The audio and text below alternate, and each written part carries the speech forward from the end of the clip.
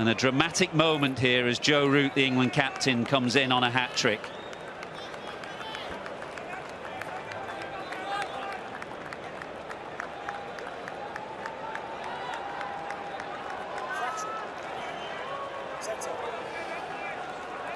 Jasprit Bumrah, the last Indian bowler to take a hat-trick in a test match.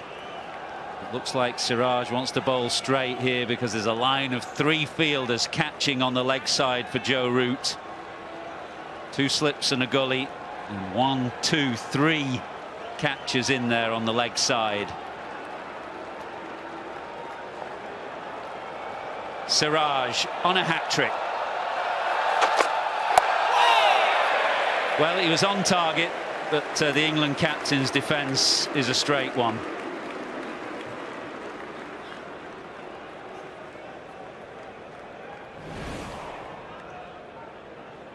Backs against the wall again.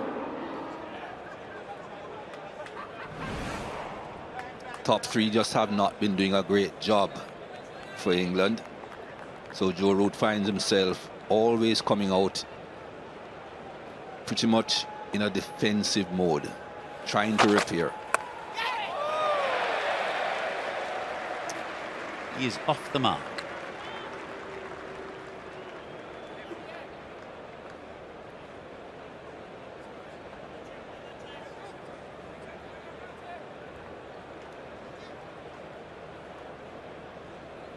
Is it better for your best batsman to come out when it's 0 for 1 or 20 for 2?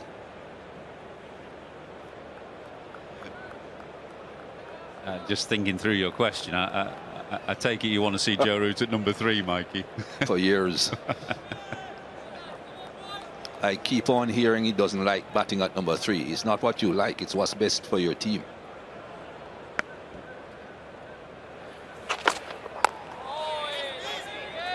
Well, there ends a very dramatic first over after tea. Ian Ward.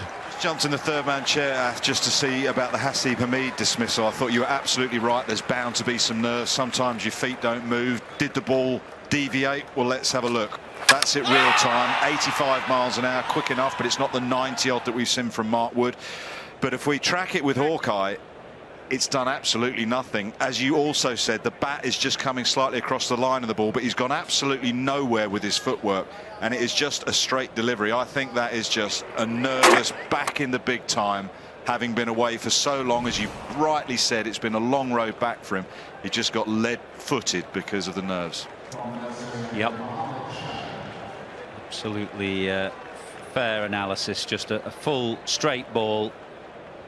Hamid slightly across it, and he'll be sat in that dressing room now knowing that he'll have to stew on a king pair for some time, and that is the cruelty and the hardship of the game at this level. And this will be a test for Joe Root, because Shami looked to me to be in a good groove in the 2 overs that he bowled before tea from the nursery end. Shami looks quite uncomplicated to me. Whenever I see him bowl, he looks quite smooth, quite relaxed, always pretty much where he wants the ball to be going. Bowled well at Trent Bridge. Didn't get the wickets I thought he deserved, but he bowled well.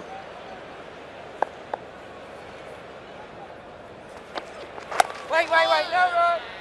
In a way, the more culpable of the 2 dismissals there after tea was Sibley's, who had batted for an hour before tea.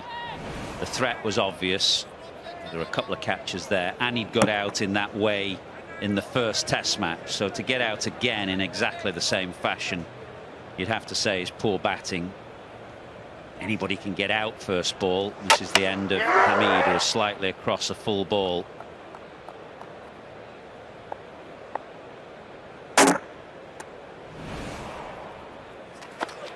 Right now!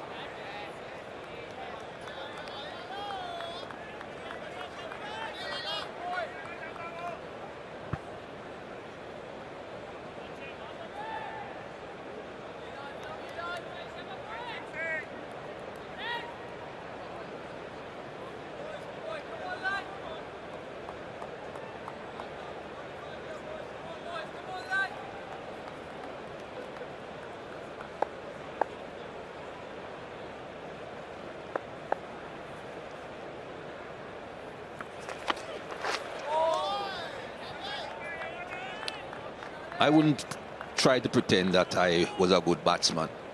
But if you're a bowler, you've got to know the weaknesses of batsmen and how to get them out.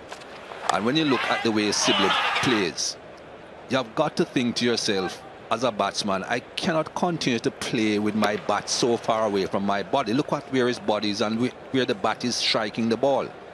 I hear you guys, you batsmen, all the while talking about the ball under your eyes. Right.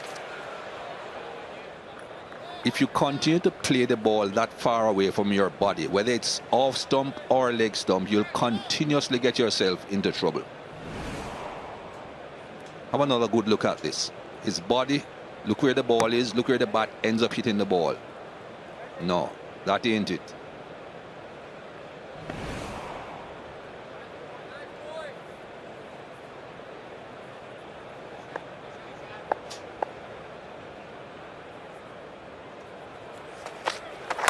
Wait.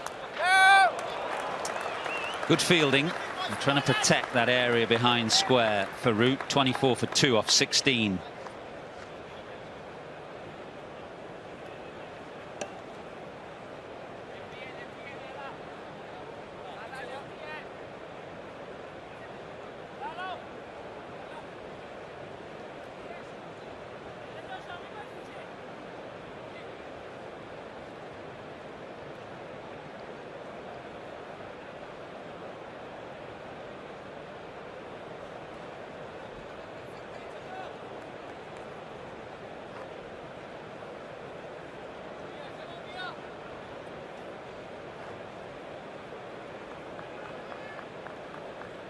Burns has been watching all the drama at the non-strikers end, and now he himself is down facing Siraj.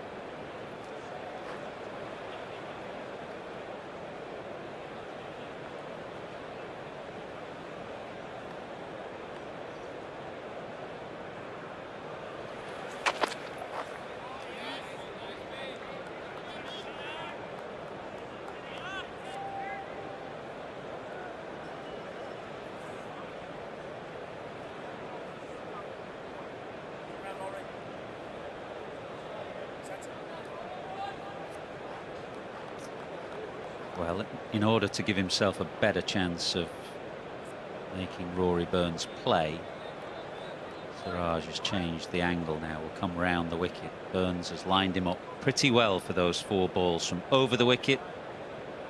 So change of angle, change of threat.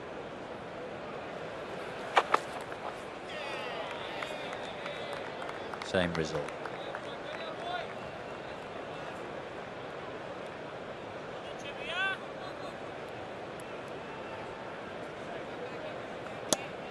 Sometimes as a bowler, when you're struggling to get your line right and the batsman keeps on leaving the ball alone, you have to then adjust your length, because a lot of batsmen, once they see a full length, irrespective of the line, they tend to play. And that's the first thing you want the batsman to do, to play. Even if he drives it for 4, at least you got him to play at the ball. It was a little fuller, and it was a good ball that nipped down the slope and went past the outside edge. 24 for 2.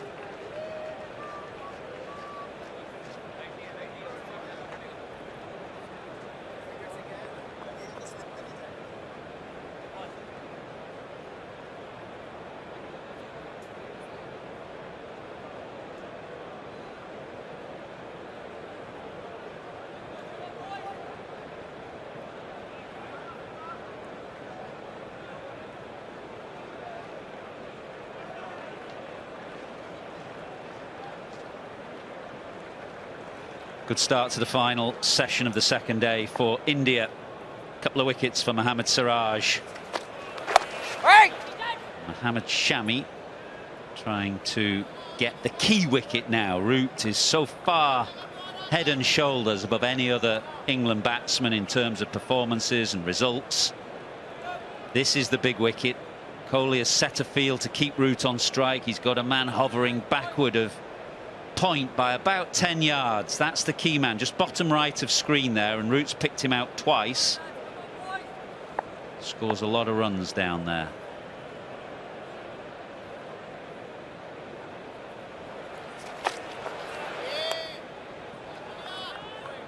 I think here at Lord's, bowling from the nursery end, especially to Root, you can afford to do without a mid-on. The length at which Shami is going to be bowling, it's going to be difficult for him to work that ball from off stump, just outside the off stump, to mid-on. He can get rid of the mid-on, put another man gully or another man backward of point, saving the single, and bring the square leg into the mid-wicket region. Don't think that will happen, but that's what he could do. Wider on the crease to make Root play. Is the danger there that if the bowler sees what we call a 7-2 field, a very offside dominant field, that he just gets a little wider and therefore you're kind of self-defeating what you really want? Yeah, that's a danger, but I don't think Shami would have a problem with that. You have to pick your bowlers. Glenn McGrath wouldn't have a problem. Curtly Ambrose wouldn't have a problem. I don't think Shami would have a problem either, because he has such good control, and as I said before, he just looks calm, cool, collected with whatever he's doing.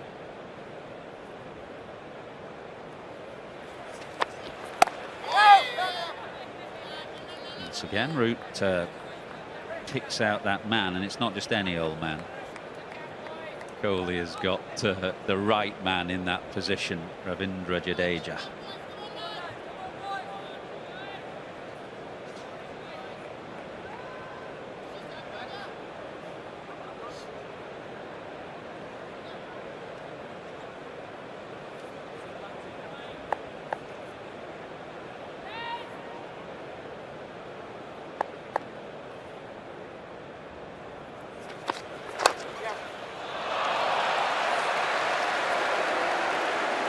Fairly whistled off the bat. For one, Shami was just offline, but the way that ball got to the fence within a second or two tells you all you need to know about the timing. Captain had just moved the man from square leg to the square leg boundary, so I suppose he did that in case Shami strayed a bit straighter, he would have a bit more protection, and that's exactly what he did. Strayed too straight, but Root found the gap.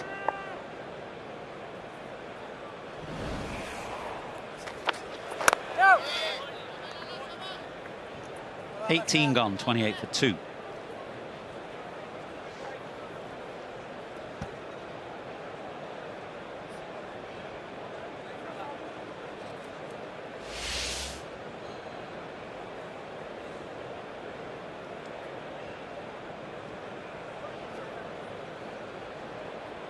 Made a change to the top 3, leaving out Crawley for Hamid. Same result though, England 20 for 2 and Root in early. No place for Dan Lawrence or Ollie Pope in England's middle order. The extra bowler, it became very difficult to fit either of those two young players in.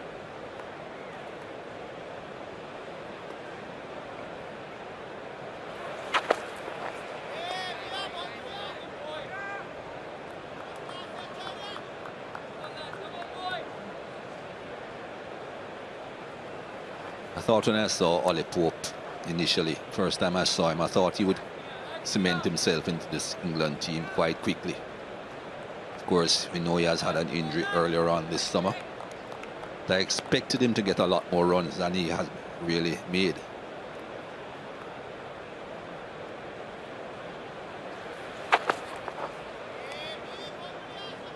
He has been unlucky with injuries, hasn't he? It's not just one injury. He's done that shoulder twice, popped his shoulder twice, got injured in the Blast this year as well, separately. So he's had a number of injuries to contend with, but I agree with you. I think he will establish himself in the team pretty quickly if he gets a run.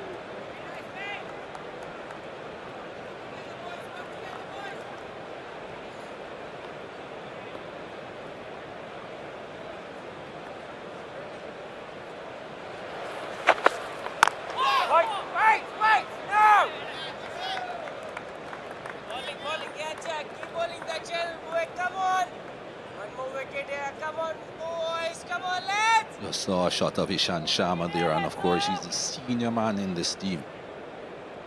103rd appearance now for India, and perhaps that's the reason why the captain said, here is the brand new ball. But Siraj is the man that has really done the job this innings. Been around a long time, Ishant. Pushed back now to the square leg boundary. Brilliant bowler for England over many years. Beg your pardon, for India. Don't think he has played for England yet.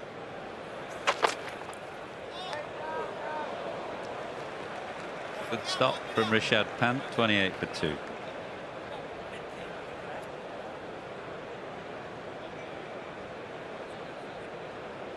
Just plays with a smile on his face, Rishabh Pant, whether bat in hand or behind the sticks.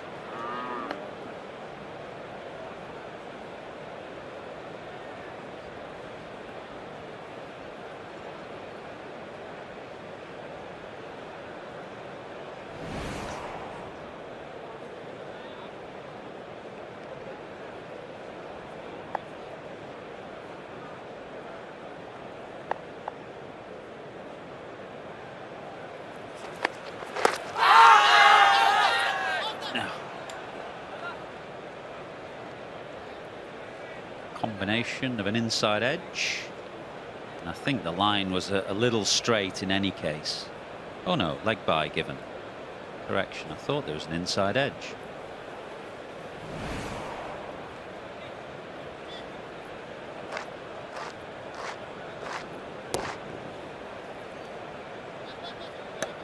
I think Richard Illingworth took a long time to signal leg byes because he was waiting to see if the decision would have been challenged. And he realized Kohli wasn't interested, then he signaled the leg by to show that it did not hit the bat.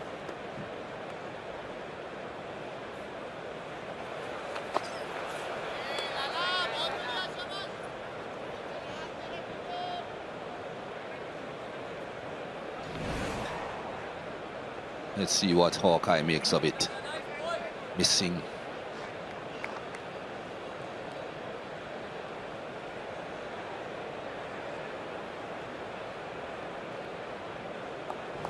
He knew.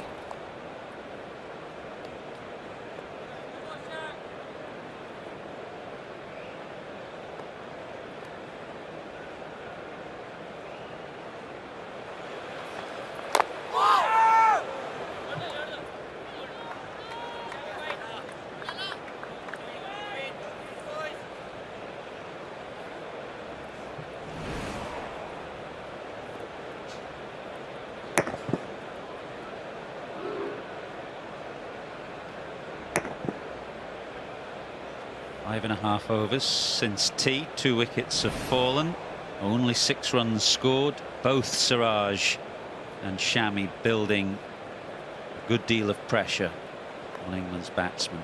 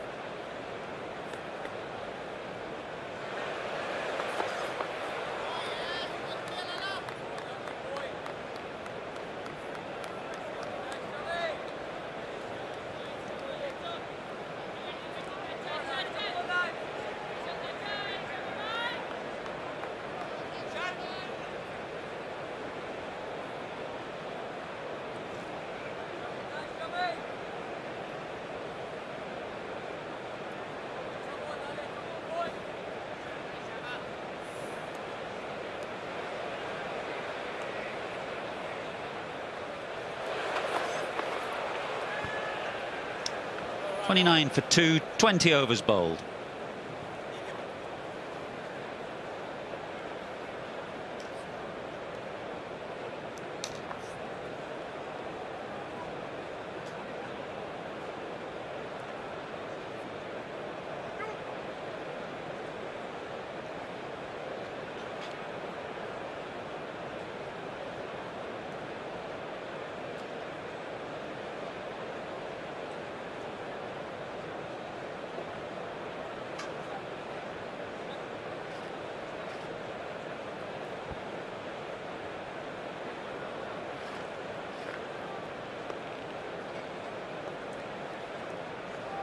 Outstanding spell from Siraj. The pressure on England's captain, who's been in wonderful form.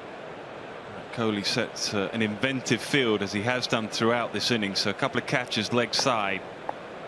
Siraj's angle towards the right-hander is in. Therefore, mid-wicket catching is a key position, as it was for Sibley.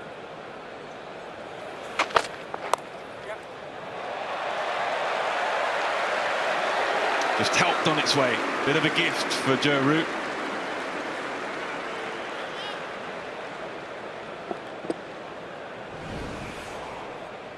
Still got to get it right against the number 4 Test batsman in the world. Moved ahead of Virat Kohli after that magnificent 100 at Trent Bridge. And it's easy runs for Root.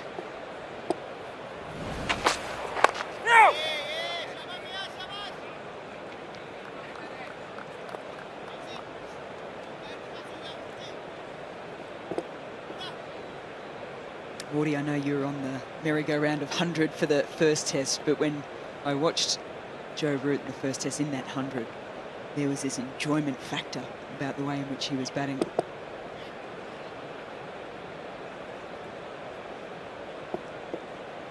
Chris Tremlin gets bigger and bigger every time I see him.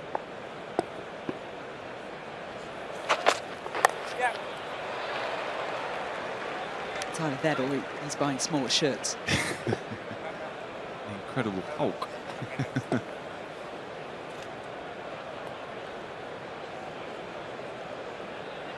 He could bowl quick. He had the ability to bowl with pace and got some bounce down at the Ageas Bowl, was the Rose Bowl when he was down there.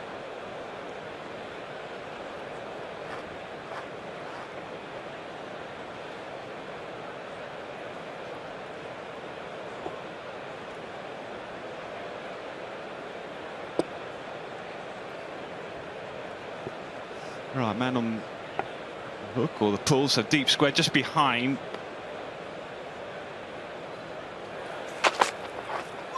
Absolute beauty. That is what he does. That is his staple diet. Just moving it across the left-hander with the slope as well. Good field this. He's got 3 slips. He's got a deepish gully for the cut, and he's got a man on the hook or pull. So most bases covered. I think Virat Kohli expels more energy in the slips than a lot of people do if they're running around the field. It's up and down, riding every delivery.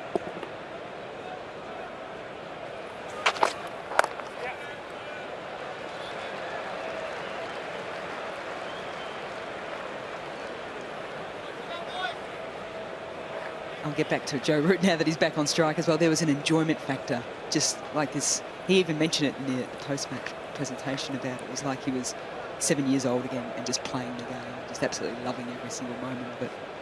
I know it's difficult within the situation of 35 for 2, but you'd like to think that he can find that headspace again, because if he can do that, then he can dig England out of this hole.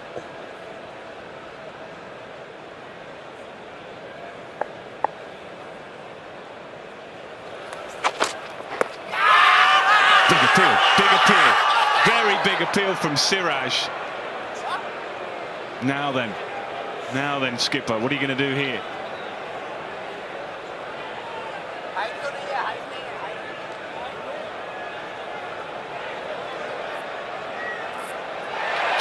He's left it to the last minute. TV umpire to director. We have a player review for LBW. Original decision is not out. It's a fair delivery. We can move on to front on spin vision, please.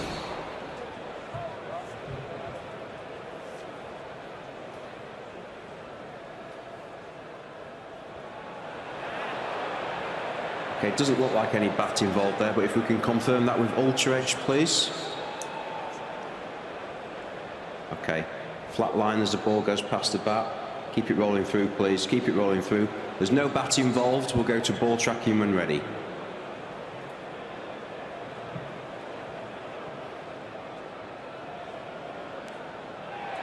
They're pitching outside off, impacting line and missing the wickets. Going to go back to Michael on field. Like you say, the original decision, you're on camera now. Michael Goff, very good umpire, another very good decision, and he thought long and hard about it. It did take him a while, but in the end, perhaps because it was Root, perhaps because it was Joe Root, he felt, yeah, it's worth a gamble, and in the end, it didn't pay off.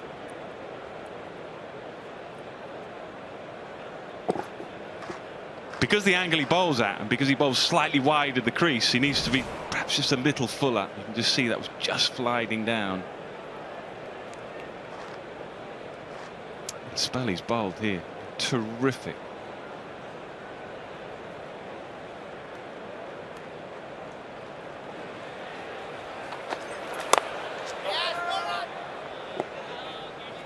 Been the beneficiary, hasn't he, of a number of injuries in recent times. Mohammad Siraj, thinking of the Australian tour where he announced himself. Injuries to Umesh. Ishant as well was injured, and he's taken his chance. He really has. And it kind of suits the conditions here because he can bowl at the pavilion end with the slope and the angle. So they've got Shami and Bumrah from one end, the nursery end, and Ishant and that man there on your screen from the pavilion end. It's working nicely.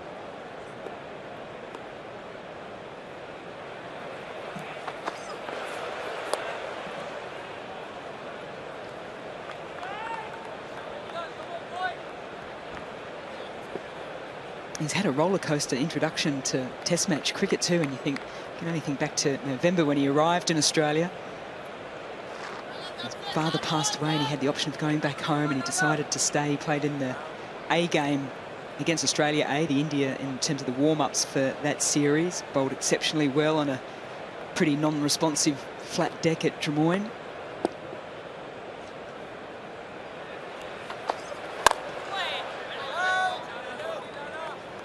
From what I understood, he bowled exceptionally well within the nets leading into all the test match games, and then the injury started to hit India and he finds himself in the team. Then he had the situation in Australia where there was some crowd abuse as well, so he had to deal with all of that. Yeah, Saini was on that tour as well. Natarajan would be another. Produced some really good young bowlers that are going to service the national team for a while now. Helped on its way. Just a little bit of width, nothing more. Runs are hard to come by at the moment for England.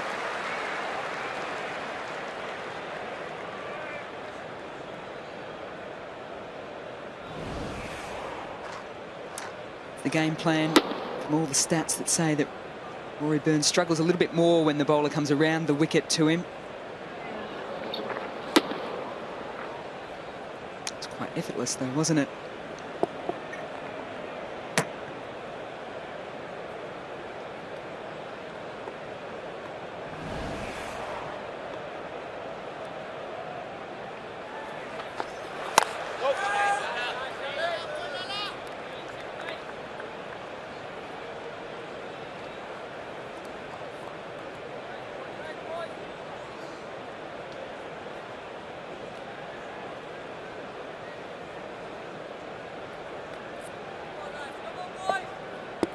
Your favourite English ground, Nardi, Lords?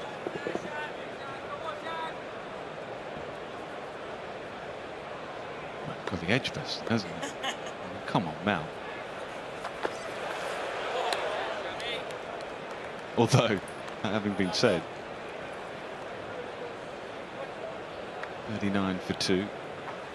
That having been said, I enjoyed batting here more than Edgbaston. Edgbaston was always the best pitch to bat on. This was a belter in first-class cricket and Test cricket, but not so much in first-class cricket anymore. They've had a tough season here, Middlesex. The ball's darted around a little bit.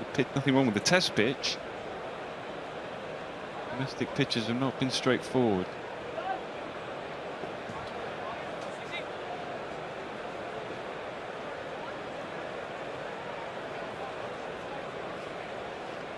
Rahul is off the pitch. Axar Patel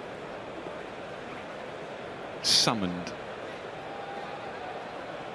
How well did he bowl against England? Chennai.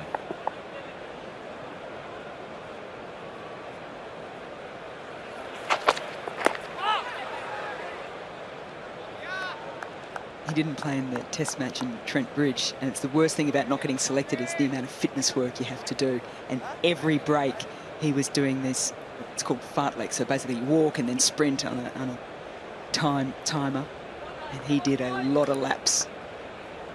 I was working on the series out in India, and they were doing England were doing exactly the same, but it was like 40 degrees in Chennai, so you're thinking, okay. It was 14 and raining for him.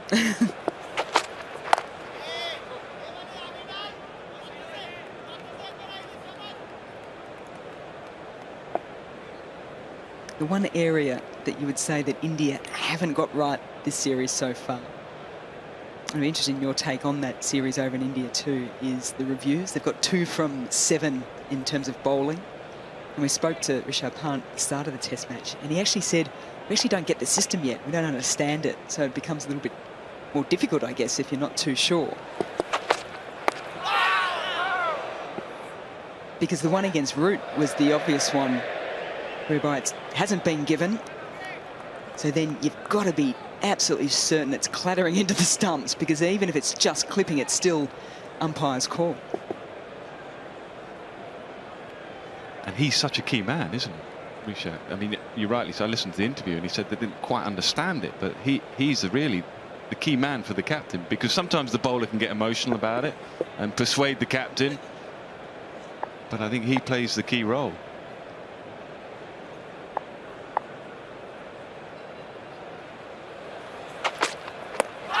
Big appeal again. Siraj goes up. Kohli comes in. Will they go again?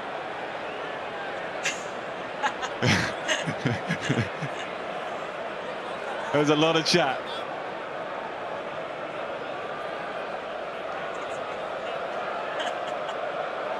What are you going to do, Skip?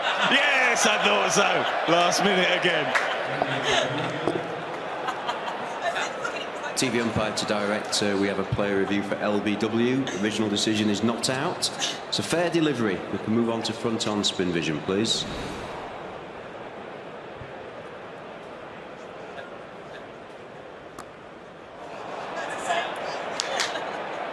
Okay, just keep that rolling through, please. We're going to need ultra edge when ready, thank you. Ultra edge coming up now. Clear gap between bat and ball. Flat line. There's no bat involved. We'll go to ball tracking when ready, please.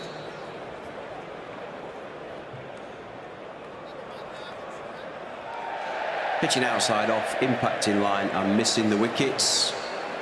We go back to Michael on field, please. Stay with your original decision. You're on camera now. Very good again. He doesn't make too many errors, Michael Goff.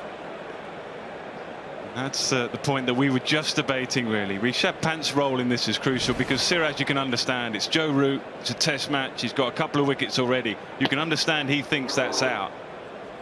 Emotion takes over. And Virat Kohli surely has to look at Rishabh Pant and say, what do you reckon? I think with the length that he's bowling, it's making it very difficult to get LBWs. Has to be a little fuller. He's pumped up and still bowling an exceptional spell here.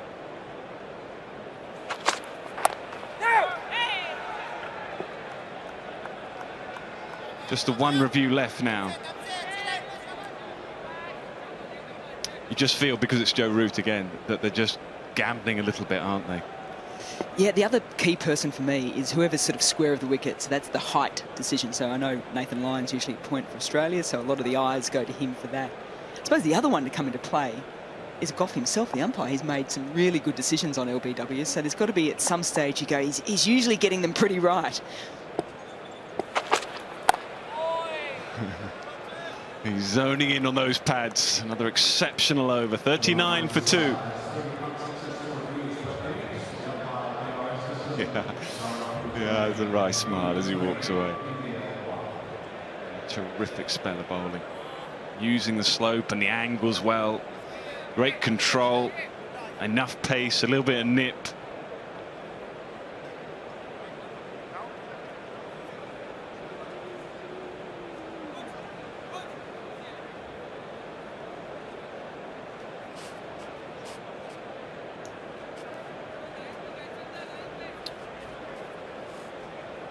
Change of ends for Ishant Sharma.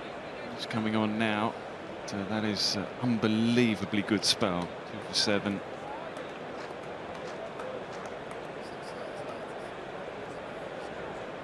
So slightly different angle now for Ishant Sharma to work with, because he bowled his first spell at the pavilion end, so he was always nipping down the hill.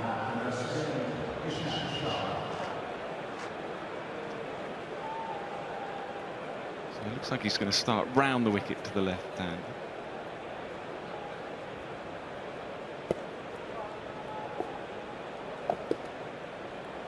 I watched a lot of the bowlers warming up today. Ollie Robinson and Ishant Sharma did all of their warm-up, basically bowling from the pavilion end. And I know it's just basically to get your body warmed up and all those sorts of things, but at a ground like Lord's, where there is such a significant difference with the slope, you would just think maybe just a few from this end, from the nursery end, just to get used to things.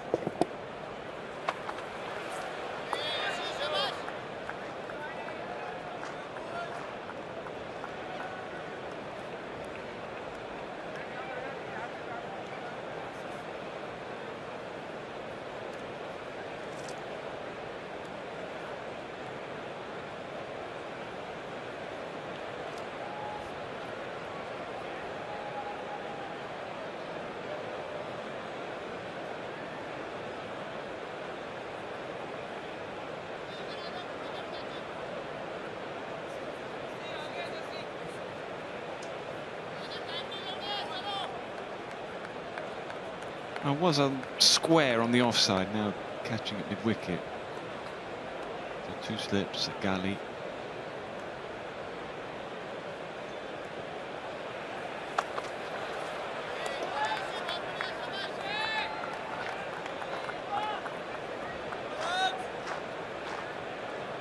big gap through extra cover. Good captaincy again from Kohli. This as a left-hander, you look up and you see that gap in your eye line, mid-off, and man behind's got some massive gap. You're down on the ground, you see that.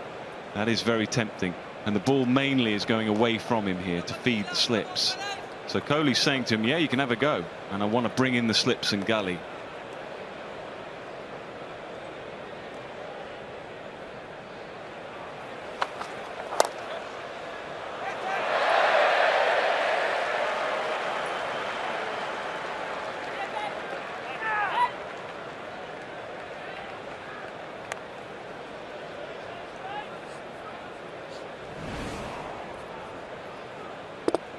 I think Axel Patel was still a little bit tired, recovering from all the laps at Trent Bridge. A little bit slow down on the ball there.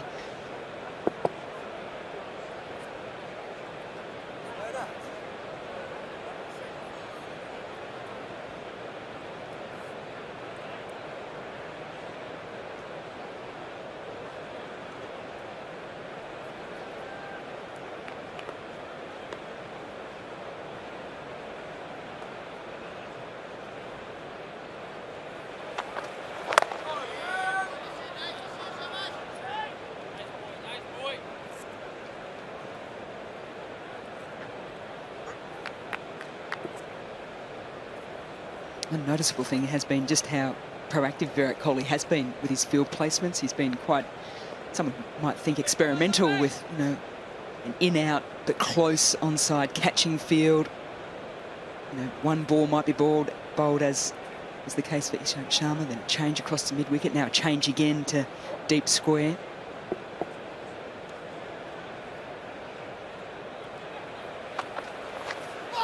That's why there's no one extra, and that's why he's played the shot. You can see there, that's why he's played. You can see that gap, and it's too tempting at times. It's really good captaincy, and it's excellent bowling, just feeding the field that's set. He just put that out there for him, and that's why he's played the shot. Yeah, beaten on the inside as well. There'd be nothing nicer as a captain and a bowler for you to set something like that up and for it to work fairly quickly.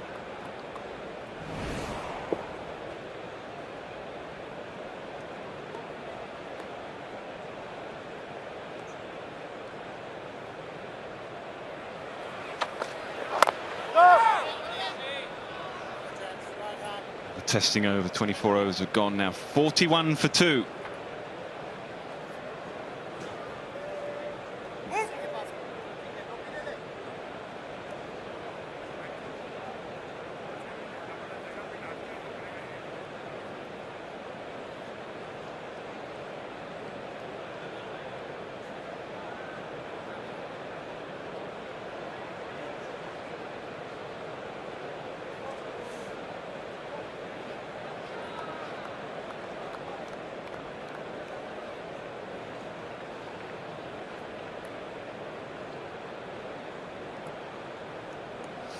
Right, battle continues.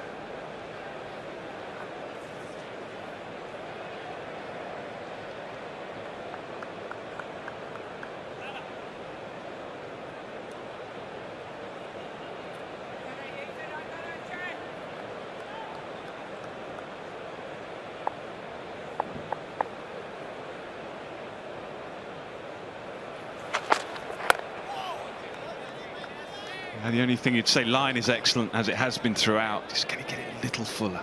Can he just induce the drive and perhaps bring in the LBW? It's the only thing you'd say, really, if you're Virat Kohli. because he's put absolutely everything into this spell and it's been rewarded. Is he brave enough just to go a little fuller?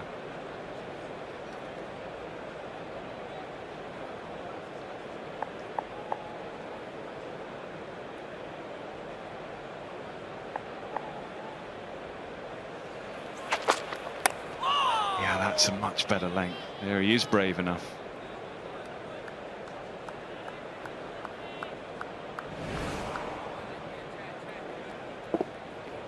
Still going with that scrambled seam, and that's the angle that he's been getting. 2 reviews. The balls that were doing too much and missing leg stump.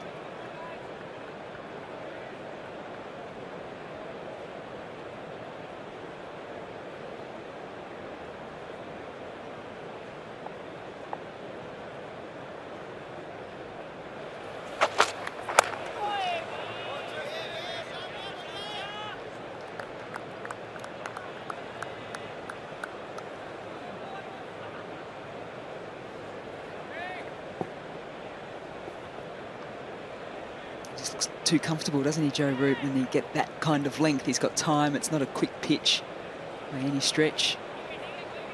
Comfortably gets back in that position. Eyes over the ball.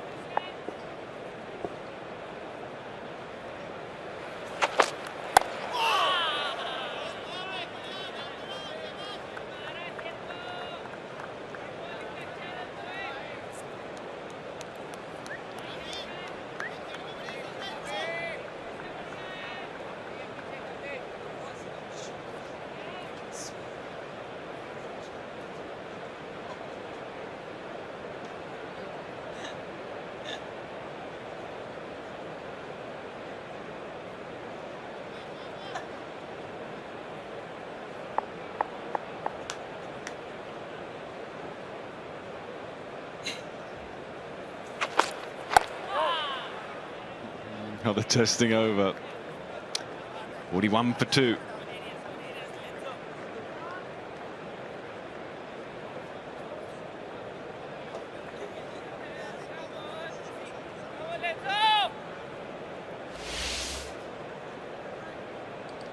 Well, it's been certainly a good day with the ball for England. 276 for 3 the day started.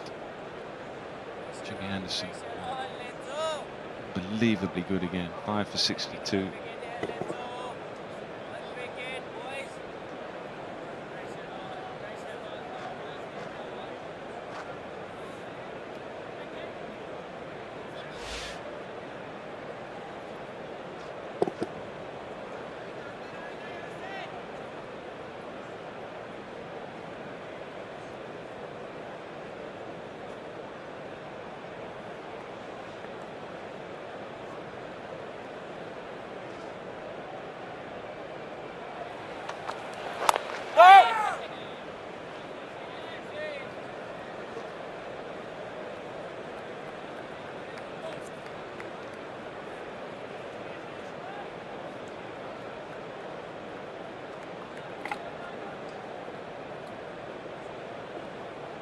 He's spent quite a bit of time on this ground, this test match, hasn't he?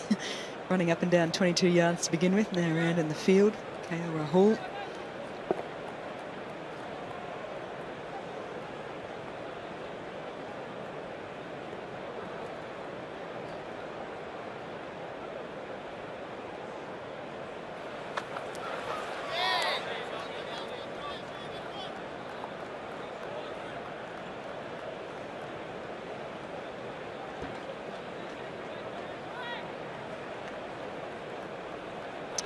Way back soon, Mel. Those 2 weeks in quarantine to look forward to. Yeah, I just had a friend, Alex Jordan, who worked on the Olympics and does a lot of cricket stuff with the Caribbean Premier League and the like. She's back in quarantine in Barbados at the moment. Slightly different to what I'm going to get in Sydney. Yeah. She's on a beachfront, feet up.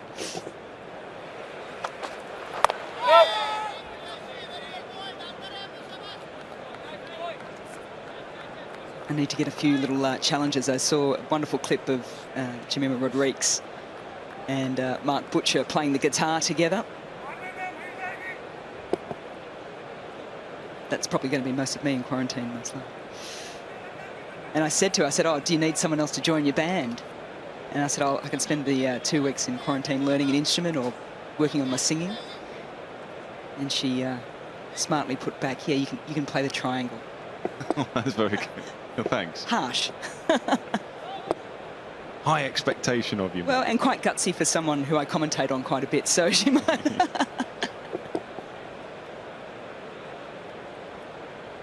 Right, change of field. So catcher now on the offside from mid-wicket.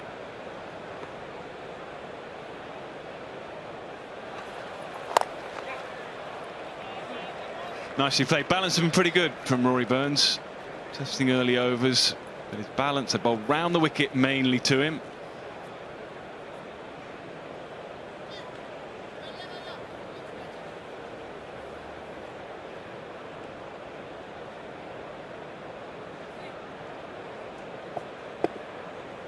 Did you ever think about wearing the headband? I did once, actually. Oh.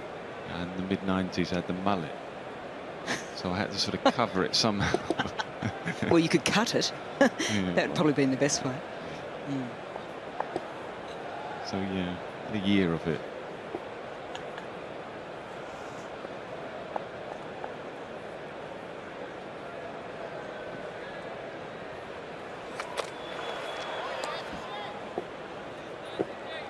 Did it work for you, is the question.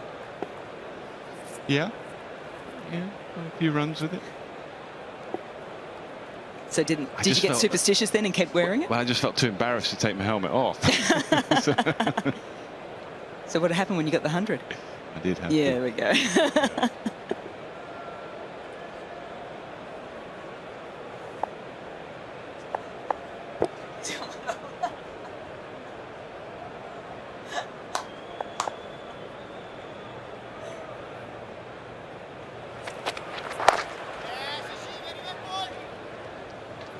Good over, more movement in the air. 42 for 2.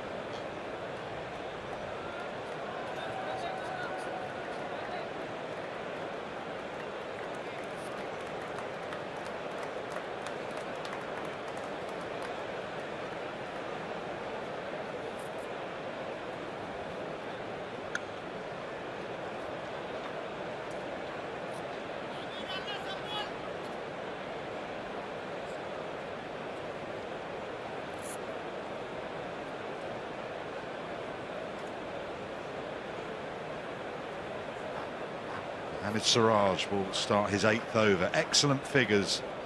7 overs, 4 maidens, 2 for 9.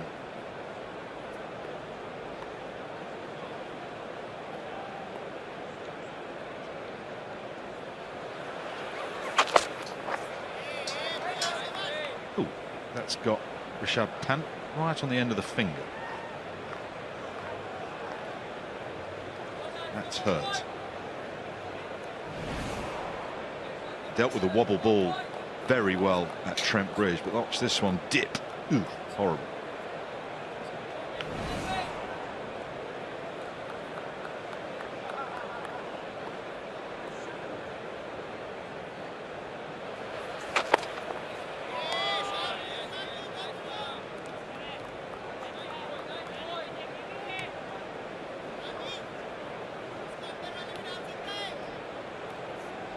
Lord Gower with a glass of red. Not sure about what's he wearing there. Our director says his dressing gown.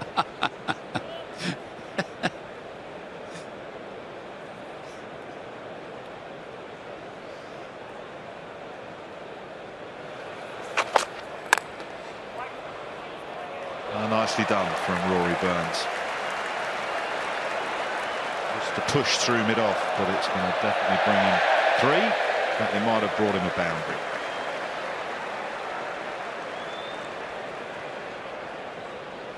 Well, his judgment around off stump has been excellent today in the main, Rory Burns. And all that hard work that you do earlier, you get the benefit there because Siraj is trying to get him to play. He's struggled to get Burns to play, so he pushes it fuller and he reaps the benefit of a drive down the ground.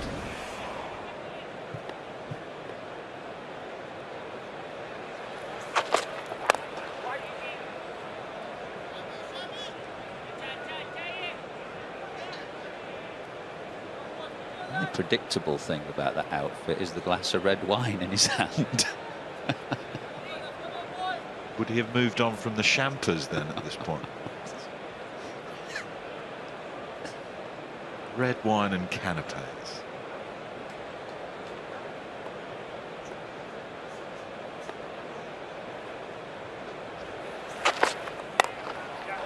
Pulled away and pulled in front of square.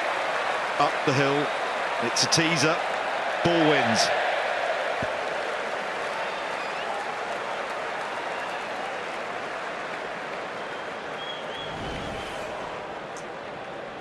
Fourth boundary for Rory Burns, who's had his share of low scores in the calendar year. 4-0 so far in Test cricket in this calendar year.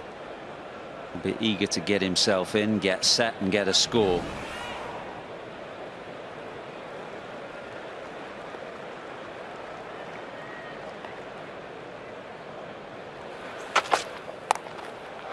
Pulled away again, this time emphatically. The tiring Siraj has been taken for 3 fours in that over, 54 for 2.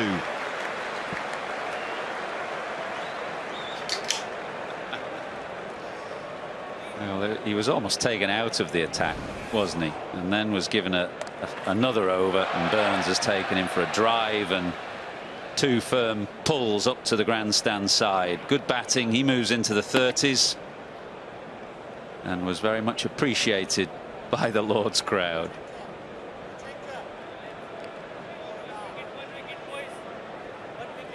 See the lad in the red shirt signal though.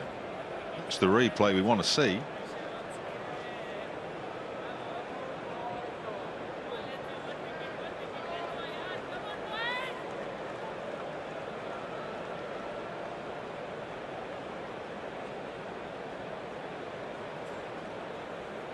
Quite a spread field for Root. Only at second slip. Got a 4 slip in play. And it's good from Root. Bad ball from Ishant Sharma, but effectively put away. Here he goes again. Oh, he's got some beers now. He can't move. I don't think Ishant Sharma's found his best rhythm today. Didn't play at Trent Bridge, of course. That's very short and wide. Root won't miss out on that in the form he is in.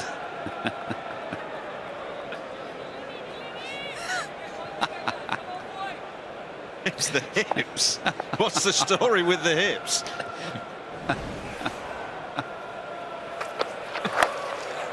Oh, fiddled through that gap. Andrew Strauss was talking about exactly this earlier on. You are just basically having a punt there.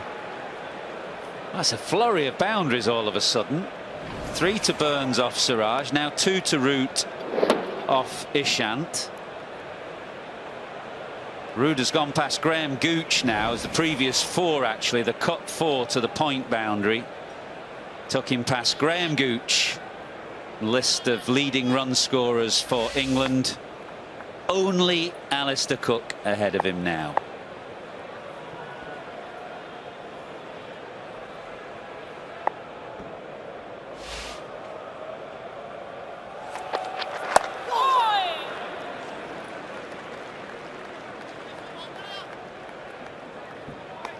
Some achievement, isn't it? Fabulous player when he got the double 100 in Sri Lanka in the winter. I remember with you in the studio posed the question whether he might get past Alistair Cook ultimately. Fabulous record, closing in on 9,000 runs at an average just shy of 50. Wonderful player.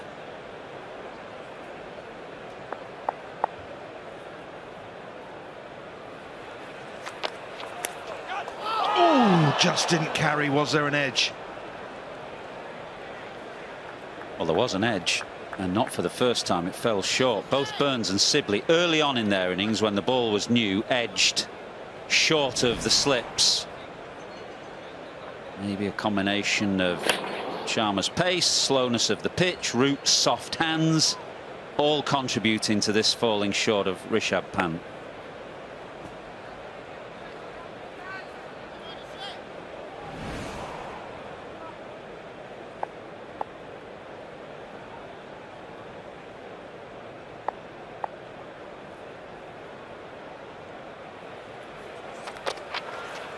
Ooh, and that one zipped through. Very good leave.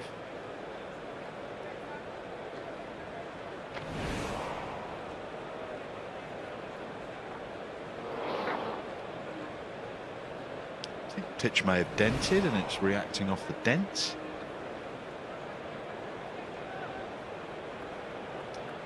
At Trent Bridge a little bit. Used to happen historically at Edgbaston. Doesn't make it easy to keep. Doesn't make it easy to know where to stand.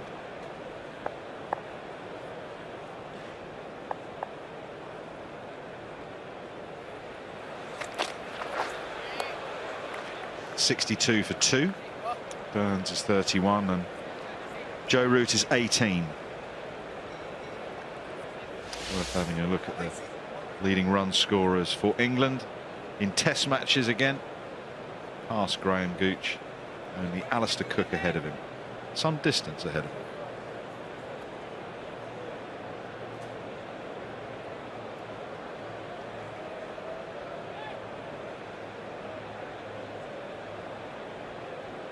No other current player on that list.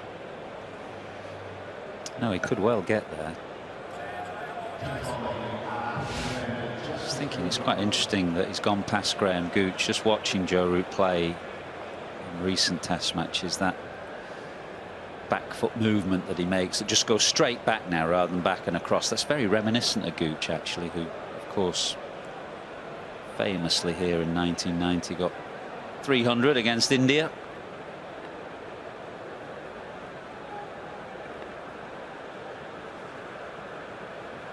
Jasprit Bumrah.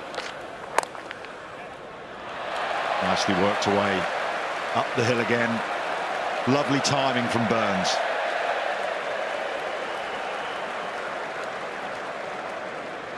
Yeah, for all the moving parts in Rory Burns' game, there is a bit of flow to his batting. When he gets in, which he has done now, the ball is almost 30 overs old. He's been batting for the best part of 2 hours. So he'll feel in a bit of rhythm and there's a bit of flow to his game.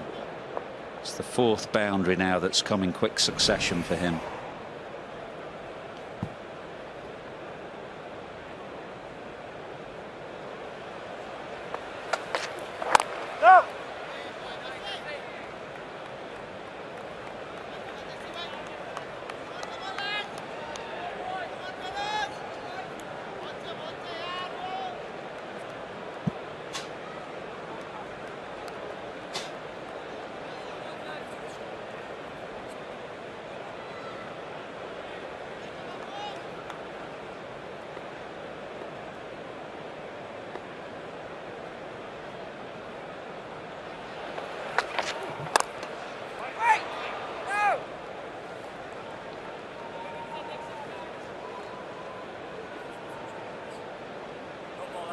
Checking the no ball here. Richard Kettleborough is the 3rd umpire calling the no balls. Kohli has run from his position at slip to go and speak to Bumrah.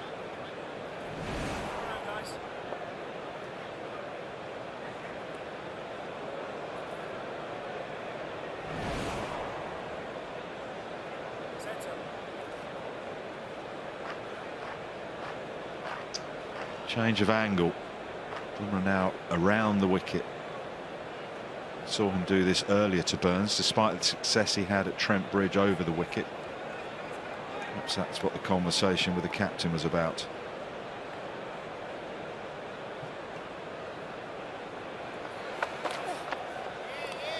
Would you as captain go to a bowler and say, I want you to bowl round the wicket, or would it be more of a discussion? Yeah, I mean, as captain, Kohli stands at first slip, which I think is the best place to captain from. Lots of fine captains that I can think of: Mark Taylor, Stephen Fleming, Mike Brearley, Clive Lloyd, captain from first slip. You've got a great view of things. You're right in the mix with the wicket keeper and second slip next to your senior player. You can discuss things. So if you see something, absolutely go to the bowler and say, just fancy round the wicket for a bit. I don't think it's a kind of dictatorial demand. You try and phrase it, if you're smart, so that the bowler feels he's come up with the idea. Nash used to just tell him, didn't he? Yeah, he had a rather different style.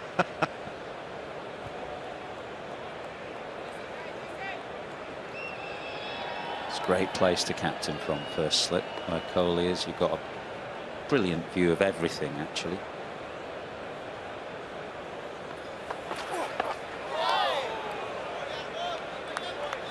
Brilliant place to captain if you're a good catcher. Yeah, you've obviously got to be a good catcher. But, you know, you get a sense of how hard the bowler is hitting the gloves, so you get a sense when they're tiring a little, how much movement there is. You see the batsman's movement. Got a panoramic view of the whole field. Just think, if you're comfortable in the slips, that's the place to do it from.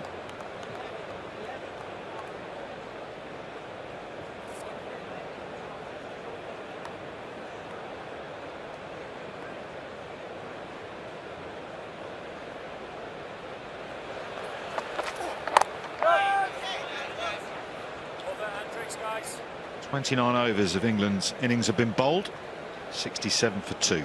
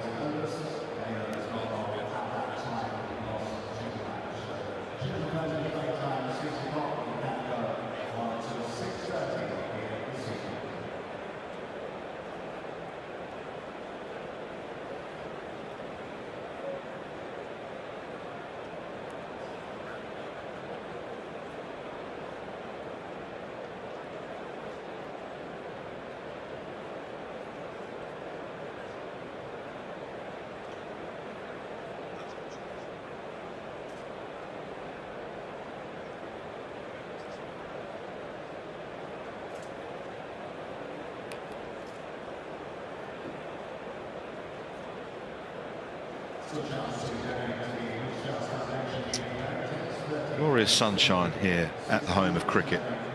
Sustenance for Root and Burns, and this partnership is 44 and well needed for England. They were 23 for 2. Hasib Hamid was bowled first ball, trailed by 297. Heading into the final hour and 10 minutes or so of cricket, we've had a fabulous day at the Ruth Strauss Foundation. We had the opening ceremony with the players wearing special kit, special red caps, which they've all signed. You can bid for those in the auction. The kids rang the bell, and lots of good money has been raised. Your generosity is so appreciated. Thank you.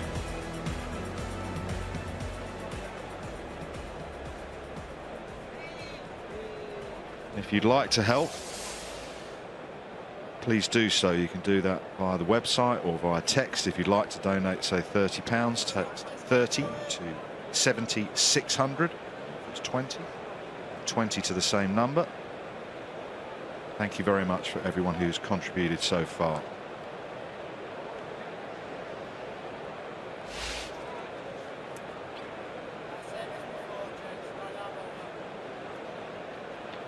Quite an important hour and 10 minutes or so. That's the amount of cricket we've got left, Michael. Yeah, is it ever?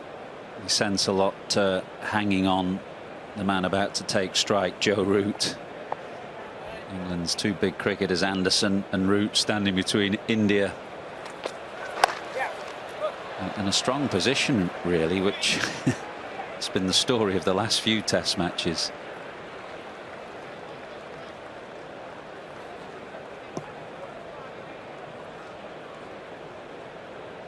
Too long before Mohammad Shami gets another crack, probably at the nursery end.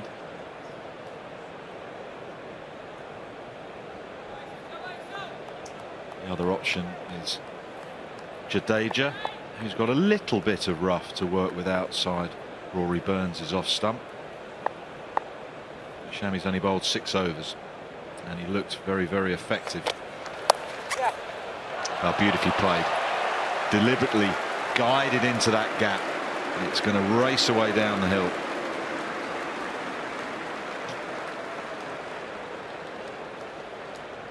.50 partnership, and the last 25 runs or so have come quickly. Such a strong area for Joe Root. Virat Kohli has had a man well behind square on the offside, saving the single, and now he's just lost patience and sent that man back to the fence. He's had enough of Root picking up runs and boundaries just down there.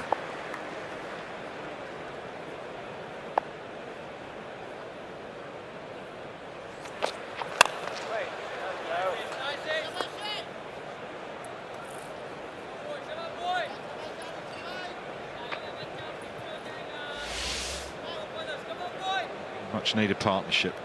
23 for 1 when Sibley was dismissed. Very next ball, Haseeb Hameed was castled by Siraj, who has taken both for India. Just looking at Ishant Sharma and the release out the hand, it's sometimes his hand just slides down the side of the ball. That one wasn't too bad. It's almost on occasions he can lose his wrist.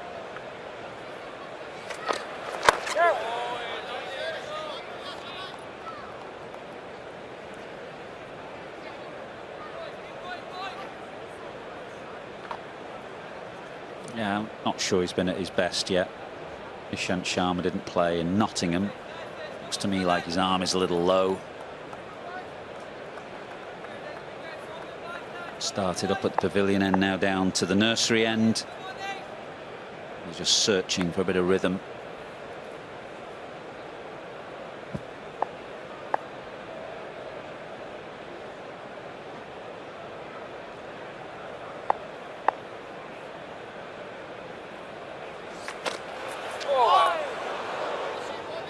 Good delivery in terms of movement. Another one that scuttles through on the bounce to keep a pant. That's what he can do when he's right, because as you say, because he rolls his fingers slightly down the side, you think the ball will come in. He bowls with a leg cut action, and there's a bit of slope as well.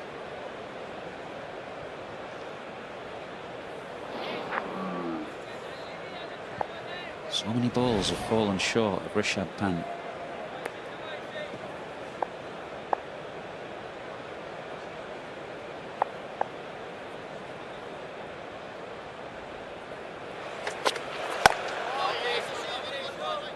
.73 for 2. Just having a look at where the Indian seamers have been bowling at Joe Root, and it's noticeable really that Mohammad Siraj has bowled a lot straighter than the other bowlers to Joe Root, and he's caused Root a few problems. There was a couple of LBW shouts that were reviewed by Virat Kohli. Bad reviews in the end because they were going down, but he looks to be going straighter at Root, and the others are more often than not trying to hold a line outside off stump.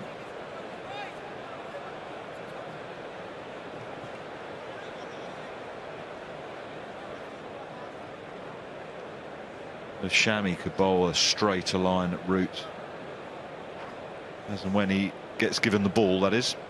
Yeah, he bowled a good first spell from the nursery end, got the ball moving away from the right-hander. Looked in a good groove. Won't be long before we see him again.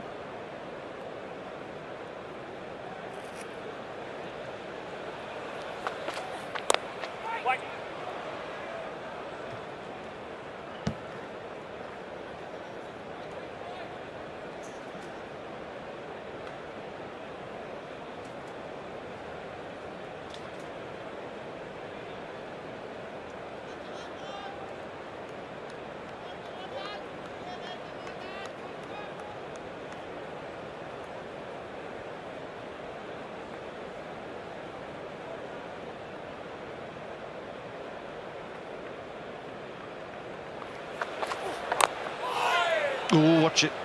How many times do we see that from Rory Burns? Defends the ball, defends it so late with the angle of the bat, it bounces over the stumps.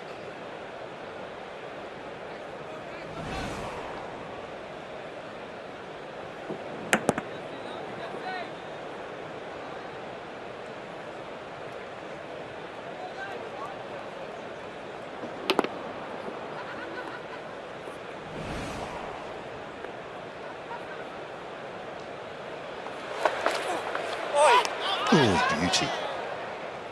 Up the hill. Yeah, fantastic bowling. That previous ball you mentioned about Burns playing late, I think it is a combination of Burns playing late, but also Bumrah's a quick bowler, and he gets to people more quickly because of that unusual action where he releases the ball from. I think batsmen get a bit rushed and hurried. And the last ball was further evidence of that. Ball seemed to gather pace.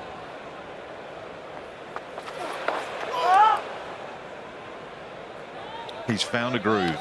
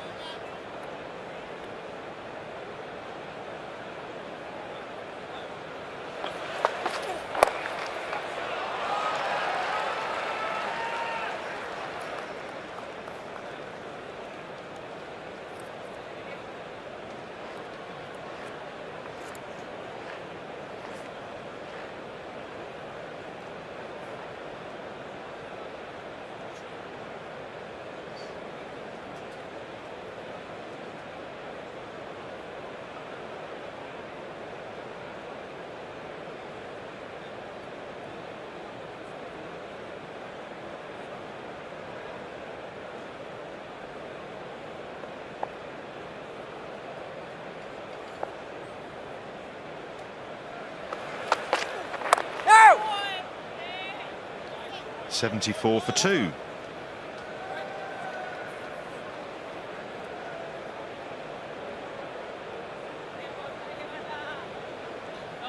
In a lot of top-notch Test match cricket today. England took 7 wickets, the remaining 7 wickets as India were bowled out 364.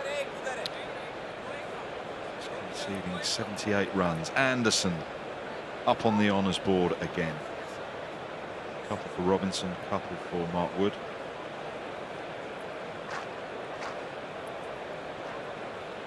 And now trail by 290. Ishant continues. Kohli's just rearranging the leg side field.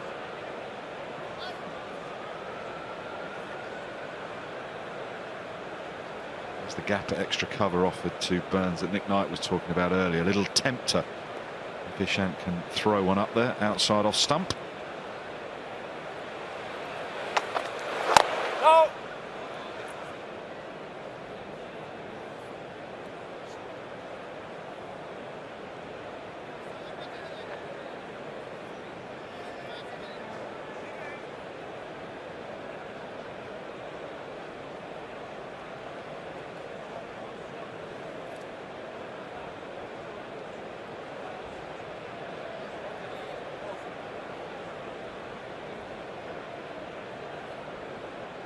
Personnel change more than anything.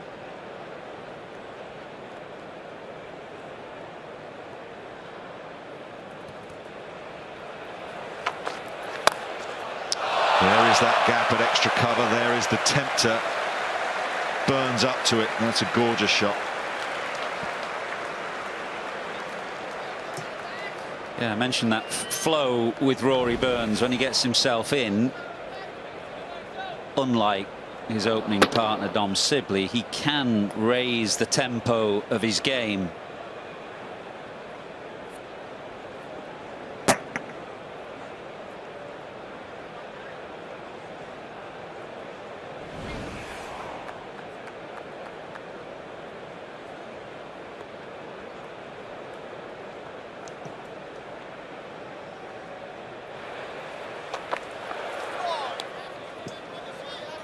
Saw Johnny Bairstow on the balcony a moment ago. I wonder if England did think about him at number 3. I don't say that because Hasib Hamid got a first ball duck at all. I just wondered whether, if they wanted to try and get Pope in, that was the only option really.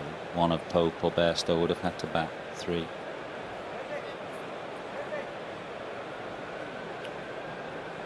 Does Johnny feel comfortable at 3? Is he a natural 3 for you? Probably not, but he shaped pretty well in the last game. I have no problem with what they did. I just wondered whether it entered their thinking. That was all. Extra cover's been blocked with short extra cover.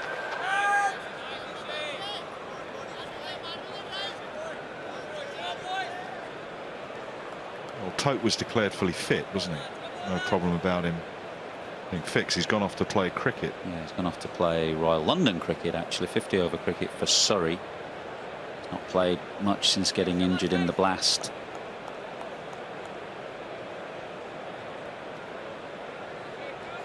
Too early for Pope to bat 3, make that position his own.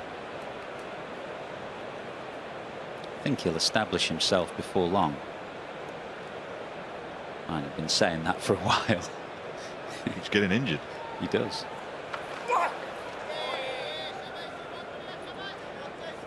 Suppose you ideally want to start someone like Pope at 6 or 5 and then make the progression, if you can, to 3 a little later and after you've got a bit more experience. It's usually the way. Younger player starts further down the order and then gets himself up. It doesn't always happen like that. Steve Waugh stayed down at 5 or 6, didn't he, for most of his career? And obviously if you're an opener, as I was, you come in and start at the top of the order. But as you say, often it's the way that a young player will come in at 5, 6 and edge himself up the older and more experienced he gets.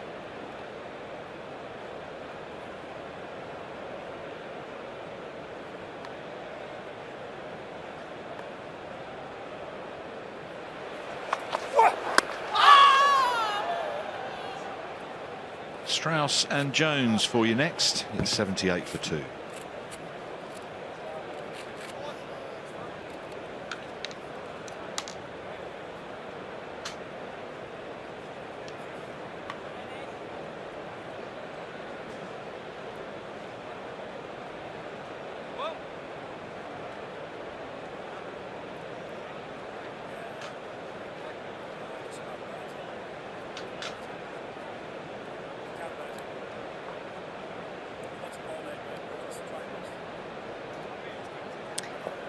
Simply outstanding, those outfits. Read the memo on a little bit of red today, and then add a little bit of extra colour as well. 2 wickets and 55 runs for the session so far.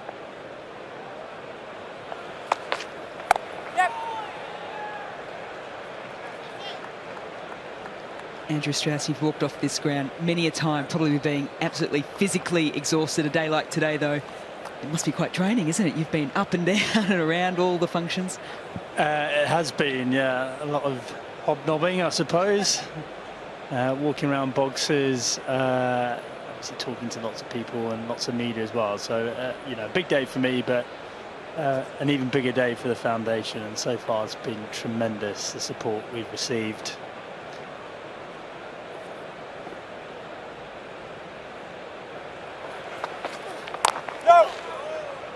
Not a bad day for England either. Did the job with the ball this morning. And they're starting to do the job with the bat as well. Been really impressed by Rory Burns in this innings. Under pressure, as the England top order always seem to be these days. And there's a steeliness about him. Knows his method well. He's only 40, we shouldn't get carried away, but he's laid the platform for both himself and his team.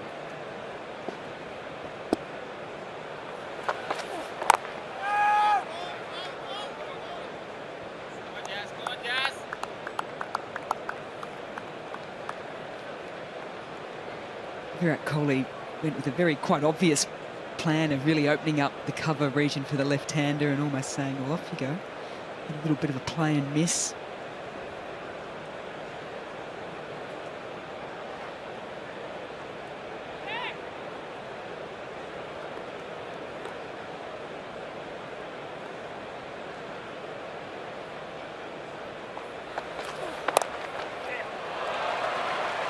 It's nicely timed. And running to match. You would have faced those situations before. You could clearly see what the captain of the opposition team is trying to do. But you want to say try and positive in your own mind, don't you? And to say, well, if the gap's there, I still want to be, you know, in a mindset to say if the ball's in my slot, I can still try and capitalise on it. Yeah, or you say, let's not fall into the trap. I mean, it's depends on your own game and your own method.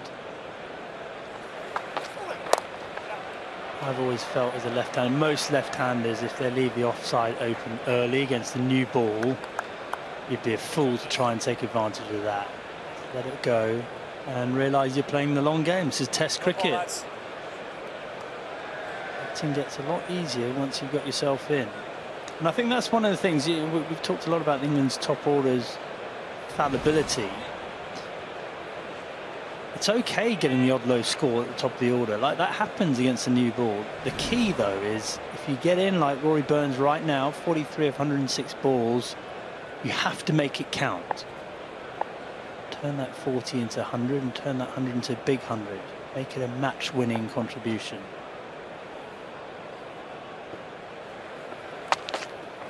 Right. Still deciding on the single or not. Yeah, a bit of hesitancy. Actually, India have done well against Joe Root today. They've just dried him up a bit. I mean, he's still 25 of 48 balls, but this is the shot he loves, sort of running it down behind square on the offside. And they've blocked that up. Cover point is well behind square. Just being able to build a bit more pressure on him. A few more dot balls on Joe Root today, I think.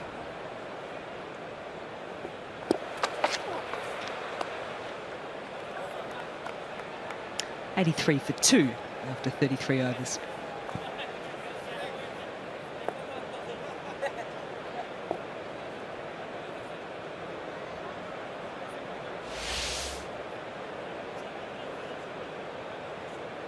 Sibley gone for 11, and Hamid in his first game back into the England side, unfortunately played down the wrong line his first delivery. Partnership has moved past 50.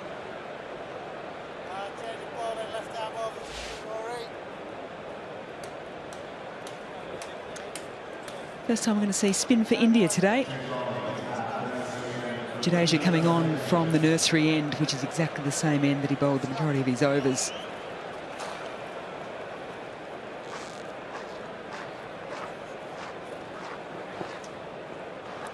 Yeah, and there may be the odd foothold for him to exploit against Rory Burns, using the slope as well.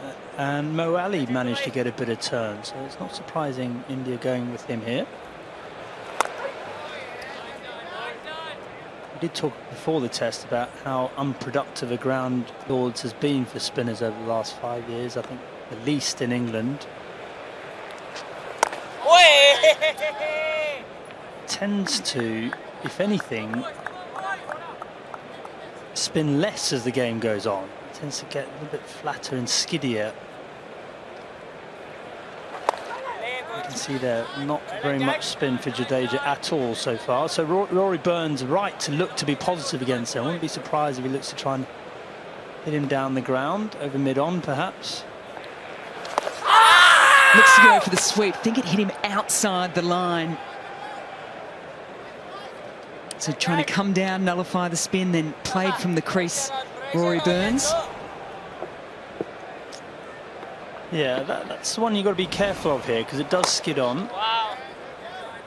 Burns would have said, well, likely I'll get outside that line of off stump, which he did do, and it's a pretty safe shot. No 45 in position, behind square.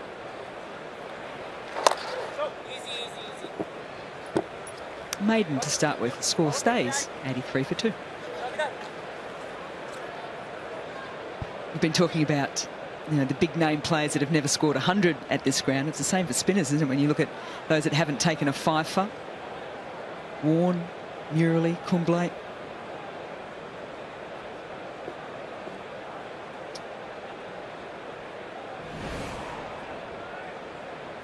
Let's have a quick look at this LBW again. Again, Burns has done well to get outside the line. It's a fairly safe shot, so he won't be too concerned about that one.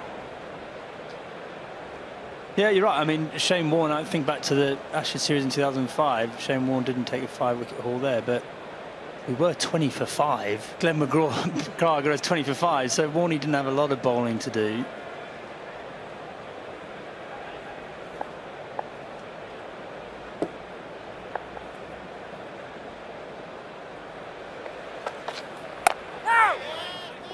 Certainly in my time as an England player, a happy hunting ground for both batsmen and seam bowlers, and I suppose that's the strange thing, isn't it, that the likes of Ponting and Tendulkar, Lara didn't manage to get 100 here. They didn't get many opportunities, but you would have thought it's so important for those players to make their mark here at Lord's.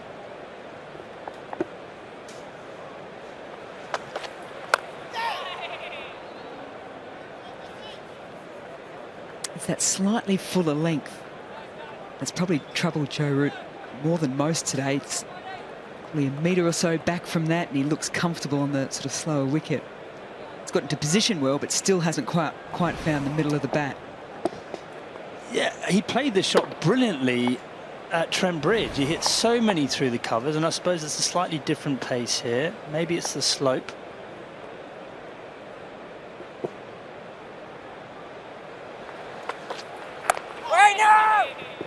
And of course, sometimes you just don't quite feel it.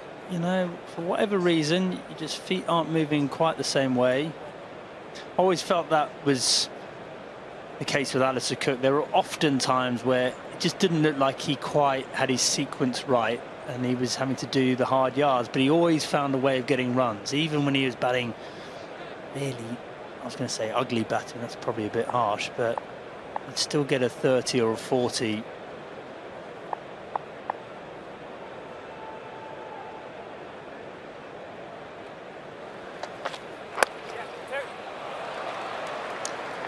That timing's worked well. You're a big golfer. It's like your swing, isn't it? It's that summation of forces that gets everything just clicking after every major muscle movement down to your smaller ones, so that the last second everything comes through on a nice plane and nice and smoothly. Yeah, and often the more you think about it, the worse it gets. And I think that's the thing. It's a subconscious game in a lot of ways. You do the work off the pitch, and then when you get out here, you just let it flow as much as you possibly can.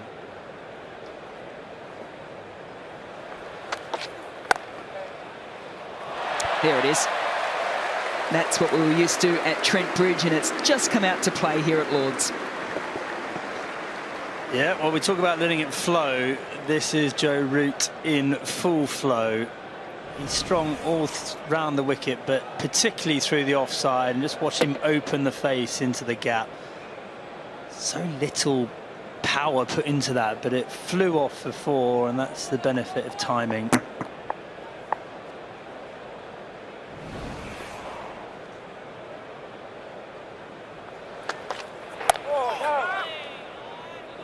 It's interesting you talk about golf. I saw Tiger Woods in interview, and he talked about how dynamic golf was. It was never the same. 2 days were never the same. He'd feel great one evening, he'd come back the next morning and it wouldn't feel quite right. And cricket's exactly the same. That's why you have to have a strong technical base that you always come back to. It's almost your point of reference, your benchmark.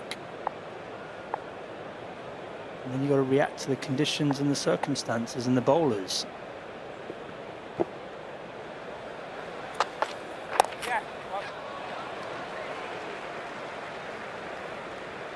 Productive over there for England. They move along to 91 for 2.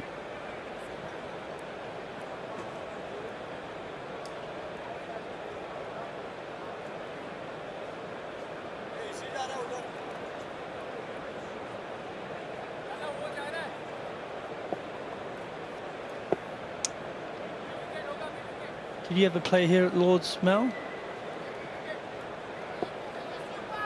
I did, Straussy. Just the once. Magical day for Australia. We'd won 4 of the 5 one-day internationals, so we're looking for the clean sweep against England on an Ashes tour.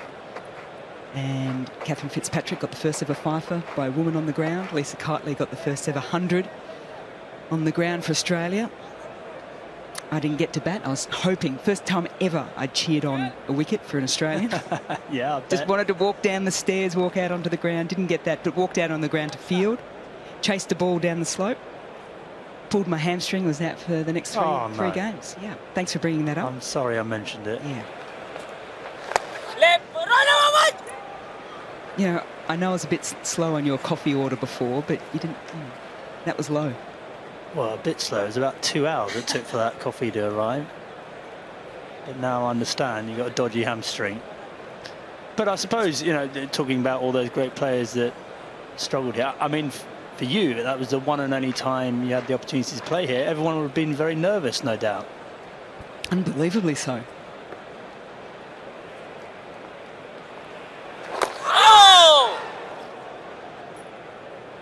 And I guess it might go to a point of you can build things up so much, and for a lot of Australians or any international cricketer to come to this ground is so very special. They don't call it the home of cricket for nothing.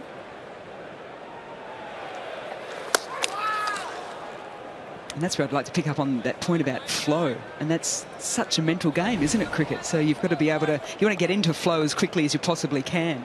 And a lot of that is about handling all the nerves and the big occasions and going through the highs and lows, not day to day like Tiger Woods mentioned, but that could be session to session, over to over. Yeah, well, you think about that first delivery that Hasib Hamid faced today. That was in the net. He probably just would have defended it back without a second thought, but not going through his mind. He would have built up that moment in his mind. Probably over dinner last night before he went to sleep. That's why it's a tough game.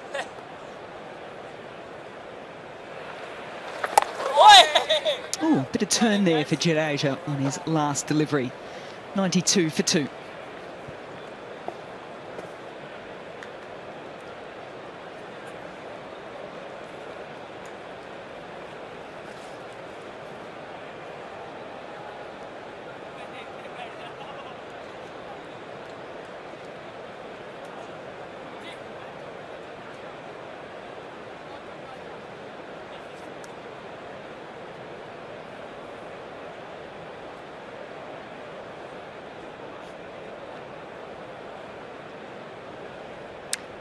England lost 2 wickets when the score was on 23. And now there is a partnership forming. 69 between Burns and Root.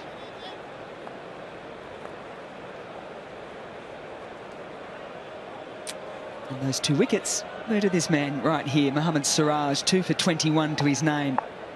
Put absolutely everything into that first spell. And got some good reward.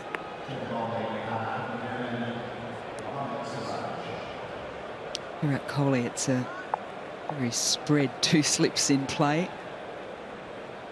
Almost at a second and a 3.5. Off the back foot now from Joe Root up the hill here at Lord's. Gives Jadeja a chance to chase it down. These are the 2 wickets, and Hamid Siraj took the first one. Bit of a soft one, really, from Dom Sibley. And that full straight delivery to Hasib Hamid. Stuff of nightmares for him, but got Siraj on a hat-trick.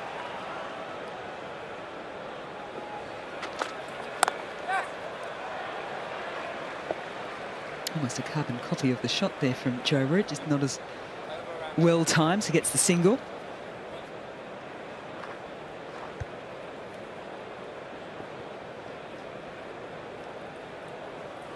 I do like Siraj as a bowler. He's got that sort of enthusiasm, that stomach for the fight, and you always feel like his instinct is to attack and try and take wickets. One thing that's interesting right now with the ball 36 overs old is how is Virat Kohli trying to get these England batsmen out? A couple of sips, 2 sips in the gully to Burns. And with Siraj bowling from the pavilion end, I suppose he'll be hoping to go down the slope and bring the fielders into play. It's less clear, and we'll see it in a minute when Joe Root gets back on strike, how India are trying to get Root out, because I think there was one slip in a gully and a lot of people in the ring. So maybe they're saying, look, we're trying to dry him up. But I always think as a captain, you need to demonstrate an attacking option. You can... The batsman knows how you're trying to get him out at least.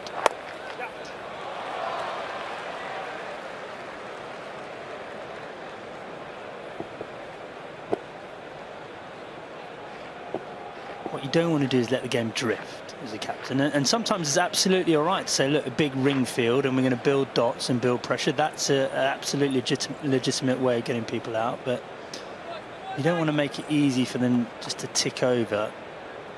I feel like in the last half hour or so it's been a bit too easy for England.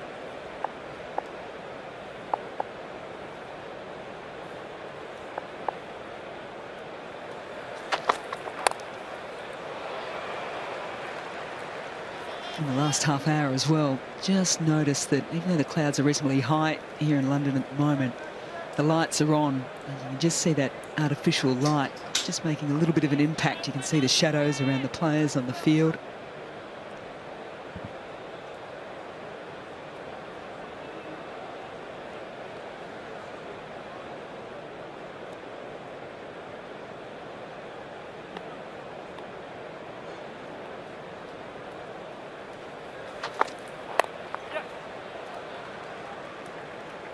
Looks very comfortable hitting off the hip there, does Burns.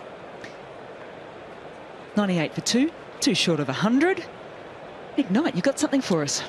Yeah, just a little something for all the club cricketers who might be playing tomorrow. If you like playing the sweep shot, just have a look at this for you. Rory Burns, it's to the left arm spinner. What is he doing? He's taking an off stump guard. Why is he doing that? Because if he's sweeping, he wants to make sure his front pad is outside the line of the ball. So it's very unlikely, not impossible, but very unlikely that he's going to get out LBW, almost trying to take the umpire out of the game here. So that is why he's doing it. If he'd have, say, taken his middle stump guard or leg stump, middle leg, whatever, then that front leg wouldn't have been so far across. So that is why it is so important to adjust your guard at times. It might be the same if you're a right-handed batsman and you're doing it to an off spinner, but there's the example of a left arm bowler to a left-handed batsman. Worth the go tomorrow. Don't contact me if you get out LBW playing the sweep shot, unless you've moved across. We're just going to get your Twitter handle up on screen just so that everyone can pass on their thoughts tomorrow afternoon.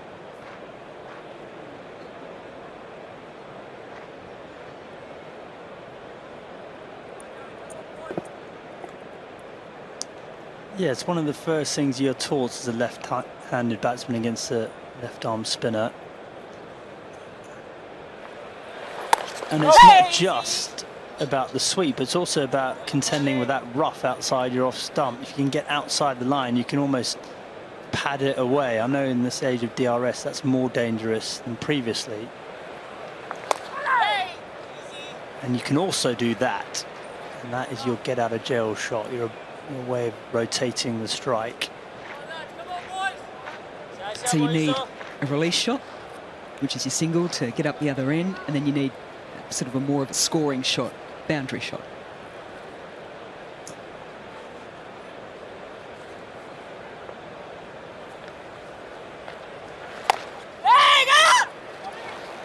Quickly through. As the 100 comes up for England, they're in trouble early, losing 2 wickets on 23. But Burns and Root have seen them through to triple figures. Yeah, it's been excellent from these two. The partnership now 77 of 141 balls. In the air, Jadeja likes it. Pant likes it. It's gone square of the wicket.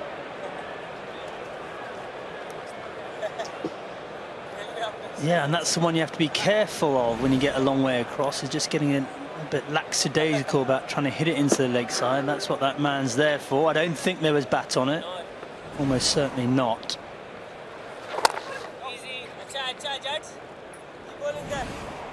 Let's just have a look here. Yeah, ball passes the bat comfortably.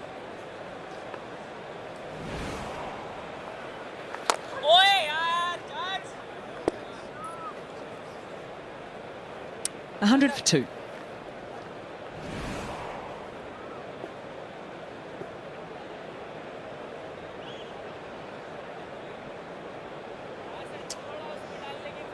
Rory Burns just looked a little uncomfortable against Jadeja. I don't know if you got that feel, Mel. Trying to make something happen. A little danger period, because the spinner can build up dots quite quickly on you.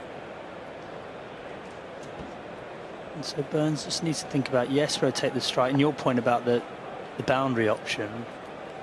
If you can get one over the top of mid-on's head, then it's probably going to get mid-on pushed back onto the boundary, and then it makes it easier for him to get his singles. So that's the game of cat and mouse between spin bowler and batsman.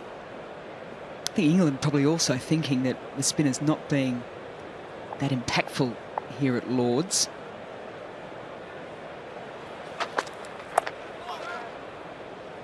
They're used in a sense as a holding bowler, not to say that they're resting the pace bowls, but it does give them some time to recover if they can get on top of a Jadeja. That makes it tougher then for Virat Kohli to rotate his 4 fast bowlers, put a little bit more pressure on that way. Yeah, well, so far Jadeja 3 overs for 3 runs only. Mainly been bowling at Rory Burns so far.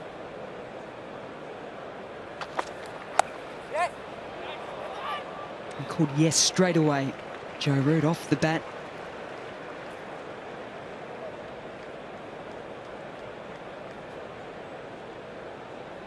That in itself says to me just the skill of a player too. When you can call off the bat, you know exactly on that moment the angle that you've got. This is the form that Joe Root's in. It's one of the reasons why he's now jumped to number 4 in the world.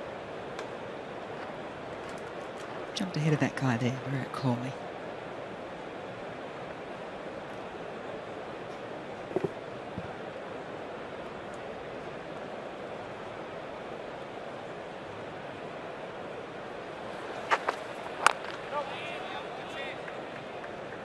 We were having a conversation with Nick Knight probably an hour ago about the best in the world and how young kids are sort of spotted early doors. And when you look at the top 4 or 5 batters in the world at the moment, Williamson, Smith, Labuschagne, Joe Root and Virat Kohli, do you see a similarity at all between those players?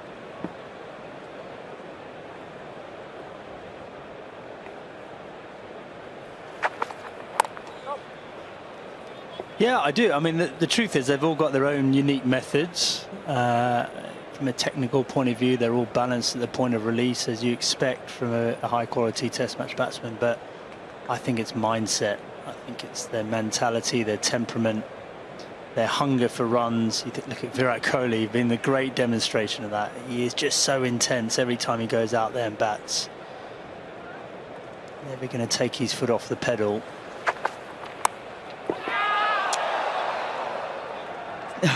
It's just this sigh of relief from Burns and all the England fans. It's that angle of attack as well. India know it, coming around the wicket.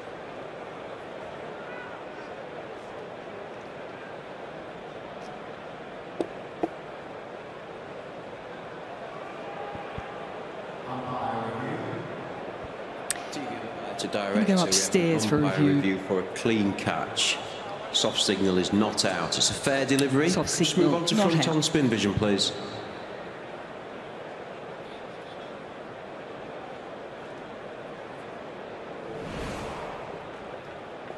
The Indian fielders were not all that excited.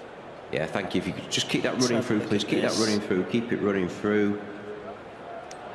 No. Okay, it looks like we've got the ball bounced up into the And hands. that's the reason they weren't all that other angle? excited. It almost felt like a token effort from the umpires, really covering their backs. Okay, that's fine, thank you. I'm ready with my decision. Ready with my decision for the big screen. Yeah, it was that split second while it was in the air. Everyone held their breaths, but even from here it looked as if it had bounced in front of KL Rahul. Confirmation there.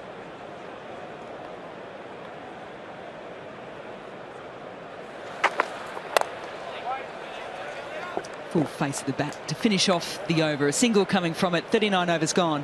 101 for 2.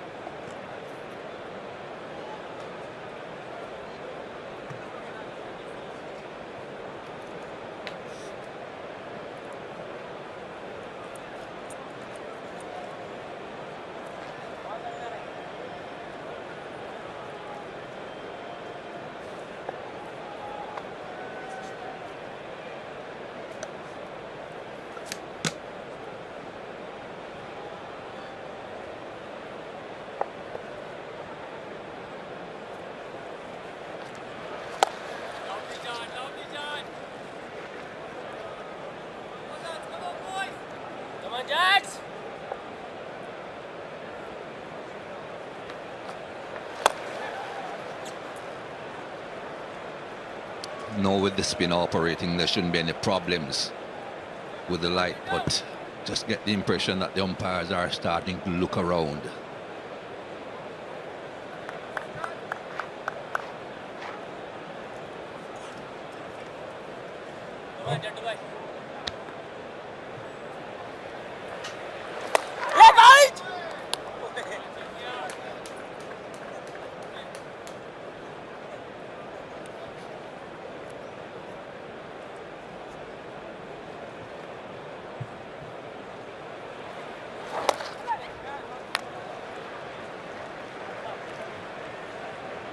Odd ball has spun for Jadeja.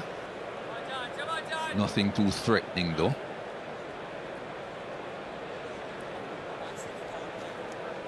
The general thumb rule is if you can see 4 dark shadows.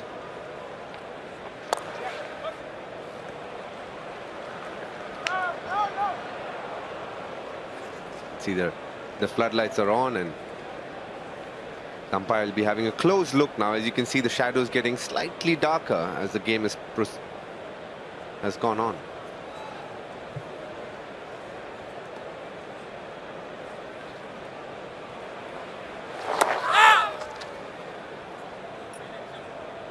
It's 104 for 2.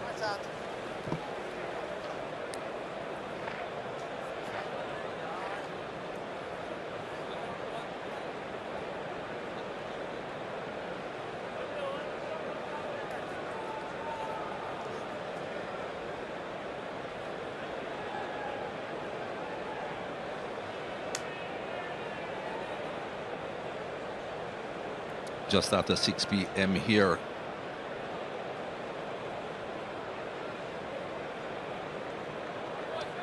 Official playing hours are 11 a.m. start until 6 p.m. But of course the extra half an hour is added to make sure they can get in their 90 overs.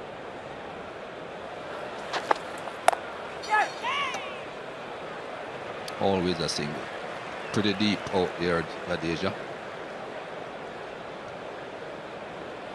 They've rotated strike well, Mike.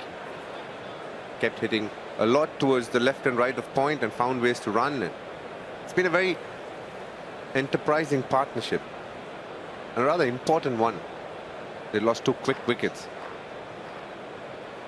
82 is a partnership at the moment. Joe Root outscoring Burns, but that's typical.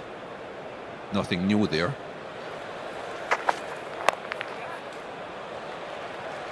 But Rory Burns himself has blossomed a bit last hour and a half or so. Been at the crease now just over 3 hours, Burns.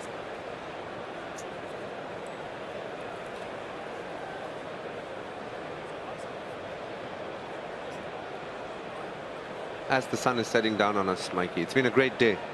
The Ruth Strauss Foundation, from the start, the players came out. Just a good sight to watch, and a proud moment for all of us to be part of.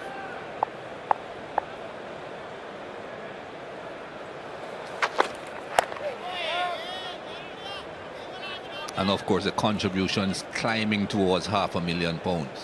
That's a good day. But as I said earlier on, it's the entire LB Insurance Test match, the second test that is devoted to the Ruth Strauss Foundation. Today is Red for Ruth Day, but all 5 days. So keep supporting.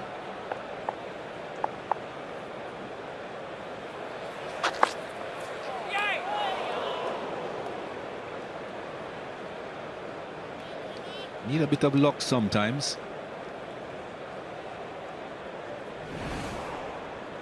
Yeah, that's a shot that Joe Root plays a lot. The odd one that nips back a lot more than it's supposed to. He's going to get beaten. I think he's completely okay with that.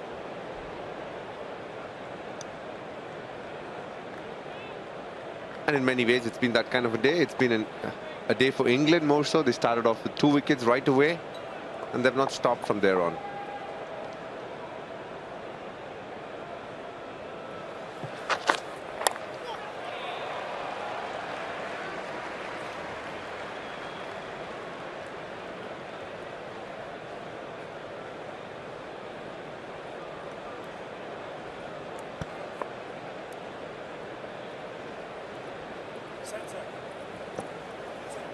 Right at the start, Mikey, Rohit Sharma had said that the first hour will be very important for India, and clearly England were all over them in the first couple of overs.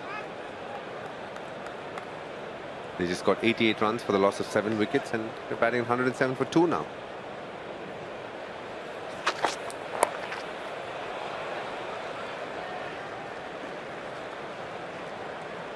It's 108 for 2.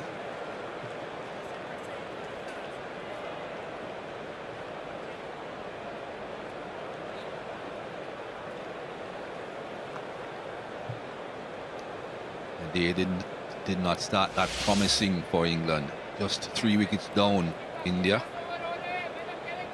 273 runs on the board. Everyone thought in the Indian camp, that is, that 400 minimum. England fought back well.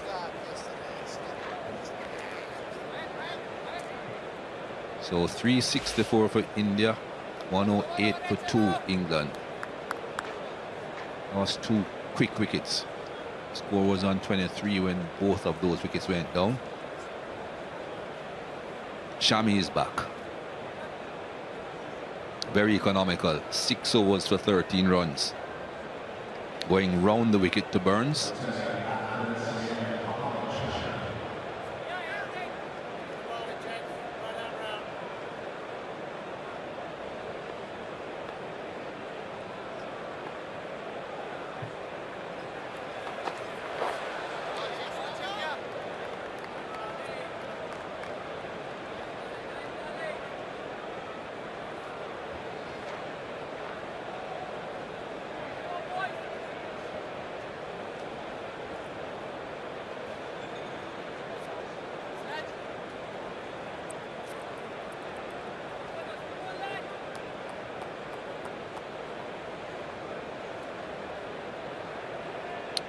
recently opened the Compton and Edgewood stands to left and right of the media center.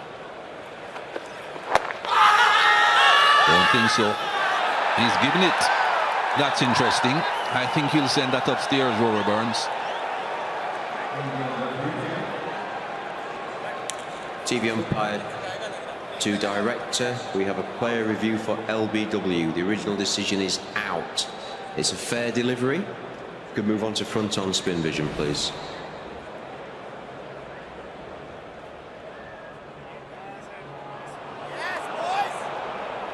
Okay, just keep that rolling through, please.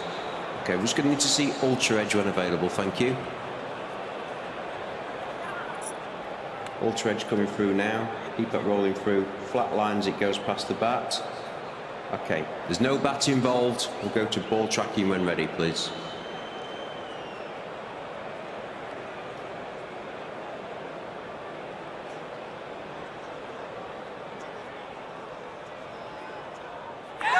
Pitching outside off, impacting line and hitting the wickets. Going to go back to Richard on field. Gustavio, original decision, you're on camera now. Well, Mohamed Shami will be glad I'm not the umpire. I thought that might have been going over the top. Obviously not. For once, not in favor of the fast bowler there, Mikey, but Rory Burns playing all over that one. Fag end of the day. Just a little loss in concentration. He's been playing that shot really well. Mohamed Shami, I've seen him do this time and time again. Rory Burns goes for 49. England 108 for 3.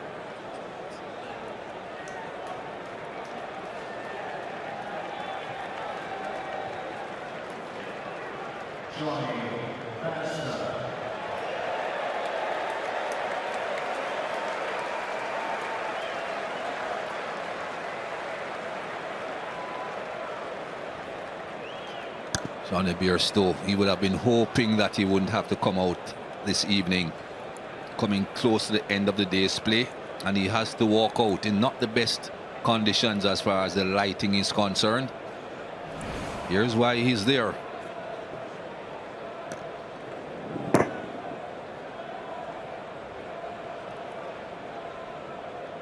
Mohamed Shami is somebody who has proper bowling fitness, and whenever he's called on, I've seen him do this a lot of times, where he just comes and bowls an innocuous ball. The batsman is probably not there and thereabouts and gets bang, gets the wicket. He has good control, and you know, we have seen that so often, DK, the control that Mohamed Shami has. Absolutely, Mike. You're bang on there. Bumrah and Shami, both of these bowlers, very, very good control. I can promise you, Mikey, as a batter, it's probably the worst time right now. 20 minutes to go, there's not much to gain, but everything to lose. And the light not at its best. 3 slips away now, though.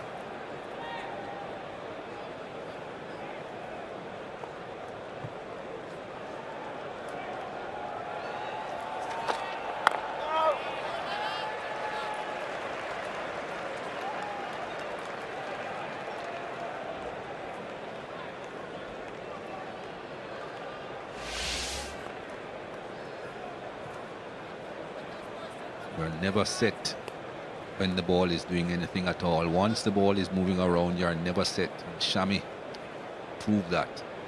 Not a lot of movement, but just enough to come in from outside that off stump to beat the inside edge.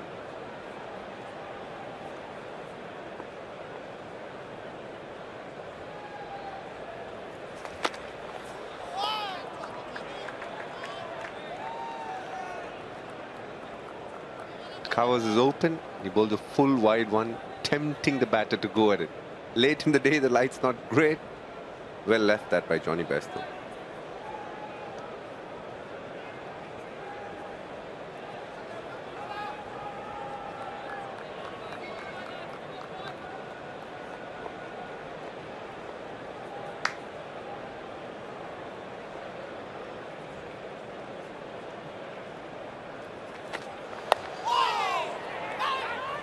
He has to be quick.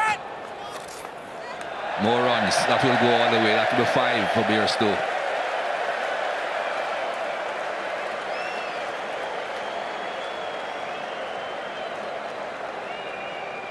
No point getting angry, skipper. You had to throw. Don't mind giving away 4 runs for the opportunity of a wicket. And Jadeja will always throw, and he doesn't often miss. Perhaps you should be thinking, why weren't they backing up? Oh, where have we seen this? Where have we seen this? 2019 World Cup final, same ground. Ben Stokes. The hand of God for football. Well, something like that for the cricket as well. The bat of God.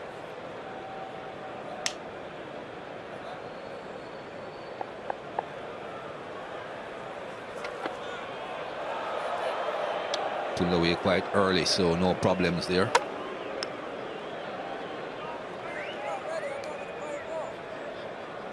Not supposed to be there yet, sir. Over is still coming from your end.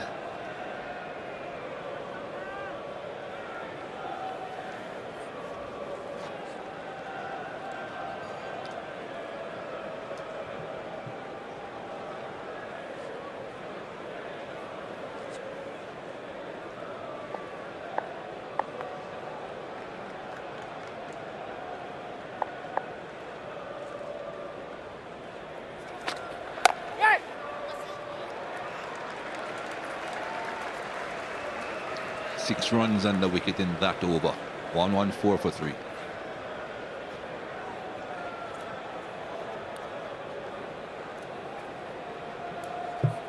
They had a good partnership together at Trent Bridge. They'll be looking to do the same here because their team needs a good partnership again.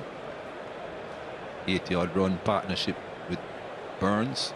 Something similar with Bairstow will do them well.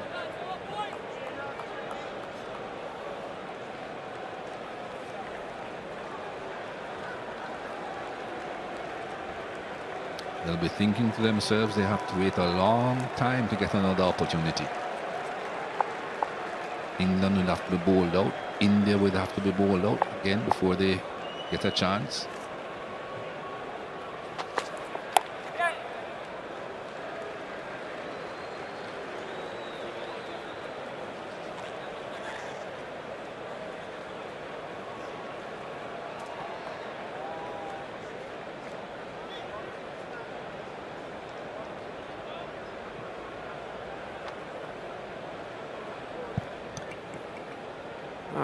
Looks like there's a night watchman ready there, Mikey.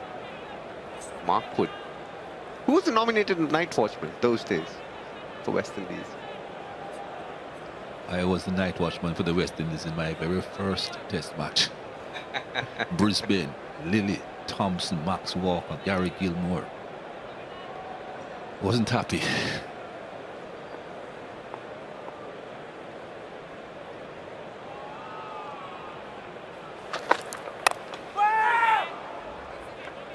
So Mikey, in your debut, with that to face against, I'm assuming you've done your job there as a night watchman? I did. Every time I went out as a night watchman, I came back in that evening undefeated.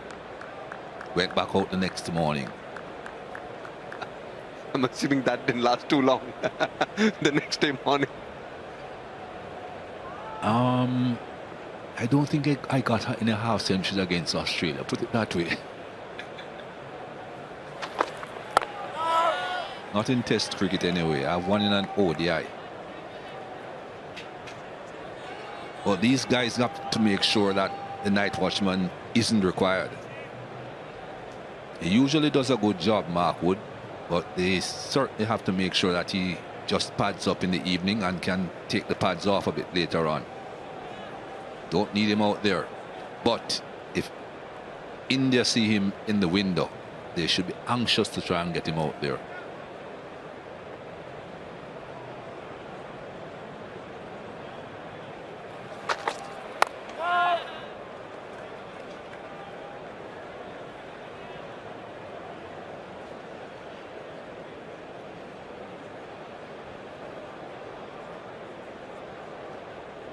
We're closing in towards the last 10 minutes. Ideally, India should bowl another 8 overs after this, but that's not going to happen for sure. So the overs that isn't bowled is lost for the test match. Yep. Just like emails sometimes on the internet. Well. They are totally convinced. The man that's important says not out.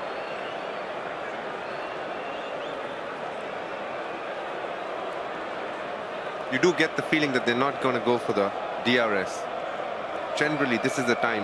Last 2-3 seconds is where Virat goes for it. He hasn't. I think it's clipped the back pad.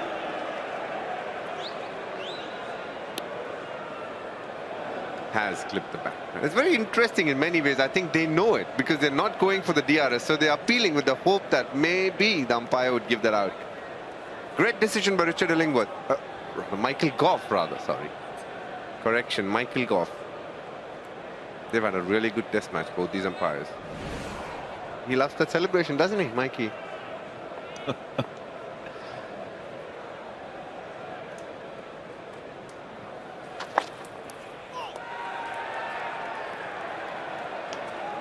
$115 for 3.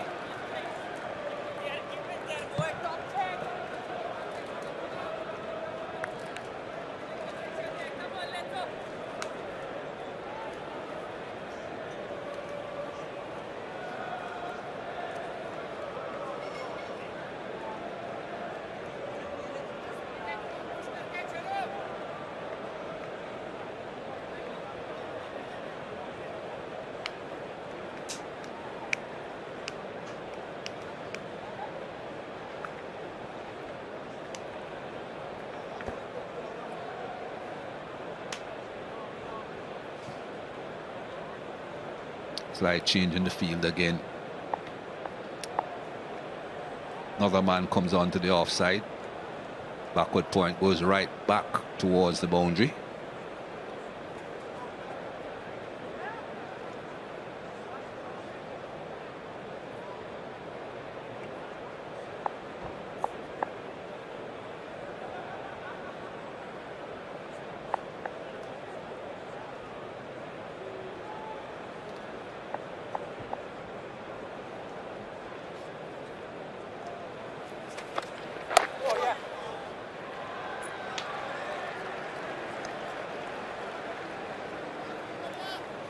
Amidst everything that's happened today, they say day 3 tomorrow. Day 3 of a test match is called the moving day, Mikey. There's a lot to expect coming into day 3, I would think. A lot at stake. In the 80s, day 3 sometimes was the ending day for us.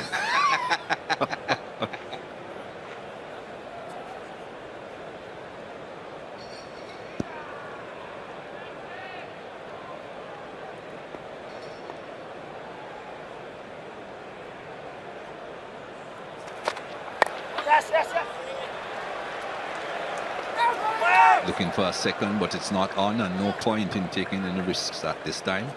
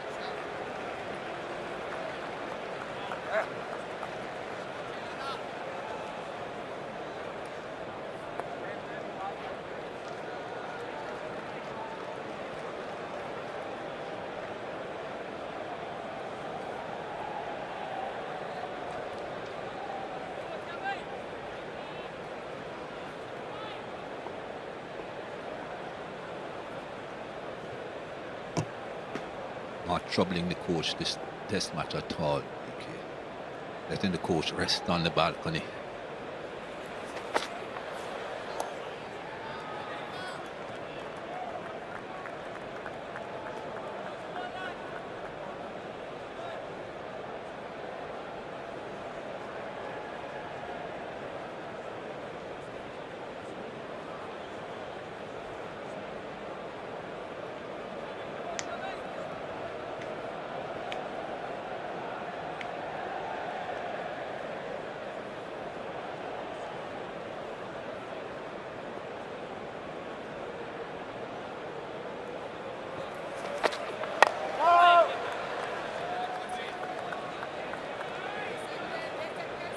Bairstow is doing right now is just getting into the line as much as possible. He's in a very defensive frame of mind.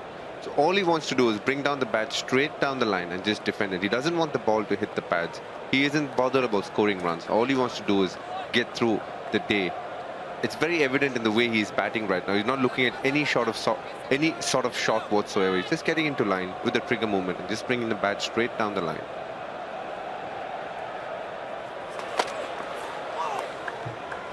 And he's leaving well.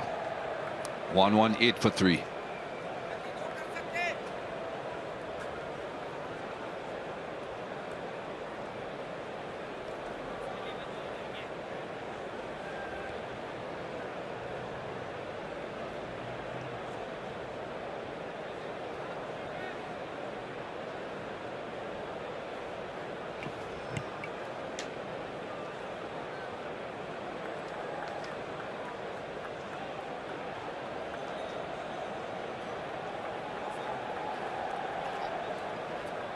Mohamed Siraj will continue operating from the pavilion end. He got the early breakthrough. Got 2 quick wickets which set them up for the rest of the evening. Then Mohamed Shami got the 3rd.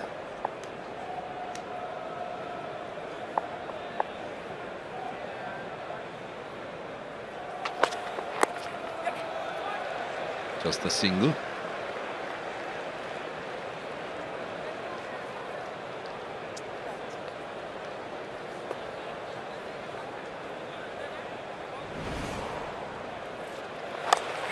Dom Sibley, very similar to Trent Bridge. You can see he doesn't have too much control on the leg side at that portion because of his trigger and his hand position. He just lets go at the ball and he doesn't have too much control on it. You can see he's very disappointed with that. Slightly technical issue. I'm sure he'll rectify that soon.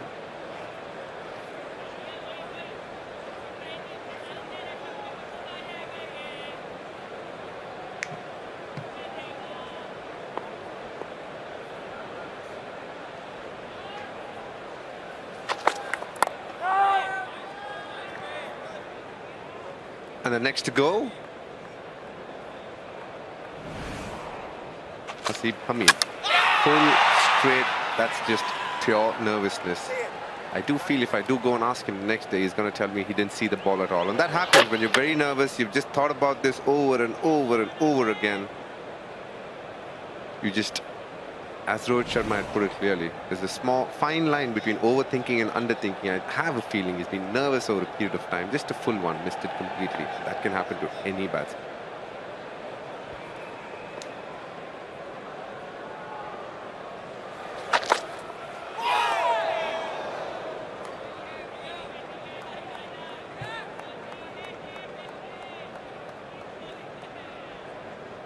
The 3rd one was Rory Burns.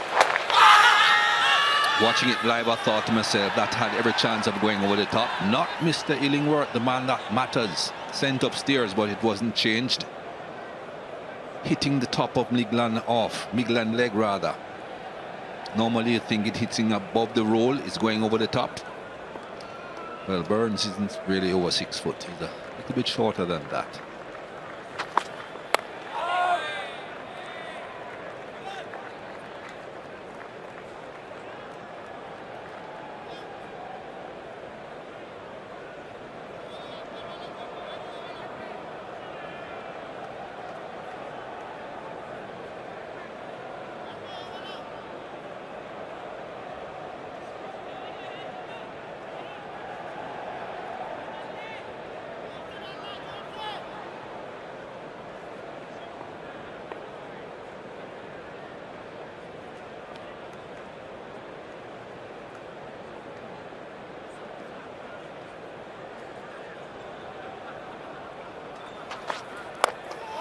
Well bowled and well played. Last ball of the over yet to come. Remember folks, today it's all about the Ruth Strauss Foundation. Today is Red for Ruth Day and you can still donate. Lots of donations have been coming in, but text 30 to 70600 to donate £30. Text costs you the £30 you're donating plus your standard network rate. can also go on the RuthStraussFoundation.com website and donate via that website. And there's also an auction running on the site, so check it out. 119 for 3. Exactly what you were saying, DK, is what Johnny Bairstow was looking towards. Just blocking until the end of the day, not looking to score. All he's looking to do is survive, have a good night's rest, and come back to continue the partnership tomorrow.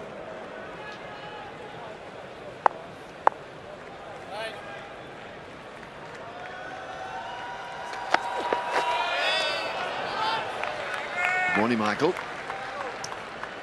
Morning, Bumble. And what a morning it is. The Saturday of a Lord's Test. High point of the cricketing summer for many. Game beautifully poised. England's best batsman at the crease. Forecast set fair. Not many tickets going. I was having a hunt round this morning. Not many going.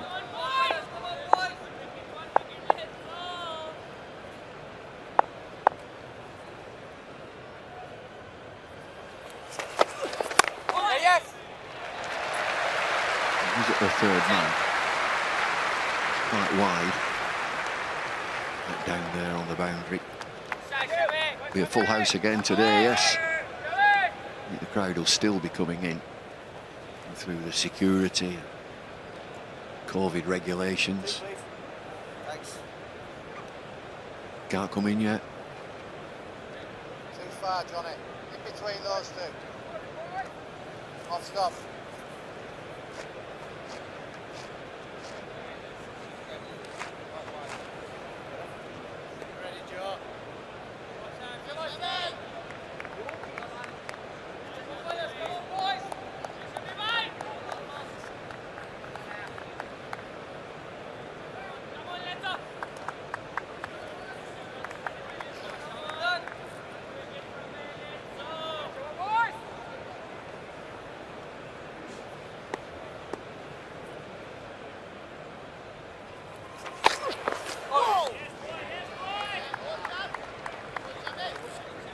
No surprise that he started with Mohammad Shami at this, the nursery end. I thought he was excellent yesterday. Didn't take the new ball. It was Ishant Sharma and Jasprit Bumrah who got the new ball, but Shami looked right on it when he came in first change.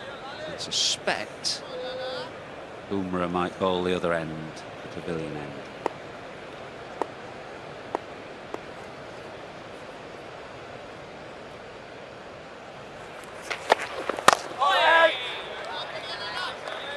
Definite movement there from Johnny Bairstow in his stance. Just a little shuffle down the slope.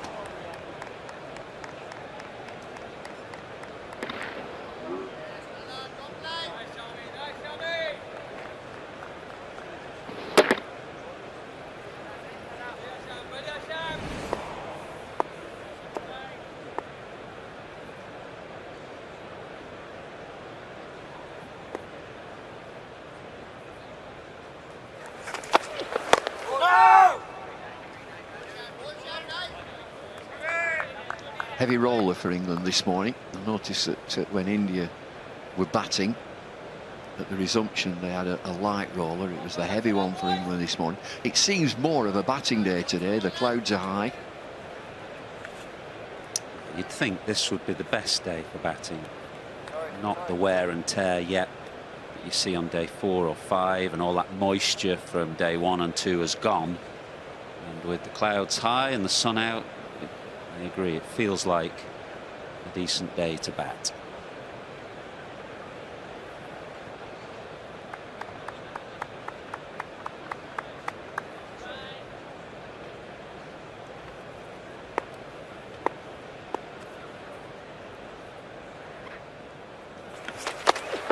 Oh! 120 for 3.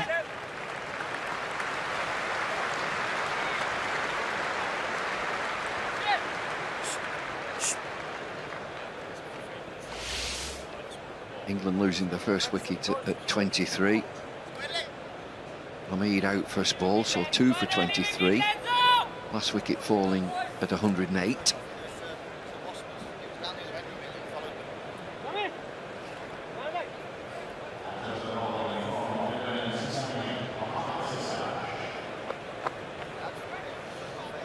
Well, I wondered whether it might be Bumrah from the pavilion end. It looks like instead it will be Siraj. So why has he gone to Siraj? Obviously he was the wicket taker yesterday, 2 for 34, 2 wickets in 2 balls. He also bowled the straightest of the Indian seamers, I would suggest. And with Root on strike, maybe that's the plan this morning, to target the stumps, and Kohli feels that Siraj is the best man to do that.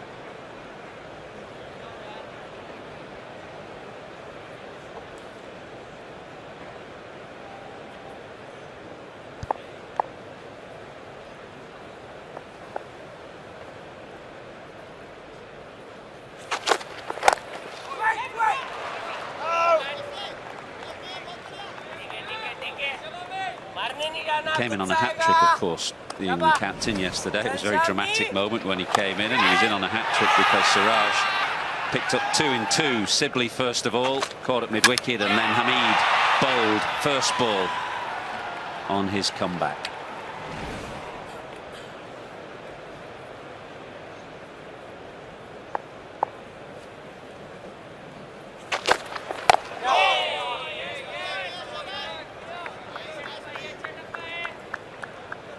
Just a few deliveries this morning. There's been no swing. Busy preparation for all the players. Out into the net really early this morning.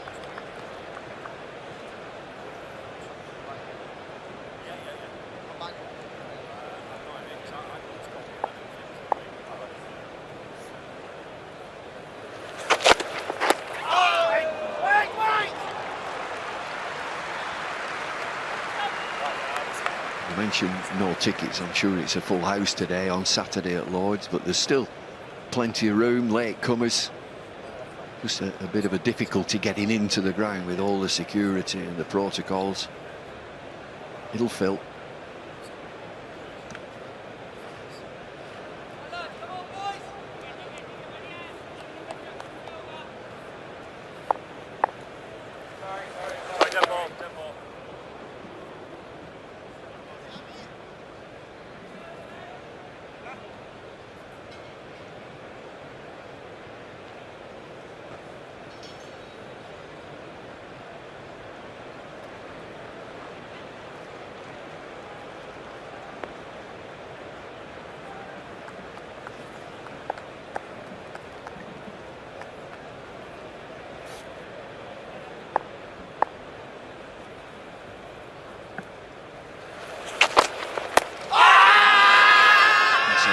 Outside the line.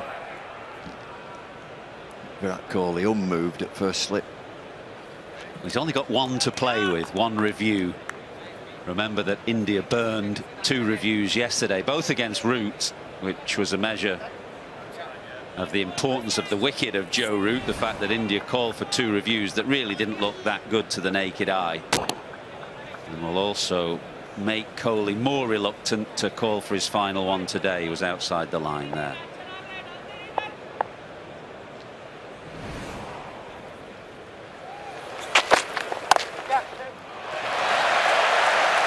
Just ease through the offside. And Root moves to 50. Another excellent innings from the England captain, coming in under tremendous pressure on a hat-trick ball.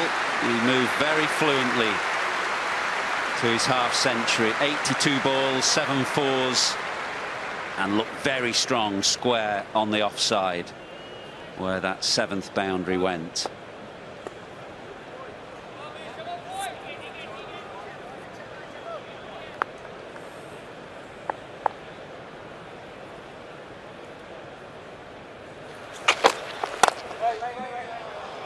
No!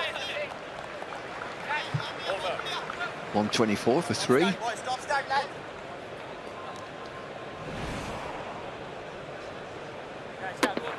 Oh, he's been so strong square of the wicket, back foot and front. Kohli now puts a man back at wide, third man, to try and protect that boundary. It's the advantage that Root has given himself by staying a little bit more leg side of the ball, beside the ball. It just opens up that area. He's so strong. He went past Graham Gooch yesterday when he got to 14. He went past Gooch to become England's second highest run scorer in Test cricket.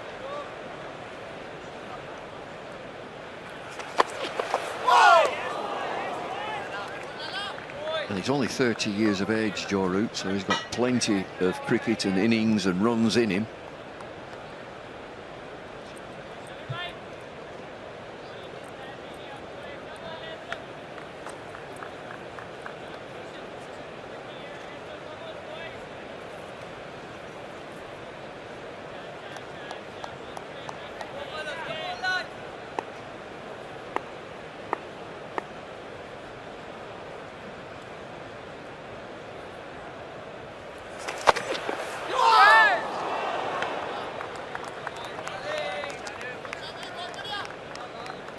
Really the first signs of movement from Shami. Just draws Bairstow into the shot. Yeah, that is the best of Shami. Just a bit of angle in, perfect seam movement, and late movement passing the off stump with the outside edge.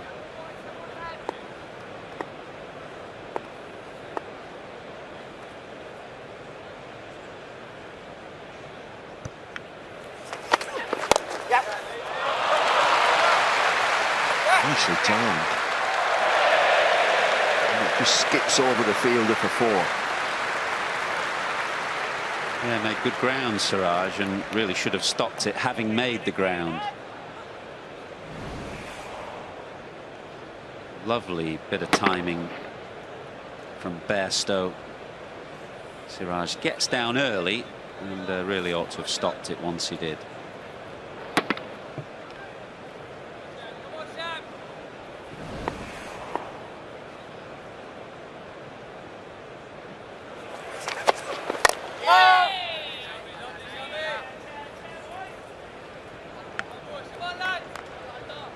Mentioned your old teammate, Bumble Farouk, ringing the bell.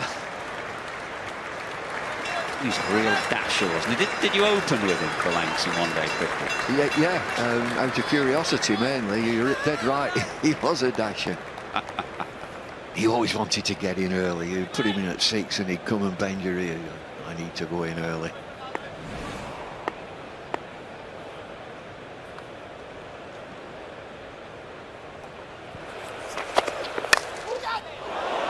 Oh, it's going to go for 4 and it's in the air. It's a false shot outside edge.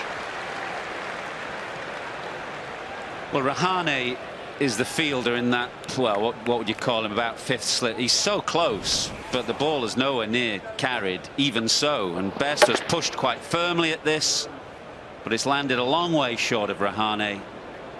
And it's just done him for a bit of pace, really, because he's so close. And he's broken his bat, Johnny Bairstow. It was before that shot. He's gone to the umpire very politely and said, I really need to change it. I think the handle's gone. Just getting back to Farouk, he had a saying in the dressing room that we never understood what it was. He always wanted to go higher in the order. I can lift this man. I can lift him. What do you mean? I will lift him. Right.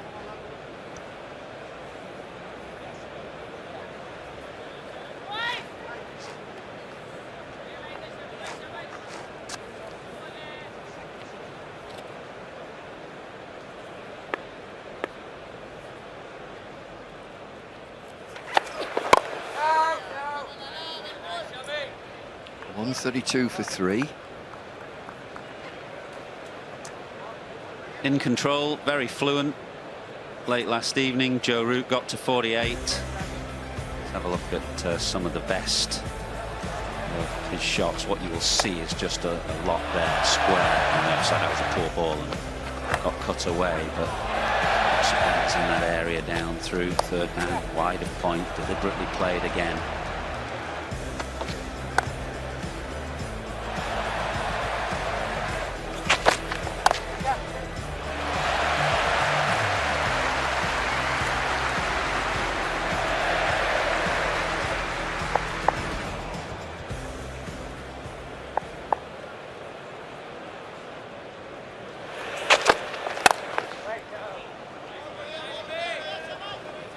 Farouk was the club professional when I was a young boy at my local club, bizarre, Woodhouses Cricket Club. He came just after he finished at Lancashire, early 70s. He was the club pro. Didn't want to keep wicket, bowled a bit of leg spin, gave it a thrash.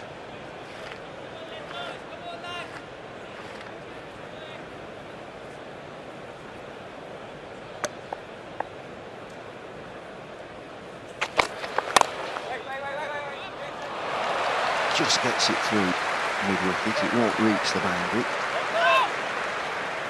He'll get 3.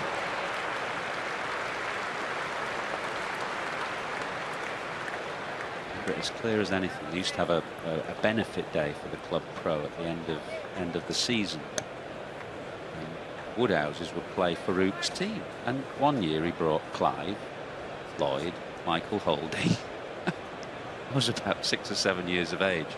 All these absolute legends and heroes rocking up to the local club. Fantastic.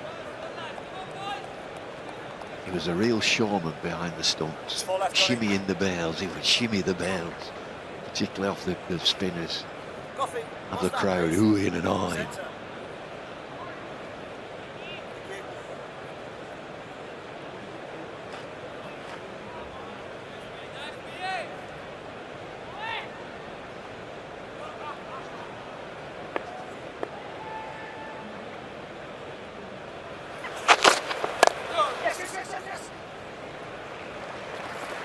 Both these will be busy. They should know each other. They'll almost have grown up with each other in junior cricket, the 2 Yorkshiremen, eager to rotate the strike. Yeah, exactly that. They've had their odd moments, haven't they? I think it was Root run out against India at Edgbaston with the 2 of them in the middle. But generally, you're absolutely right. They run hard, they run aggressively, and they have terrific understanding to pick up the quick singles.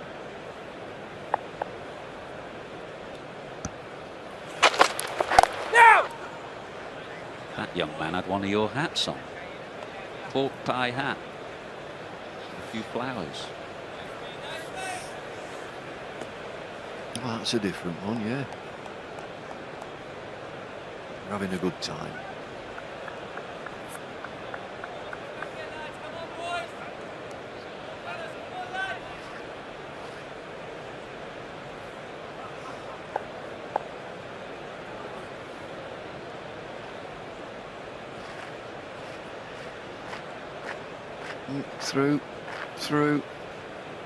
Through. Yeah. Doesn't go through. Carry on.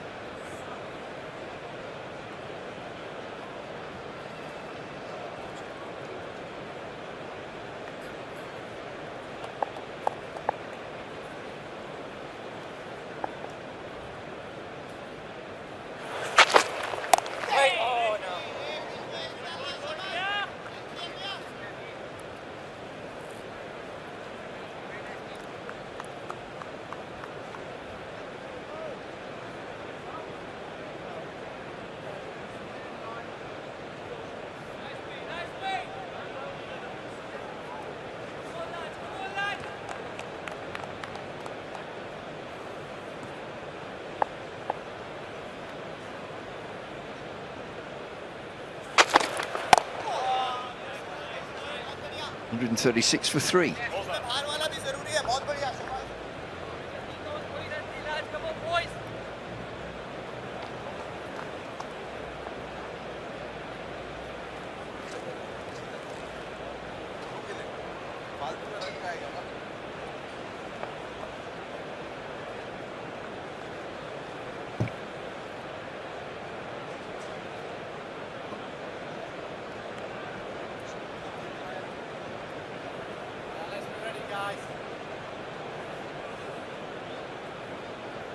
England trail by 228. Partnership is 28.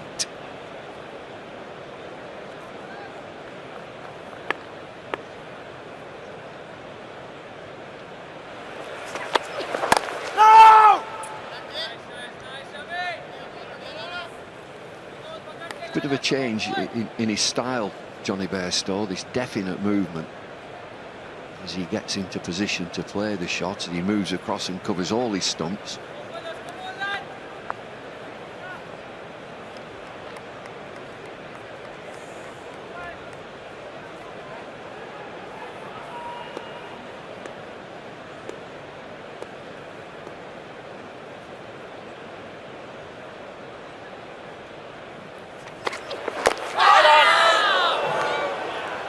centre of the crease. Has he got an inside edge? A bit high, maybe? I think he got an inside tickle, and I think it's a good job that he did. As you say, he has that movement back and across now, which is very different to one-day cricket, where he stays the other side of the ball. Might have been high as well, but it's very straight.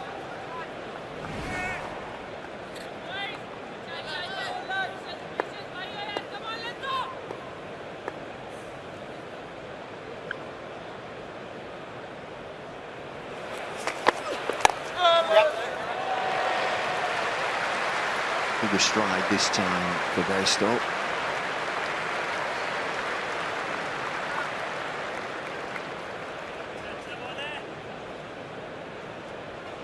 Quite a long chat with Johnny Bairstow before the game, actually. I just happened to be here filming something with Dinesh Karthik, saw Johnny coming out of the nets, and we just chatted for a while, and got the sense that he's pretty confident at the moment in his method, feels solid and secure, but also I got the sense that he really wants to play Test cricket, and I think that is the starting point. Actually, Test cricket is a hard game, and you've got to want to play, you've got to want the challenge and relish the challenge, and I think Bairstow does.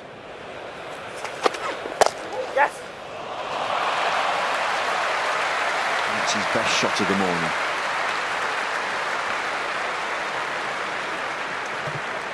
So far, so good. Bairstow only made 29 and 30 at Nottingham, so middling scores, but I had the sense that he was by far England's second most solid looking player, you would say, after Root.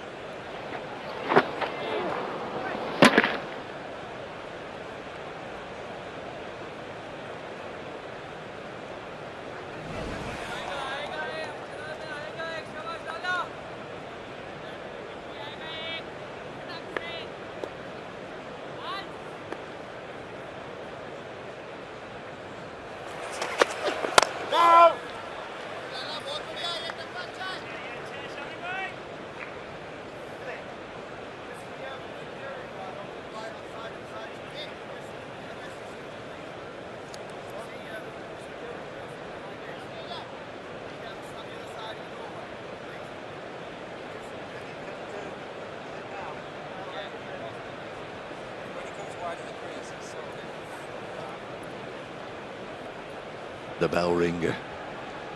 He'll tell a story.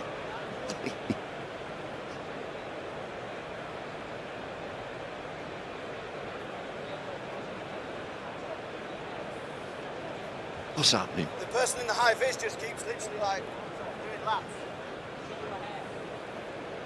Oh, oh no.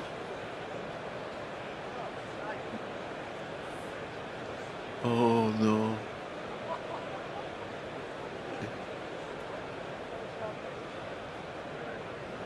Oh. Oh.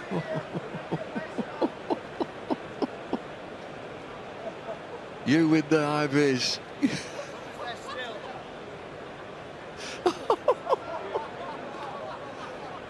I can't hear.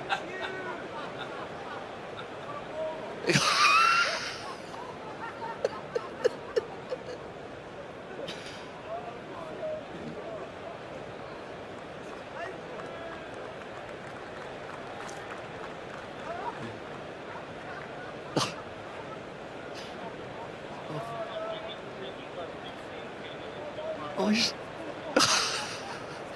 not moved. Still.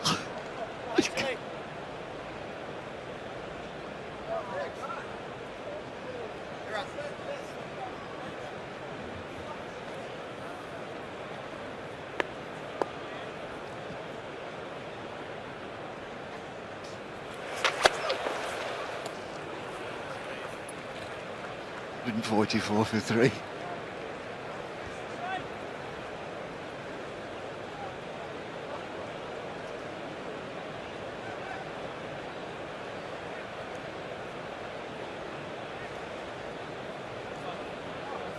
Shami 11 overs, 2 maidens, 1 for 39.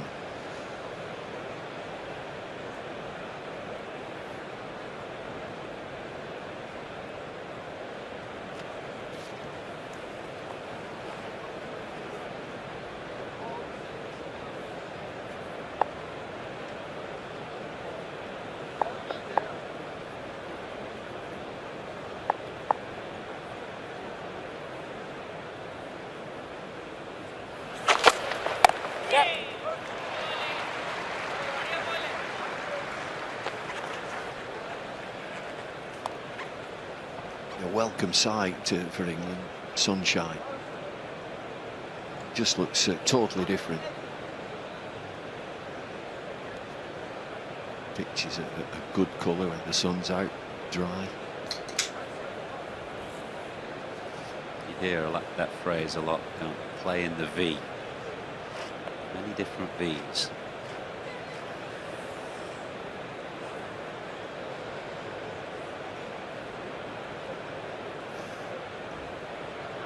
Just relaxing that slip Kohli. 2 slips are covering more ground.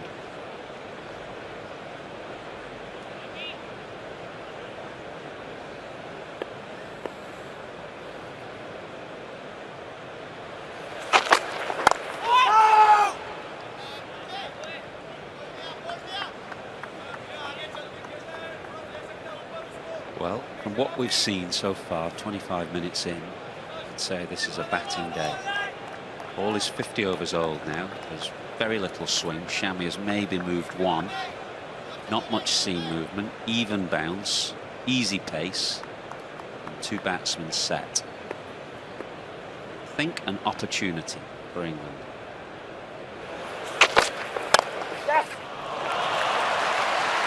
A nice half volley. We saw Joe Root's wagon wheel a moment ago, and not one run has come in the what you might call the traditional V between mid-off and mid-on. But Bairstow, we've just seen him play 2 fours, 2 drives, 1 through mid-on and 1 through mid-off. So players playing in a very different way, different strengths, scoring in different areas.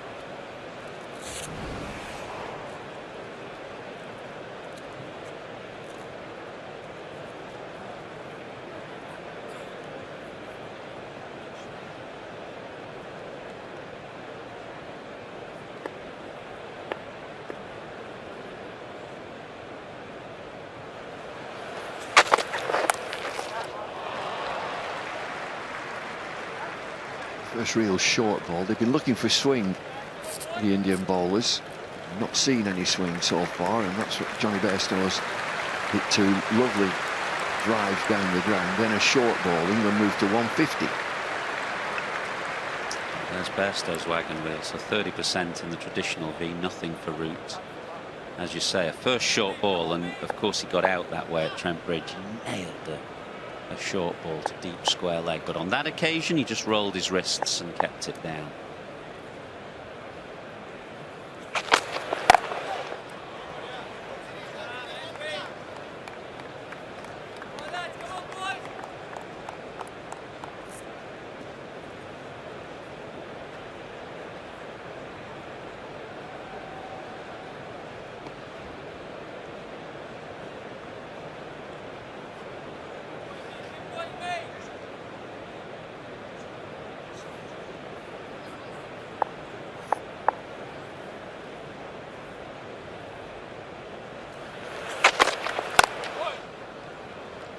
.150 for 3. Say a short ball to Bairstow, which we may see a bit more of now that there's no swing at all. At Nottingham,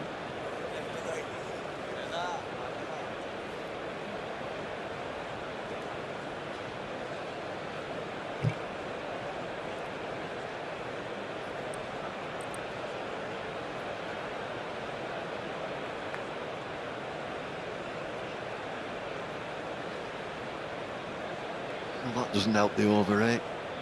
25 minutes in and a drink each. 2 12th men who were the Jack Leach and Dan Lawrence.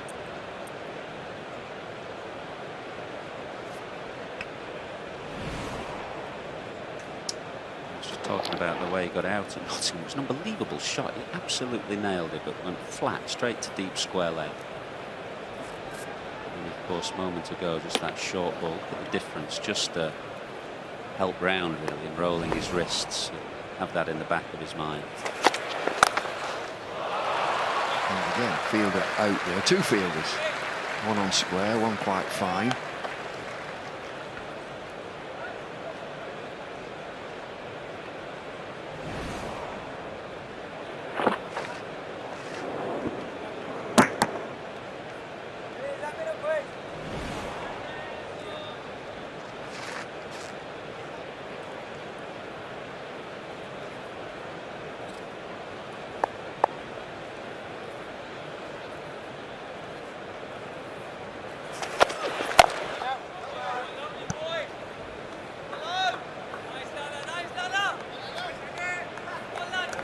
You see the drinks come on.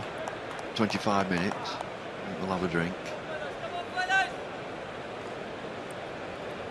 They can have another 25 minutes. That's it.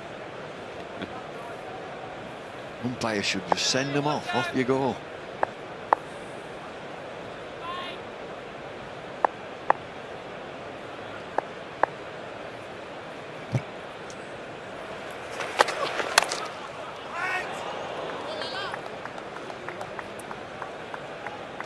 I think we were 6 overs down, weren't we, yesterday from the allotted 90, so people paying a king's ransom for tickets here were shortchanged by 6.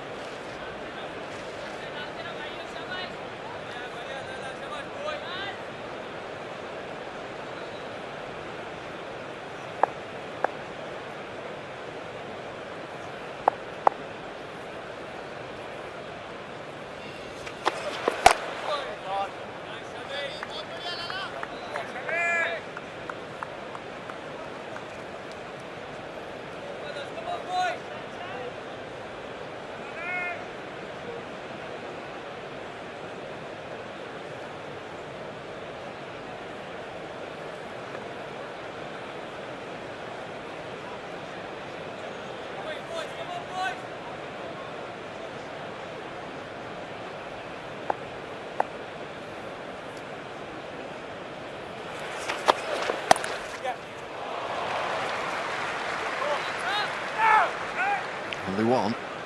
152 for 3.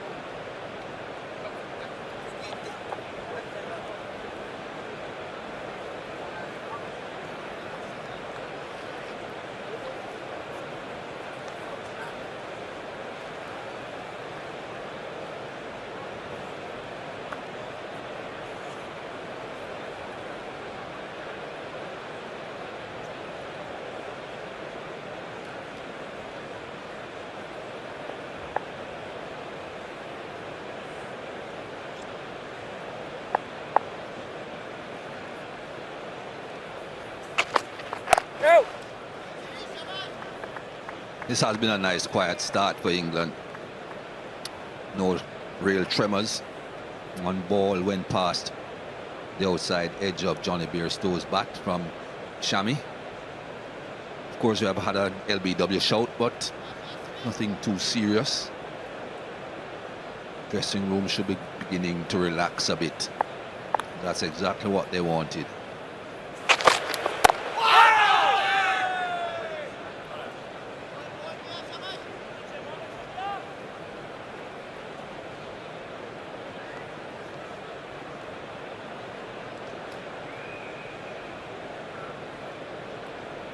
Bowling coach sitting beside the coach, wondering perhaps where the next wicket will be coming from.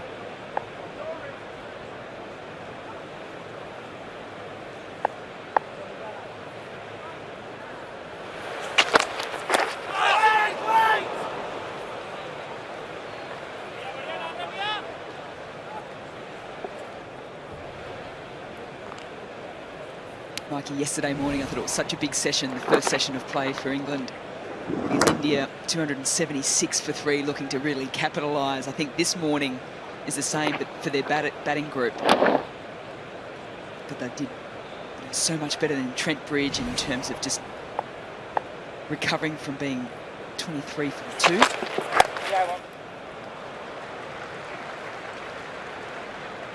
Burns was a big part of that before he fell for 49, and now this is the critical partnership for England.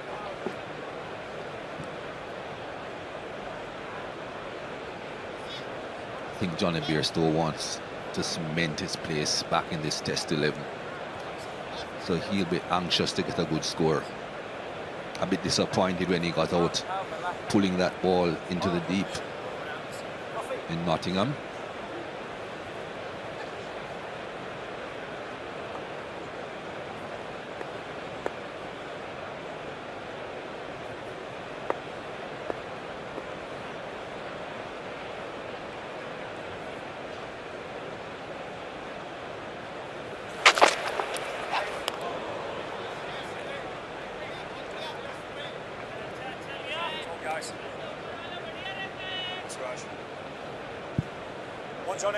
High percentage of his runs come in boundaries, Johnny Bairstow. 5 fours in his 29 at the moment. Just shows you that once he's at the crease, he's looking not just to pick up singles, but looking to be a little bit more aggressive than pushing the ball around.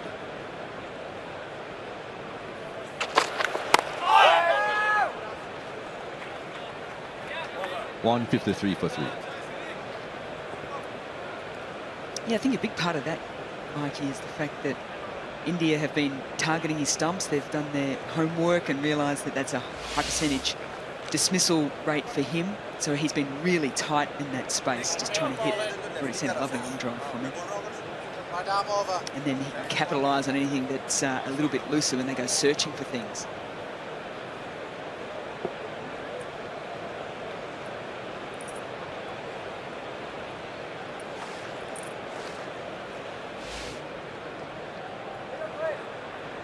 First bowling change of the morning.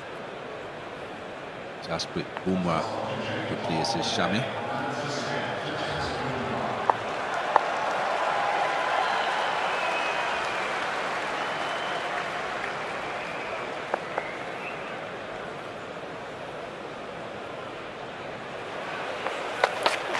Wait, yeah. It's a long way down the leg side. Bye is given again.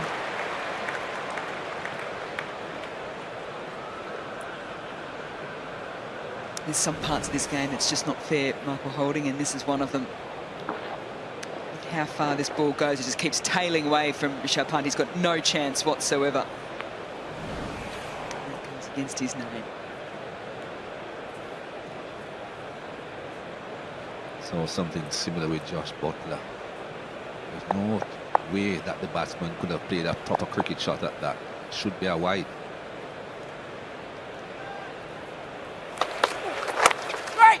Wait. You know, we talk about looking at the score sheet. We look at runs versus the batters' names and wickets versus the bowlers' names, and often your eyes do trail to the wicket keepers. And did they have a clean sheet, particularly in Test matches? Unfortunately, then it doesn't say in buys, you know, had no chance. Yeah.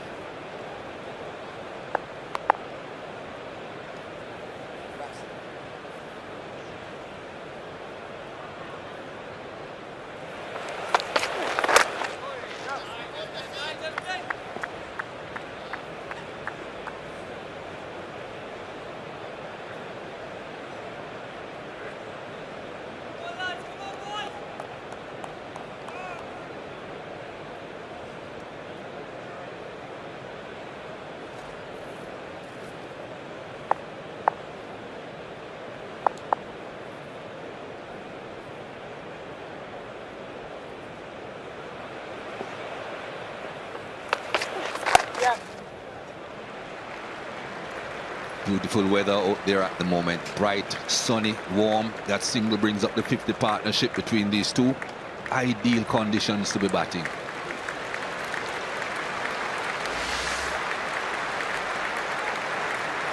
Yeah, pitch still in good condition. Walked out there and peruse earlier this morning, and that's what Joe Root and Johnny Bairstow probably would have had that conversation too.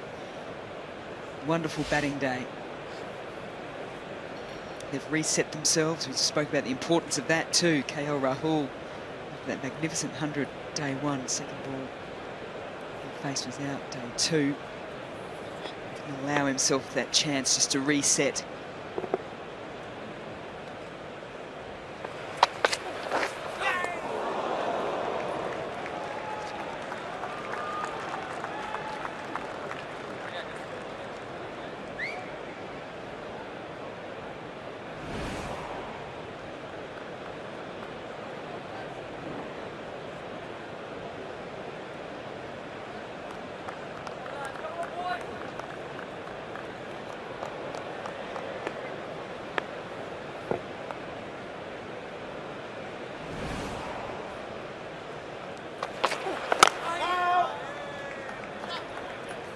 .158 for 3. What have you got for us, Nick? Good morning, Mikey. Jadeja, in an interview to me this morning, said the plan for Joe Root was to try and bowl at the pads. Well, they tried to do that yesterday. Siraj bowled a terrific spell, but you can see here these two that we're going to show you were reviewed, but both not in a positive way for India and Siraj. But you can see that the plan was set there yesterday. They've continued that on today, and that's where he struggled a little bit since 2017. So bowlers have actually bowled pretty straight to him. He too, though, has made a change as well. Look on the left there. That's at the early part of the summer against New Zealand. Test match here at Lord's. Things to look out for. A, the bat on the ground. But look at the trigger. Look at the back foot go back and across, covering off stump. And then the forward press. And then just a little uncertainty outside off stump. Look at today. And you can see now the back foot is staying leg side of the ball. It's on middle stump. You can see two stumps and almost staying leg side of the ball. Also, his back lift is a little higher as well. So it's almost as if Joe Root has said, that is a problem I'm concerned with. That is where bowlers are going at me. And he has made a change, which is amazing, really, because he came into this summer on the back of a number of high scores in good form. But he's realised that that is something that bowlers are targeting, and he's made a change.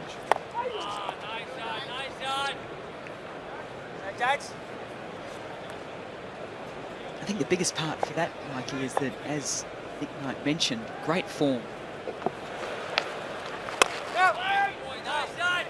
4 centuries in this year alone, which is pretty phenomenal.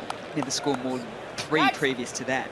So here's a guy who's moved up to number 4 in the test rankings. He's hitting runs, and yet he's still working so much on his game.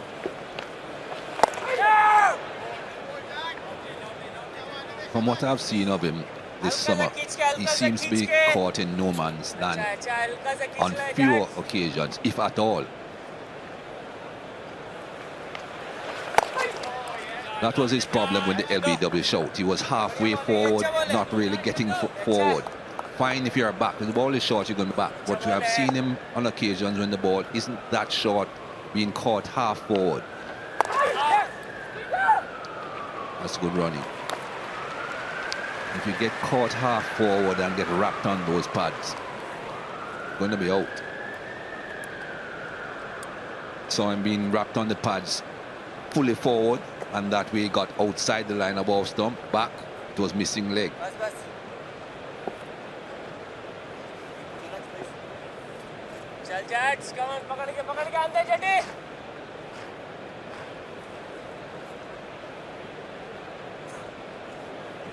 Will Jadeja get some spin this time around, some actual turn off the surface?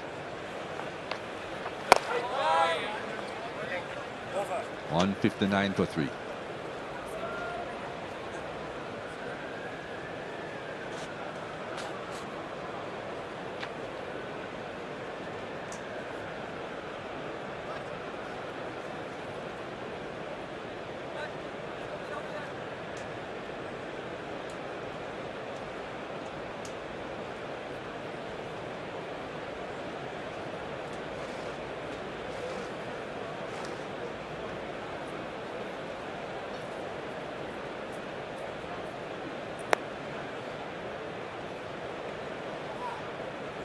Four runs per over. That's pretty good going in this session so far.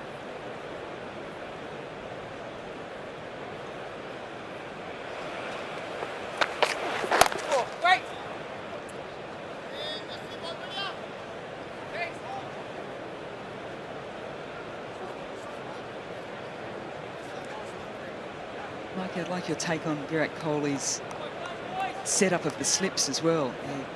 They sort of settle into their position. a decent gap between them. It's certainly not your typical first, second and a gully. 1, 2 and 3.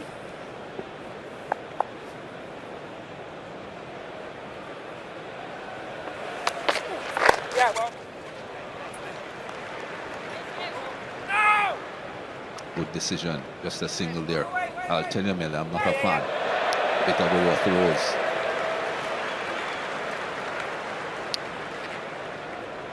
Don't think the captain is happy.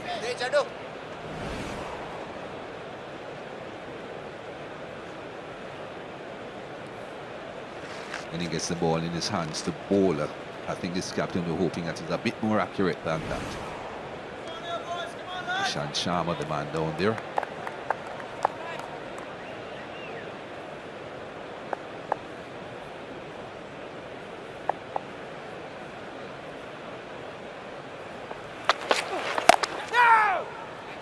He's trying to cover as much ground as he possibly can, but I think he may get himself into a bit of bother with the distance between them, though, Mel, because it's a slow pitch, so they are standing reasonably close. It's not that they are deep and then they have a chance to move to cover the ground, that they are the width of the ground that they are covering.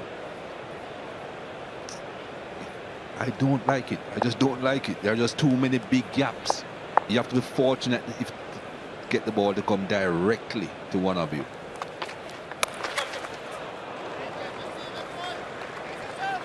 You get the sense that he's trying to spread them to protect that as well. They know how strong Joe Root is through that region.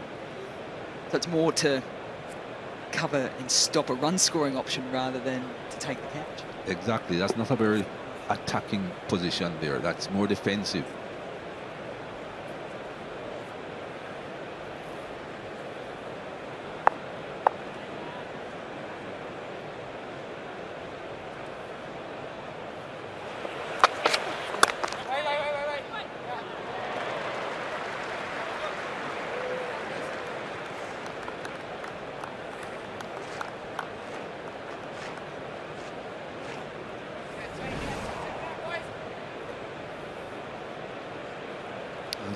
Prefer to even have 2 men in that region to prevent him running the ball down there. He doesn't cut the ball powerfully down into that area. He just opens the face of the bat. So if you have 2 men there, they can prevent him from getting the runs through that region.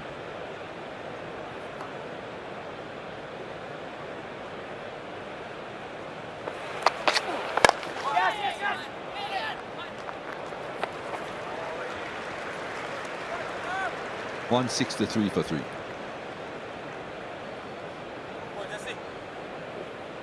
One of the things that has impressed me so much about Root Bairstow so far this morning is they're running between wickets, particularly those quick singles.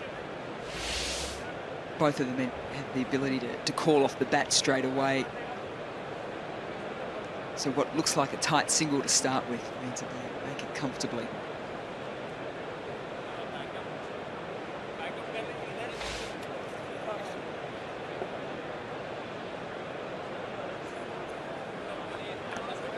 Two Yorkshiremen, of course, Mel. Common language. They understand each other. Yeah, there's some people you just tend to gel with, whether or not you're from the same county or state or whatever it might be. It's just an enjoyment factor of batting with someone.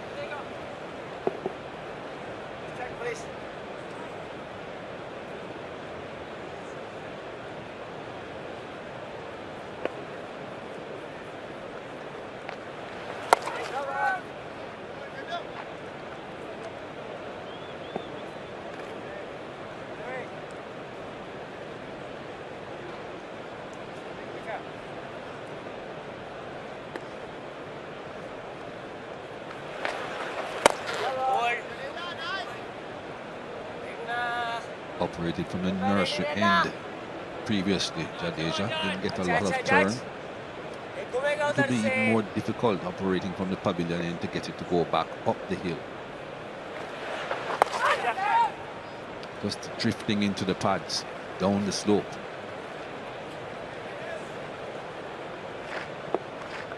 Well, you wonder how Virat Kohli will use Jadeja today as well.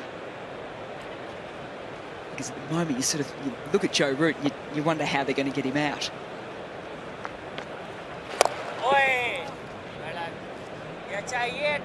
to the end they picked for Jadeja. Almost sort of says to you, gives you a bit of an idea of how they want to bowl him. Is it he containing at the moment? Is he searching for the wicket?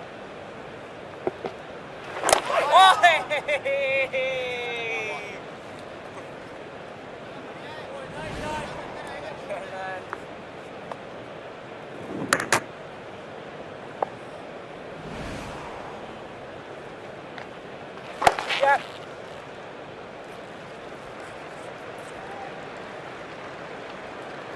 165 for 3.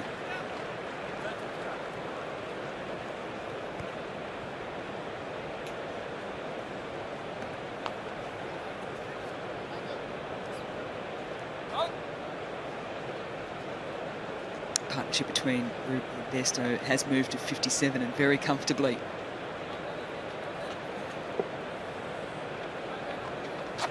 Bairstow's mind, 2 starts at Trent Bridge, 30 and 29. He's in that area again.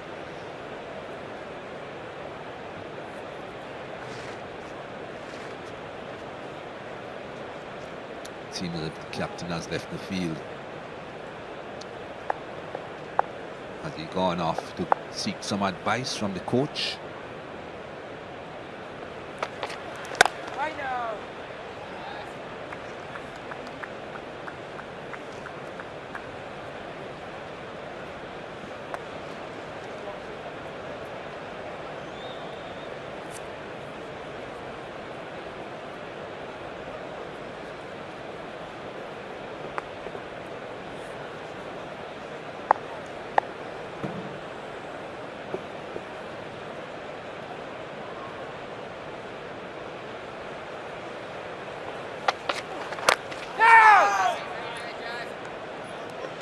Jinky Rahano now taking over the mantle of decisions while Virat Kohli's off the ground. He did a magnificent job in Australia during the winter.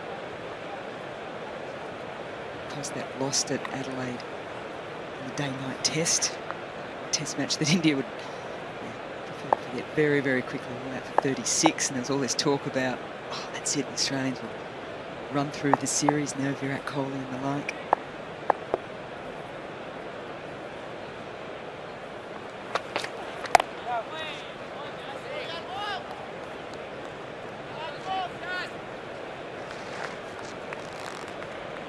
Completely different personality to Virat Kohli. All the emotion you can see on Virat's face, ball by ball. Jinky Rahane, very calm, still talking with another senior player. Rohit Sharma there about options.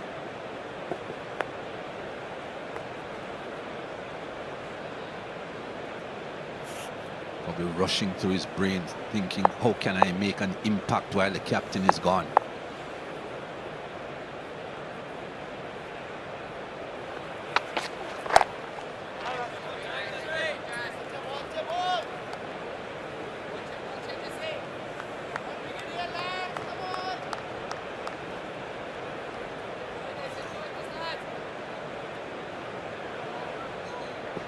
Maybe Rohit thinks, maybe I've got a chance here with Virat off. My suggestions haven't quite got through to the skipper. Maybe the vice-captain might appreciate my thoughts. In the meantime, they're trying to get this ball changed.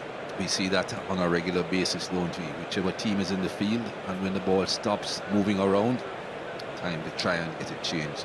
The umpires just keep on putting it through that ring and throwing it back. Have another go.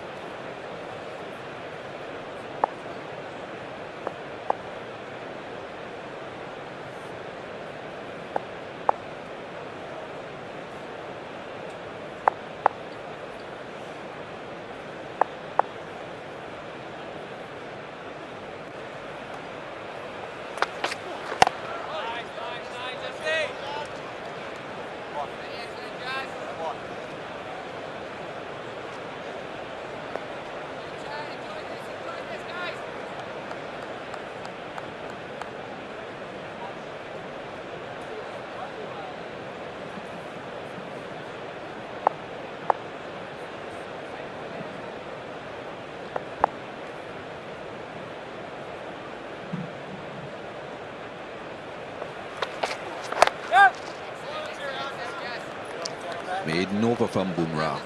Score stays 165 for 3.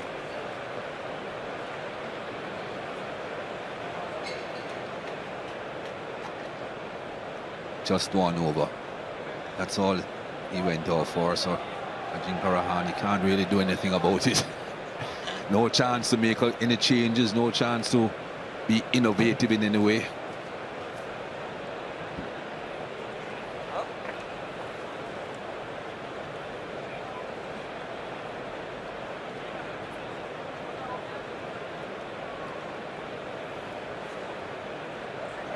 Presume the conversation in the slip cordon will now cease.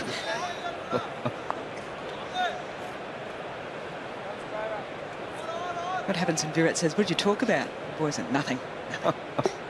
Talking about dinner tonight, skipper.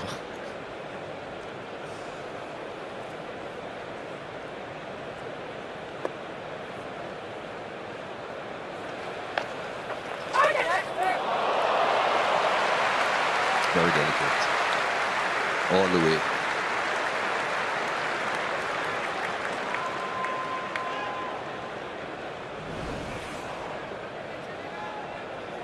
Stump to stump line, so gets himself in a really good position, drives his head forward here, Johnny Bairstow. Just allows his hands to do the final piece of work to get the angle.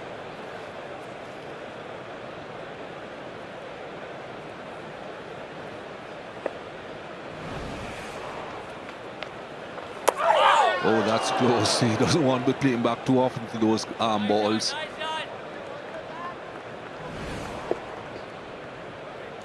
I'd like to get to some analysis on how many times Jadeja, I should say, gets wickets this way. It's that faster, flatter delivery. Batter's not reading it, thinking they've got enough time to play back, and then all of a sudden it's on them in such a hurry.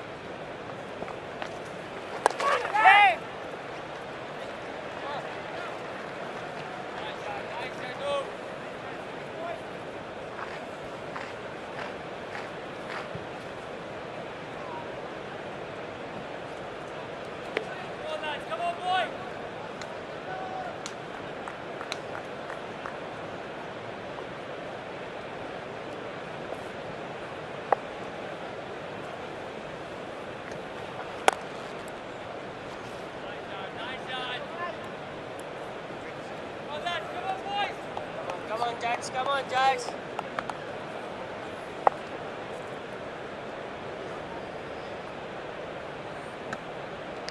Players apparently checking for a no ball, and it is a no ball.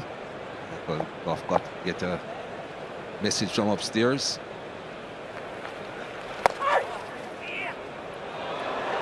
Oh, that would have been close, I think.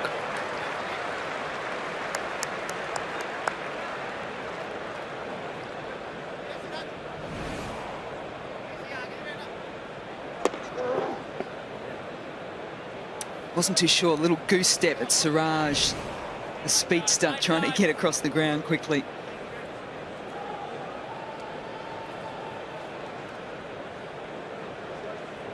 Matched the number on his shirt. No, Joe Root. Checked with Benedict earlier on. I think this is the end of the over anyway. 173 for 3.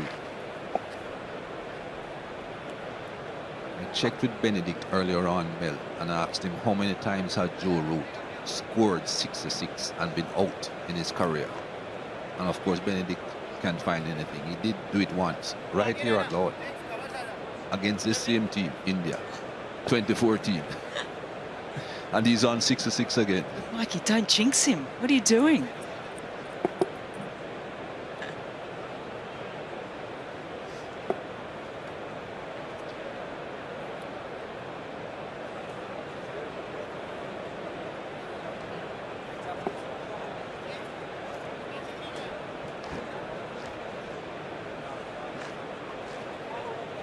What's the end result of that conference? The 2 senior bowlers and the captain got together. Deep square leg comes into mid-wicket. That's the first change. What's the offside? There's a short extra cover as well. Just 2 fielders now in the slip cordon, and still those huge gaps big gap between the wicketkeeper and this first slip, and also between the first slip and the other slip. It's outside edge beat.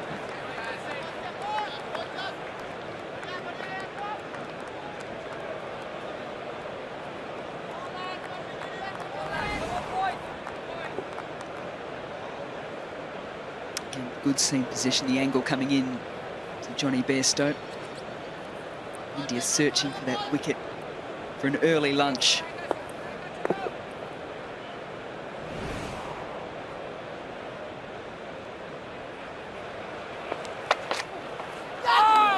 And again.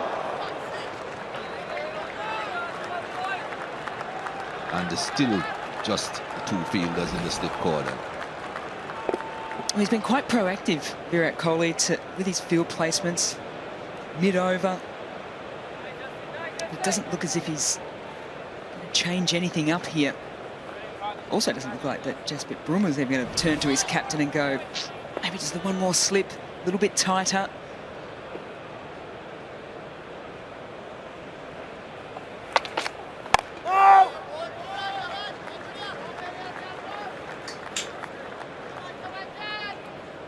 Just don't get the impression that Jasprit Bumrah is going to get a wicket caught short extra cover. Just doesn't seem to me as one of the obvious ways he's going to get a wicket. I think it's just a visual thing, Mikey. I think he wants him in Johnny Bairstow's eye line.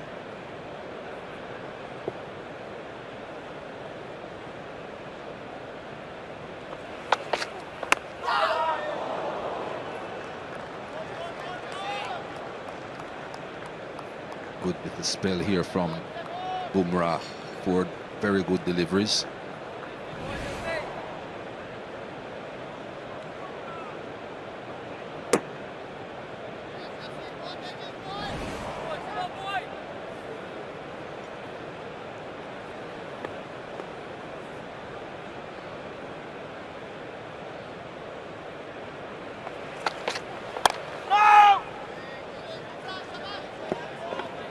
Feels as if he's getting further and further outside off stump as this over progresses. He's got the one delivery to try and navigate now for the drinks break.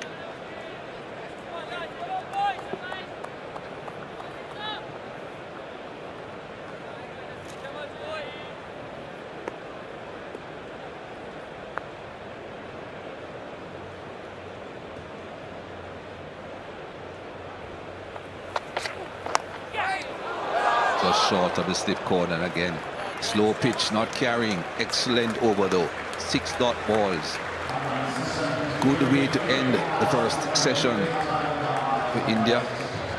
Drinks at 173 for 3.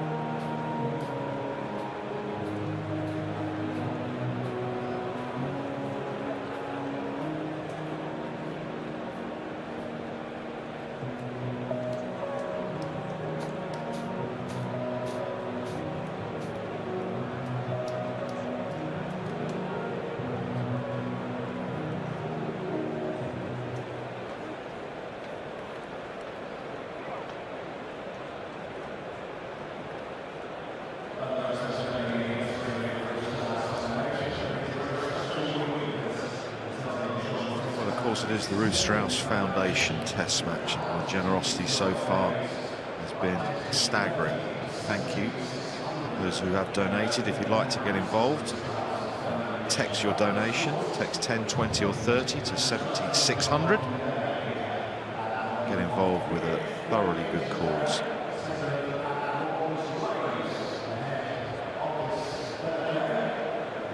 By and large, as far as the cricket goes, Bairstow and Joe Root have been untroubled. Joe Root's gone through to 66. Bairstow is 37 not out. Ideal opening hour for England. A few edges along the way, but by and large, good batting conditions. Real trouble that Bairstow encountered was just prior to the drinks break. Jasprit Bumrah found a really nice length and line on or around off stump. But that's a good start to day 3 for England and their supporters. 173 for 3, trailing now by 191. Done it well, haven't they, Strauss? Yeah, good afternoon, Wardy. Good afternoon, everyone. Joe Root will be very, very happy with their progress this morning. 54 untroubled runs so far for England. Joe Root has been at his serene best. Really does look in complete control of his game currently. You can see almost just by the way he's walking how comfortable he is out there in the middle. And Johnny Bairstow has proved an excellent foil for Joe Root as well. Good to see his busyness. He's 37 off 58 balls, Johnny Bairstow. It's been all England so far today.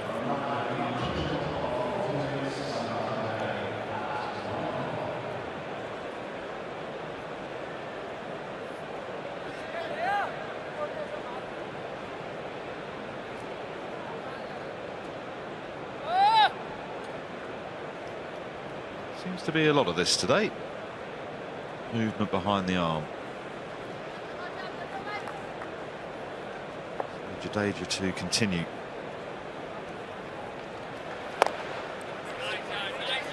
Pretty impressive over just prior to the drinks break from Jasprit Bumrah. Did you think he might have started the day for India? Yeah, very surprised actually. I always think start of the day, especially where England were, India were able to prize out a wicket or two early. It would have made a huge difference, as it always does, clearly. As a captain, you're always thinking which bowler is going to be the most potent on any given day, and Jasprit Bumrah has been the pick of the Indian bowling all the way through this series so far. So I'm surprised. And he certainly had Bairstow in trouble in the last over.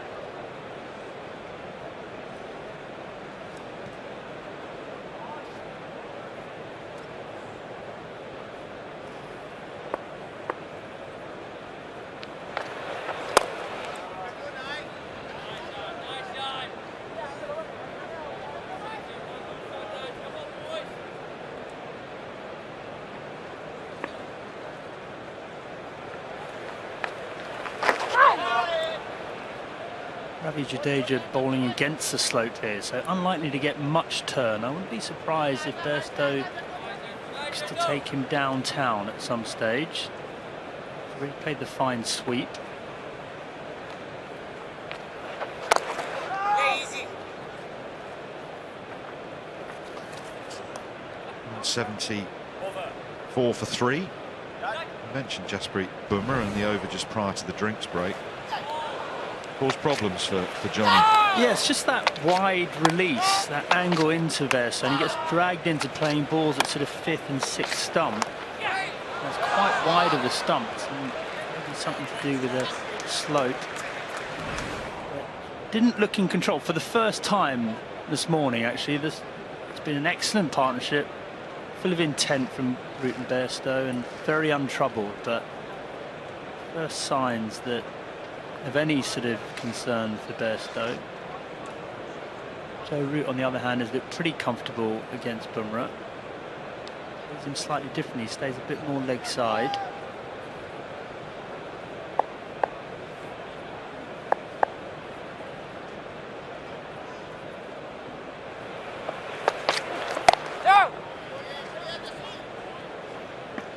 The other thing when you watch Joe Root against Bumrah, and it'd be interesting to see over these next few deliveries, is just how late he commits himself to the shot.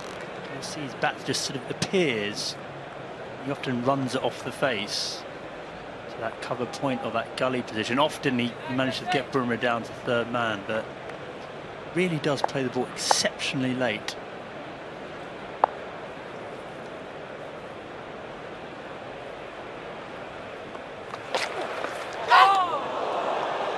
Rare full shot from Joe Root, and Bumrah is now challenging England's captain, not just Johnny Bairstow.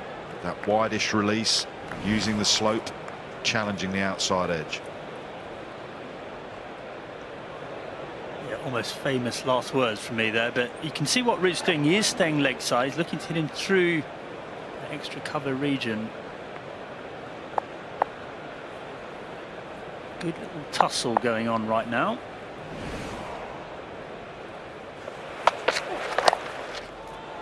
Oh, fiddled away. Kohli has got those slips apart, staggered. They're very close because the ball hasn't been carrying. Yeah, a false shot, but actually well played from it. Again, that's a good demonstration of how late he plays it. The ball goes straight down into the ground, and he'll feel that's a pretty safe shot for him to execute. Incredibly frustrating for the bowler.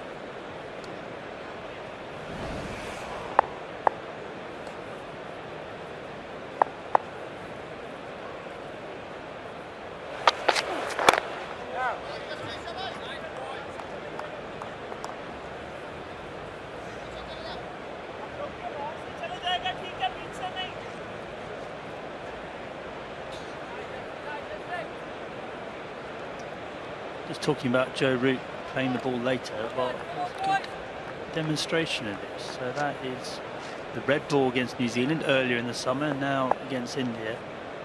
Fraction of a second can make all the difference.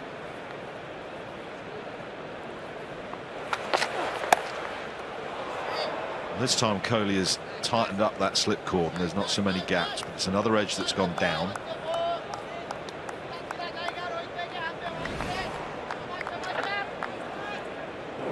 Never underestimate how valuable it is to be able to score off those balls. Those type of balls, line in length, fifth stump, and Root gets so many down to third man. Yes, that one was cut off by the second slip, but it makes him so hard to bowl at.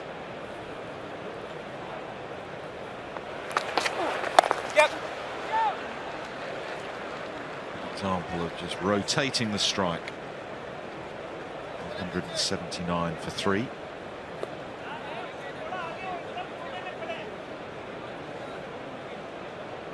Very interesting to see that third man piece by Nick Knight, just how much Joe Root has changed his setup before this series. Staying more leg side, he's got his back lift much higher. We can talk about how hard it is for batsmen to make changes. Seem to be able to do that seamlessly.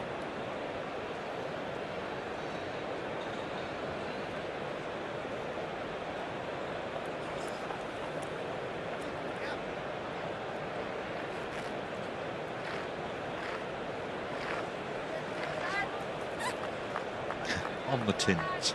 Come on, let's go!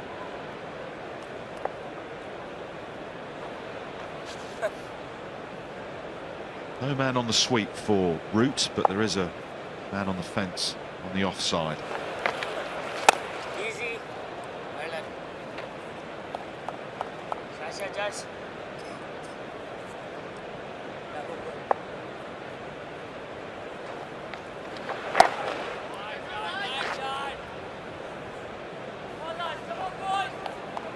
Jade!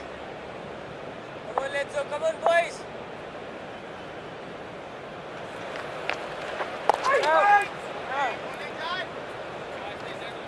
It's a good move from Virat Kohli, just blocking off that gap. Quite easy just to have that man on the fence, and something like that would be a get off strike delivery, but he's pinned him down. Yeah, I think you're right. I mean, we keep talking about how easy it is for Root to rotate the strike. As a bowler, that is incredibly frustrating. If you just build up some dots, you feel like Root may try something.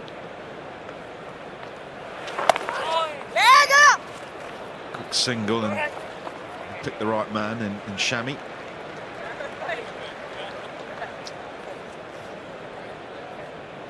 Ravi Jadeja doing a good job for his team here. Just 1 ball shy of 9 overs, only in the 19 runs, with no real turn. So he's playing that holding role, which is allowing the seamers to rotate the other end.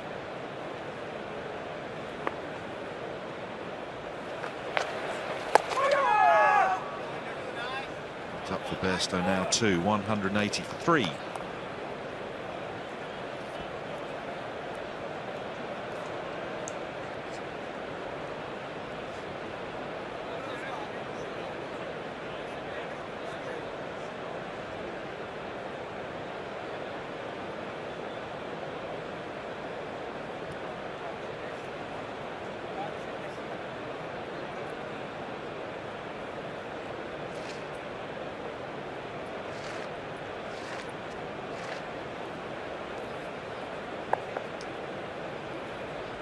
Bumrah again from the nursery end.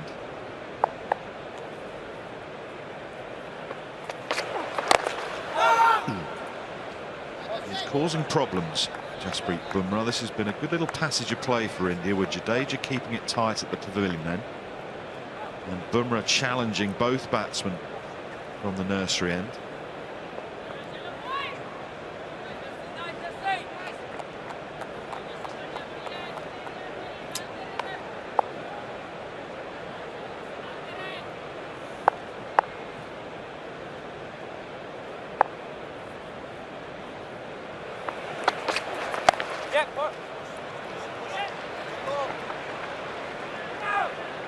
Looking to be busy between the wickets in the vein of Virat Kohli, but he'll be aware that the spell from Bumrah is a big one for India. He's 6th over now. He's been excellent, but can't imagine he's got too many more up his sleeve. So it's a case of seeing him off now, I think, for Root and Bairstow. I thought that Ishant Sharma will get a go at some point. Well, just gesticulating that he wants a change of field, and it's the man, third man, coming up to save the single to Bairstow.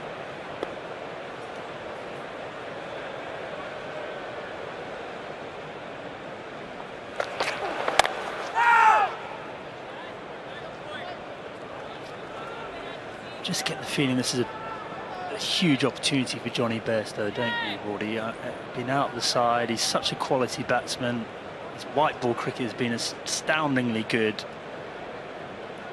And with the top order problems in the England batting lineup, for me, he's too good to not be part of that batting lineup.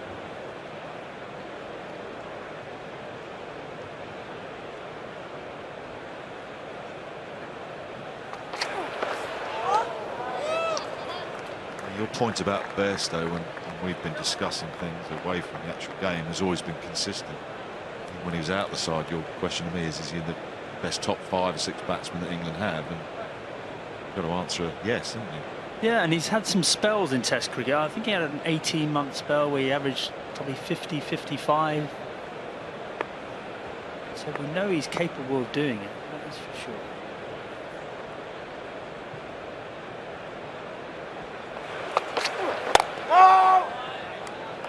Of course, in Test cricket, form does fluctuate, and you know what a mental battle it can be. Just get the feeling he's in a good place mentally at the moment. He's at ease with his technique, and that's why I'm saying it's a huge opportunity, but he needs to take that, and we've shown glimpses of form so far from him this series. Time to get a really big 100.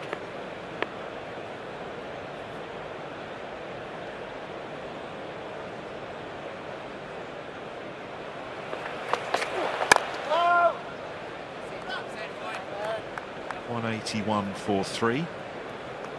Thought it was telling actually that Chris Silverwood, talking in and around the Trent Bridge Test, that he said looking at Johnny in nets, training in the dressing room, he just seems in a happy place, content with where he's at, content with where you're at. It sort of filters into your cricket a little bit, doesn't it?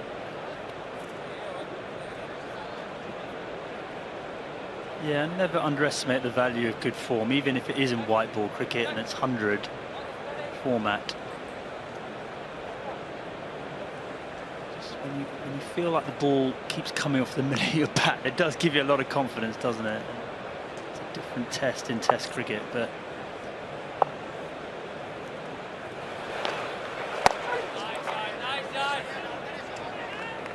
when you're out of form, it doesn't matter what format you've been playing, you walk to the middle and you're worried that there's a ball with your name on it, don't you? You're in form, you never even think about that. Look where the keeper is. Slope taking the ball down the leg side.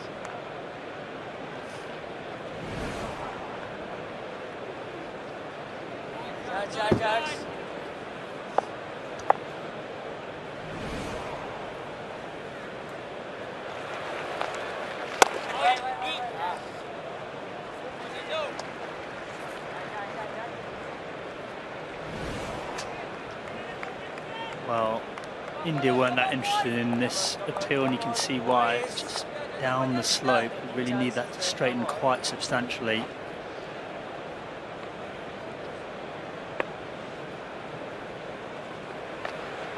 Wow!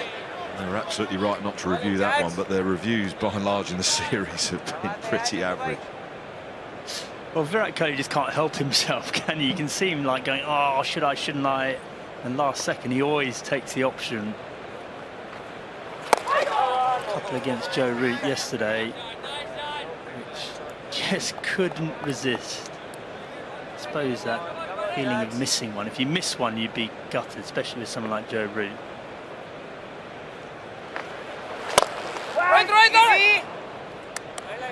Drilled to mid-on, 182 for 3. It was quite funny yesterday, wasn't it, when like Siraj and Pant pleading Kohli to go for the review, and he was sort of leaning his head on, he reviewed, and then as soon as he reviewed, he started berating Pant. Yeah, that's right. It's a nightmare being a captain, though, isn't it? But you had a very clear system in place when you were captain for the DRS, didn't you? Yeah, firstly, just ignore Stuart Broad. That was the first thing, and then I relied a lot on Matt Pryor, actually. He had the best view, and he was a pretty good judge. So we had this thing where it was the captain, the wicketkeeper, and the bowler. If all three of us agreed, we went for it. If one of us disagreed, we tended not to. And I don't think that Rishabh Pant is particularly helpful to Virat Kohli, because he also gets quite emotional about the whole thing, doesn't he? The bowler Siraj, and you got Pant as well. Right, it is done for now. Ishant Sharma's first go today.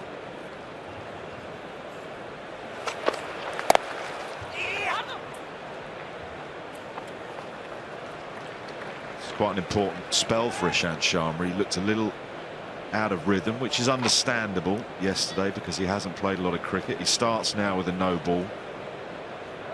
Just a little bit of pressure been built up in the last 20 minutes, 25 minutes from Jadeja and Bumrah. He's got to maintain that. Yeah, I totally agree. There's no point in only two of your bowlers doing it and then another bowler coming on relieving that pressure. Jadeja has done an excellent job, and I think both Root and Bairstow will be thinking about how to break the shackles against Jadeja, but if Sharma gives them a couple of juicy ones, then that's not going to be an issue. I also think Virat Kohli needs to think about how he can build up more dots with the seamer right now. I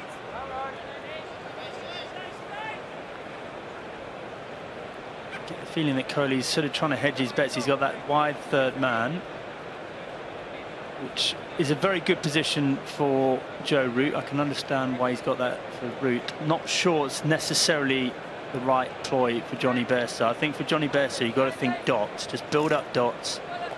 At some stage, Johnny will try and hit a big one through extra cover. More comfortable getting Root off strike, I think, for Virat Kohli.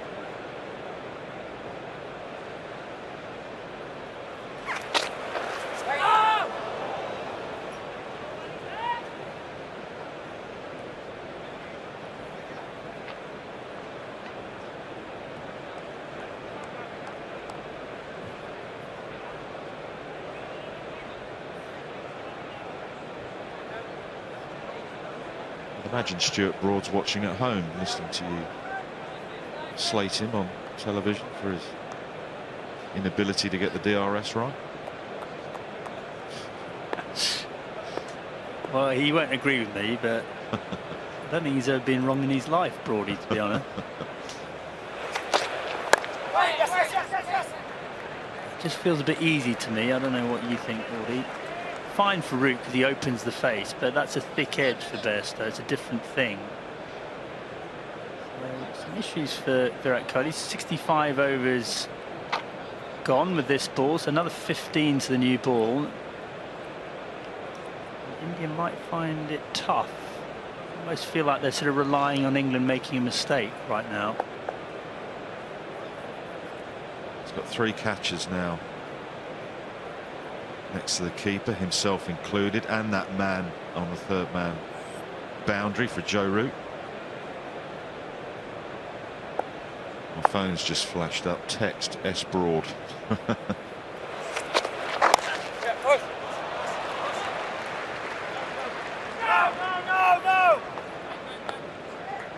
prefer if you don't open that text till after the commentary stint, because it's going to be genuine abuse, no doubt. Well, I have opened it, but I'm not reading it out.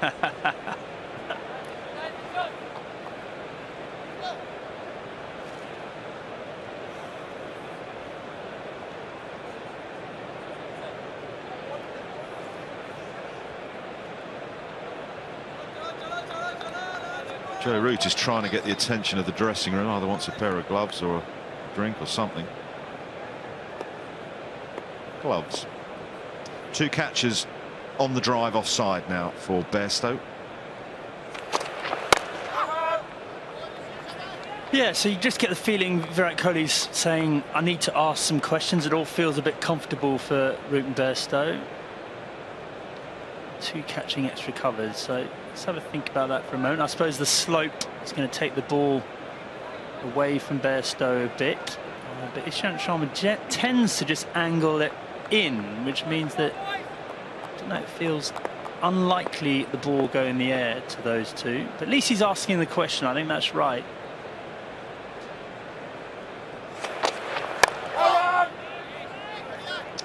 .186 for 3.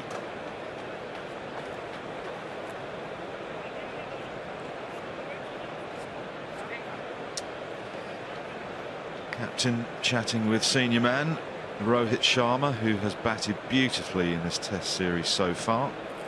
He's also spoken exceptionally well. I thought he gave a very insightful interview the other day about the art of Test match batting and what he's trying to do, the challenges of, and how you have to embrace that. He also sat down with DK a couple of weeks ago now, when the side was up in Durham, and gave a long interview, fascinating interview. You can see the first part of that during the lunch break today.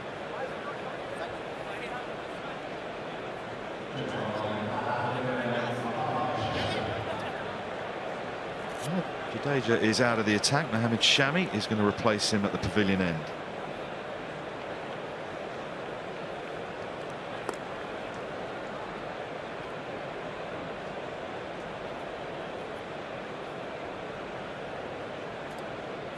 You do get the feeling right now it's probably the period that's going to be easiest to bat in the whole Test match. Into day 3, the pitch looks pretty placid. There's no real demons in it at this stage. An old ball, 66 overs old, so really the time for England to make hay. That's why Virat Kohli's changing things up. And Shami comes into the attack. Those 2 catching extra covers again, this time in place for Joe Root. No, he's changed his mind on that one.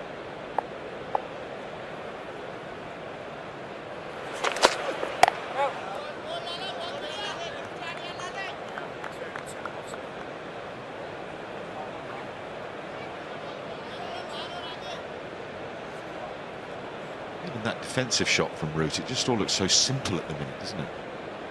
Movements are just bop, bop with the trigger, one movement into the ball.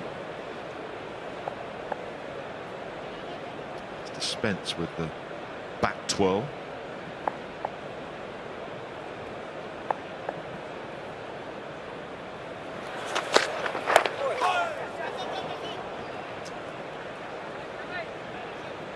think it's very interesting. He's decided to go a little bit more leg side, not going so far across the crease in his trigger movement. And for him, that really gives him the opportunity to use his great strength, which is scoring through that offside, dabbing it down to third man, extra cover driving, and maybe negates his potential vulnerability, which is, you'd say, that one that just jags back and is up, sort of zeroed in at middle stump. So it's well thought out by Joe Root. For other people, that wouldn't work. Someone like myself trying to hit it through extra covers, high risk shot, so it is very much tailoring things to your own strengths and weaknesses. Joe Root has just made Johnny Bairstow aware that a man has gone out to deep square leg.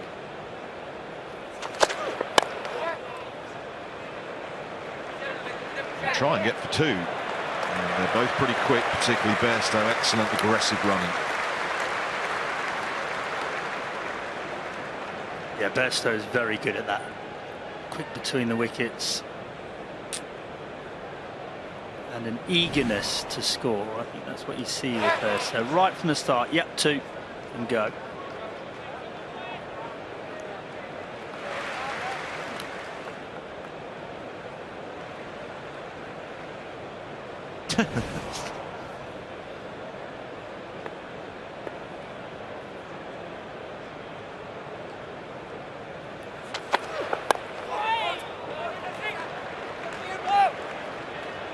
Not this time.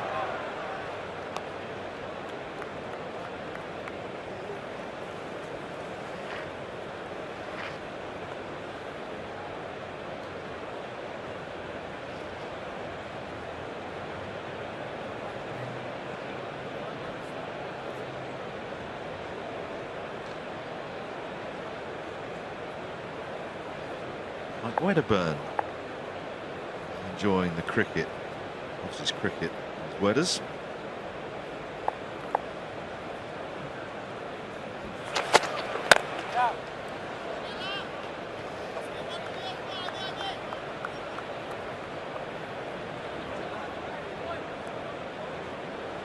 Had unique ability, Wedders, to run in very fast and bowl incredibly slowly.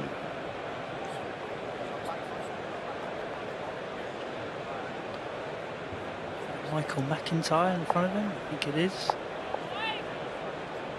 Another man who enjoys his cricket.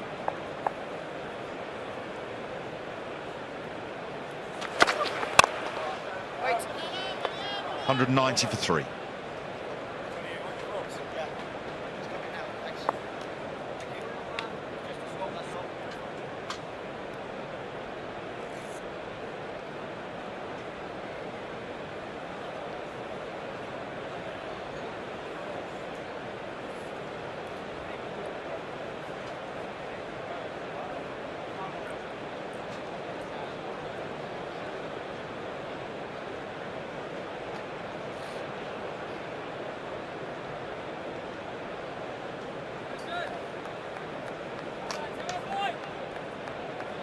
Yes, that's acceptable today.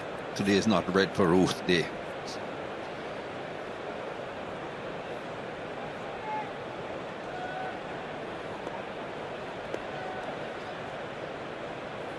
Where's the next wicket coming from for India?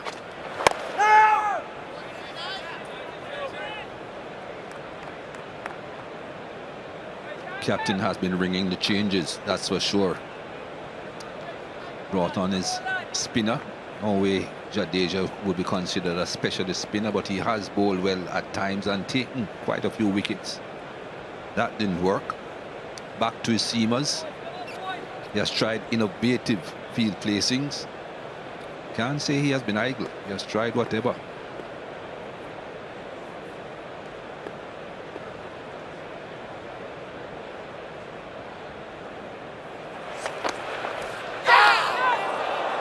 Bit of excitement again, but not enough.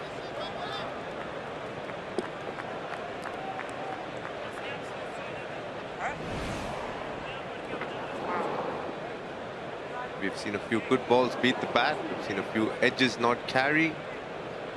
There's a lot that's happened. have to admit and accept what Athers said early on. Does look a great day for batting down. England have had the best of the conditions to bat.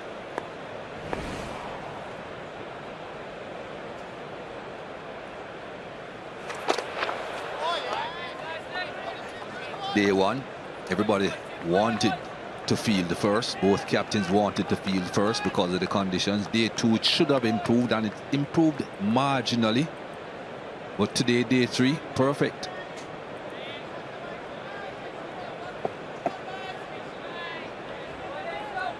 Oh, definitely. I think England have played when the sun is out and the wicket is played at its best. But on a personal note, I think Johnny Bairstow is a terrific player in the white ball format, and he's done well for England in red ball as well. I'd love to see him get some runs. Be good for the series as well.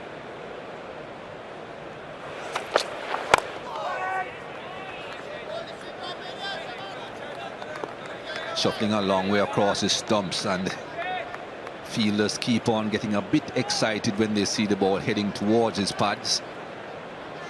They haven't been able to get through his defense yet, though.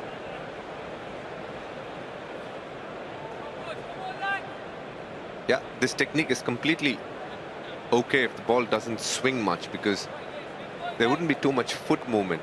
You basically try and cover the line and just play it straight down as possible. A lot of the times you could be coming across with the bat as well. Yeah, a few.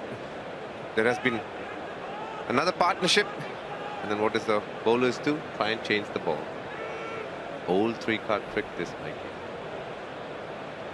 All the fielding teams try and get the ball changed when it's doing absolutely nothing.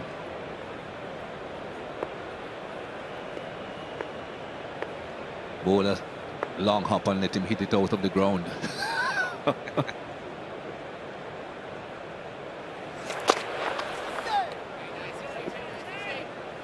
We have another 12 overs to go after this before the second new ball option is available for the Indian team. If they do find a wicket, that'll do their confidence a lot of good going into lunch, because as soon as lunch is taken, when they do come back, they would have the option to take the second new ball, and that would give them the opportunity to get back into the England batting lineup. Yeah, they need a wicket before the second new ball. They don't want to be relying on that to give them the next wicket.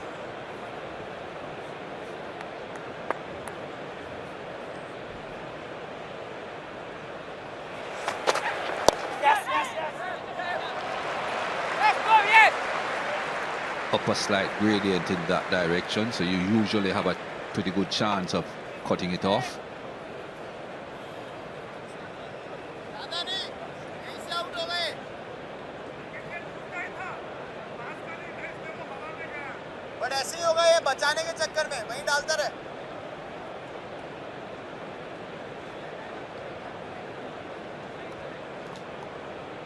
It's the weekend, so should have a pretty good crowd in today.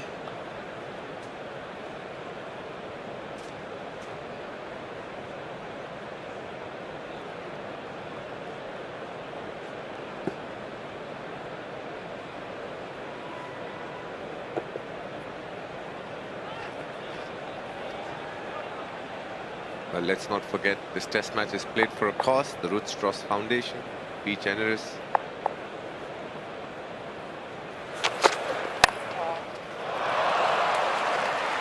Should just be a single.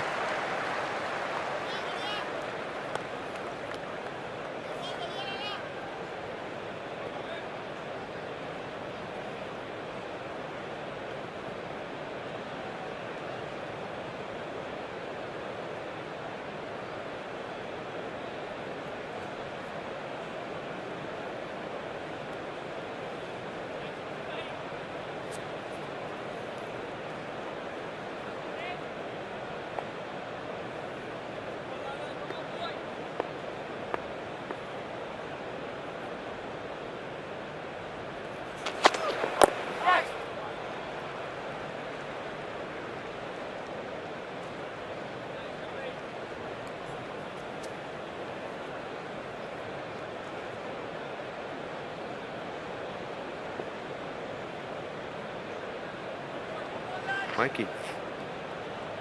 Champagne corks there. Notice Gayle Rahul is standing right next to all of them.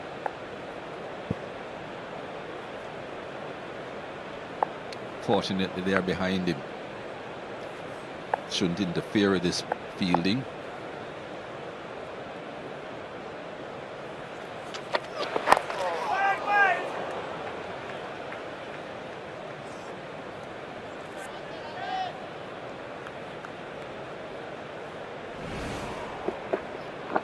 Mohammad Shami going wide of the crease and bowling the outswing. Just the line, making it look like he could flick the ball.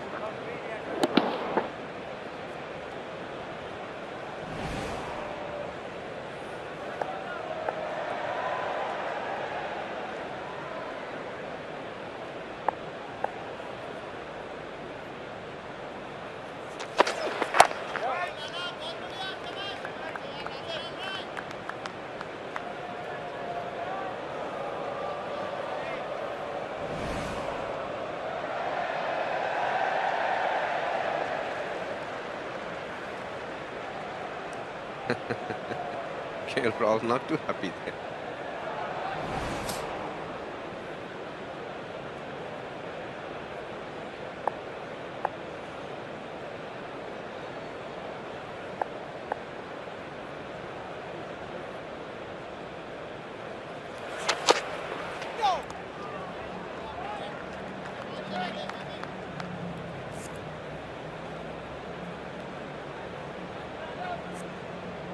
Partnership is building.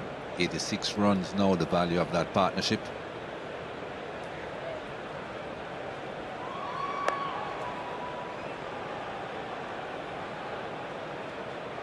Not a bad rate of scoring either.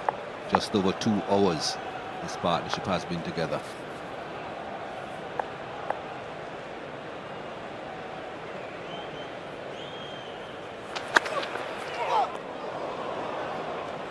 .194 for 3.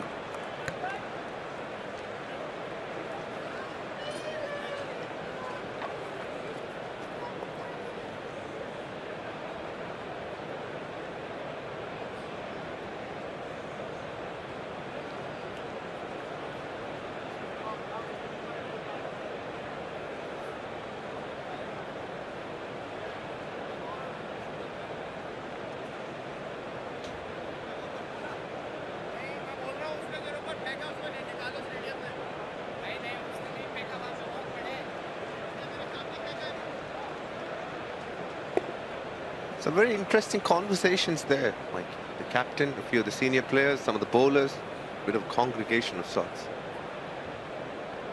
Want to enlighten us as to what they said? I certainly wouldn't know.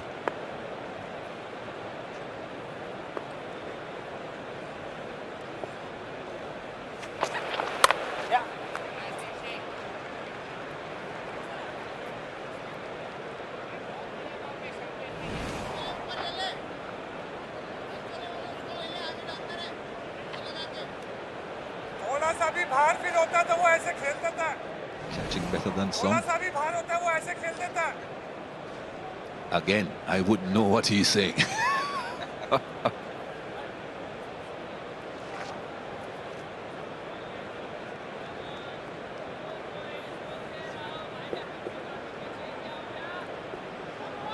Virat Kohli has got his thinking cap on.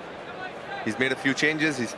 He's made the bowling changes, but to no avail.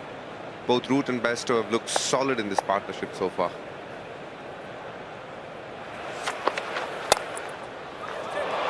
Got it through. Couple of runs.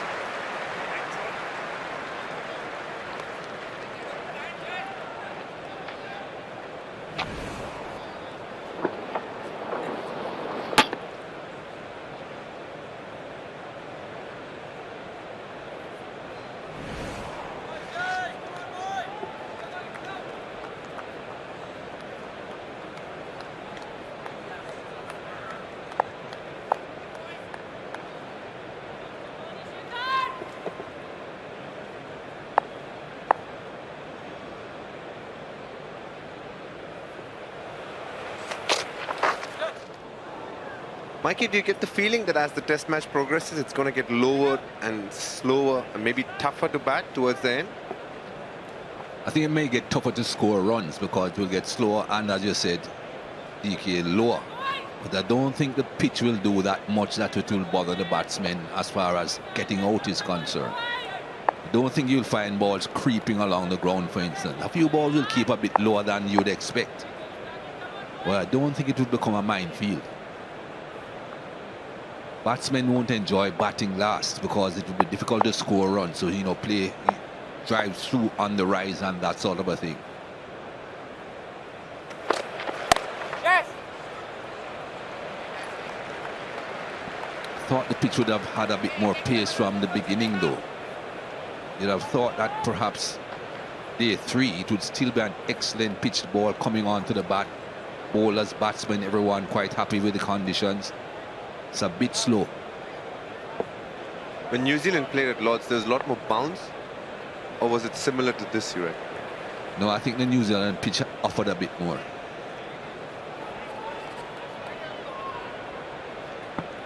I was only live for one day, though.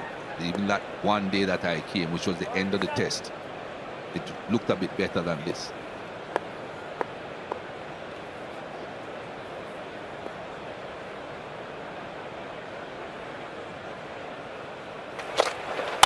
Yes. Bit of ground to cover. Gets their third run. Yes, they will.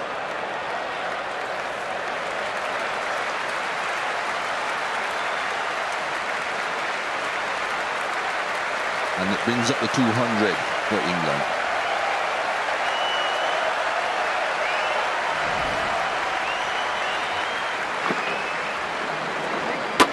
In the conversation Ishant had with the captain, Virat, I think, has told him to bowl.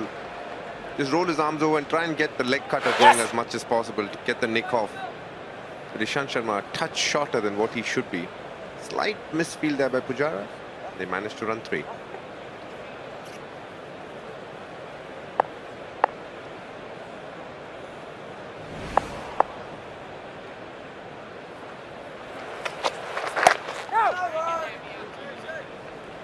.201 for 3.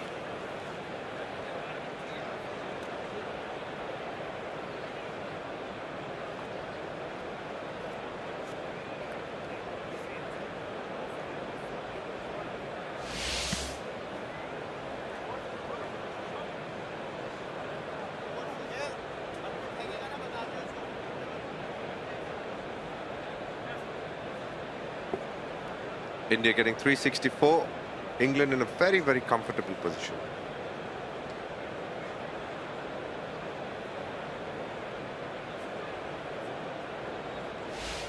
The partnership between Root and Bairstow, 93. They can keep going on. It'll put England in a very, very strong position going forward in this test match. Rang the bell this morning, Farouk Engineer. He was very agile as a wicketkeeper. Smooth as silk, excellent behind the stumps. Just gotten a fraction overweight since. That's him after passing the batsman. What will that be? 4 byes again? Oh, he's giving wides this time.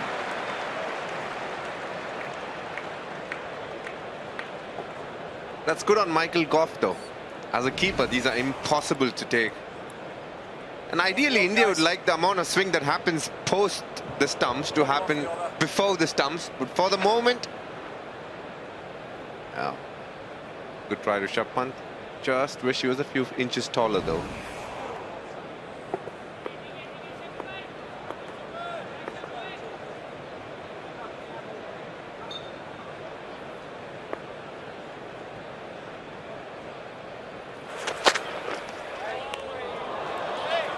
Did well there.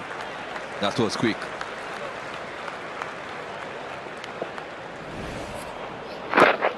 Proper test cricket. They're shot again. Well left by Bairstow. Very well taken by Rishabh Pant as well. Good piece of action.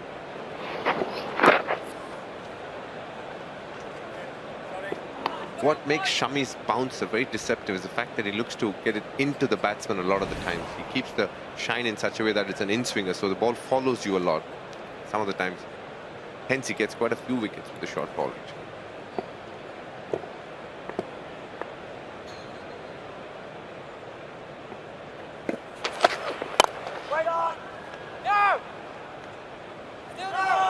Bit of a fumble, but doesn't cost this team anything.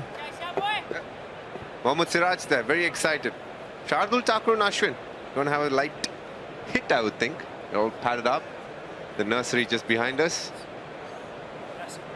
Go get some batting in. Bawa, the person behind them. He uses what is called a sidearm these days, and he bowls real fast, Mikey.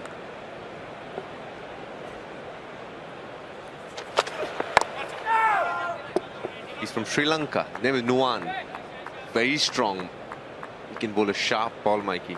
Real sharp ball. And I think he does gym 6-7 days a week for sure. He's very strong. Look at those biceps, Mikey. I keep making fun of him, asking, during quarantine, does he lift the bed? Because there's no equipment in the room, but he still manages to do it.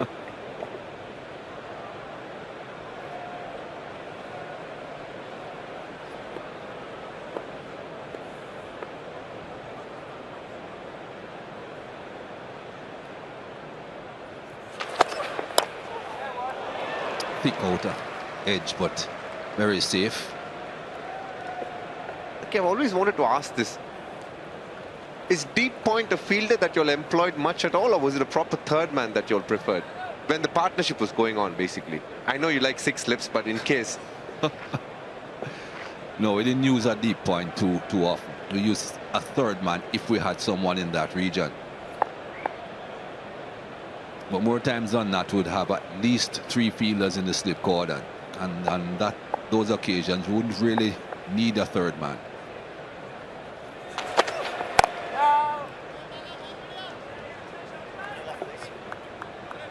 Actually, this field is, after the advent of white ball cricket, people have started cutting well, playing square of the wicket really well. So they don't mind the edges. They feel that if it's an edge, it's a good ball, it's fine. They don't have control over an edge. But whereas they want to stop the good shots, the cut, the square drives. I'm very sure Joe Root has got a large percentage of his runs and Bairstow square of the wicket there. So hence this modern new age field where they have a deep point. It's just that more often than not, you wouldn't have cocks around you, the champagne cocks.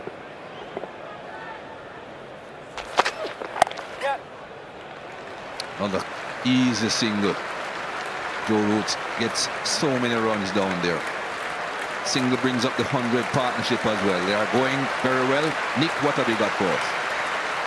Well, we've been preparing this piece for a little while in the anticipation that Kohli might go short to Johnny Bairstow. Why would he do that? Well, it's all going a bit too well for England. It's pretty comfortable. And Bairstow has had, I wouldn't say a problem with the short ball, because I think that's exaggerating it too much. But you can see there that he has got out to the short ball on a few occasions in England, in the UK. So perhaps it's just worth a go. Last Test match, a little reminder, you'd have seen it many, many times, but he did get out. He clattered it leg side and picked out the fielder in the deep.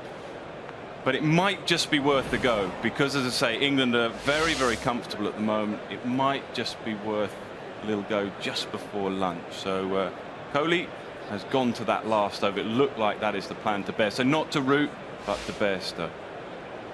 Well, Shami did bang a few in his previous over. One went for 4 wide, bit much too short.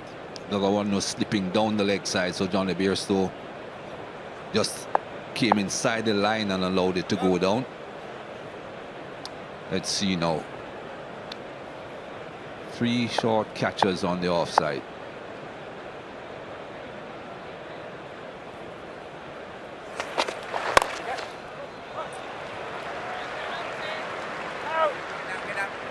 Yes.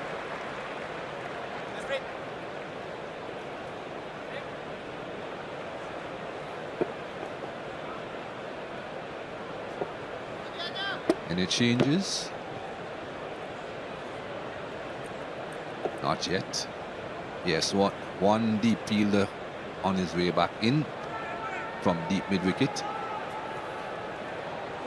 Changed his mind again. He goes back out. Going a bit square now to deep square leg. he's getting funky with the fields here. He's just hoping that he's bringing the catchers in so the batsman would maybe push at it and then they would get an outside edge there. We got to wait and see though.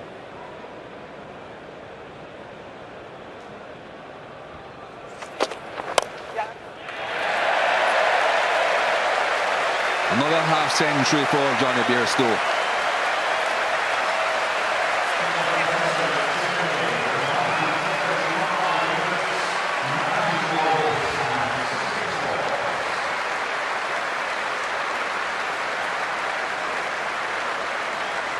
Has been out of the test team for some time, Johnny Bairstow. Looks good up at Trent Bridge. Looking just as good here again, but this time carrying on to a half century. He'll be looking for a lot more. He won't be satisfied with just the half.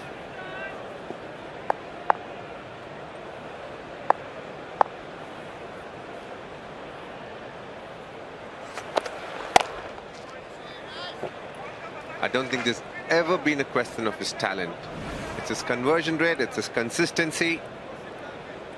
Definitely one of the better batters going around in England at the moment. Just the firm handshake says that to himself. He's happy with what he's doing. He's very, very, very stern, and he's somebody who's, I think, very determined is the word that I would use. The batting coach and the head coach, very happy for him. 2 Yorkshire and celebrating, Mikey. Yep. Getting a good partnership.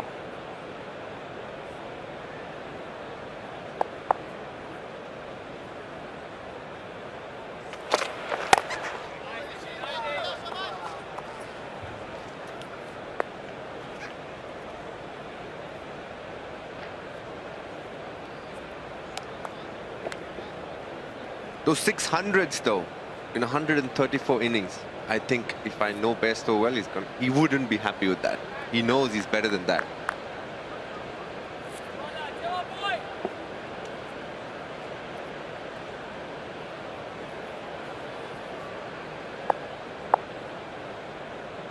That's his mum in the back there and his sister to the right of picture, just about to check her phone.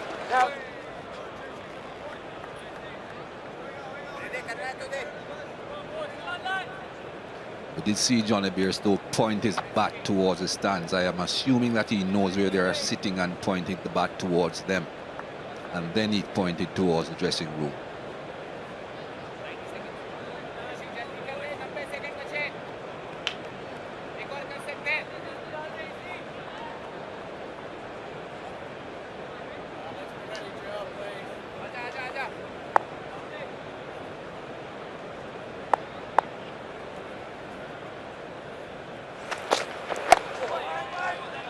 Gold seemed as if it was coming in and then just straightened. 210 for 3.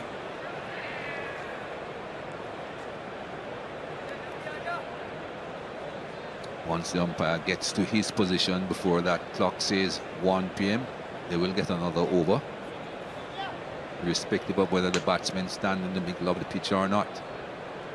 And he's in position.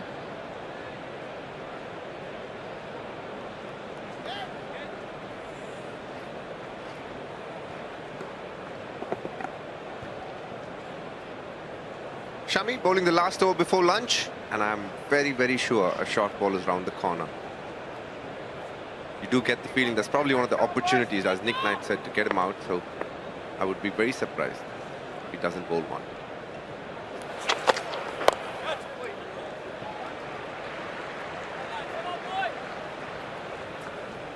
Here stays off strike, gets down to the non-striker's end.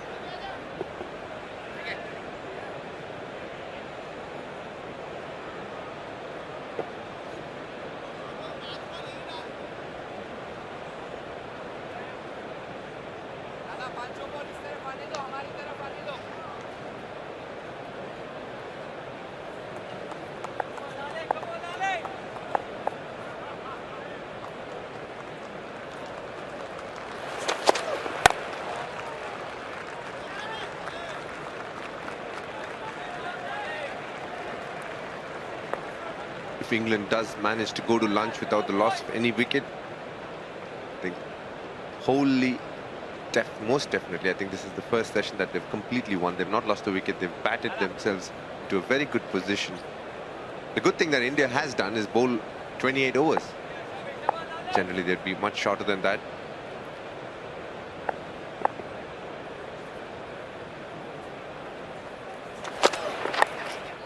Gone very fine. That to the 4.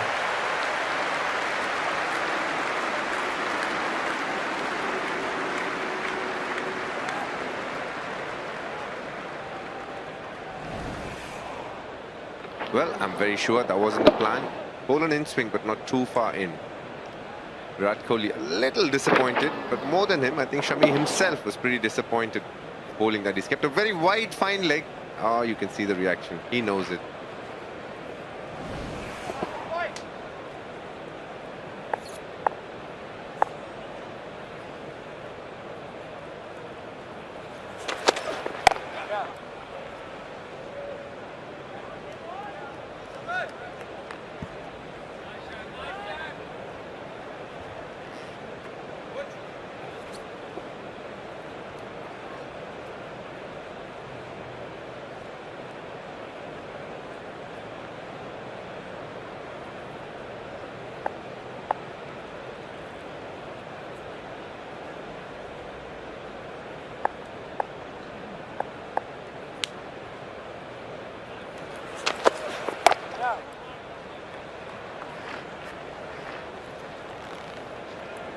To be saying just 1 to go. Johnny Beerstow will be saying, I won't be getting out before lunch.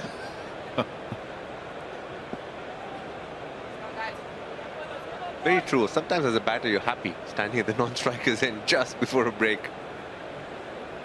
But credit to Joe Root, I think. He's shown why he's so good with the bat, playing it late, getting into great positions. It's been an epitome of concentration as well.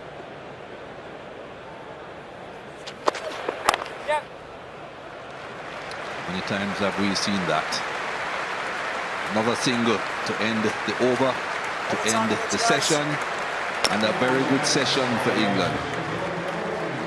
Joe Root on 89 not out, Bairstow 51 not out, partnership of 108 runs, and they still have 7 wickets in hand.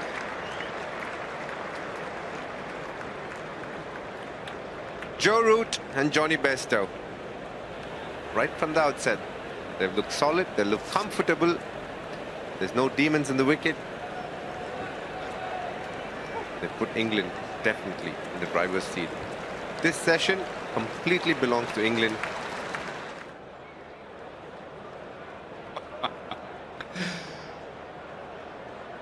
Well, the second session of the afternoon is just about to begin. It's the Ruth Strauss Foundation Test match, of course. We've raised over £660,000. Andrew, you must be absolutely thrilled with that.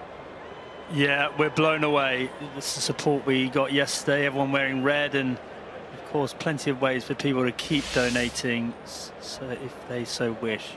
Just feel that support, and we know how far that money is going to go to make people's lives easier when they're going through a really tough time.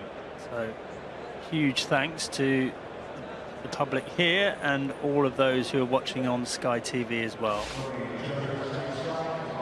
Keep donating if you can. We're going right through to the end of this test match, of course. I was chuckling when we came back because there was just some random chap in whites who'd made his way to the middle with the Indian players, and he stood there as if he was about to take part in the test match, and then he was just escorted from the playing arena. So we have now got 11 rather than 12 fielders in front of Bairstow and Root, who played so brilliantly this morning. Proper test match batting. I remember a game, Andrew, and it'd be before your time. It was a test match at Headingley that I was playing in, and a wicket fell, and then this chap just in his pads and helmet and bat walked on to the middle. Yes. And yeah, and that wasn't the only time he walked out. He was famous for getting on the Man United team photo or something exactly as well. Him. I'd forgotten his name, but he got into the Man United photo as well. Absolute genius. Randomly walked out to the middle at Headingley in a test match. with all his gear on. You've probably done rather better than some of us. Carl Powers was his name. That was his name. Anyway, some random chap has walked on today in whites and had his moments of glory and has been escorted away. We've got the afternoon session ahead of us. 7 overs to the second new ball. I think the gentleman is likely to be about £1,000 lighter in his wallet after that little escapade.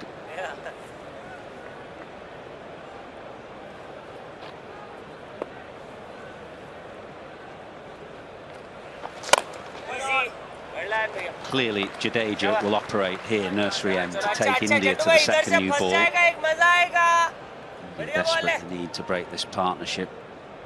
Still 147 runs to the good, but partnership worth 109. Yeah, and we're just saying the break. It was the first time this tour that India have looked a little bit devoid of ideas. Jadeja did do a good holding job, but didn't look threatening. Bumrah, I suppose, is the only bowler so far today. He definitely beat the edge a few times, in particular against Johnny Bairstow, 217 for 3.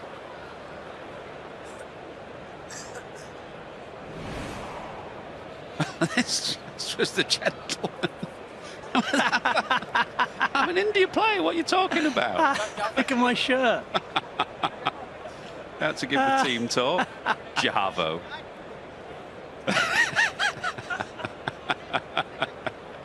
He didn't look like he'd come rushing in and send it down at 90 miles an hour, it must be said. The look of disdain on his face as the steward tried to escort him off.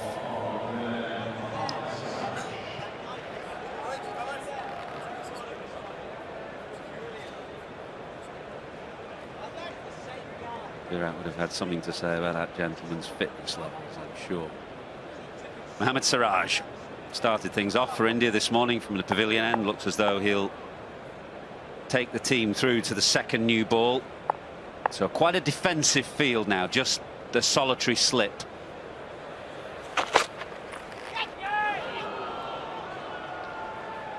Didn't stay in the glove anyway. You just got to be slightly careful. Sometimes you can catch up with the ball and just edge it through to the keeper down the leg side. Yeah, not surprising to see the bouncer here. Obviously trying a different tactic. If you look at the field, there are 3 men out in the deep on the leg side.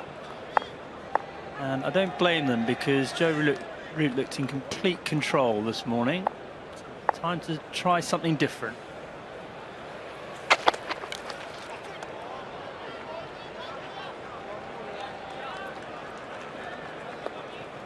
Yeah, so those men out, orthodox fine leg, and then second man behind square, but you'd say he's about halfway back.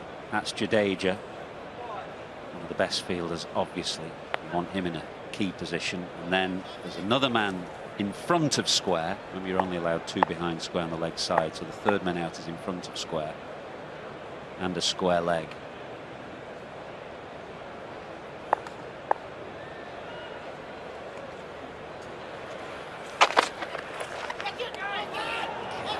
Careful. That's twice now. Root could have easily caught up with the ball and edged it through to Pant. Yeah, and it's interesting that he seems determined to play this shot, so that he knows the trap is there. Is he backing himself not to hit it to one of those fielders in the deep? But actually that little nick through to the keeper is probably the most likely dismissal. So they are going to play it. Just got to be careful. Wait for the one that's the right line and the right height coming through.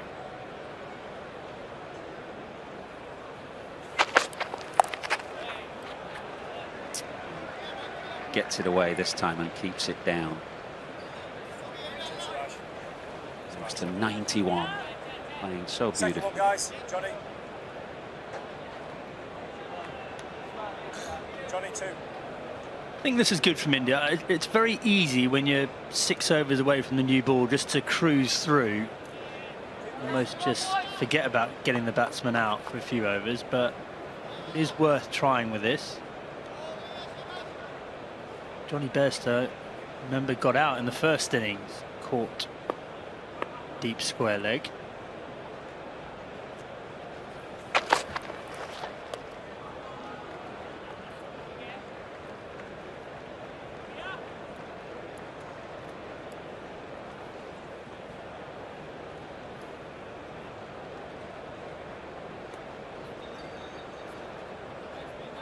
Correction, not the first innings, the first test at Trent Bridge.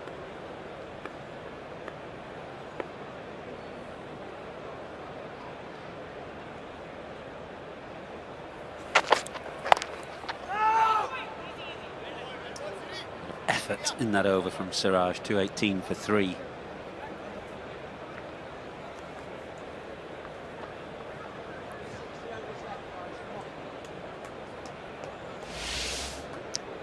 England bowlers have toiled hard. You look at those.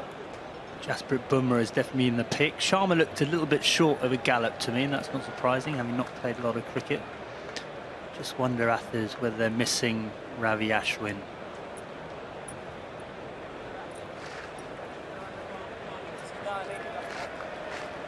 Yeah, I suspect if you said to Virat Kohli now, what would you prefer to have in your attack, he'd probably prefer to have the second spinner and a bit more variety. The key, of course, is that he was going to bowl on that first day and it was overcast and drizzly. I actually, I don't say this in hindsight, I said before the game, I like the 3-2 balance that India have used.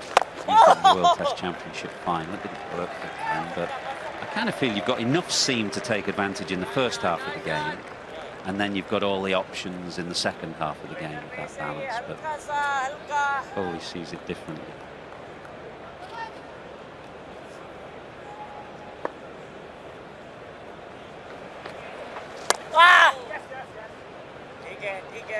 Yeah, I suppose in an ideal world they'd have a batsman who could bowl a few overs a seam. You think about someone like Paul Collingwood, nothing to write home about as a bowler, but can just hold up an end.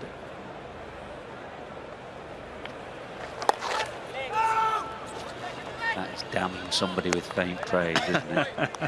Holding up an end, your old mate. But you know what I mean, like when it's dark and overcast and it's swinging, yeah. You don't want to be bowling spin. Yeah, people like Greg Blewett, Mark Waugh, Australia batsmen who give you 10 overs of seam in the day.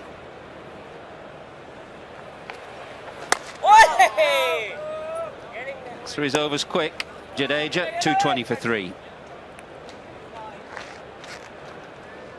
I think Saurav Ganguly bowled a lot of overs here one year. That was back in 2007. Not a man to strike the fear of God into an England batsman, but could swing it around a little bit. MS Dhoni, I think, bowled as well. Yep. 2011. Took his pads off, didn't he? Got rid of his keeping gloves and just marked out his run.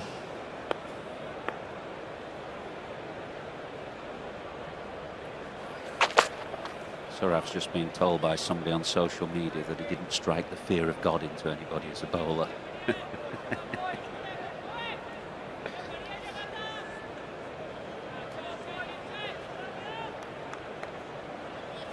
Must admit, when MS Dhoni started bowling, it felt slightly farcical. He backed himself, MS, though. Played in a game where Johnny's dad, Louis Senior, did exactly that, a Roses match. Got so frustrated with Yorkshire bowlers, he said, right, I'm going to show you how to do it. Took off his keeping stuff and charged in down the hill.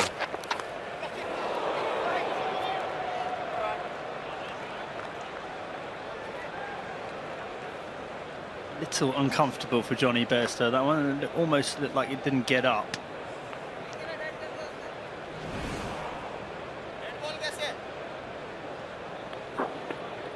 Yeah, he wouldn't have enjoyed that. And just watch out for how he plays it now.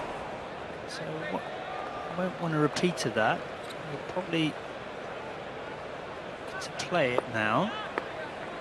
Sure you don't hit up, hit down.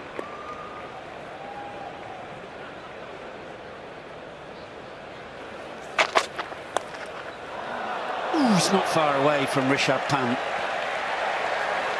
Root almost got himself into a tangle down the leg side twice in the previous over. Bairstow gets a boundary here, but it's something to be aware of. You can see Pant is almost anticipating. He's giving himself a head start because he knows what Siraj is bowling. Just too far away from him on this occasion. You definitely had the feeling he wasn't going to allow himself to get hit again. It's more the line than anything, just into his left shoulder. Very hard to keep in control of that.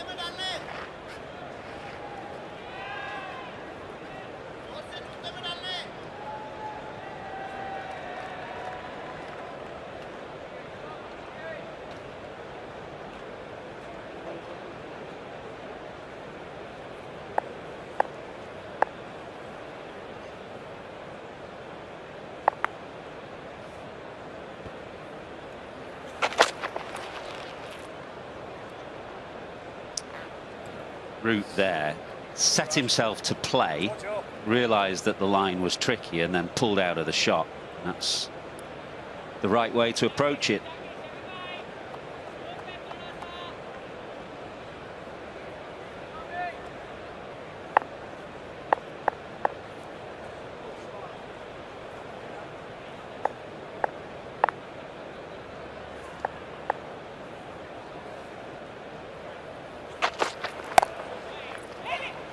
Yeah, good running.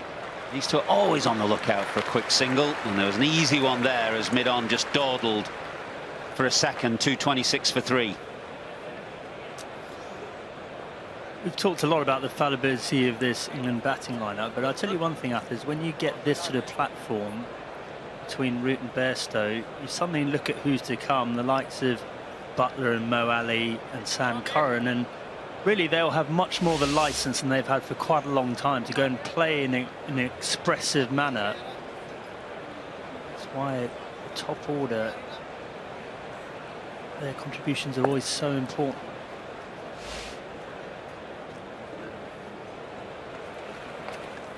Well, these two have looked head and shoulders the best batsmen in the England side in this series so far. It's early into the series, obviously, but when they were batting together at Trent Bridge, I thought it was the only time that we saw some, proper good Test match batting from England. Bairstow looked pretty good up there for 29 and 30, and Root obviously exceptional.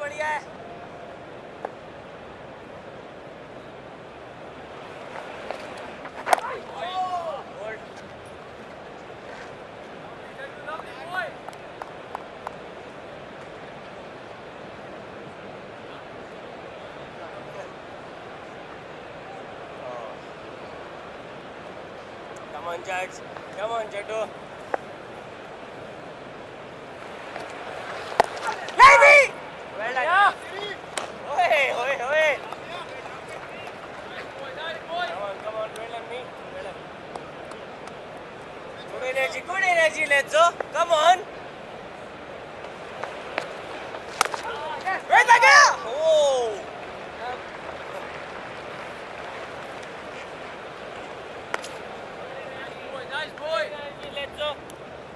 Yeah, it is good to see Bairstow back in the side. I suppose his role as a batsman has been confused by his wicket keeping at times.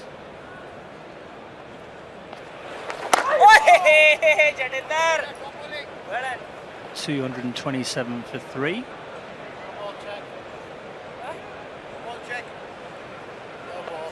No ball, Jack.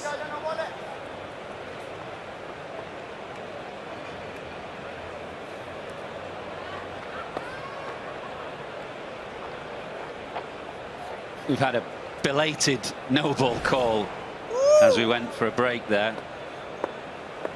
He drags his foot back Jadeja, so it's not always straightforward to tell.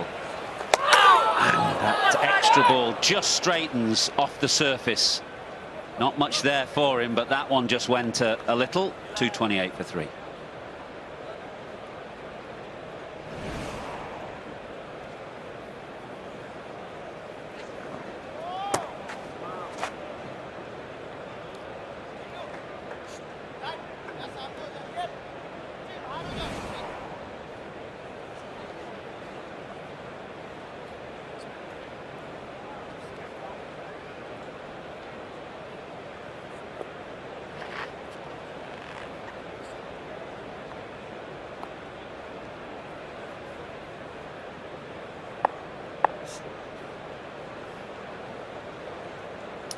So Kohli has just made a slight adjustment to the field. The man who was 3/4 back on the leg side is now at leg slit. And, rolls the wrists and gets it down to Pujara for a single.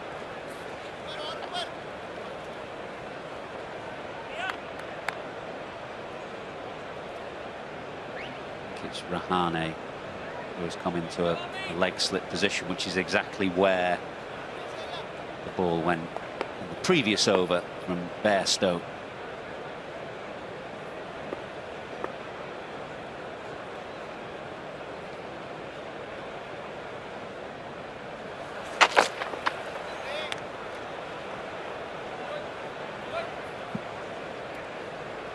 Siraj, one Johnny.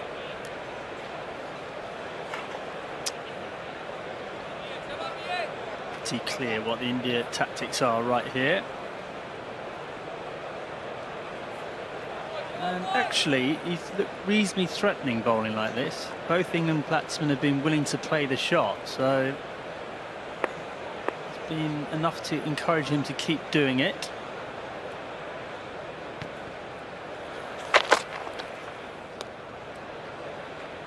Just going back to Bairstow, he was obviously keeping and batting well. I think he had a really good run, sort of 2017, 2018 in the team. Then Joss Buckley gets back in it, and then there was a little bit of chop and change as keeper. And as soon as Bairstow found himself playing as an out-and-out batsman, his form deserted him somewhat. I just wonder if maybe there's a bit more clarity of mind now. He probably thinks like the gloves aren't really an option for him, so he needs to just make it as an out-and-out batter, and he's certainly good enough to do it. You look at his first-class record, you look at his record in white ball cricket. I mean, he's without doubt one of the premier players in English cricket. Yeah, unquestionably. I think there are two things actually. I think the wicket keeping that you mentioned and that lack of clarity over the role, and also his form at the top of the order in one-day cricket was so good, and he slightly changed the way that he played, and he's just gone back now to a slightly more solid technique in Test cricket. Oh, he's gone. This is good from India. Change of angle from Siraj round the wicket. The short ball ploy has worked. Bairstow's ballooned one up off the glove and must go. Yeah, well, India will be delighted, but England and Johnny Bairstow will be incredibly frustrated by this dismissal. He's fallen into the trap. It's the simplest of catches, and India are back in the game at the perfect opportunity with the new ball round the corner. It's been an excellent innings from Bairstow. He goes for 57. England now 229 for 4.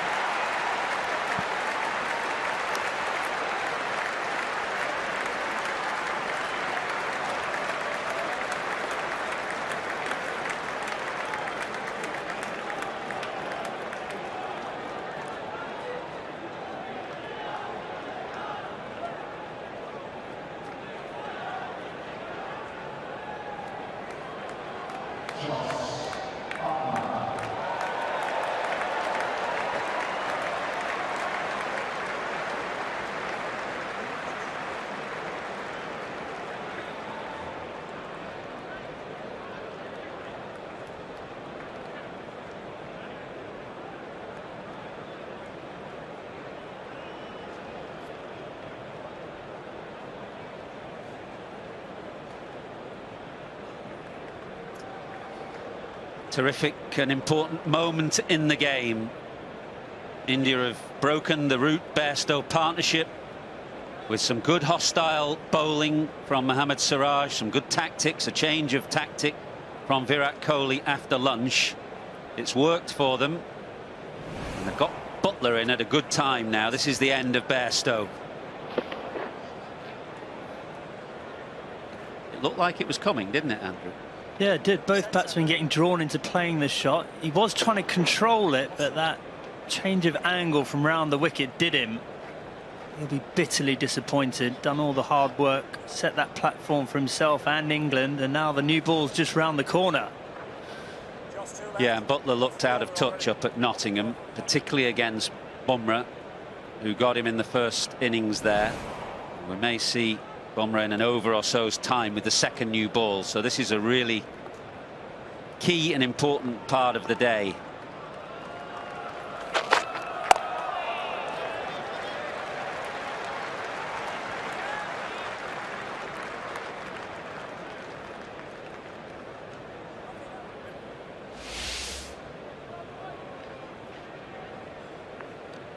Well, as you can see, brilliant partnership between Root and Bairstow, but England's still in arrears by 135 runs. So very different complexion on things suddenly, especially with the new ball around the corner.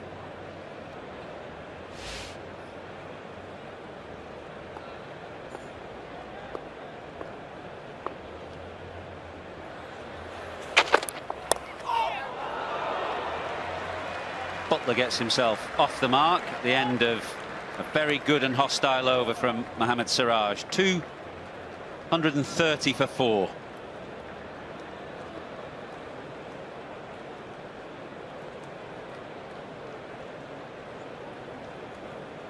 Well, if you want to keep donating, then the details are on the screen, and please keep giving generously. A fantastic cause, doing lots of good work for families going through a very difficult time.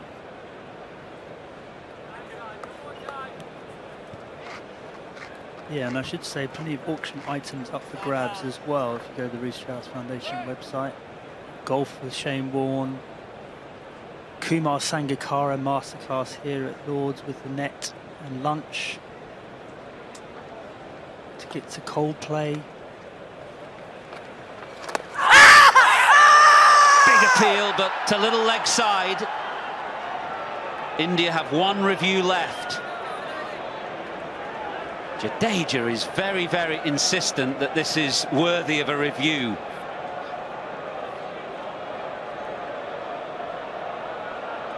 No. Virat Kohli doesn't give way. Yeah, the question here is, did it straighten? Wouldn't been a million miles away, I tell you.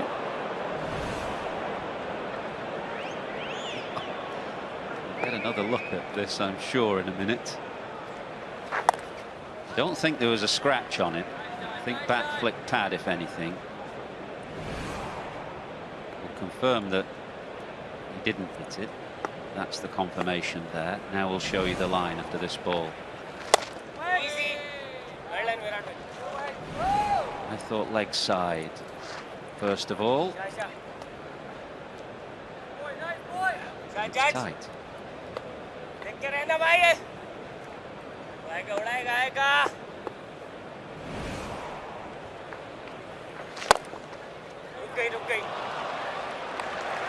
The field position that Kohli has got for Buttler, himself catching on the drive where Buttler skims it in the air.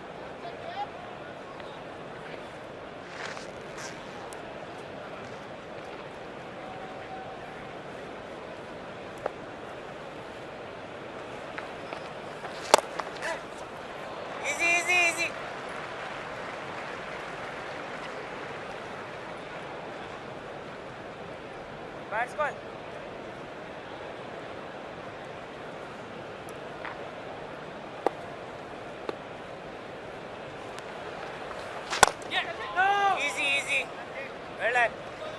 232 for 4, and the second new ball is due. Alex Wolff bringing on the new nut. And we're about to see a pivotal period of play here. Butler just on 2 off 7 deliveries, and he will have his technique examined. Jasprit Bumrah will undoubtedly be bowling at one end.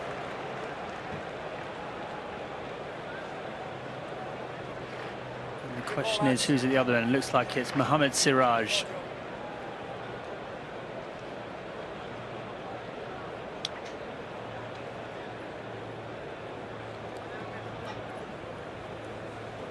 If I remember correctly, Athers, it was Ishant Sharma who took the new ball in the first innings, and of course Mohammad Shami was the man entrusted that ball back at Trent Bridge. So interesting that Virat's gone for Siraj, I suppose mainly because he's in a bit of a rhythm, isn't he? He's been bowling 4 or 5 overs already and will be fully at a gallop.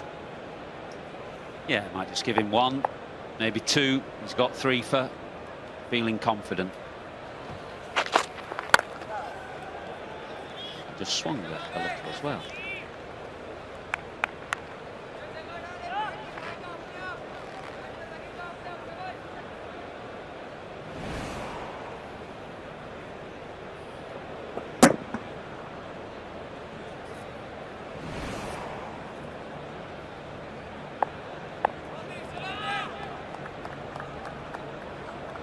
So 2 slips and a gully for the new ball. Change of field, change of approach from Siraj. Ball more of a length. With that old ball just running up to the second new ball, tactics were very clear to Bairstow. Looking to bowl short, in at the body, test the batsman's technique, encourage. Looked like getting one down the leg side, and he changed his angle. The very first ball from the change of angle from round the wicket. That did the trick.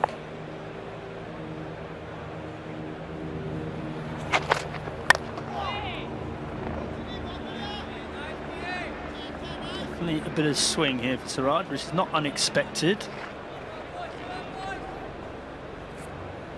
And obviously a challenge for Joe Root. He will be looking for his 100. Field is up.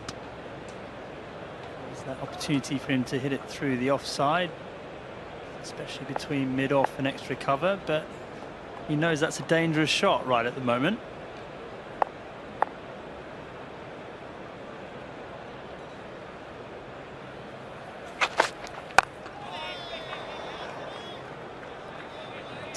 Root, I think he saw a long half volley there, was eyeing up the cover boundary. Yeah, you just know he's looking for that slot there. That's his easy boundary. Unlikely that Siraj is going to get too straight on him, especially with the ball swinging away. So Joe Root's got to just wait for one that's full enough that he's not taking a big risk hitting that extra cover drive that he loves so much.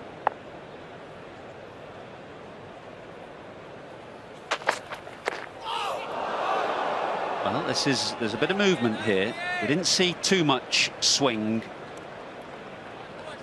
with the first new ball and saw nothing this morning in the opening session, but now with this second new ball there's a bit there for India's seamers. They've got 1 new batsman to have a crack at in Jos Buttler.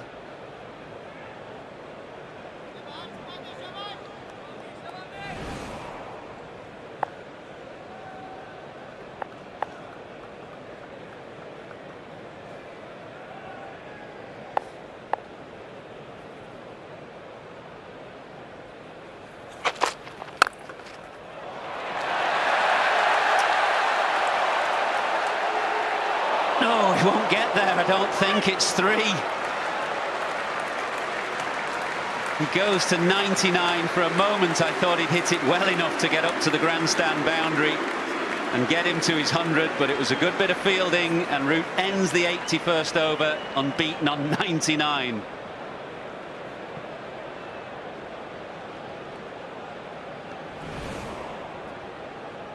It was there again, wasn't it? That long half volley. But this moment, just an instant, he might have thought he'd done enough. Unfortunately, it was Jadeja out there. Yeah, look at the dressing. Go on, go, go, go. Oh, unlucky. I've been there, knocking it up to that side and getting on to 99. I didn't get much further. Well, luckily Joe Root doesn't have Mike Gatting at the other end.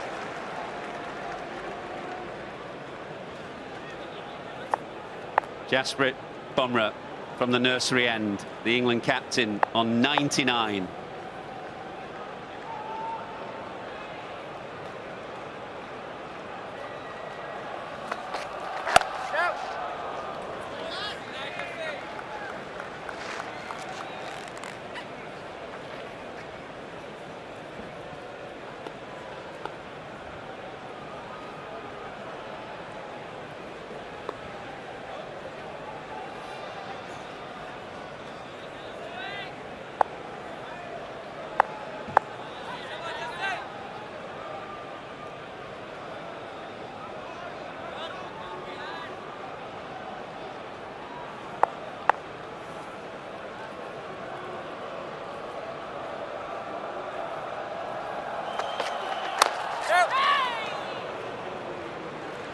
Butler is dancing down the pitch at the non-striker's end.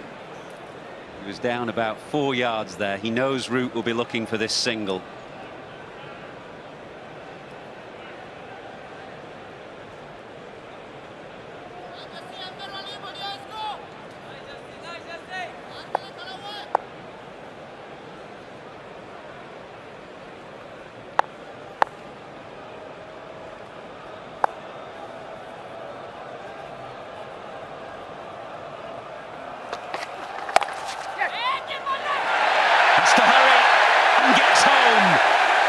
It's another 100 for Joe Root. Saturday of a Lord's Test match, one of the great days in the English cricketing calendar, and the England captain has graced it with another wonderful 100. Well, what a feeling and what a player. 22nd Test match 100 for Joe Root. His teammates appreciate it. It is a stunning piece of batting again from one of England's greatest ever cricketers.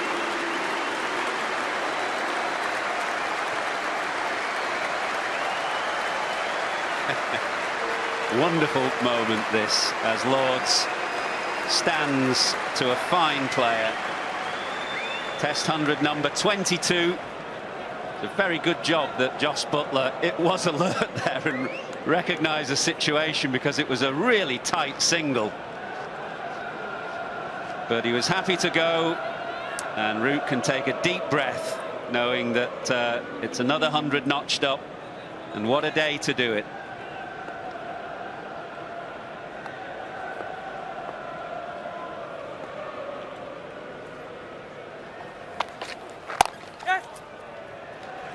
That's a more sedate single. Do you reckon Butler was home, Andrew? I was tight. It was, as you said, he was backing up a long way, but as soon as Root hit it, he was off. Not surprising. No one likes to be on 99 for very long. Just had a look at Butler, didn't he, to go, oh, it's going to be tight. But a brilliant innings from the England captain. He's in some of the form of his life right at the moment.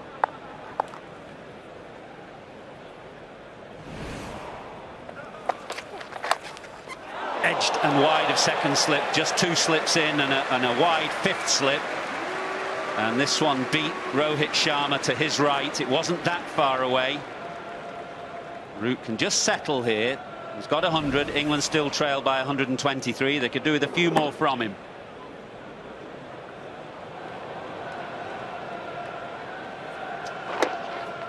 It's an excellent bit of bowling. Root is so adept at running down to third man, but on that occasion he wasn't fully in control of the shot. Just a little bit of extra balance with the new ball. Kohli has just tightened up that slip cordon a fraction now.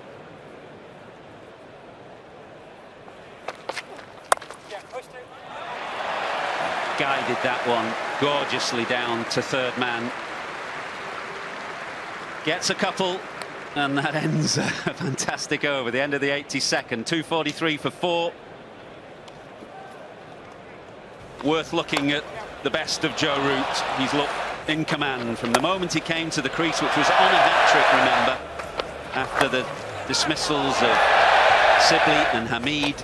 But straight away, he was into his stride. Very, very strong there in this innings, square on the offside. And he's enjoyed gorgeous conditions this morning at Lord's. There hasn't been much to threaten him until just before the second new ball, when Siraj bowled that spell of short stuff. He had a look to check that Jos Buttler was home, and then he could celebrate. Absolutely fantastic 22nd Test match 100. Now down the ground, but that doesn't matter. Plenty of runs elsewhere. 2:43 for 4. Ian Ward, Dinesh Karthik. Thank you, Ath. What a performance yet again.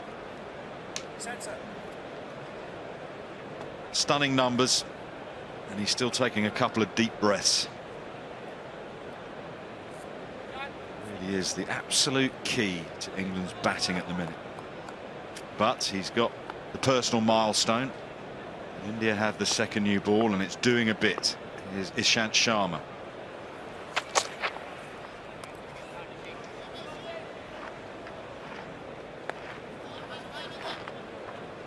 We'll take a bit of a deep breath. At least Jos Buttler, who really had to get his skates on. He was well aware of the situation, as you would expect. How tight was it? Straight away, Root's off. Buttler is very, very quick. Yeah, he would have been home.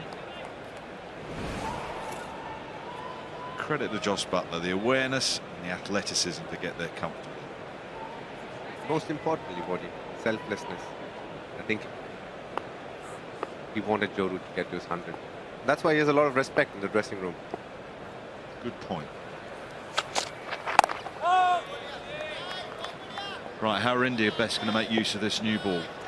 Well, they just created an opportunity. If the slip was there, maybe that could have been taken.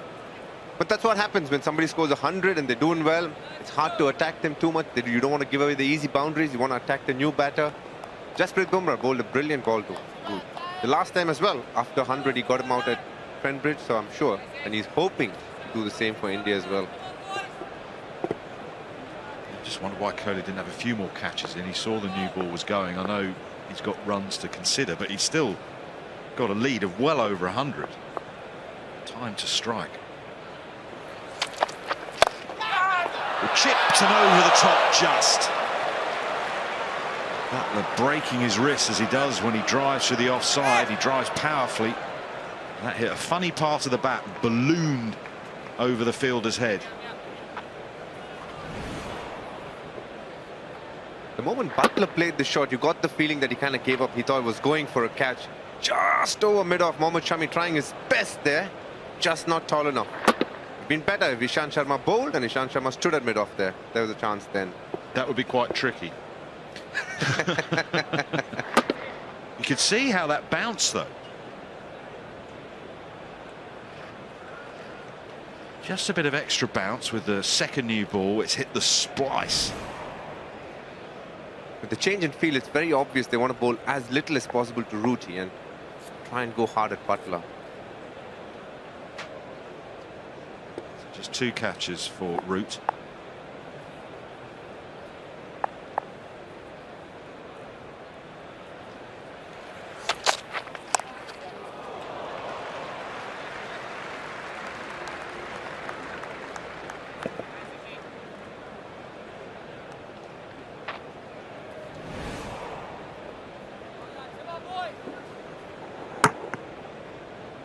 Very cleverly and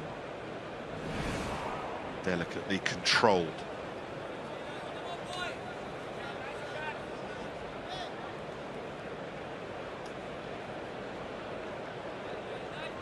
So you would think that Mohammad Shami will follow Bumrah at this end, the nursery end? Yes, definitely.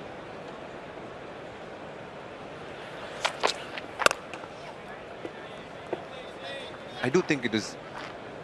I enjoyed the point that Andrew Strauss made. A lot of the times when you hit the 70th, 72nd over, Sometimes as a fielding team, you just tend to go through the motions, believing that with the same ball, it's slightly old, it's 72 overs old, you might not get a wicket. But they came in with a plan, and I liked it. They went for the short ball with one end, with Siraj there, and the other just to curtail runs with the Jadeja. And they got what they wanted. One wicket is what they wanted, and they managed to get it. But what in turn it has done is Siraj has actually bowled really well. Even the one over that he bowled with the new ball, he bowled really well. But I think he's become a little tired, bowling a lot of those bouncers.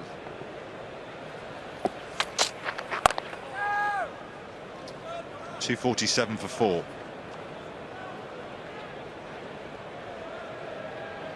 Challenge for Buttler at Lords with the slope is knowing where his off stump is. He didn't at Trent Bridge. He's done that on a couple of occasions in test matches. So when he's batting at the nursery end, the ball can slide back down the slope. He's got to be very precise about when he leaves.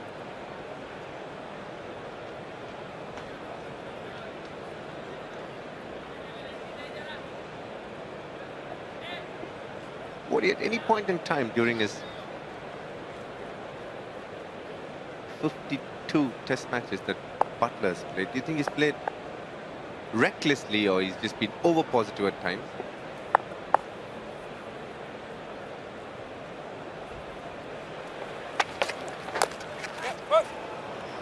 Homing in again.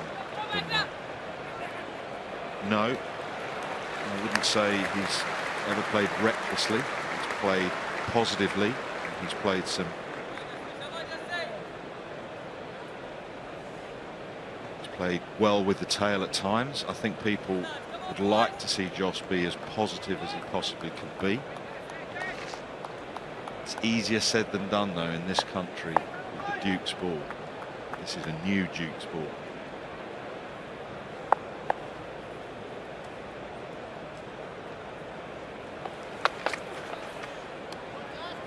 The reason why I asked that question is because I feel he's the best white ball batter England has in terms of stroke making.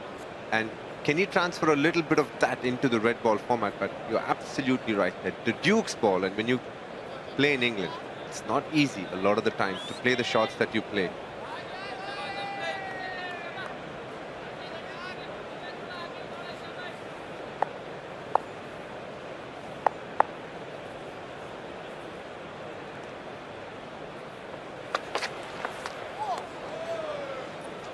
Thought about it.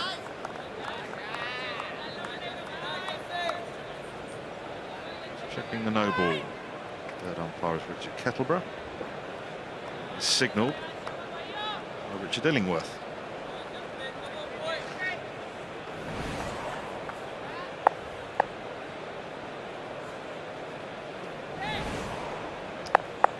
Quite tight, that one.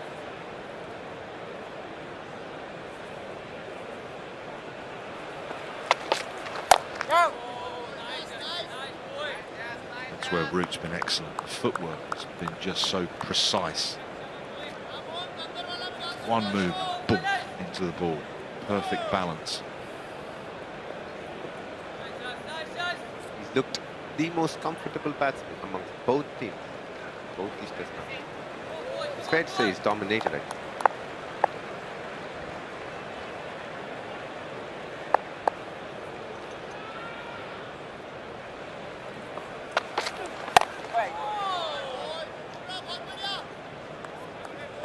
The most he's got in a calendar year is 300s. This time he's made 5, and you could see the last time he spoke, the 100 that he got in French, he said that one of the issues that he's had is the conversion rate, but clearly this year has been exceptional for him. Well, absolutely, that has been a talking point about his career, the potential one blot, if you like, in the stats. He's very aware of it, has been for a while, very determined to put it right.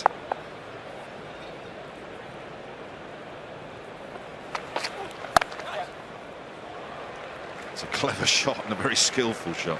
Just gonna say, it looks so easy on screen, doesn't it? When somebody bowls 145, 87 miles an hour, and you just wait on it and tap the ball on its head, if you can say it, it's not easy. It's pure skill, that.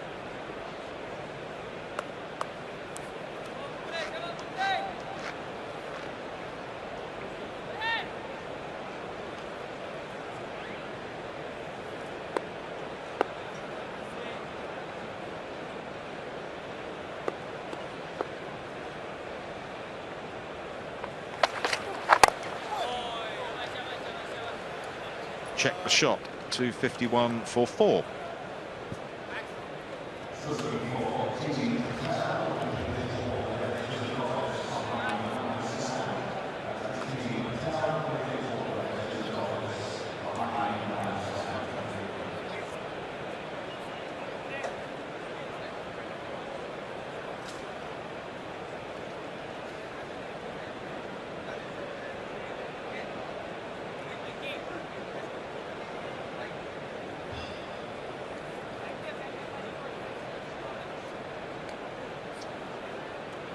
.251 for 4. Joe Root has scored 110 of those runs. His 22nd Test match 100. Today to do it. Saturday, the Lord's Test. What a place to do it.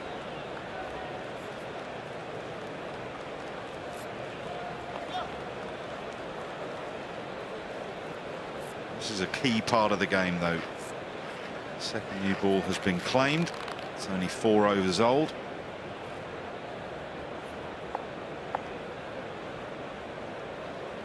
Catch him round the corner at deepish leg gully. Some swing for Ishant, which Root has ridden well into the leg side.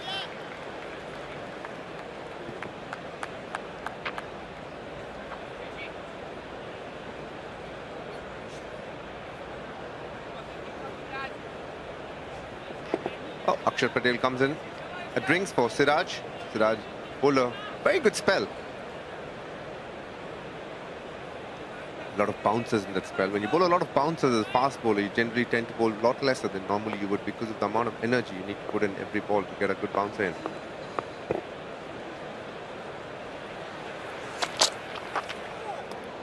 That's a good lead, but this is the challenge for Buttler.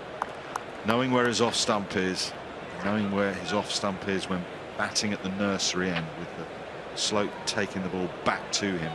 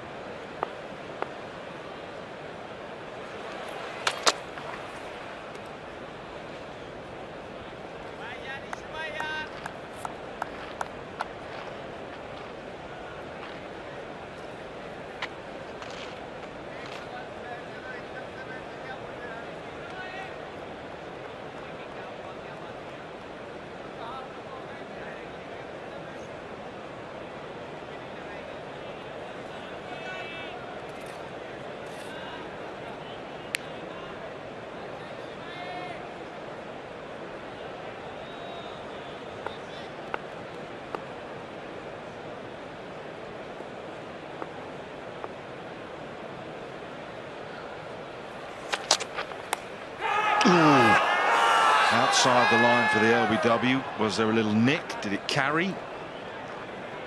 Goff saying not out. India are happy to take that and move on. 2 big giveaways there. Virat Kohli didn't move an inch. And most importantly, Michael Goff gave it not out. More often than not, when he gives it not out, it stays not out. On that occasion, outside the off-stump body. Yeah, no nick either. Seems to be getting his wrist coming down the side of the ball, like Ishant Sharma. Is that because he's just looking to bowl in swing, or has he sort of lost his wrist and lost the ability to keep it right behind the ball?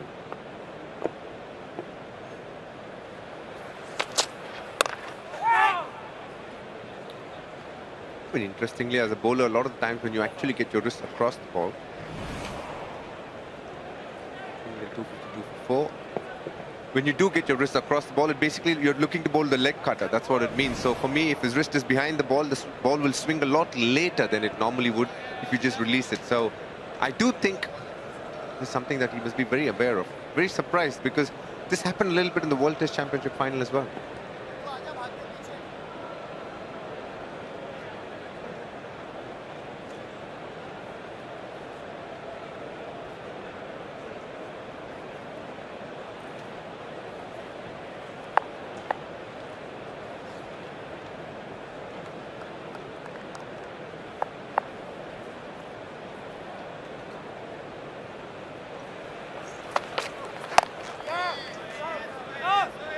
Contrast that to the wrist position of Bumrah.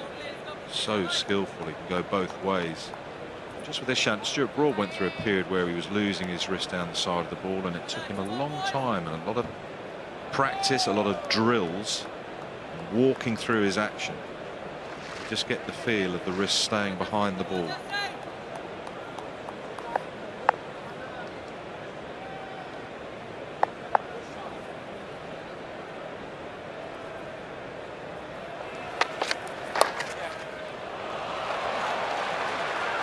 Nicely timed, not nicely done in the field though.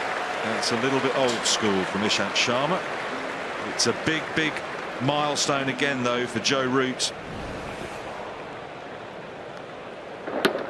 9,000 test match runs.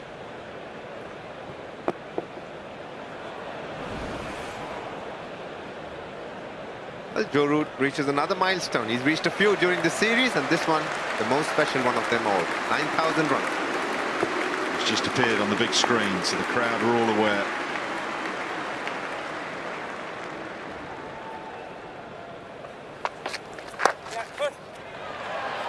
Shouts a push straight away. That's a shout down there again.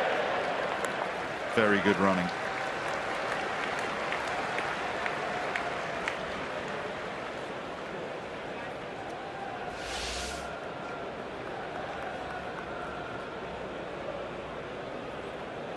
Serious players on there. The second youngest. Very interesting photos as well. Just a cook there.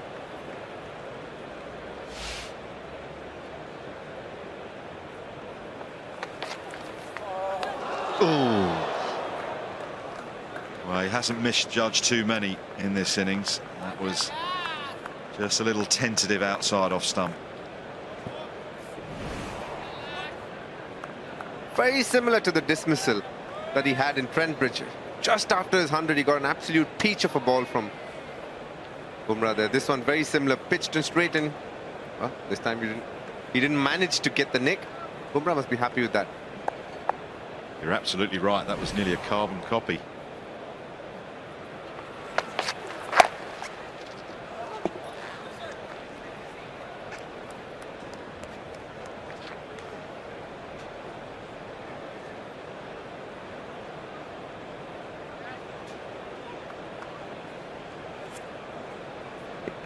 Checking the no ball again, but I think he's okay. Nothing from Richard Illingworth on the field.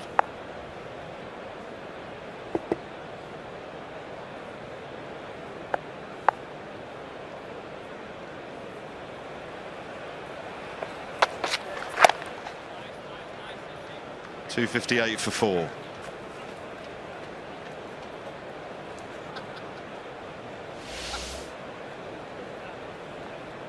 30 years of age, 227 days, the second youngest to 9,000 runs behind Alistair Cook. Slightly younger than Sachin, Tendulkar and Ricky Ponting. Some achievement that, DK, isn't it? Well, I would never know.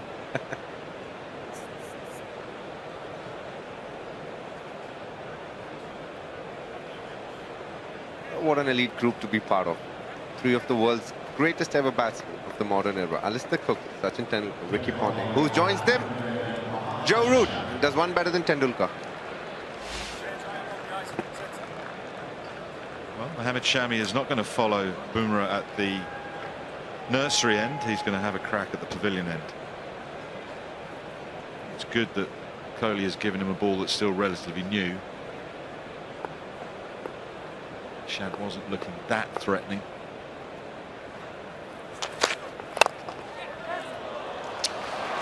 Probably aiming through the offside. It's ended up going through mid-on, and it's found the middle of the bat, and it's ran all the way for 4.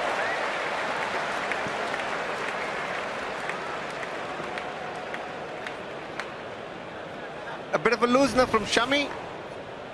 Jos Buttler looks to hit it through the offside, but didn't exactly get it where he wanted. But that's the skill of this man. If it hits the bat even half of where it's supposed to hit, more often than not goes to the boundary. This one an on drive, well, let's say an attempted off drive, goes to long on for 4.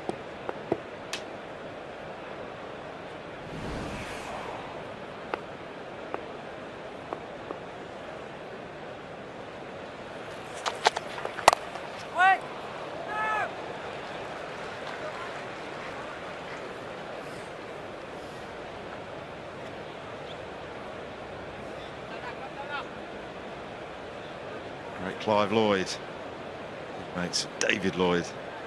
Bumble reckons he's one of the best fielders, if not the best fielder he's ever seen. Take away in all the batting for a minute, just on his fielding, he said he was absolutely fantastic. West Indians had a fair few good fielders yesterday. Athos was talking about Roger Harper and the run-outs. Absolutely, yes.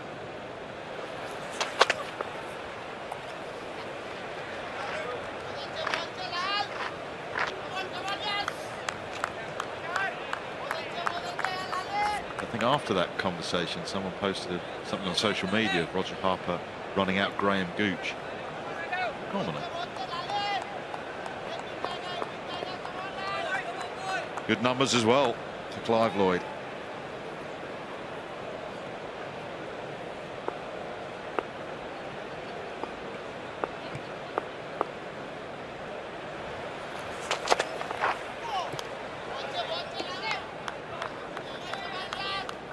Just asking Bumble about Clive Lloyd, because obviously he played a lot of cricket, mentioning his fielding. He had 7 batting balls on the bat hand. Just the size of his hands, he needed 7 grips. Bumble says that they were big bats, Bumble, weren't they? Heavy bats, but the 3-pound bat, 7 grips. He could hit a ball. Gracious. Ooh, there's that indecisiveness sometimes in Test match cricket for Jos Buttler outside off stump.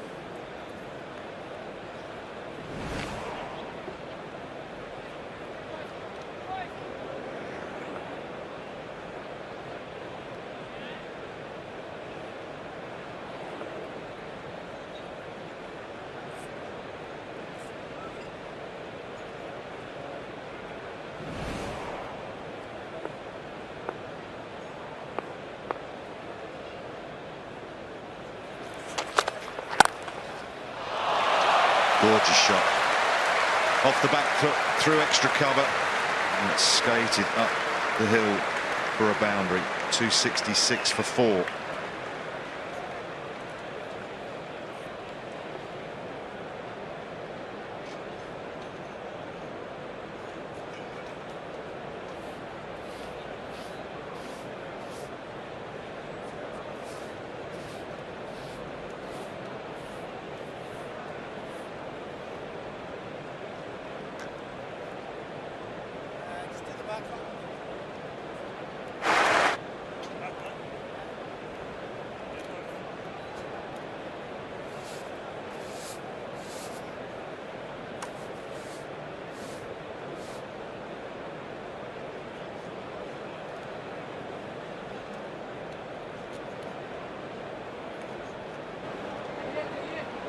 The England captain on 99. And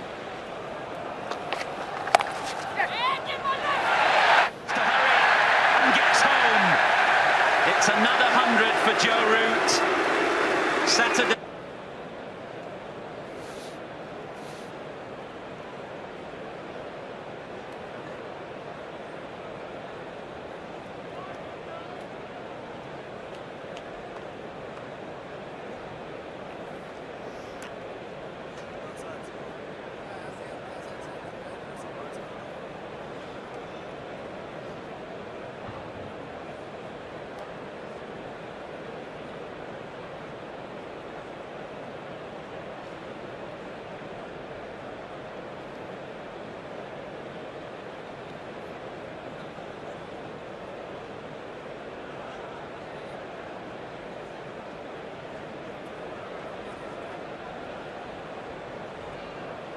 partnership just beginning to grow. 37 between Root and Butler. 364 put on by India off the back of that KL Rahul century. And in reply, Joe Root, 117 not out. Magnificent century for him. Wonderful partnership with Bairstow. It's now down to Butler and Root to see if they can get the majority of these 98 runs.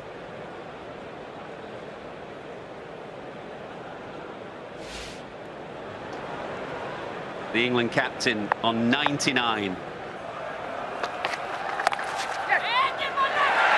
Has to hurry and gets home. It's another 100 for Joe Root. Saturday of a Lord's Test match, one of the great days in the English cricketing calendar, and the England captain has graced it with another wonderful 100.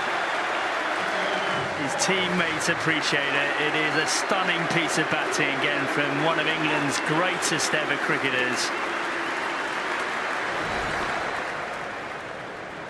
Yeah, the legend of Joe Root continues to grow. Look at those figures there. 107 matches, just a tick under 50. And if he continues this wonderful form here, both the average, the 50s and the 100s will keep moving in a northward direction very quickly indeed. Amongst that, another little record as well, passing 9,000 Test match runs. He's completely dominated this series so far for England. It doesn't look like he's about to stop, Bumble. Well, I was just thinking that, Mel. He's only 30 years of age. There's a lot more to come. I'm just thinking Alistair Cook with his 12,000 runs. He was nearly 34 when he retired. So he's got 4 years to go, Joe Root. He has little aches and pains. He has a bit of a back problem every now and again. Some would say potentially that's just from what he's had to carry a lot of the time, isn't it? Well, he looks in prime nick. Excellent form. We've just had the drinks break. We had one 11 minutes ago as well. I'm like a dog with a bone. I'm not going to let it go. They had a drinks break 11 minutes ago. An unofficial one.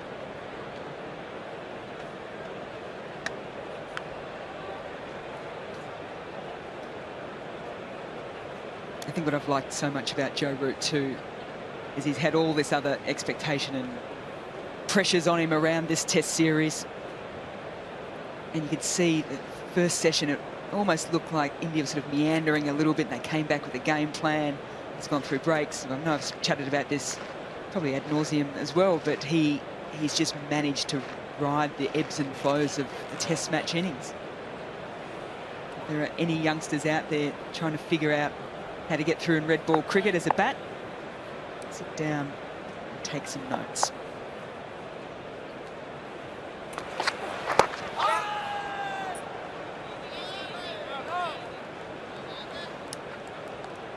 Don't think he got anything on that, Joe Root. No, one to the extras total.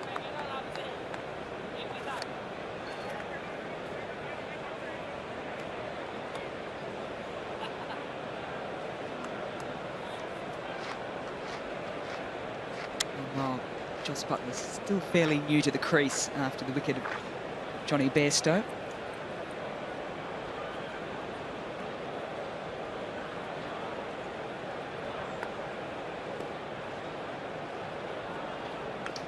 He's ready to go, Jasper Brumwell. Virat Kohli. No, Virat Kohli's okay. There's a lot of chatter in the slips court, and that's for sure.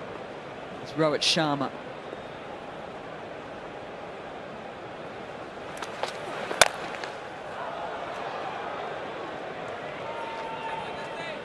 Well, this has looked a very comfortable batting day. Day 3 at Lord's, and the weather's been fine. It's very pleasant out there for the players. We've not talked about the lights being on and low cloud. The pitch has behaved impeccably. There's hardly been any movement in the air for the bowlers.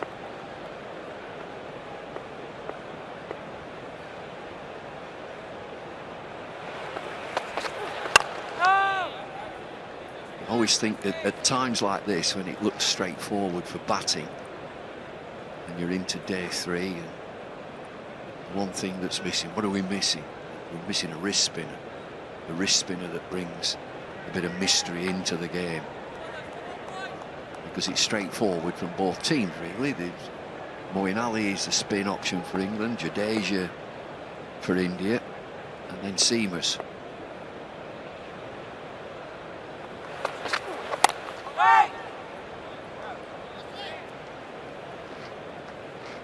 And again, from in your neck of the woods, when you go to Australia on good pitches with pace and bounce, the ideal things that you need is pace and a wrist spinner. Australia traditionally always had that.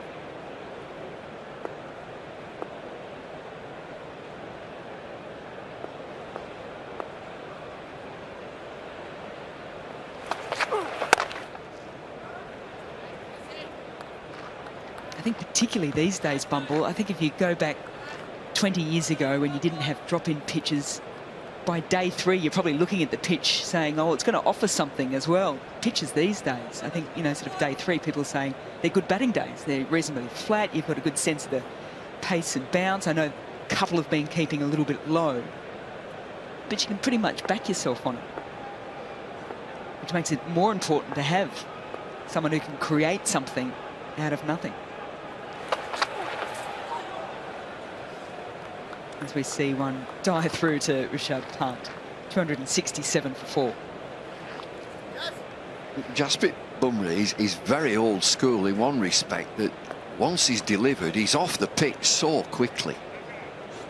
It has always been coaches who would say, drive down at the batsman, just keep going straight. He comes off the pitch old school, when it used to be the danger area was 4 foot and not 5 foot.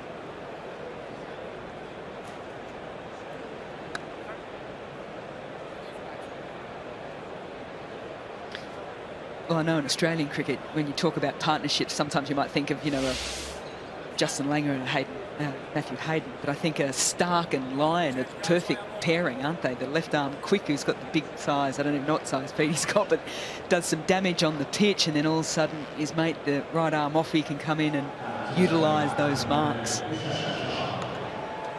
And equally with the off spinner Lyon, he's over the top, he's almost a top spinner, gets bounce.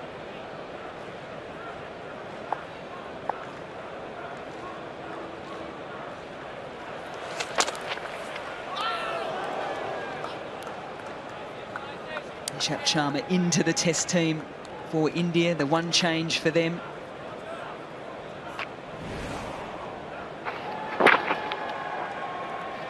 See that seam positioning, just tailing into fine leg, meaning that Joe Root was looking at it, thinking, I've got to play at it.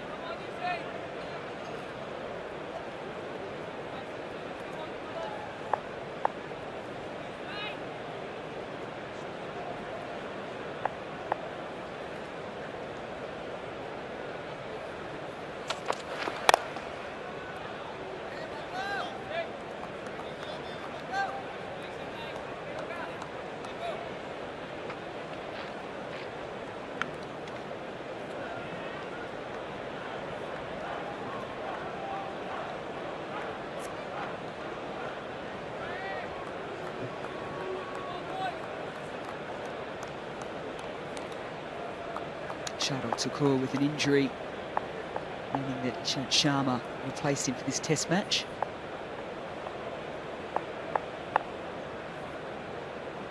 Moeen Ali all ready to go.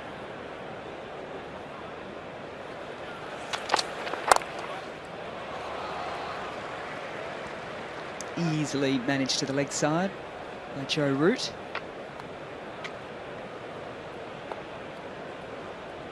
Just bubbling up nicely, this test match.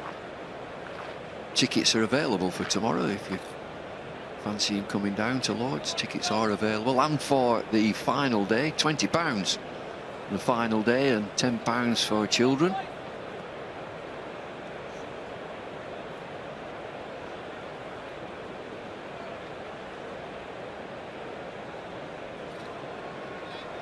There's a couple of little changes to the field here. Virat Kohli just pointing to all parts of the ground as an extra player is put on the onside. So 2 short catching on the onside, just forward of square and mid-wicket.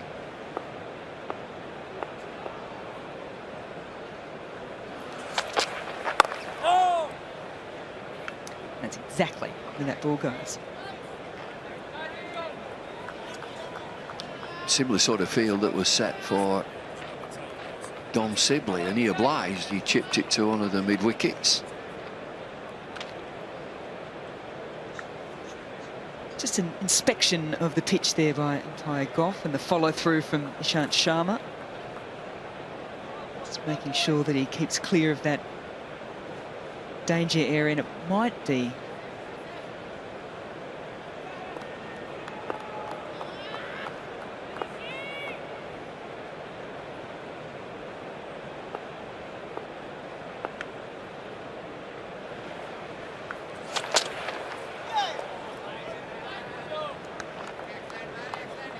Michael Goff just came down the pitch and looked at that danger area.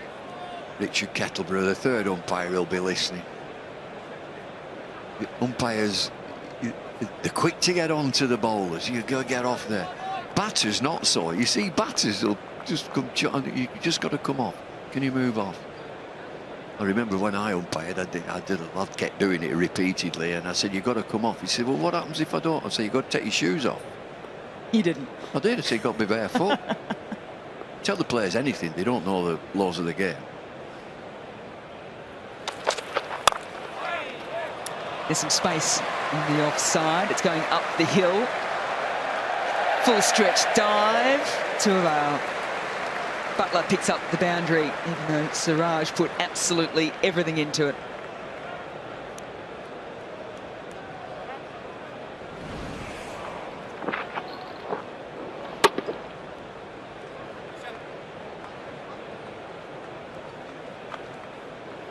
Touch of the Tom Daly's there.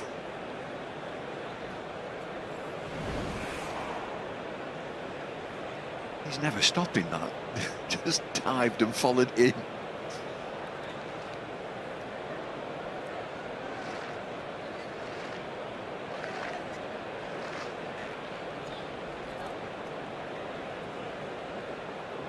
Musical chairs at the moment for India. Wonderful to see Agarwal on the field. He suffered some concussion prior to the Trent Bridge test.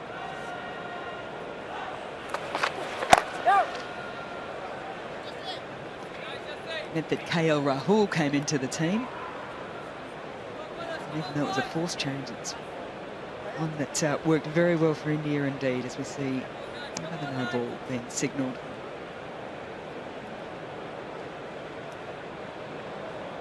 Now, Bubba, we were having a chat yesterday about coin tosses and captains who had good records and bad records. I know that Mike Atherton didn't have the best record when it came to flipping the coin. But then you also said back in the day, you also tossed the coin for the ball of choice. Yeah, with the opposition. It would be a reader or a duke. The opposition, if they won the toss, would decide, and they would always have the reader.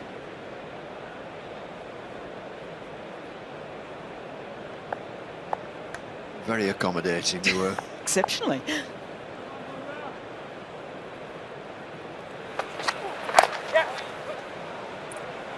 Just hurried Joe Root up a little bit there. That's taking the spirit of the game just a little bit too far, isn't it? That must have finished in the late 90s, very late 90s. But you know, just looking here now, it's a gorgeous day. New ball's been taken. We've not mentioned swing, it just hasn't swung.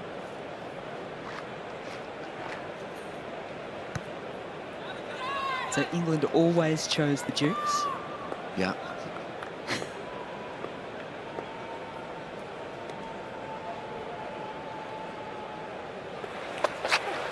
No!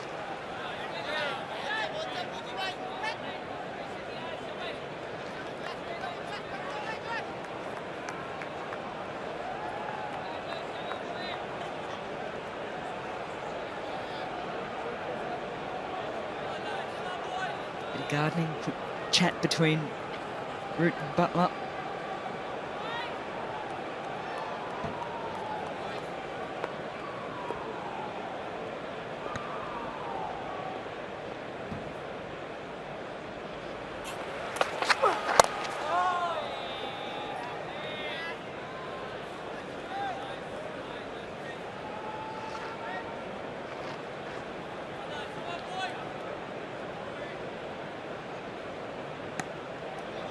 stalwart at the ground, Mike Gatting, he really is.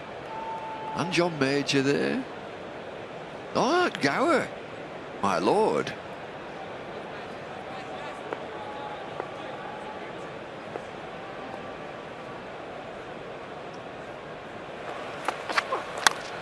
Oh, thick edge, catchable, but through the vacant slip area.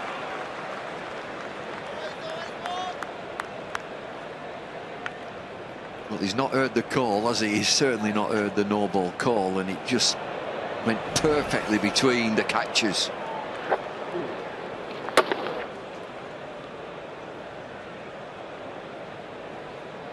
Drags Butler into the shot with the angle coming in. You can see the seam position there pointing towards the slips. Finds the outside edge, but not the hands.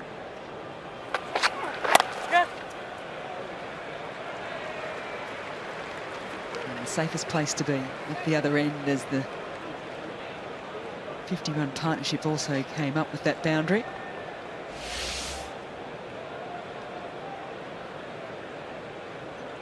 Even contribution from both.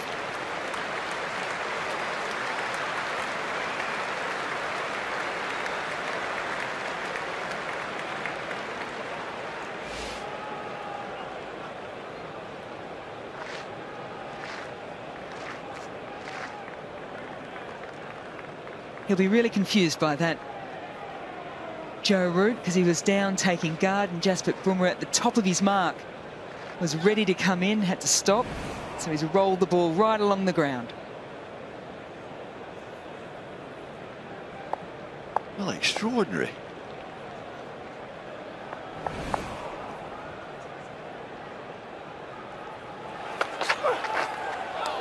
And then a little flirt outside off stump.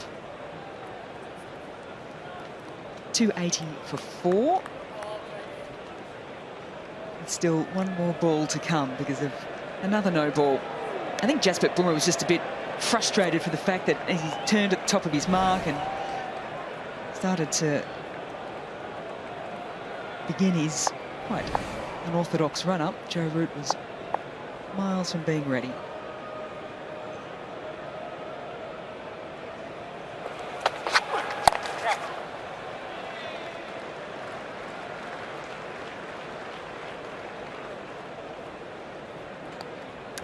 .281 for 4.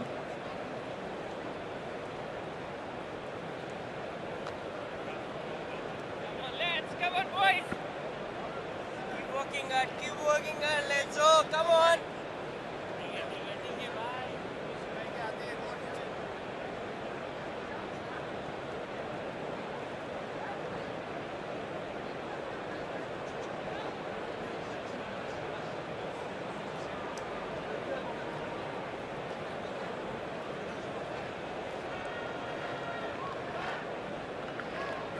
Both subs have just left the field, so Ishant Sharma and Jadeja are back on the ground.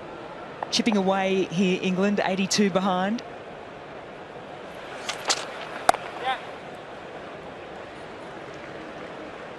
Do you know, that's a single that's just given away now.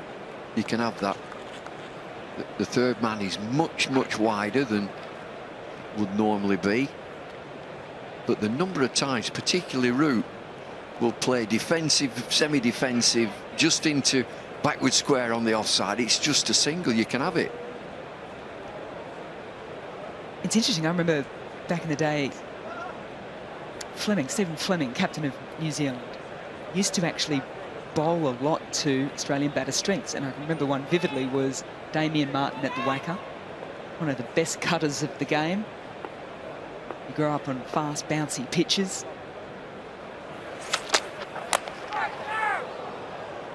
You need to have a good horizontal bat game, and he had a brilliant game. And there was a one game, yes, it was a one-day international, but they basically just, here you go, and putting fielders there, and we're going to bowl to you and see how you go. And they actually got Damien Martin a number of times that one. But here, they're certainly not saying that to Joe Root. They're just leaving it open and say you can have it for as long as you like. I just often wonder whether or not Virat Kohli might just say, well, how good are you? If we just sort of pack that area of the field.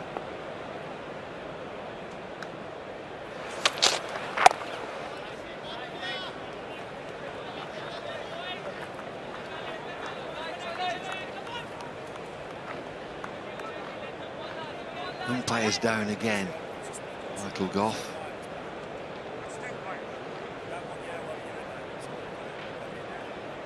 Is it official? No, it's not.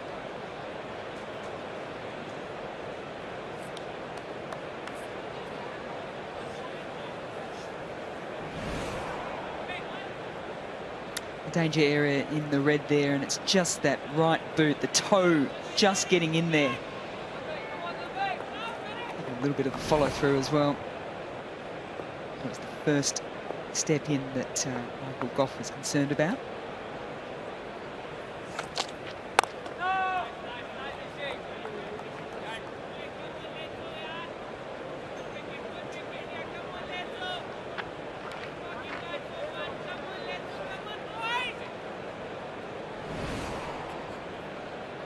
Did he make any kind of adjustment here, Ishant Sharma? I think that's even more on that one. I don't buy this danger area. I just don't.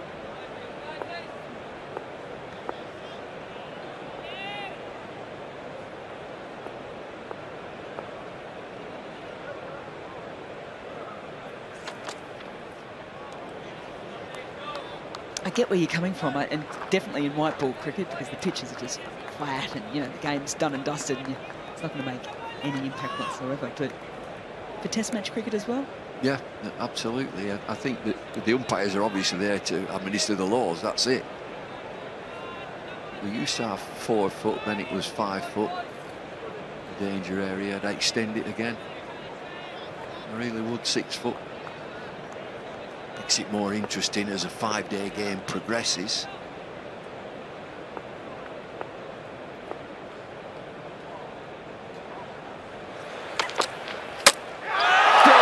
Yeah, that's the delivery, and once again Ishant Sharma gets Jos Buttler. And look at the pitch for Jos Buttler. It was promising from him. Ishant from the pavilion end and down the hill, down the slope. Pitch is, it just nips back, it's perfected. It's the top of off stump. Done him with a nip backer.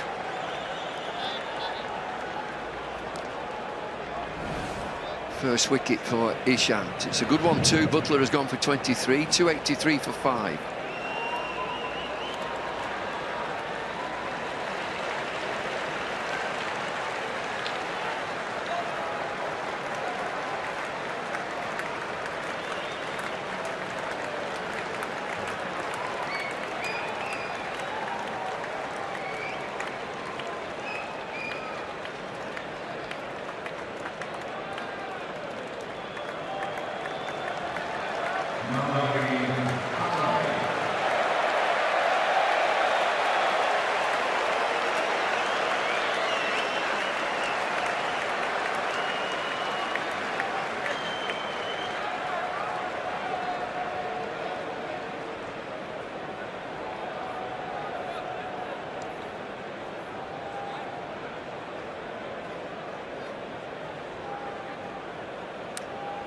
A reception of note for Moeen Ali, one of the 3 changes for the England side this Lord's Test.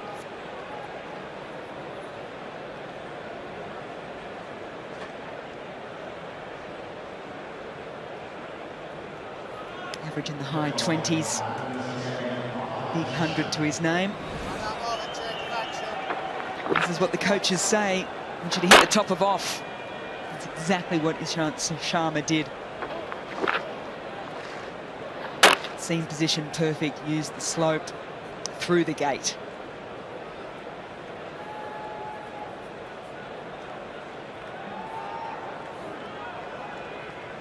It's not a nice sound, is it, Bubble?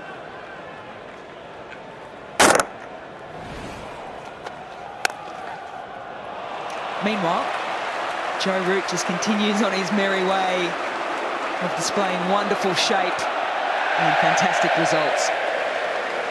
Just keeping the fielder interested right to the edge of the boundary. Just caressed through the offside.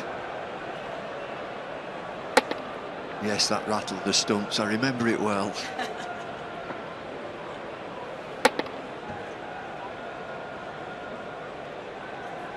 think also, Bumble, just talking about that danger area as well, we're only speaking about it on the last stint, is that the wickets these days, they don't break up as much as they did in the past, did they? Yes. Gonna have to go shy, a hit, and that would have been very close indeed. Well, I thought Joe Root had run out of steam there. I see so many from both teams. Shying at the stumps and missing. Get your skates on.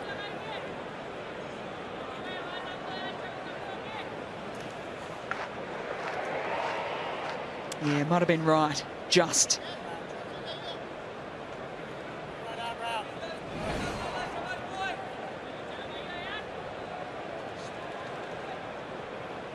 Just a little bit of extra stretching going on for Joe Root at the non-striker's end.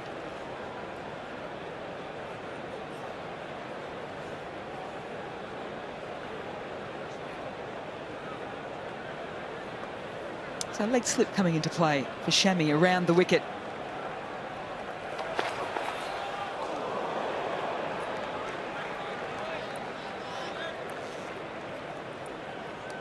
So leg slip with a fine leg, just a fraction squarer, and a deep backward square as well. Leg slip bottom right. Just over his right shoulder along that line, his fine leg.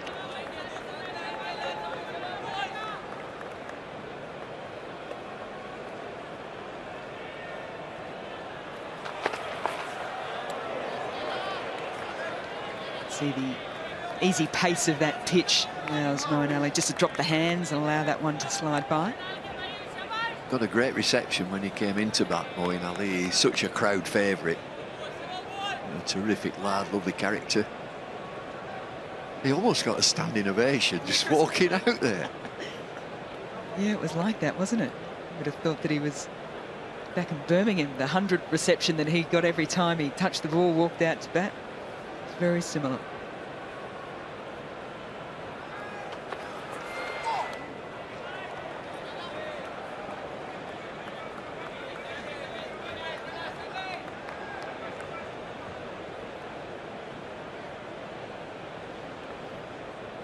Wonderful all-round cricketer, that's for sure. Moeen Ali, bat, ball, across all formats.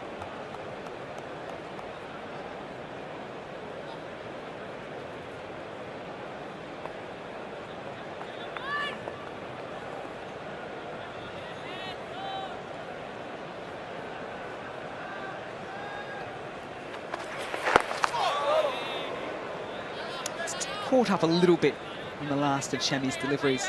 92 overs gone, 288 for fun.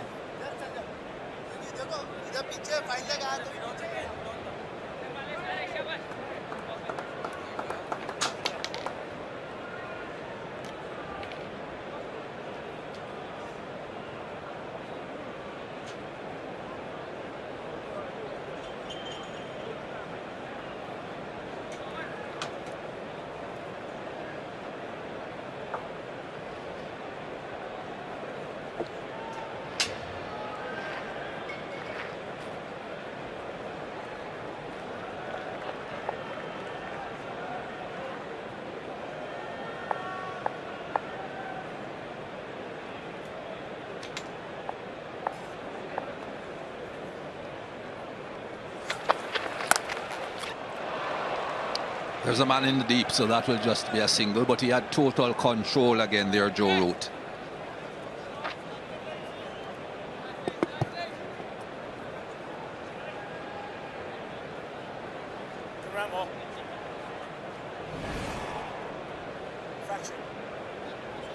So much said about Joe Root in this innings, Joe Root this summer, Joe Root in this England team being far superior technique, attitude, commitment, production than anyone else as far as the bat is concerned.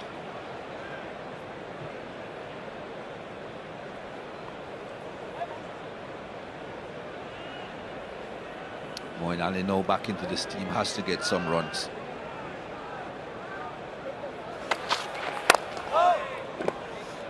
It's how he goes about that, Mike. He's been playing a lot of shorter form cricket. He's been playing a bit on instinct. He's had no red ball cricket to fall back on. Striking the ball beautifully. But field is set for the short ball. He'll know he'll get plenty of the short balls and the fuller balls with 3 slips. So Kohli's well aware. Recent problems with the short ball. There's a leg gully in place as well.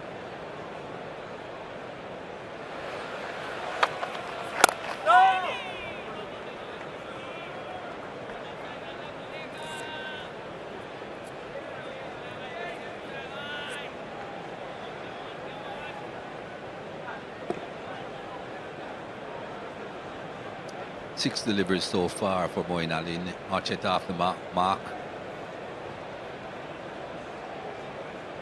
Lots of words being directed in his direction.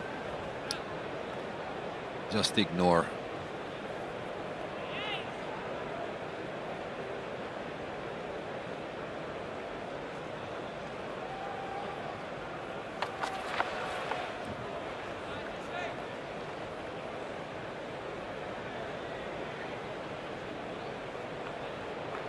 And because Joe Root's at the other end, playing fantastically well on 127, that also will be in his mind, because if he's batting with the tail, if there's a wicket at the other end, then his mindset will probably change as well, because his instinct will take over and he'll look to hit the ball. But I think at the moment he's thinking the last thing he wants to do is have a big slash at one outside off stump with the skipper at the other end and caught 3rd slip. That's the balance he's trying to strike at the moment.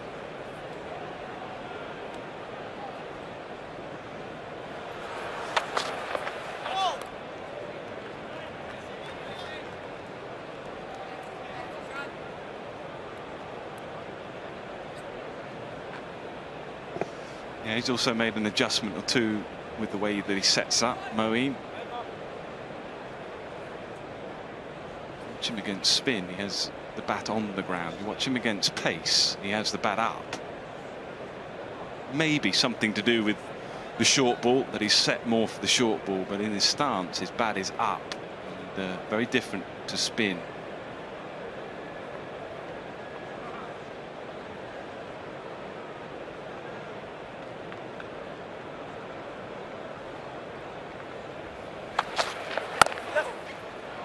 Off the mark.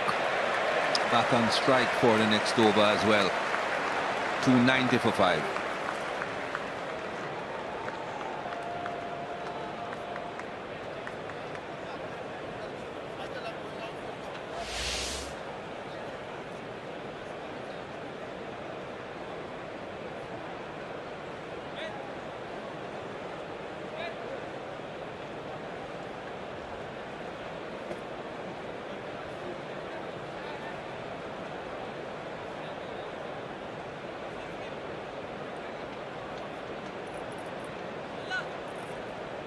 Started the day 245 runs behind England, just 74 at the moment. Looking to inch towards that India score of 364. Possibly get beyond, get a nice lead.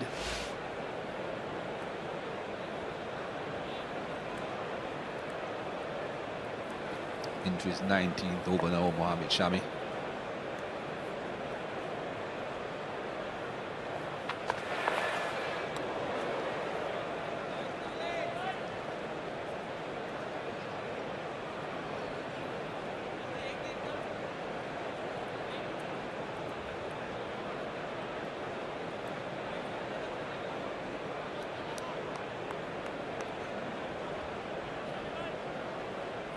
Field is set for the short ball. Deep square leg.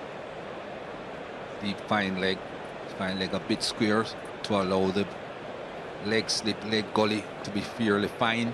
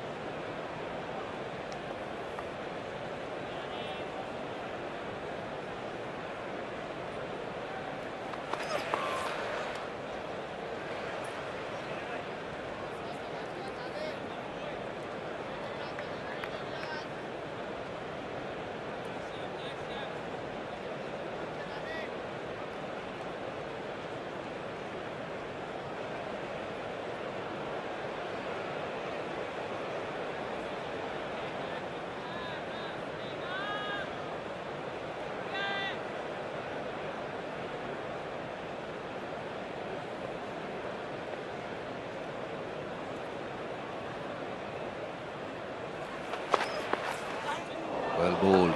Even that did not carry through to the wicketkeeper. Again, dropping in front of Pant.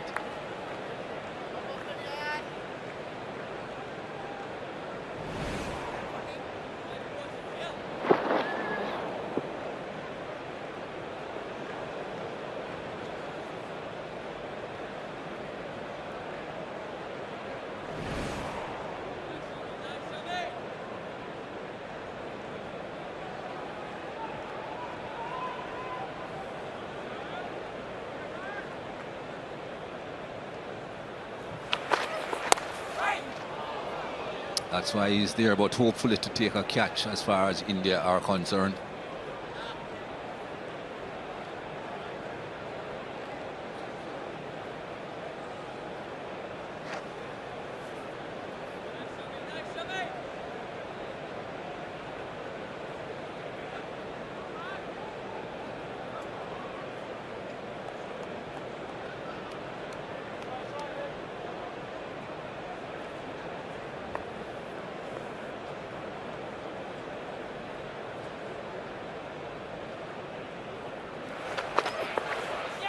And again, well bowled, made over from Mohammad Shami. 290 for 500, down to Athers.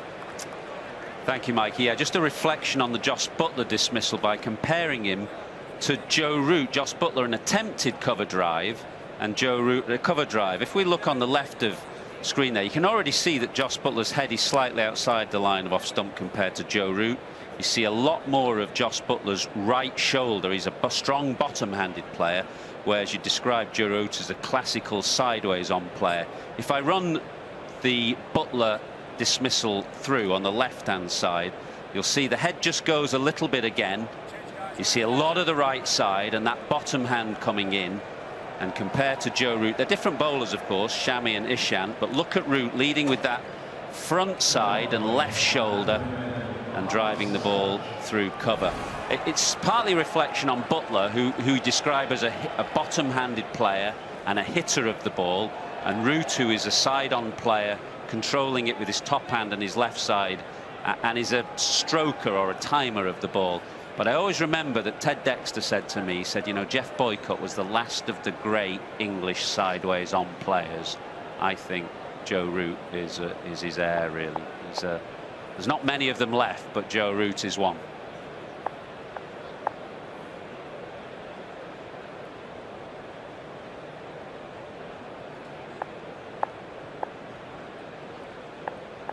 There he is, enjoying the game. Well, as we have always said, different things work for different people, but what you consider technically correct works for most. And if you are technically correct, you do manage to get through most things.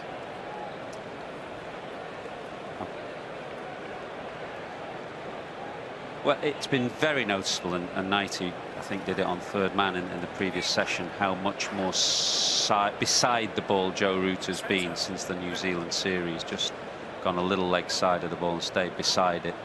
And of course his great strength is through the offside, the square of the offside, but he's playing beautifully at the moment. Lovely sideways classical position. There are some coaches out there who think the game is not a sideways game. They are wrong. Some coaches who believe that bowling is not a side-on action as well, and they are wrong as well.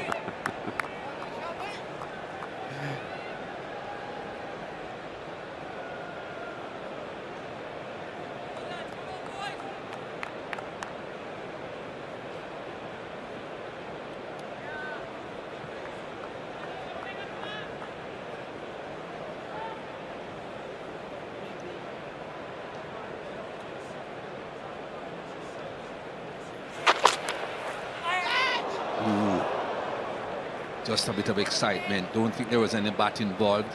Died on the way through to the wicketkeeper again. Yeah, and a shake of the head. Joe Root's just coming down to him. What's going on in his head now is actually what's being debated in the commentary box as well. The last half an hour or so with Jos Buttler batting and now Moeen Ali. Just how Moeen Ali and Jos Buttler should bat, because their natural instincts are to hit the ball. They're aggressive players. They're very good one-day players.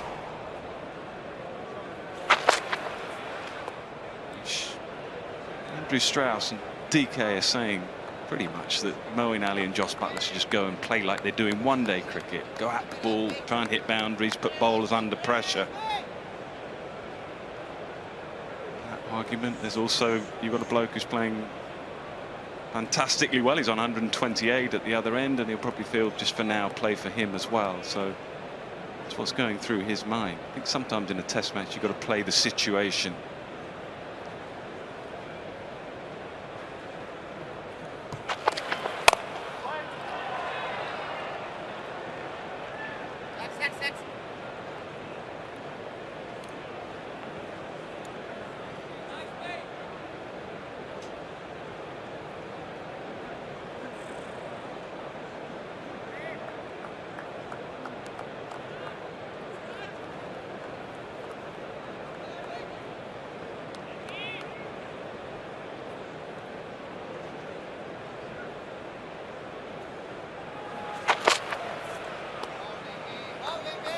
.291 for 5.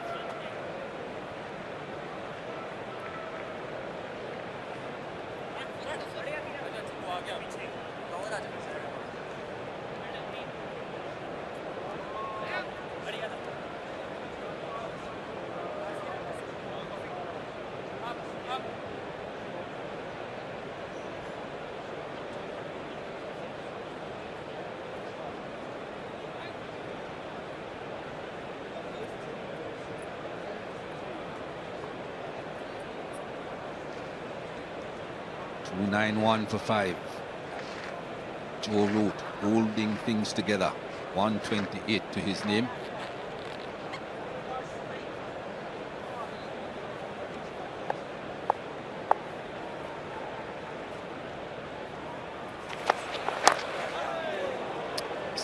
Slicing off the outer half of the bat.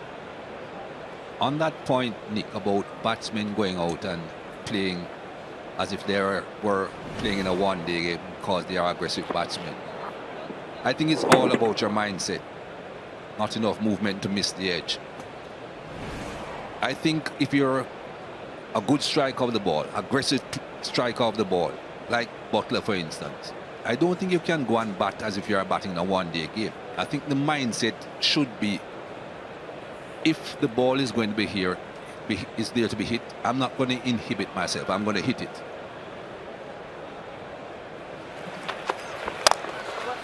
Good shot, just a push. He'll get a few, possibly 3. He's sprinting back, Moeen Ali, and he will get 3. I think in a one-day game, those guys are looking to make balls into bad deliveries. In a test match, you can't afford to be trying to make a ball a bad delivery. You got to wait on the bad delivery and then make sure you capitalize. Well, I agree, Mikey. That's the debate that's going on up here at the moment. In a one-day game, as you rightly say, the situation is played out for you, really. You look at the scoreboard, you know what rate you've got to go at. It might be a run chase, it might be setting a target.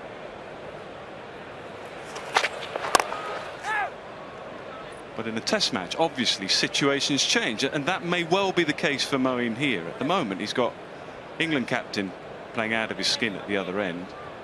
But if he gets out, and perhaps another wicket falls, his situation will change, and he will probably play like a one-day game because he's playing with players less down the order. So at the moment, I think you have to play the situation. Probably doing it about right at the moment. I don't think you can just say, well, that's the way I play, and I'll play like that.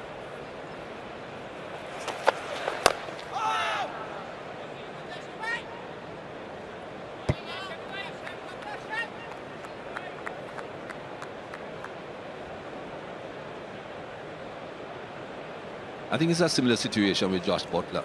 He comes in a lot higher in the order, yes, but he should be looking to capitalize on every bad delivery. He should be looking to make balls into bad deliveries, because that's a one-day attitude, that's a one-day mode. This is a test match. Don't inhibit yourself to the point where you're just thinking defensively.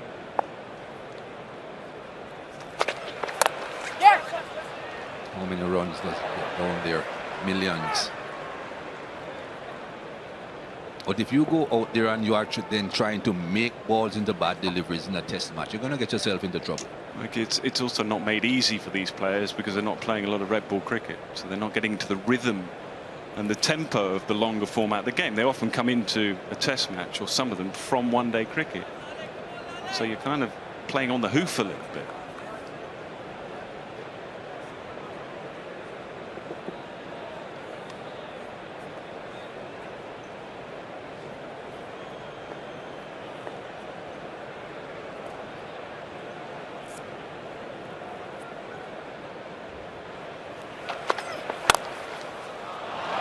That will go all the way.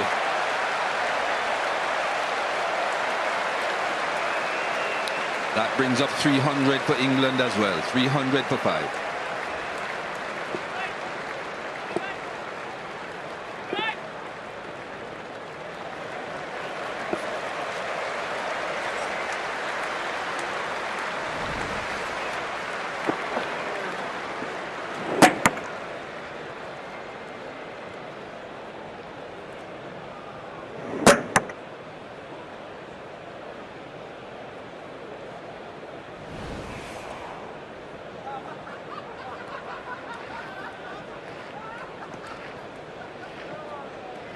Stepping on the gas, England. Third century, the quickest of the three.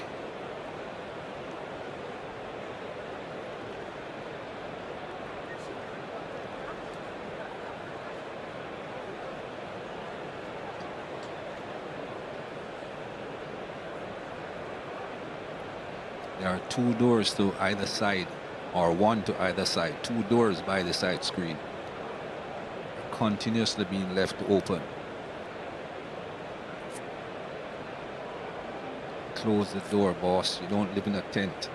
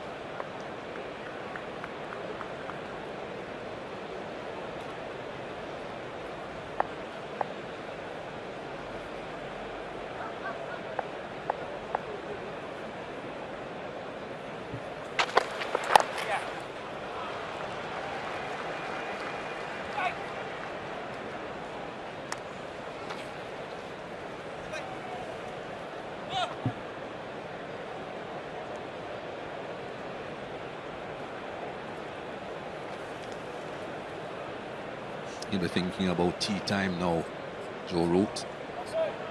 How long has he been batting? Over 6 hours. 6 hours and 17 minutes to Joe Root's innings at the moment.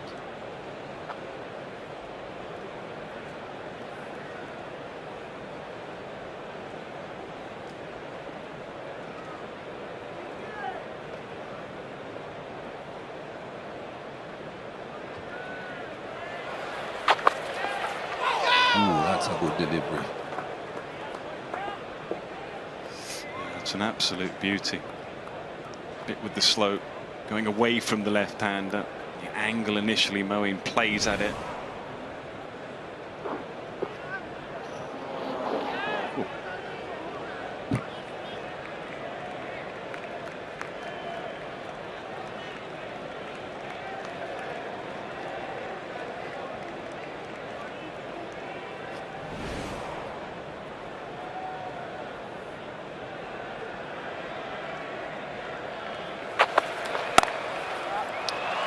Good shot again, well timed. Down the slope, you won't catch that.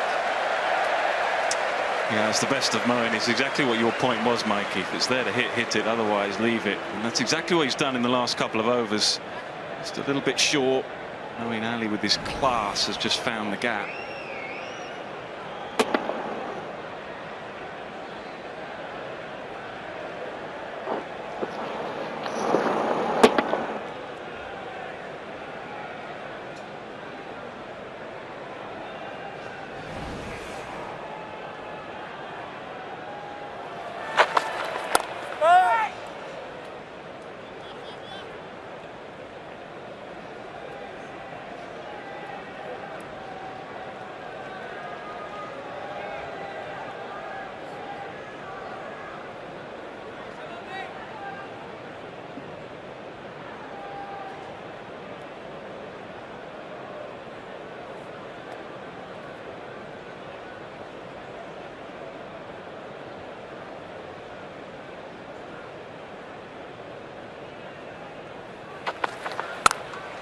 And again.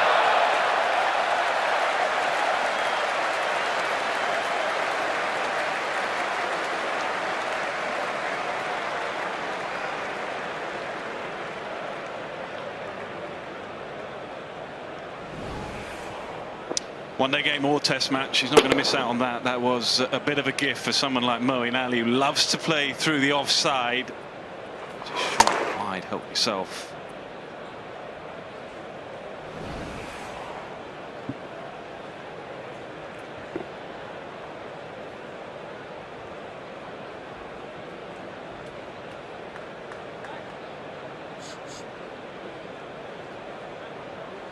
Siraj's work could be finished for the day, for the session rather, not the day. There's another session after tea. This should be the last over before tea. It will be Mohamed Shami to bowl it.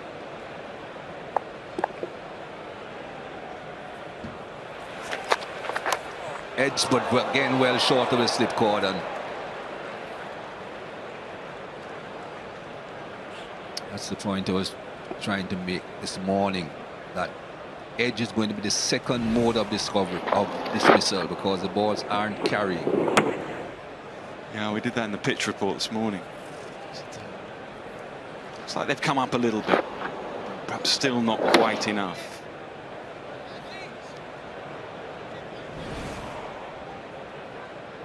It's difficult though when you're in the slip cordon, because some of them come off at a nice consistent pace and height, and then a few die on the way through.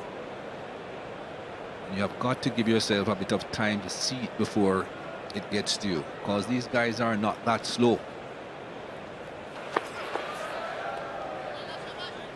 On Mike having fielded slip, I think you have to work on the premise that you can't really get too close, in the sense that if someone's going to play a massive big drive with bat speed and it's going to fly off the edge, yeah, fine, but you're not really for that position. You're more for the genuine edge that's not going to fly. So your second slip there is level with your keeper. So your keeper is important, hugely important. It sets the tone. So the best second slips though go just ahead of the keeper.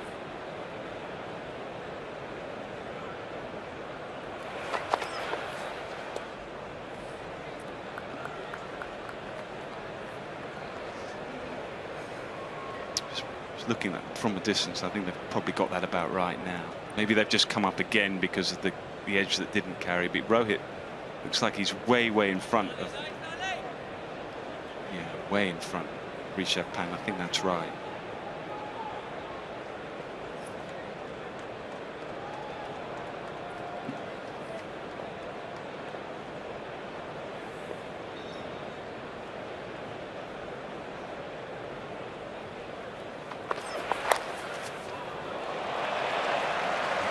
Took out the man that was reasonably fine leg slip.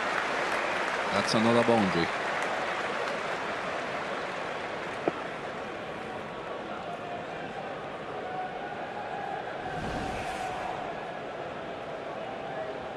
Well, for all the discussion earlier about how he should play, and there's still a couple of deliveries to go before the tea break,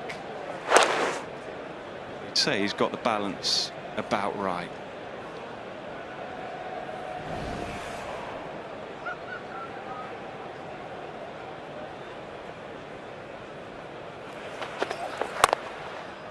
Virat seemed to be saying to himself after that last delivery, previous delivery that is, why didn't you play that shot when I had the leg slip? Well, why did you take the leg slip out?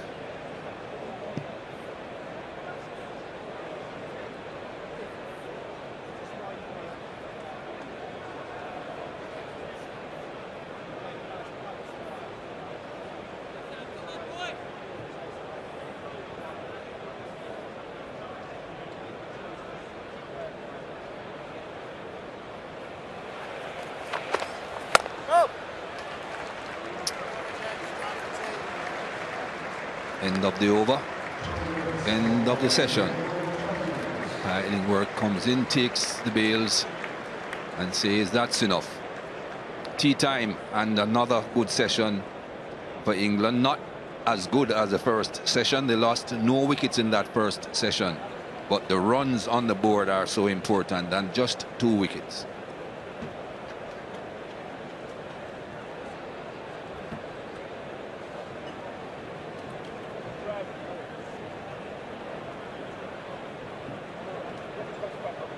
So 6 hours and 25 minutes so far for Joe Root in this innings.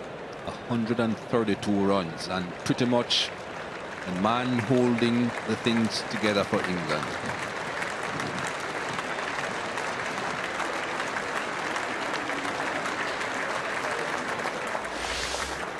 And to confirm he's the man, there it is. Rory Burns almost got to a half century. Bairstow got to a half century, looking good again, and then the short ball dismisses him once more. Yeah, Joe Root, the headline act with the bat. I mean, Siraj, the headline act with the ball, 3 for 71. So lots of overs then for India's seam and quick bowlers, and potentially lots more coming up in the next session as well. So tea time, day 3. India 364, England creeping up, just 50 runs behind now. They'll be looking for a first innings lead.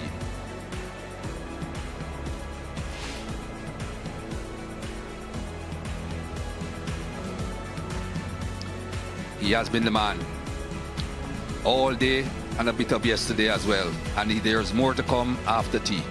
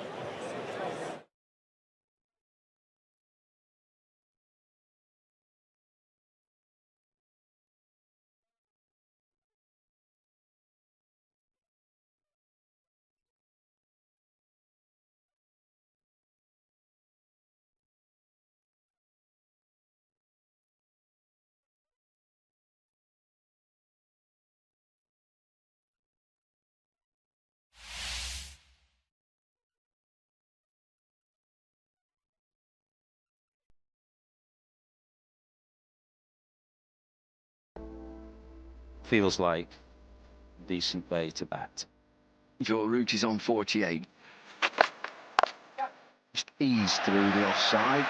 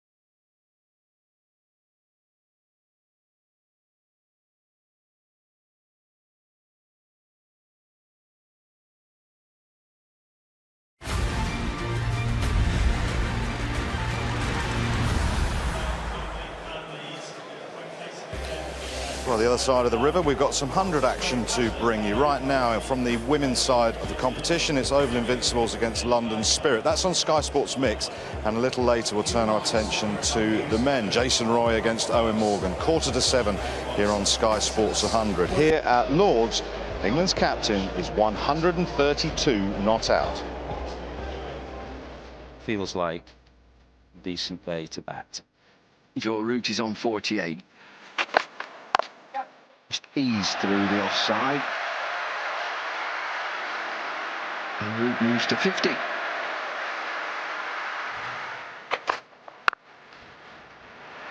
He goes to 99. Has to hurry and gets home. It's another 100 for Joe Root. Saturday of a Lord's Test match, one of the great days in the English cricketing calendar, and the England captain has graced it with another wonderful 100. He has been yet again simply superb. 132 not out, a fantastic performance. He's on the honours board again here at Lord's. His partnership with Johnny Bairstow was crucial. That was worth 121 as Bairstow made 57. So England 314 for 5. They now trail by 50 runs at tea on day 3. Got DK and Michael Atherton alongside me. Before we go on to the brilliance of Joe Root, let's look at the overall picture. England are still behind, but have they already put enormous pressure on India and that third innings? It's not straightforward, is it? Well, if you're asking me which position I would rather be in right now, I'd probably say England's, and that people will look and say, well, what's he talking about? Because England are still behind in the game. They've still got 5 wickets left, so we have to assume that they're going to get up or just beyond India. And with time ticking away, what that means is that third innings becomes very tricky for India. Of course, if the conditions stay nice and Rahul and Rohit come out, and they might just play beautifully and get ahead of the game. But you could easily see a situation where a couple go to the new ball. You're still behind on that third innings. You've got a long tail. So the moment England start to get up to and just beyond India, I think that makes that third innings quite tricky. You were very happy at the start of the day. How are you feeling at tea? I must say I completely agree with Athers here. England definitely in the driver's seat. If you had to use boxing as an analogy, I think India threw the first punch, but definitely England have thrown a stronger punch right now. Well, that'll play out in due course, because of course England are still batting, and he is still batting. I mean, you were on commentary when he went to 100. I mean, it was a good job Joss Buttler is A, quick, B, aware, and had his hamstrings loose. He was desperate to get there, but an absolute masterclass yet again. Well, what a year he is having from the start in Sri Lanka, where he played so beautifully in spinning conditions, and now has, I wouldn't say rediscovered his game in English home conditions, because he'd never quite lost it, but for 3 years he'd not been quite at his best at home against seam bowling and pace bowling. I think what this is a reward for some incredible work that he did in lockdown, actually. I think lockdown came at a time when he's 29 years of age, he's had a fantastic career, but it just gave him an opportunity to almost reset. And he's saying, right, I've got the second half of my career to come, and I can go from being, you know, a very, very fine player to one of the all-time greats here. And he asked the analysts to send him every dismissal from the past 5 years or so. He looked at it in great detail, and he tried to work out where he could go from there. And he's reaping the rewards of that, you know, technical stuff to make. He's made a slight technical adjustment with that back leg now just going straight back. It's opened up the offside for him again, made him less vulnerable to the LBW when the ball is straight, and he just looks in fantastic form. What do you see when you watch him bat now? There's a difference between good and great, and I think he's achieving greatness by the day. I think since the pandemic has set in, he's become a different player altogether. I think just since Sri Lanka, he's been the lone warrior there and helped them win a series. It's one thing winning a test match, and one thing being the guy winning a series. And I think he's that guy right now. The one thing he wanted to improve to perhaps go into that greatness category is the conversion rate of 50s to 100. Well, he's improved that markedly over the last year, and 9,000 test match runs now. And still a way to go. He's 30 years of age, so he may well get up and beyond Alistair Cook. We shall see. That will play out in time. The lovely thing for me, and I'm speaking from some experience here, is how he doesn't seem burdened at all by the weight of captaincy and expectation at the moment. Think of the context that he came into this innings. He came in on a hat-trick ball. India have just got 2 in 2. He's the captain who's put India into bat, and they put on 127 for the first wicket and made 364. Not a huge score, but it's certainly more than you'd want to when you put a side in. So those kind of things, you know, impact upon you. But what he's managed to do brilliantly is compartmentalise it all, put the captaincy to one side. He's come out, Joe Root, the batsman, not Joe Root, you know, the captain burdened by expectation and pressure. And he's playing with great freedom. What about Johnny Bairstow? 57, crucial partnership with Joe Root of 121. So nice, very good contribution. Will he also see this as quite a big opportunity miss, though? One moment in his innings actually stood out for me. When he got that 50, he gave himself that quiet, you know, sort of self-assurance. I think he really wanted this bat. You know, there was a lot of talks with him after Sri Lanka. He went back to England instead of staying back in India. Should he have done that? Shouldn't he have done that? I think for him, Test cricket means a lot, and that's a starting point for him. I think he has a lot of Test cricket in him, and England needs a batter like Bairstow right now. Bad time to get out, but good plan from India.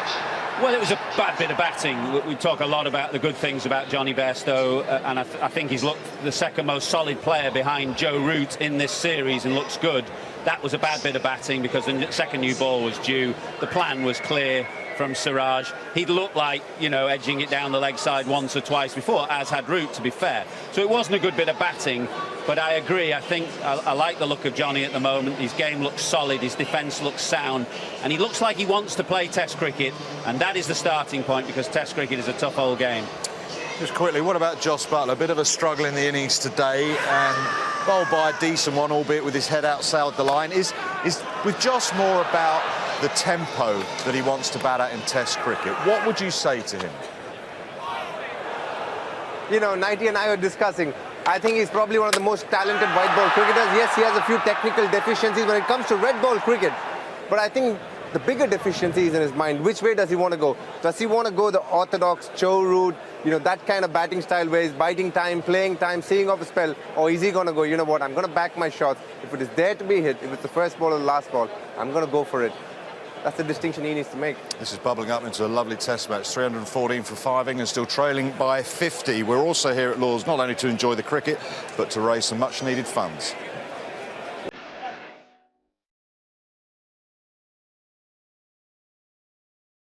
Without doubt, the hardest thing I've ever had to do is sit my boys down and tell them that their mum's not going to be around for very long. Our pre-bereavement services are still quite fragmented in the country, and they very rarely think about the impact on children.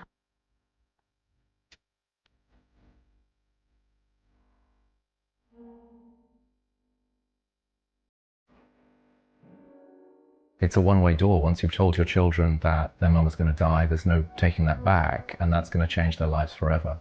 I had tried to contact some charities, but they all said, well, we can't help you until bereavement, which is really hard because you know that's coming, but you need help when you're in it. And that's where the Ruth Strauss Foundation Family Support Team come in. We're here to support people who are terminally ill from any condition, prepare them and their families and their children for death and dying.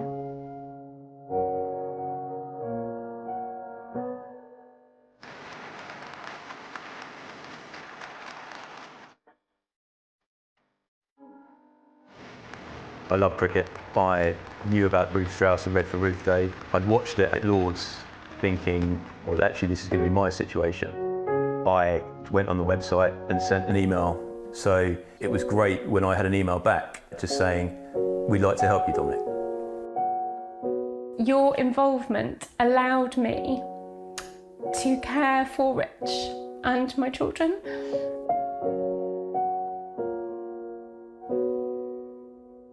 Ultimately, if you haven't been in a situation like this before, you have no idea what's right or wrong with kids, and you can potentially rely on a lot of advice that comes your way from different sources, most of which is well-meaning, but often it might be the wrong advice. So for me, telling the children was the single hardest thing of this whole last year. The real game changer for us and with the Ruth Strauss Foundation was helping us figure out how to tell the children. For any family, the most important thing would actually be to get in touch with the Ruth Strauss Foundation earlier than I did.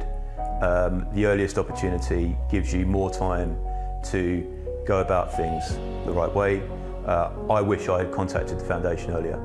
The Ruth Strauss Foundation was there for us at a really, really tough time. And we got in contact and they were so quick to help us sort our lives out, get in a better situation and deal with what was a horrible situation with a lot more confidence. And the benefit for our children is already clear. When I went in to tell the boys, the little one was very upset, Jackson, our 8-year-old, but half an hour later he was fine. And Oliver, who's 11, had a few tears, and his first response was, "I'm batting number 4 for the Colts A team tomorrow, and I still intend to play cricket." I just wanted to say that the Ruth Strauss Foundation was like a professional handhold from afar, not a medical one that was really blunt and kind of formal. I felt that I contacted you and you were a hug from afar, especially as a carer. You can feel really alone caring for the person that is poorly, and you were my support, and I am so thankful.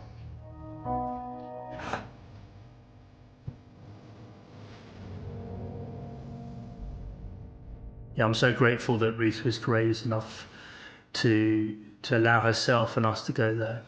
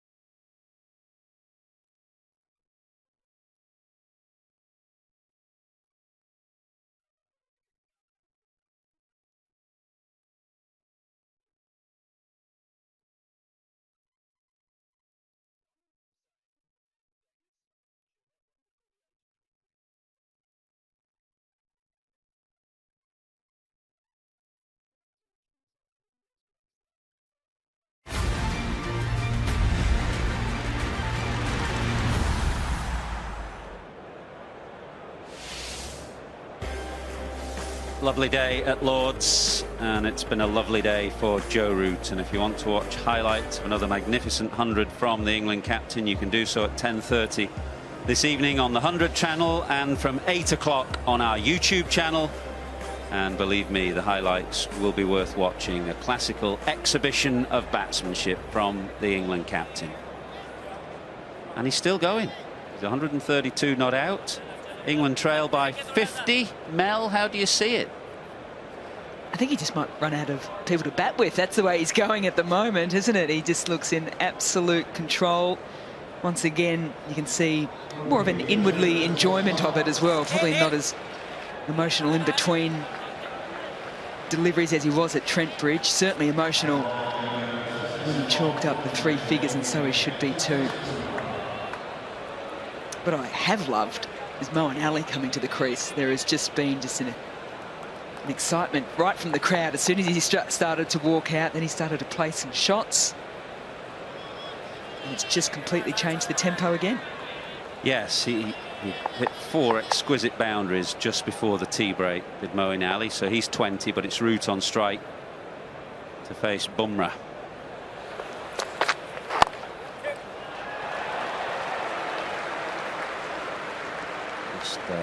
Was down in the tea break, actually, down pitch side. And it's quite warm now. It's a really pleasant day. You can't think that conditions are better for batting, really. It's the best day to bat as far as the pitch is concerned. And you feel that overhead conditions are beautiful as well. So England's aim will be to get some more miles into these seamers' legs. Get up and beyond India.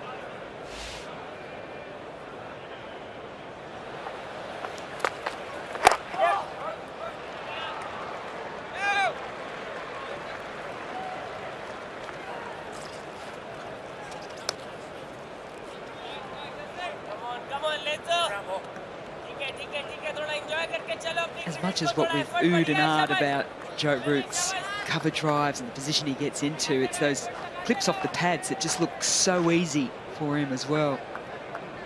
And I think it's those shots that just then force the Indian attack to straighten up their line a little bit more, get something slightly wrong, and then he's ready to pounce again. He's just headed on a string today. Yeah, they're finding it very difficult to tie him down. So his strike rate is 56, which is very good. They haven't managed really to find a way of building any pressure on him.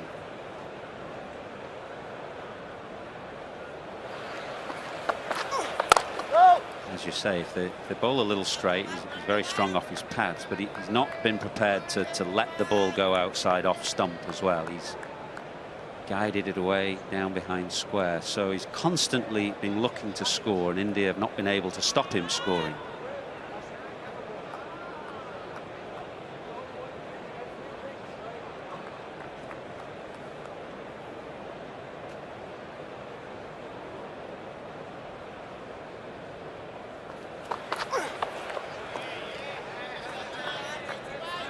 Quite a journey that Moeen Ali's had in the last couple of years as well. In test match terms, obviously a very experienced cricketer for England. He's got 190 test wickets. People sometimes overlook that.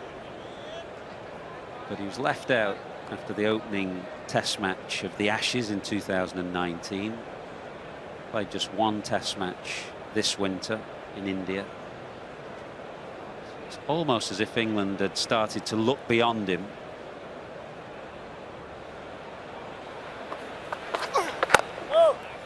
The question for Moeen really is how much does he want to play Test cricket? Test cricket is tough. We were talking about Bairstow before and how much he seems to still want to play Test cricket. I hope that's the same for Moeen Ali, because if it is, he's got so much to offer with ball and bat. So it'd be terrific to see him do well on another comeback.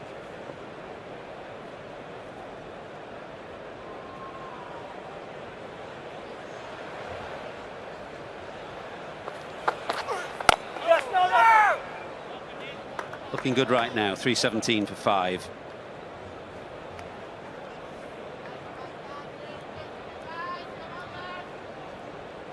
He had a wonderful start, didn't he? Consecutive run of games, 43 on the trot. And I know, you know, being an Australian and you hear about players and you're sort of watching and keeping attuned to things going on around the world. When a player like that comes down under, you're sort of thinking, yep, that's a big part of the program, and then all of a sudden, yeah, out of the team, 1 test here and there. I think one of the issues for the selectors has been this Australia thing. You know, the Ashes always looms large over over English cricket. And Moeen Ali has had a bit of a struggle against Australia of late. From a batting perspective, he struggled against Nathan Lyon. It's not ready. Not ready at all. And he pulled out very late. So late that Shami released the ball.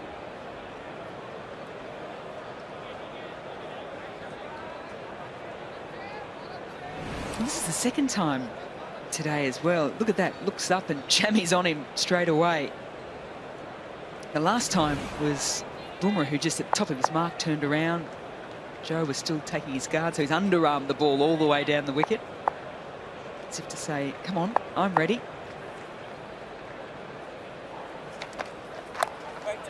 Yeah, I mean, my sympathies with the bowler. The batsman, it's his responsibility to be ready as the bowler is running in.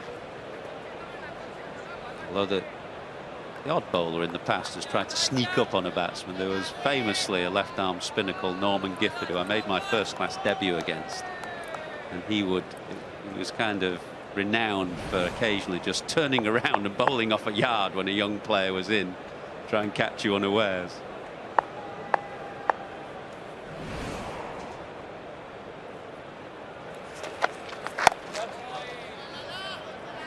And just final reflection on Moeen Ali and the looming Ashes is that because he bowls off spin, England generally play one spinner down under, and Steve Smith is such a brilliant player of off spin. That's the second issue.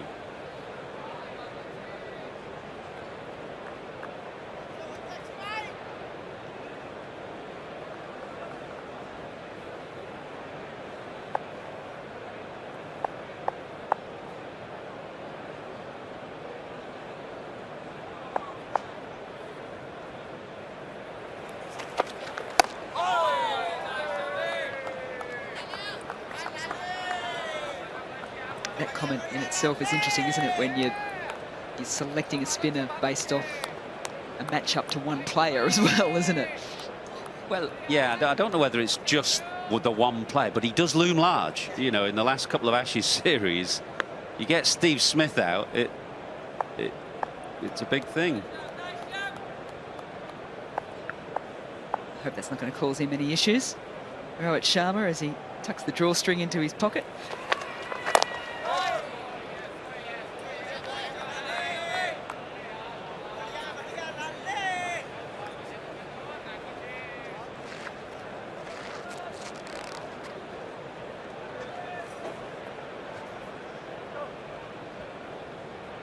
Chase one down to third man and the draws just drop.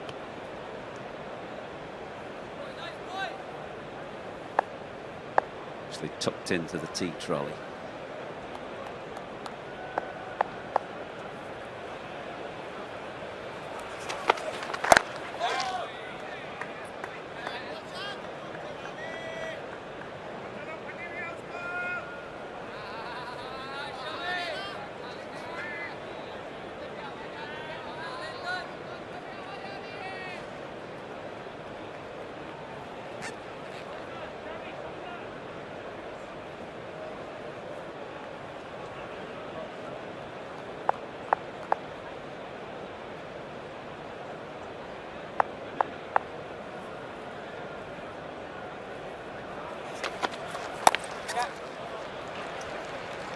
One of many singles that have come just behind square for Joe Root. 318 for 5.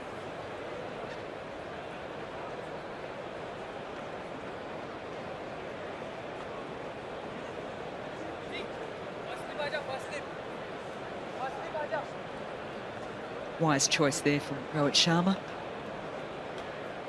Quick change of the strides.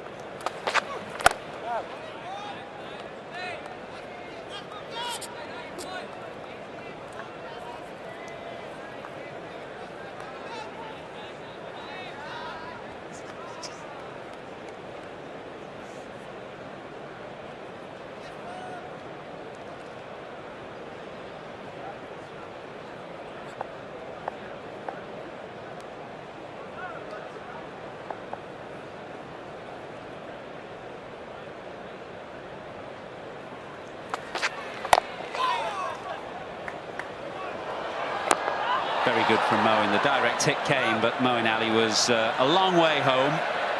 The direct hit allows Root to come back for a second.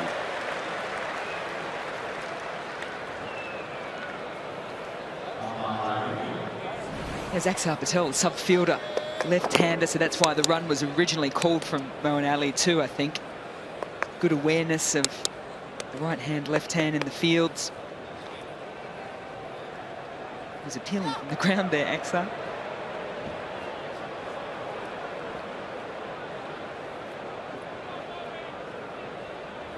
Yeah, hesitation would have given Moeen Ali some trouble with a direct hit, but he responded immediately.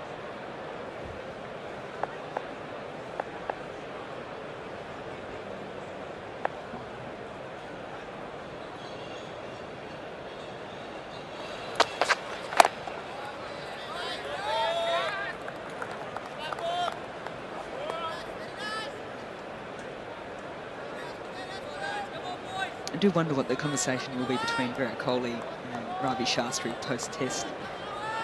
Sort of get the sense that Virat Kohli was very keen for the four seamers and one spinner option.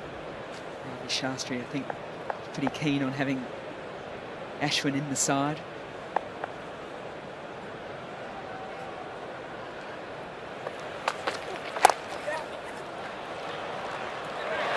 Not a good bit of fielding, not a good bit of fielding, and that's going to irritate Jasprit Bumrah, who is putting in a lot of effort, bowling from the pavilion end, and deserves the same from his fielders.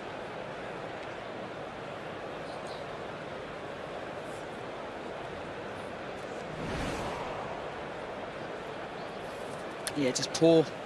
Didn't make the ground first and foremost to get into a good position, then just casually threw out the right hand. Bumrah, Kohli, Shastri. None of the above will be happy.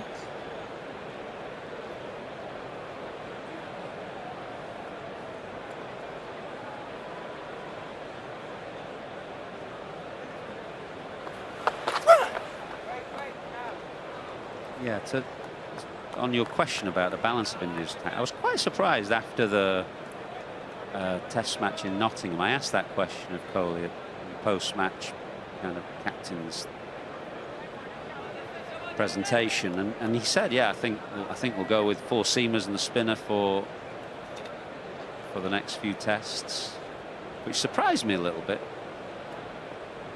just because of the potential for good weather in August. And I know we've had a terrible month or two, but you can get good weather in August. Good leave, 323 for 5.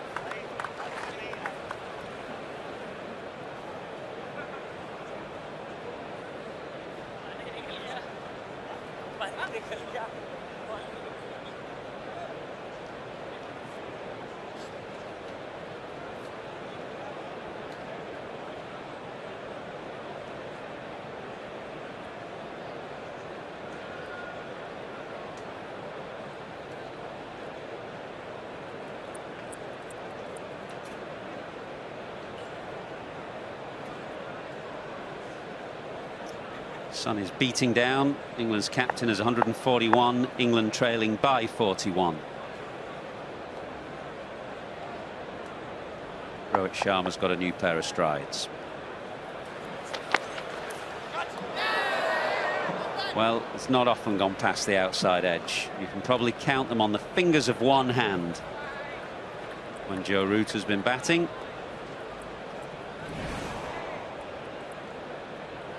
No surprises, it's Shami either. A perfect seam position.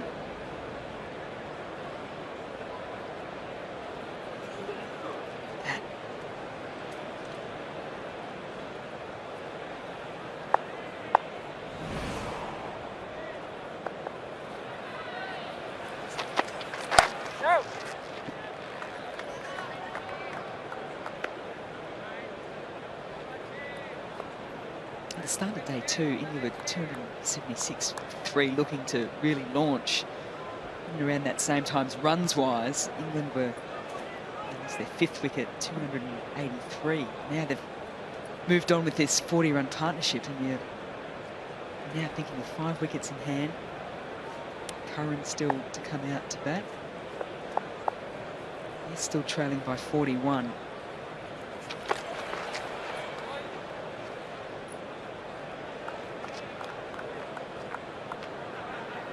England in a good position. He's had to do a little bit of work laterally today. You got a pat on the back here from Kohli, and you can see why. This was crashing into Kohli's shin, probably. It's a good bit of glove work from Rishabh Pant. I think he's worked a lot on his keeping, particularly laterally. I think in probably 12 months ago, that would have been a sort of a finger tipper to the glove.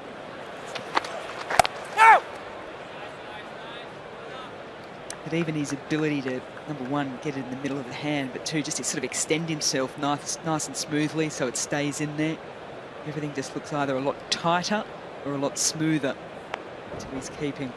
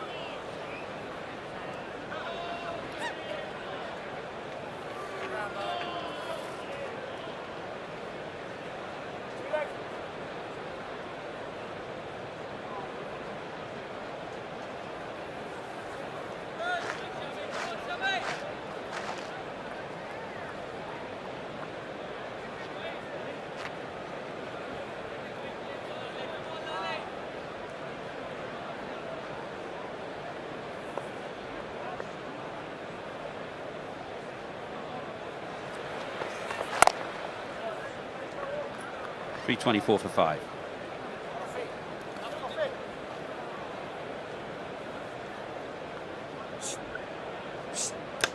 One of the most iconic pavilions in world cricket. It's quite special walking to the back of that pavilion and up the stairs. And sort of fight your teammates for the best seat on the balcony for a little bit.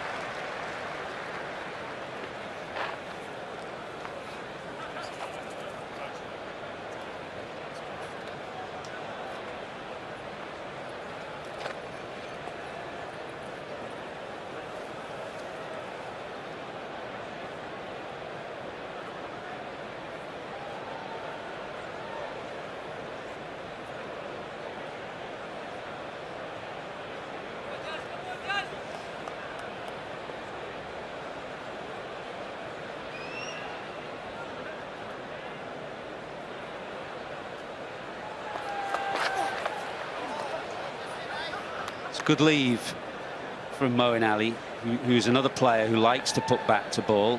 You'll know that the threat from Bumrah is twofold. From round the wicket, ball can angle in, but one of those bowlers who's really dangerous to left-handers. He can snake it away towards the slips, even from round the wicket.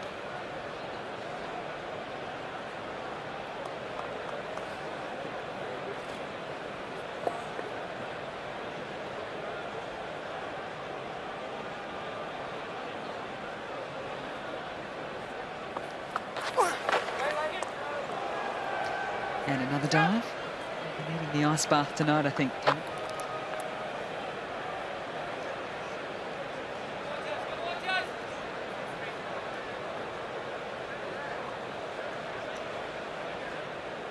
think that's just a little acknowledgement there from Rohit Sharma that he has been doing quite a bit of work left and right.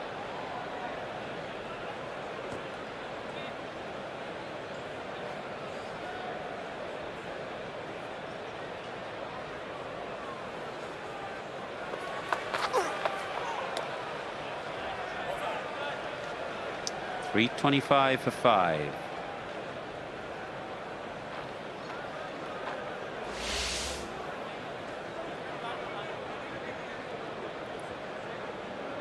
It wasn't the start that England were looking for, was it? 2 wickets falling, the score on 23. Burns found a partnership with Joe Root, which started things for England. And then the big one there between Bairstow and Root.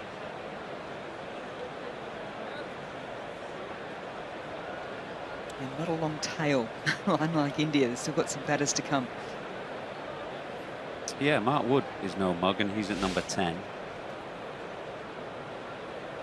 Thought that the key partnership was the one that you mentioned between Burns and Root yesterday. India were on top at that stage. Root came in on a hat-trick. Burns has been a bit shaky of form. So that was a vital partnership of 85. Ravindra Jadeja has bowled 14 overs so far. He's going to have a bit of work to do in this hot last session.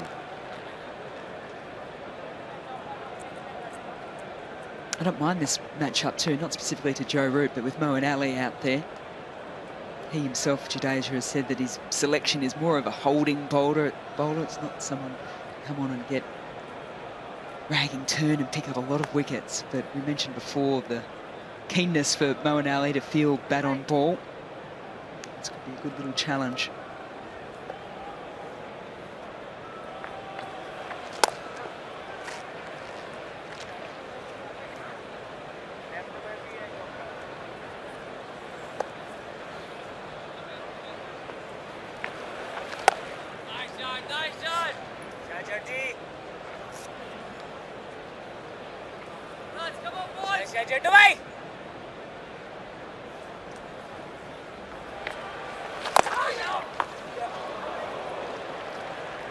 Somehow gets that over slip, and it's back for a second. We saw just occasionally at Trent Bridge Root getting a bit of a tangle to Jadeja when the ball is very tight to off stump and he's trying to cut it away through the offside. It's the angle from Jadeja and the pace. He's got a very good change of pace, so you have to be slightly careful playing that shot.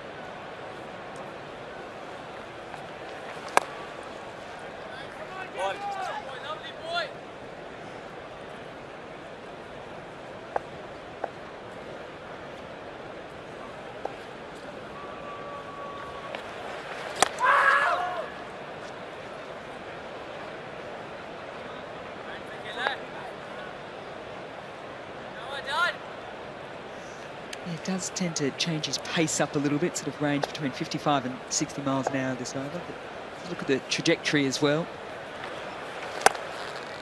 Flatter to finish with, above the eye line to start the over. 104 overs gone, 327 for 5. Well, it's bubbling up into a pretty decent test match. 2 full days remaining from tomorrow, and the forecast is good. There are limited tickets available tomorrow, which is day 4. And day 5 now on sale. £20 for adults, £10 for kids for day 5, and you can get the details on the Lord's website. As things stand, you'd say you've a good chance of seeing a decent day 5, and those are very reasonable prices.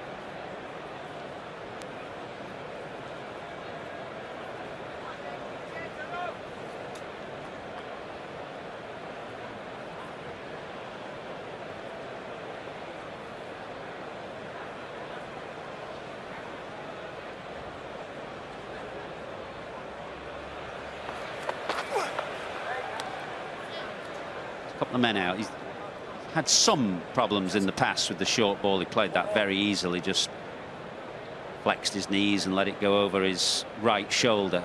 You see the man away to the left in the distance, the second of the 2 catches. Generally teams to Moeen Ali have a couple out. They bowl the odd short ball, but then occasionally just throw it up outside off stump. See if he can be tempted.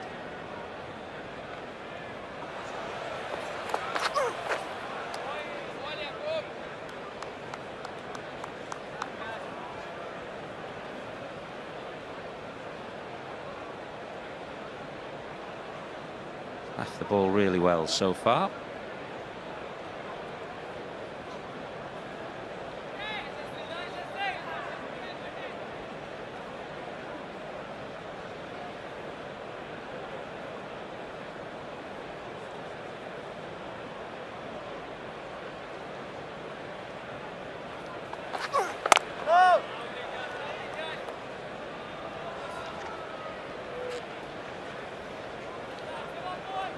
You know you're working on test match cricket rather than the 100 or T20 when you look at a forward defence, you go, oh, I like that.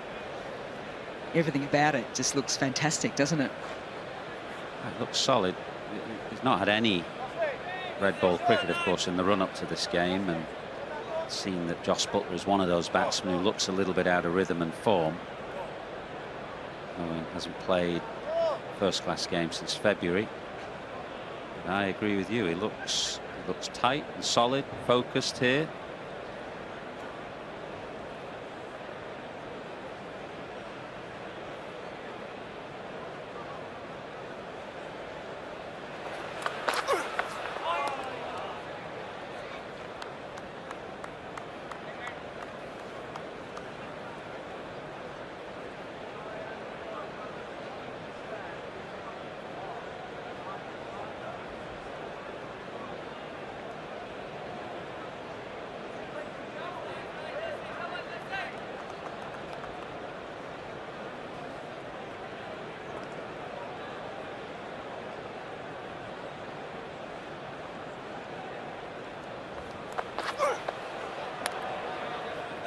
What do you think's going through Virat Kohli's mind here, Mike? Is he trying to think, how do I make something happen? Am I happy for this just to work itself out for the next little bit, having just brought Jadeja back on?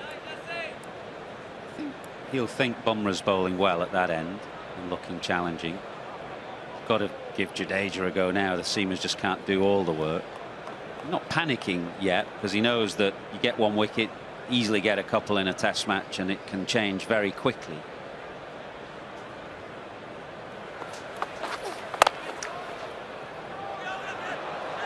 Good single. Root gets home. Given where India were at the end of day 1, he'll be disappointed where they are now just after tea on day 3. 328 for 5.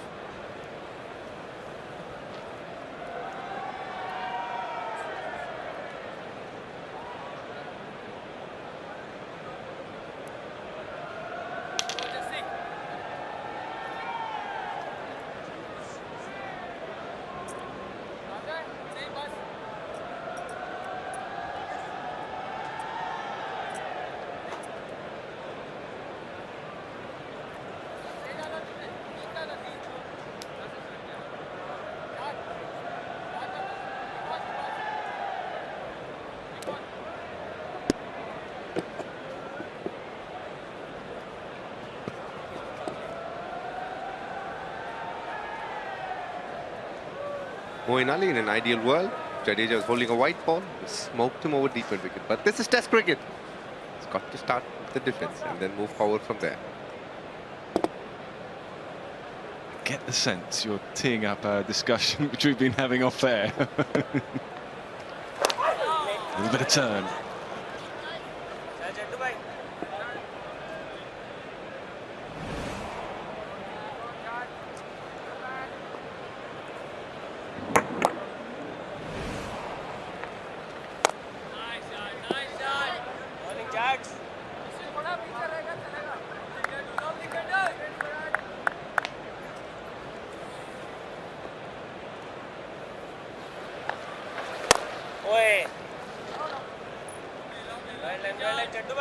Well, he's been very measured, playing with a great deal of composure at the moment.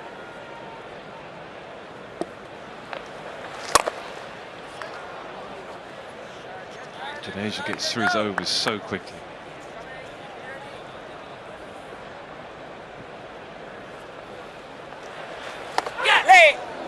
There's just a little bit there with the foot marks for the left-hander pushing forward. That's why the short leg's in place.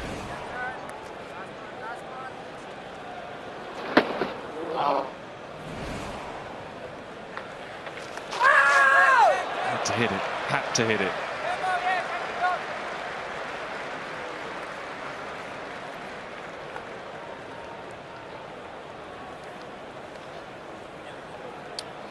.330 for 5.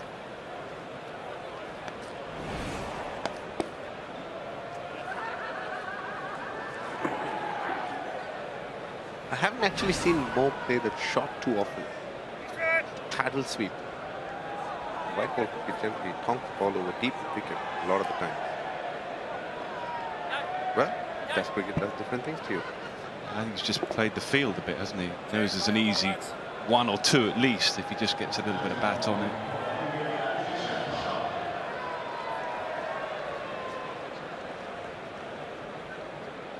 Right, Ishant Sharma. Sense that it was Ashwin or Sharma, gone with the 4 seamers, with just a little bit of a chunk of the pitch coming out there from Jadeja in the last over. Thinking I wish that Ashwin was playing, but it's the experience of Ishant Sharma.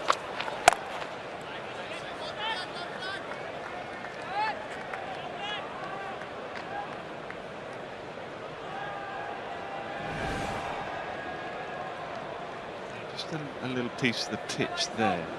So, really good covering of grass here.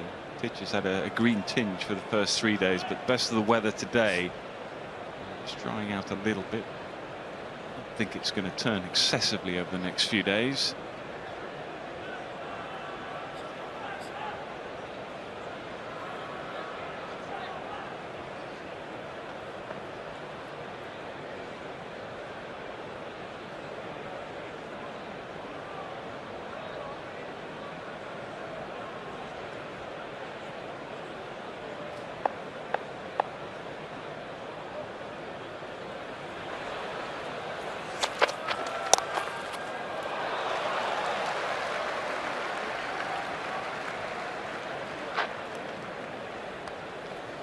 What can they do, Dinesh? How can they make the breakthrough here? What's the next move? I do see some rough there, so Jadeja should be in action, especially considering there's a left-hander batting right now. He should cause some trouble. The last over, one spun, took a bit of the turf as well. So that's interesting times. I do think kind of role reversal to an extent. Ball now 26 overs old, maybe there's not much in it. So the spinner comes into the action a lot more as the wicket-taking option, whereas the fast bowler is probably, hoping for things to happen at this stage.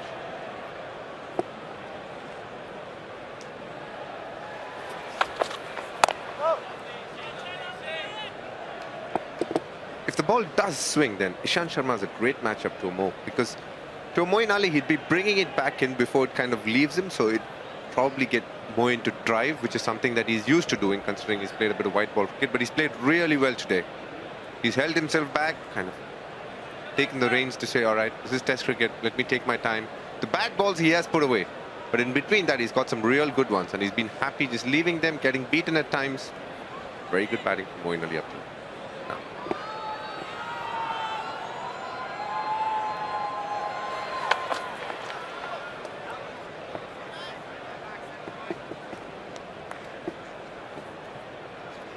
leaving that one. Short ball's been a bit of a problem for him. There's a man in front of square on the leg side. He might fancy taking that on, but at the moment he's just playing in a very composed manner for the man the other end, who's 146 not out.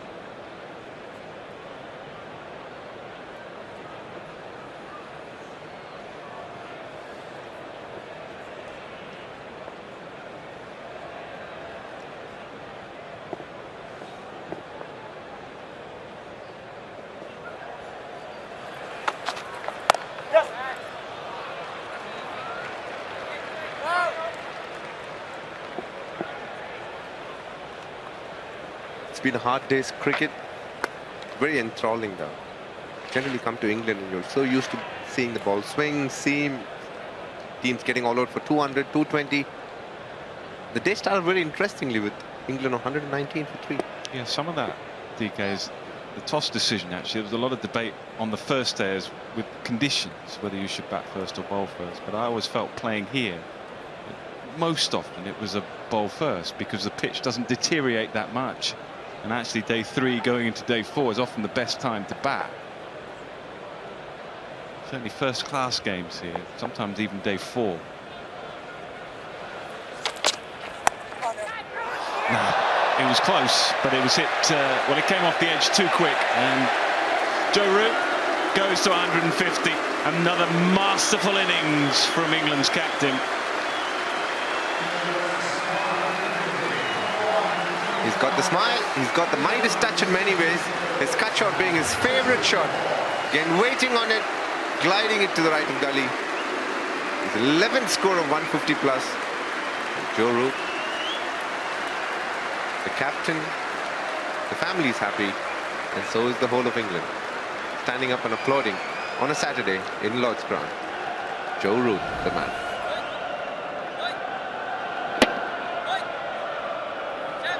Well, a special player, perhaps not quite where he intended it, but he'll take it, of course.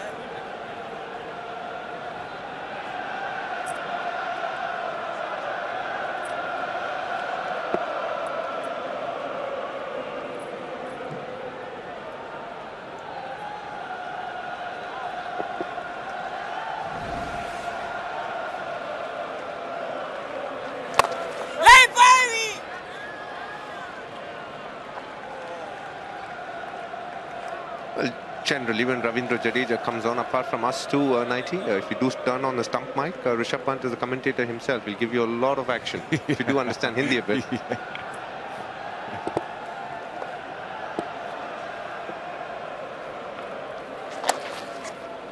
I always feel when we do come on air and there's a spinner bowling, and just... Here's Nick Knight and Dinesh Karthik joining Rishabh Pant. That's the right way to say it. He's a real character.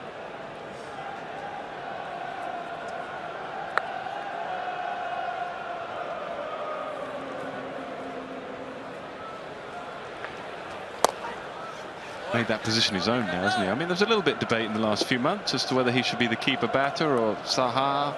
But, put to bed for now.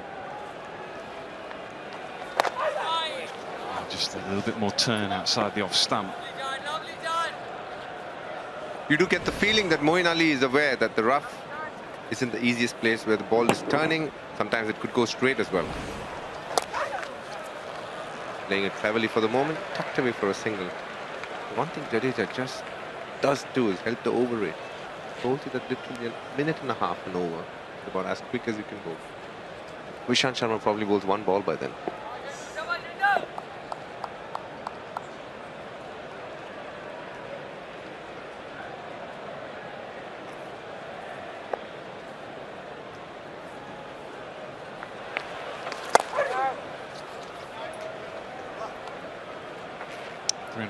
.39 for 5.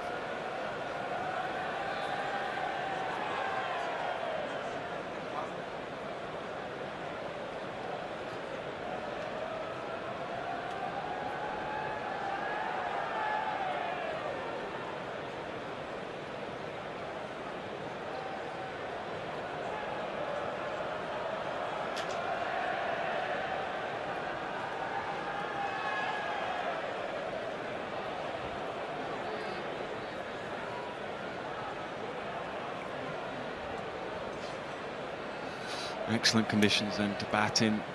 Best conditions of the game so far.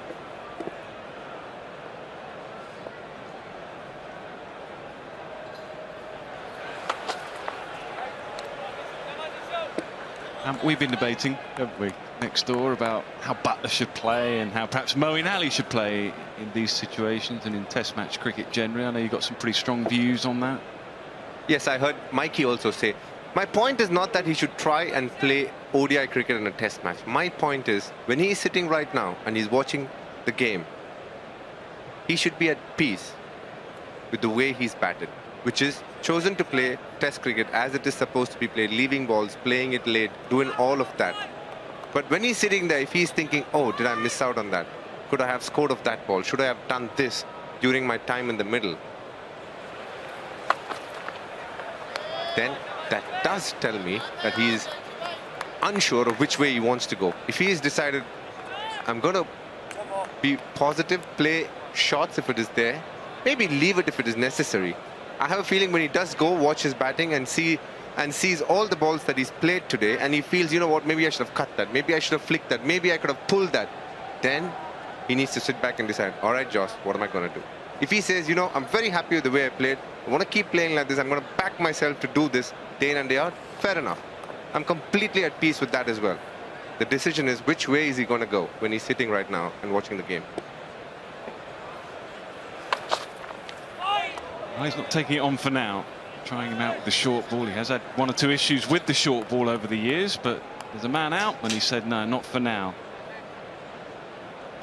Well, I mean, my perspective on it is in one-day cricket it's quite simple for him because the situation, the game situation plays out in front of you, so therefore you can play accordingly. I think he needs to do the same in Test cricket. The situation will change at times. I think if you're batting with Joe Root as Moeen is now, you play for that very situation. If there's a couple of wickets fall and you're playing with the tail, then he'll play differently. I'm not a big fan of people saying, well, that's just the way I play. Sometimes the game and the situation demands you play in a certain way. Wants to. Absolutely, Nightly, and that's why I think I differ a little bit with you, and I say that only because an English team these days, when they're chasing 300, when they're chasing 320, if they are 250, 260 at the end of 30 overs with 60 runs required of 20 overs, they need 3 runs an over. Joss Buttler will come out and play all the shots that he wants to play, irrespective of the fact that they just need 60 runs in 20 overs, because he believes that he can play those shots and he's good at it. He'll back himself to do it, and if he does get out, he has an Owen Morgan who will say, I want you to play like this every time, Joss. It doesn't matter if you get out or not. My thing is, can he do the same in Test cricket? Come out playing the Joss Buttler way, whichever way that might be. That's why Test cricket's so hard, isn't it?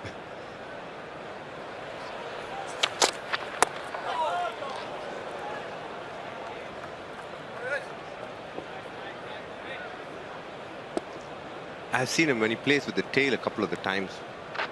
In a few of the games that I've played with him, he can absolutely make a captain's life a nightmare what kind of shots he plays. But if a Joe Root is batting there 120, can he take that option? Now that's the biggest question there, isn't it? Which way is he going to go? Is he going to be, all right, my captain is there, I'm going to do this, where I'm just going to leave balls, wait on it? Or this is how I play. Every time I do this, I give myself the best chance to perform. So maybe I need to take that route. That is the question. That's the question we're debating about.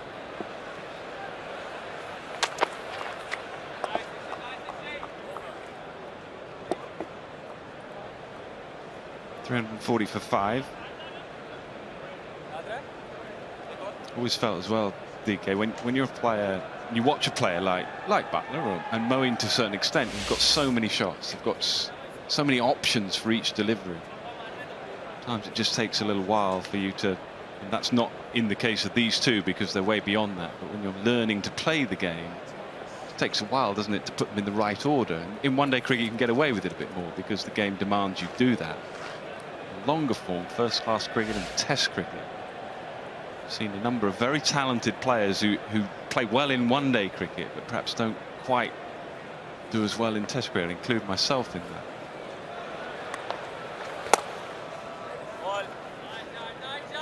Ball या जज हल्का सा खींच लेना मजा आ जाएगा ये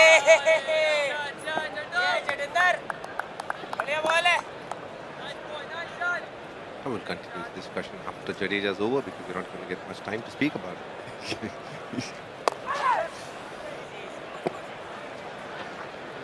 Punt has just told him, just try and pull the bat a little bit. A touch too full.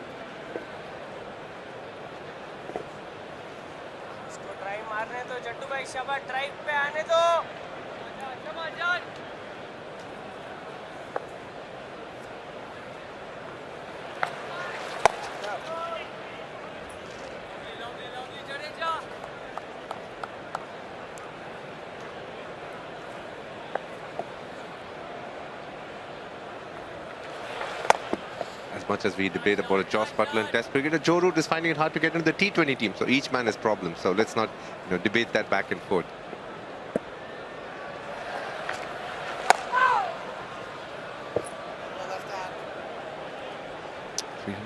.341 for 5.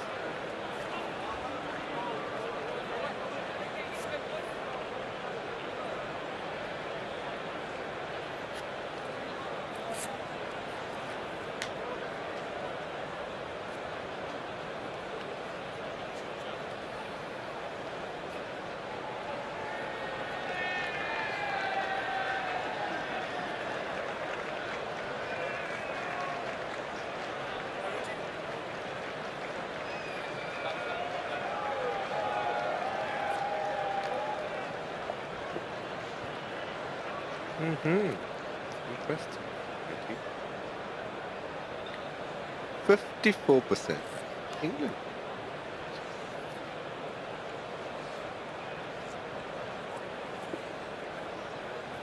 Draw there, 28%. There are a few Britishers working for winners for sure. I thought the draw might be a little higher than that.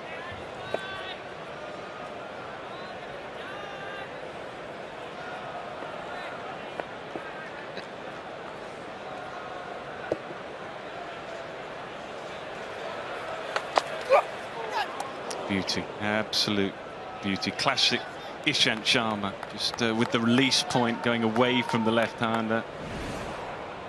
Let's have a look at the release there. See the seam position towards first, second slip.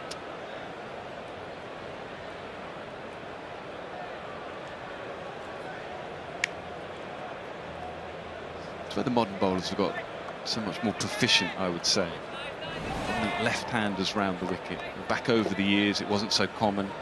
Their ability to bowl that ball there is, I think, something we see more and more of. Stuart Broad, obviously, David Warner. A number of contests. We see more of it now than we ever used to. Oh, absolutely. The advent of DRS, before the umpires, in many ways, if you bowl round the wicket, they used to literally forget the LBW.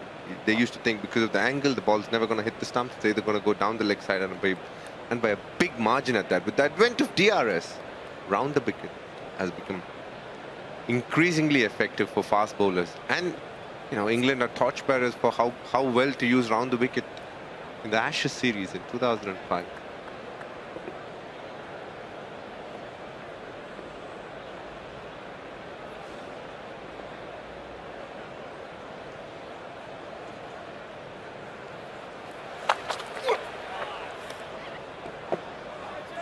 This innings has been a great example of how Moeen has improved his batting and what confidence can do as well for a batter. We've had occasions where the short ball has troubled him, but today he's looked very much in place with short balls. He's been very comfortable with it. I think state of mind as well. You'll know him played a lot of international cricket. I think he's in a very good state of mind. It's tough for him coming into this test match because he's just been playing short form cricket. And I think he's at a point in his career now where it's just, look, let's just go and have some fun. Let's just go and play a test match, see how we get on. I think that's showing in the way that he's approached the game. All right, Natty, I'm going to throw you a curveball now. Who's your number 3 for the T20 World Cup for England?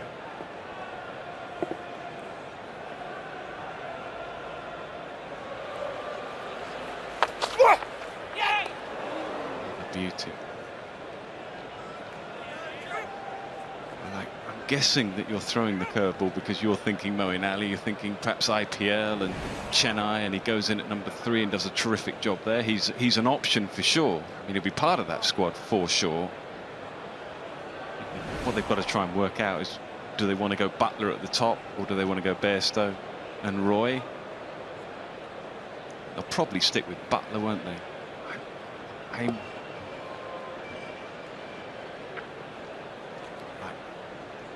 I like my top 3 to be in any order: Butler, Roy, Bairstow.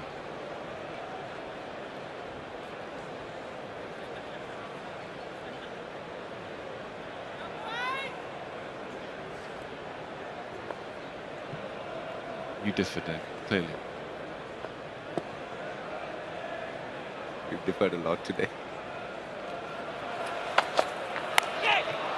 Edged and taken, and Moeen says fine and walks off. It's a brilliant delivery. He's bowled some terrific deliveries in the last over or so, and Moeen Ali's resistance is over, though maybe he may hang around. I think the umpires are saying let's check. But Moeen seems happy enough to walk off, but he'll stay for now.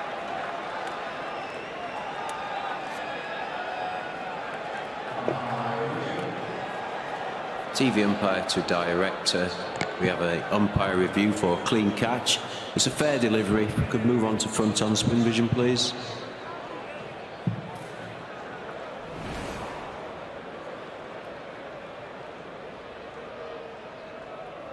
Copy. If we can just go through to the catch, please, now. Thank you.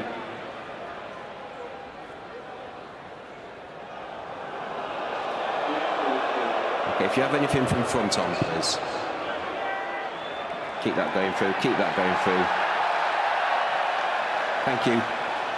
Just replay that again, please. Thank you. If you just take that back a few frames, just want to see the fingers, make sure the fingers are underneath the ball. Thank you. Keep it going in, keep it going in. Thank you. I've got fingers underneath the ball here. Soft signal is out. I'm going to make my decision for the big screen, please.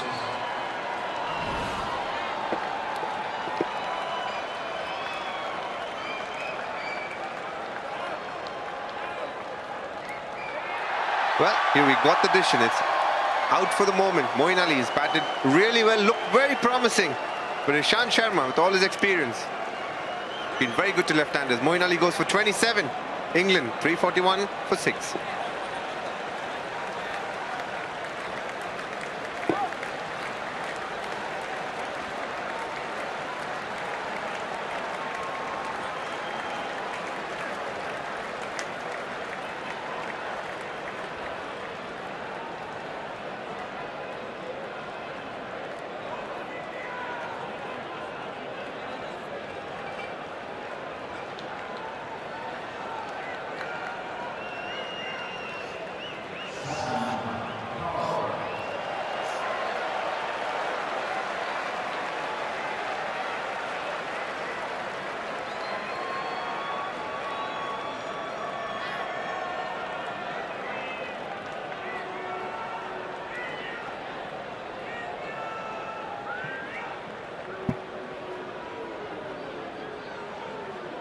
Right, another left-hander then, Sam Curran.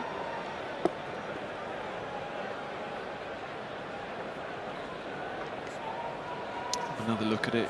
Almost looks slightly contentious before shortening. I think that's fair enough. In fact, I'm sure that's fair enough. I think the fingers were underneath the ball, and that's what Richard Kettleborough was just making sure that he was happy with. The soft signal was out. And I think that's fair enough. Excellent catch. Good cricket from India. Excellent delivery, good catch. Same angle now for Sam Curran.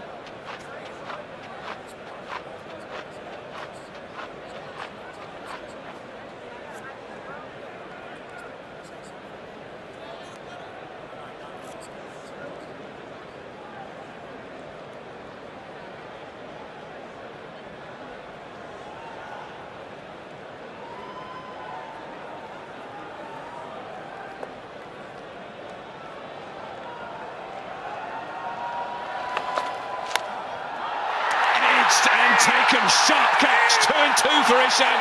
India back in it. Experience from Ishant Sharma just showing here. He's been a terrific bowler to the left-handers. Sam Curran gets an absolute peach of a delivery first up, has to play at it, commits to play at it. But then, on this occasion, it's Ishant Sharma who takes the glory for the moment. Perfect ball, straight into the hands of Rohit Sharma. Well, he doesn't miss many. The slip cotton has been as good as any. This game is very much alive. Anyone ever thought of tilting in the direction of England? India have pulled it back. Sam Curran goes for naught. England 341 for 7. Yeah, that win percentage might have just changed a bit in the last couple of... I mean, what a delivery. I mean, you can look at Sam Curran and say, what could you have done? I don't think he could have done much, in truth. It was the perfect delivery. We'll see the release very similar. Canted towards second slip. That was the first. An excellent catch from Kohli diving forward. That was the breakthrough that opened it up. And that is the perfect delivery. Has to play at it. Just moving away late from the left hand, and nothing you can do. You just have to walk off. That is too good. And that's a pretty simple catch, even though it went quickly. They are close because the ball has been dying a little bit after the edge. So Kohli pumped up, India pumped up, and game on here.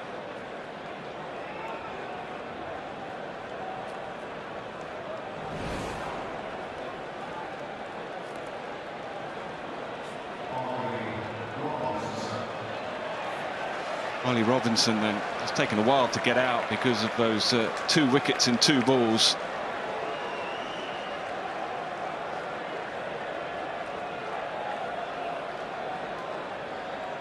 England trail by 23.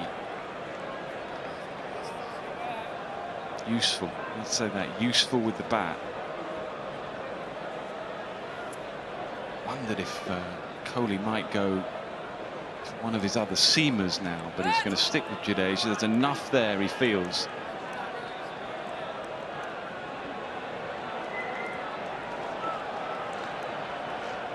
Jadeja has just bowled 18 of the 111. A lot of the work has been done by the fast bowlers. There are 3 more wickets to go, so I think he'll keep rotating the fast bowlers from one end.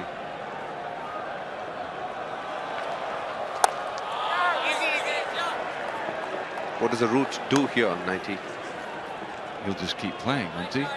Robinson's mugged with the bat. He realised he still trail a little bit. Try and get ahead, nudge ahead. I don't think he'll do too much different for now. And you heard James Anderson interview yesterday with Wardy. He said he has a massive role to play with the bat as well. He loves his batting. His exact words were 1 to 11 can bat against England. Sorry, his exact words were 1 to 11 can bat for England.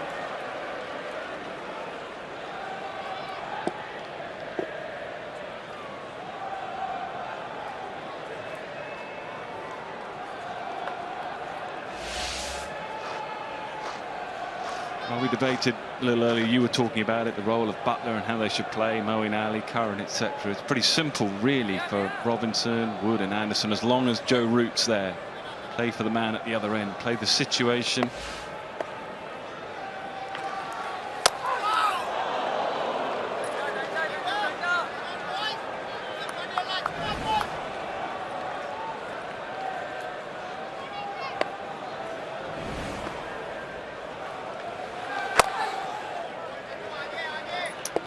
Careful of the LBW. Fires it in, not a huge amount of turn.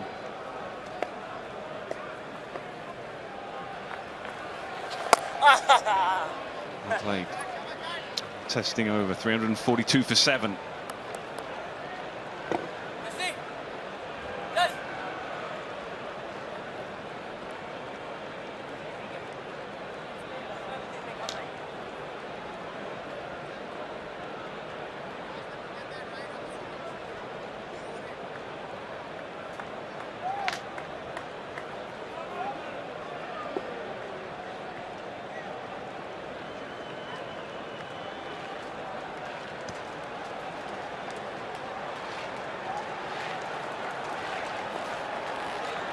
Things have changed, and in rapid time, Ishant Sharma on a hat-trick.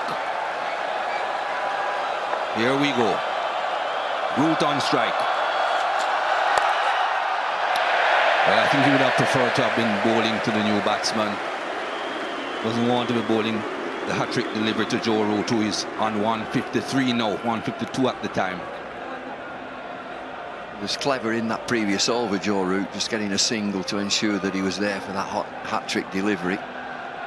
Terrific effort from Sharma, 3 for 67.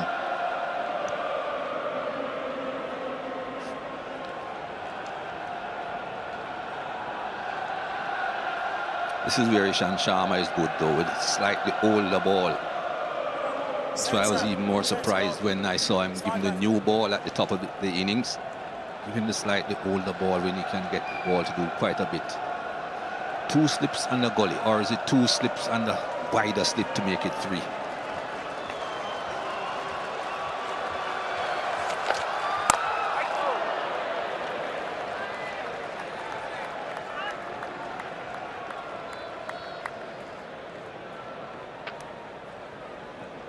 Well, the game's certainly livened up there. He's into his 24th over, Sharma. England trail by 21.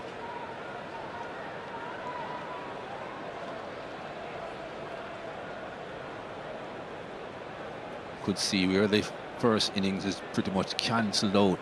Bumble start again. Depends on who bats best in the second innings.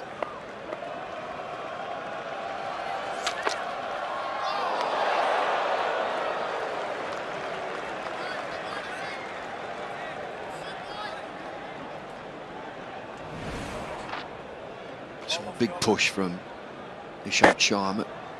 Moeen the first one. It's a good catch, is this?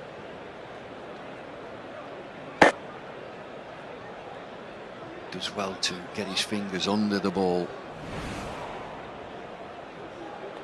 It's a second one, Sam Curran. He had to play at it.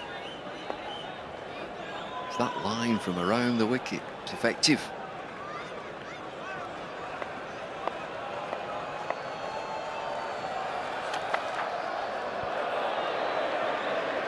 Not sure what happened there. He didn't seem to miss his run.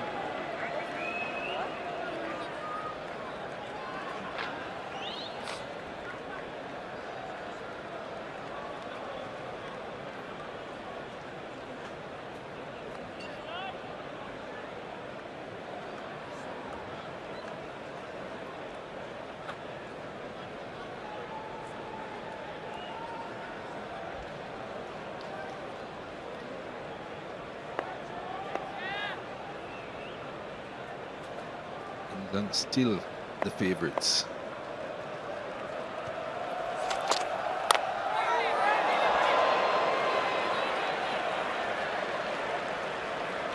Off the mark, won't mind how they come. The draw's still in there, and this pitch doesn't deteriorate that much, and he's played so well today. Just the reading of the pitch from both teams. Ashwin not selected, Jack Leach not selected, so both teams not expecting too much turn. But the sun's out, it's drying.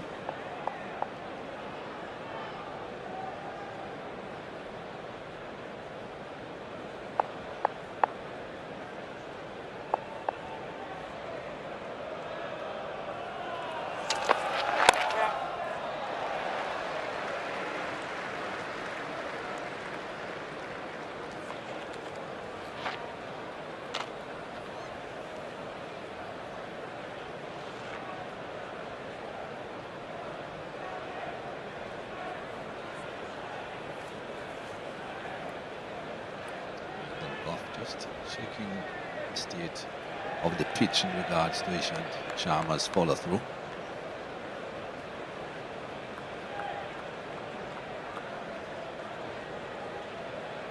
Unless England bat extremely well from here on, they'll have to bat again, so they'll be batting last.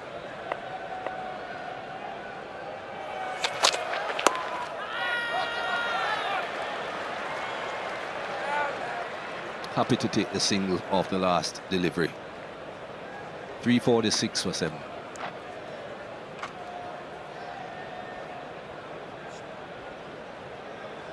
There's been a thought for a long time that the third innings in a test match is a vulnerable innings. Strange things can happen. Some excellent bowling performances there. Anderson with 5 for once again. Good support from Robinson and Wood, Ishant Sharma, Siraj and Shami sharing these wickets for India.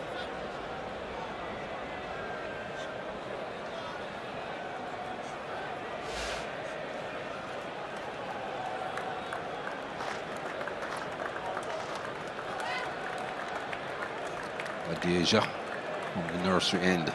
A slip, silly point in place.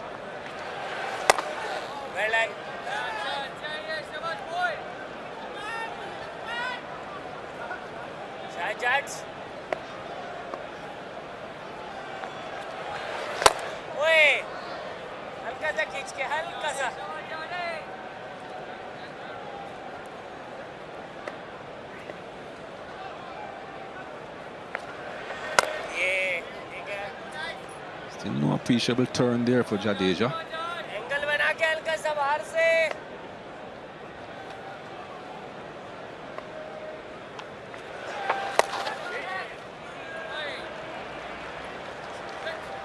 Seems as if he's shielding Joe Root. Single off the last ball, last over, single off the fourth delivery this time. Well, he's no mug, Robinson. India with a big push.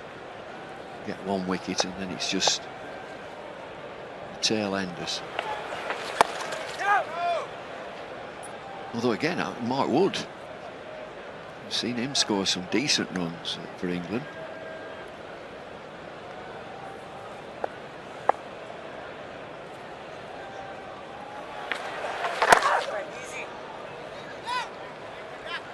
.347 for 7.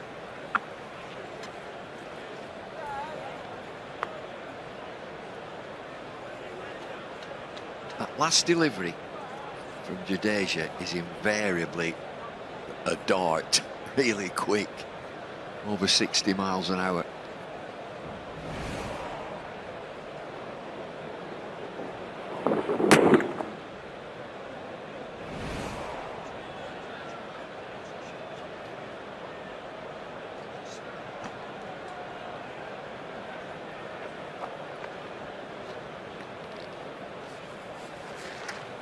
Virat Kohli has had to have another change in the bowling. Ishant left the field after his previous over. So Siraj is back. 23 overs for him so far. He and Ishant have been the men taking the wickets, 3 each.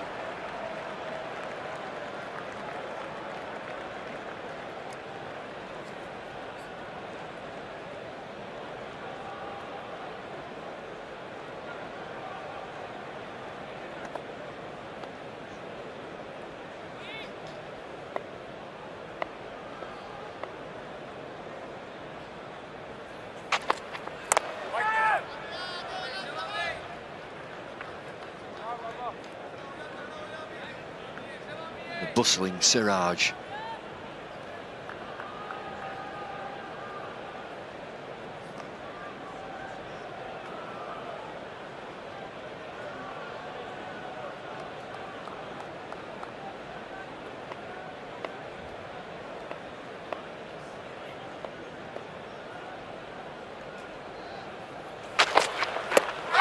Going down leg, I think.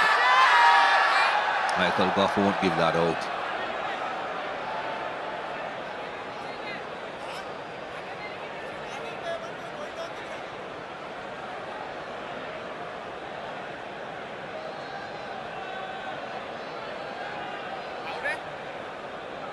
He got excited there, the bowler, captain, impassive. Yeah, well, he's standing at first slip. He would have a fair idea of where the ball is heading.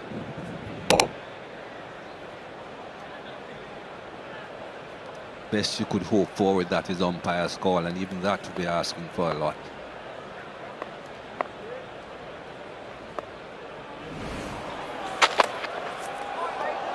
Wow. Day 3. Well, he's all action. Siraj into his 24th over.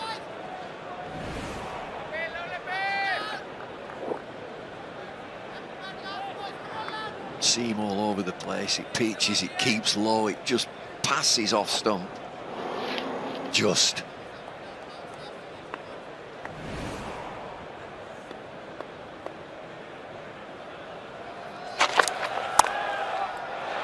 That's 4. Gave him a bit of room outside the off stump.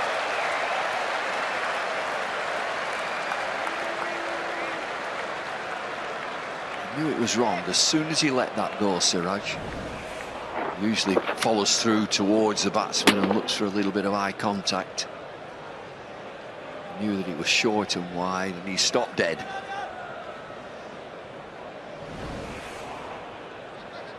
Virat Kohli gone a bit more defensive now, has a man down on the 3rd man boundary. Very wide 3rd man, can't afford these boundaries. England trail just by 13 now. Close call, but I think again missing leg.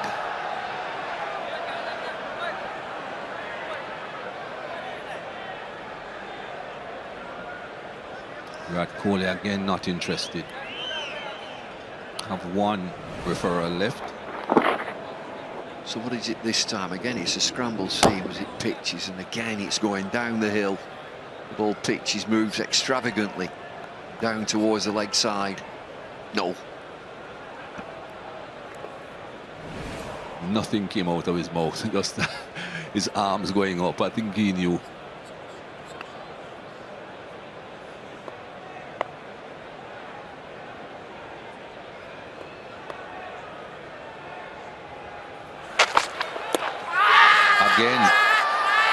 Again, it's doing too much. He's starting a bit too straight.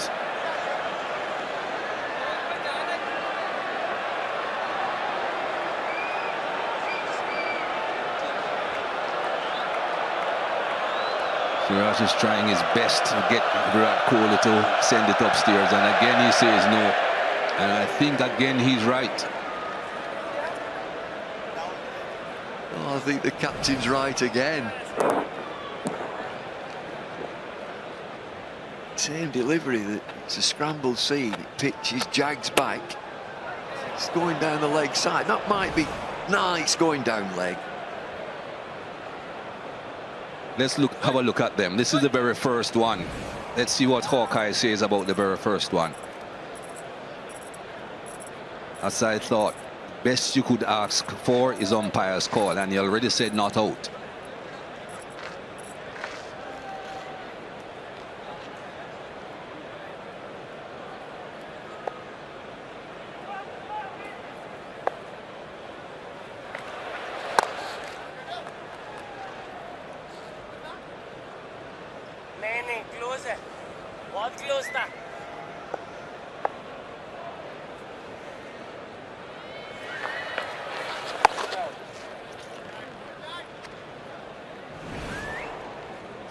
Here's the second one. Umpire's call again.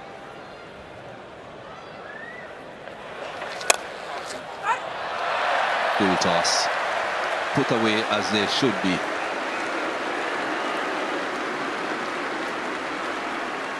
Deficit is now a single figures 9.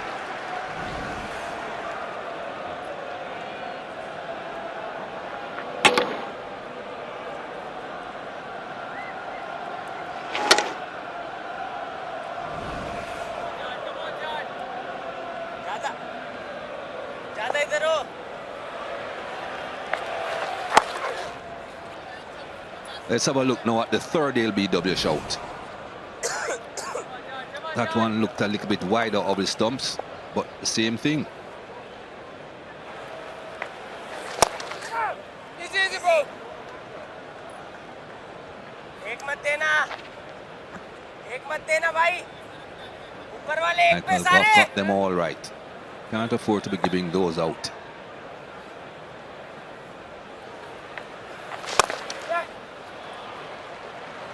Another easy single for Joe Root.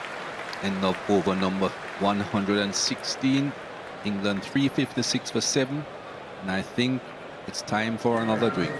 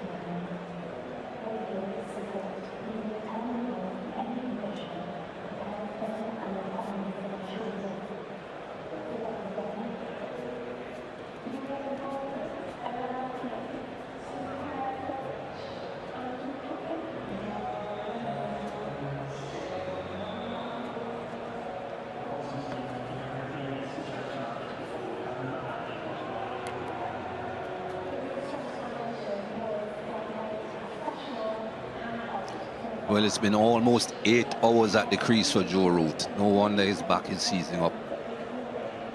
He's loosening it up a bit. He wants to bat right through to the very end, Joe Root.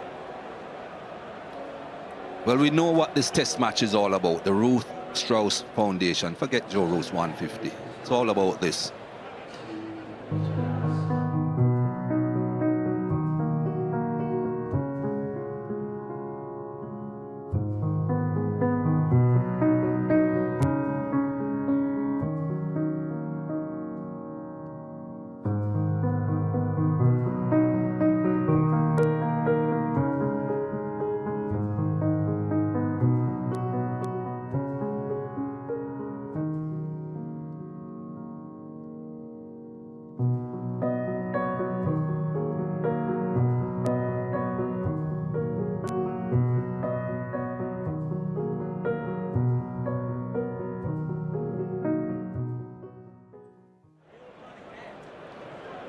And we are not yet finished, folks. A lot of people need a lot of help, and you can text 20 or 30 to 70600 if you want to donate 20 or 30 pounds.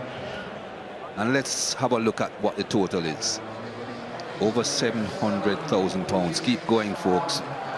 We wouldn't mind seeing 2 commas. Red for Ruth Day was yesterday, but the test match is dedicated to the Ruth Strauss Foundation. Come on, everybody. Give it an absolute belt. The sun's shining. It's a brilliant day's cricket. Loads of auction items. I remember last year's auction. You remember last year's auction? The dinner with Nasser Hussain and then dinner without Nasser Hussain.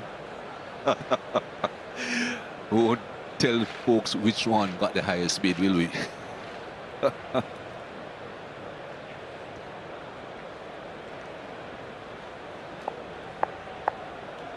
Joe Root's back on strike. Oh, a bit of bat, was it? We'll soon find out. Pant couldn't hold on. Just looking at these auction items, Mikey, the day at Sunningdale Golf Club with Strauss and Warren. My goodness. Tom Kerridge will cook you a private dinner in a shed. Backstage concert experience to meet the incredible Coldplay. Captain's Day at Lord's with Strauss, Cook and Morgan.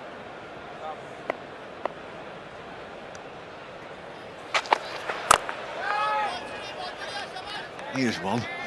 It's caught my eye. Barmy Army tour to Barbados.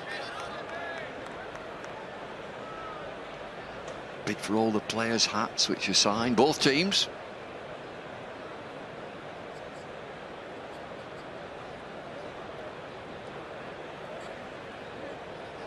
It's feeling like Barbados at the moment, Bumble. Sun is out, it's nice and warm.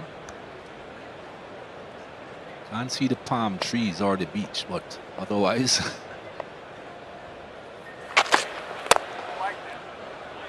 Got a canal.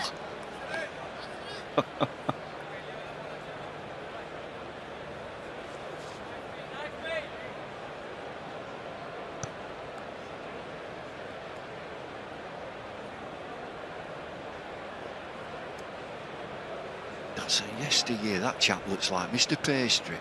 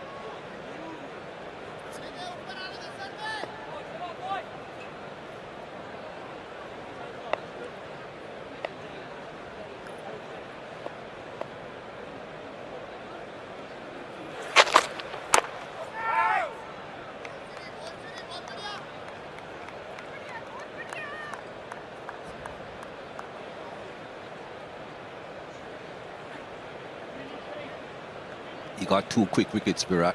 I don't think he expected wickets to just keep on tumbling. This is not the type of pitch for that. Still have to do some work.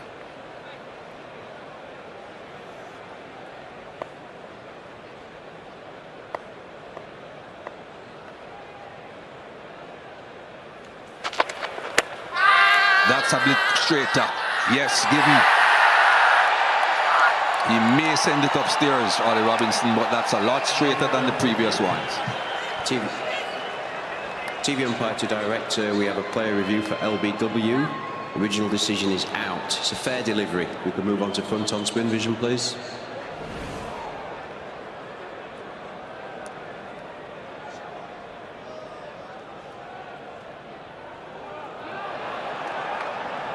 Okay, we're just going to need to see Ultra Edge on this, please, when available. Thank you.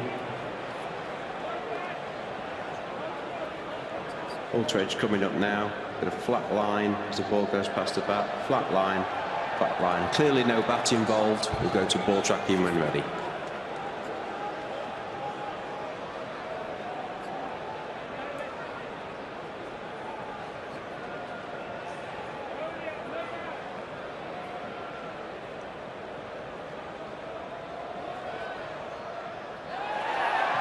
Pitching outside off, impacting line, wickets is umpire's call. We go back to Michael on field to stay the original decision. You're on camera now. Well, it says umpire's call again, but just looking at that live, you wouldn't have expected it to be just brushing leg stump. He has to go, though. 357 for 8.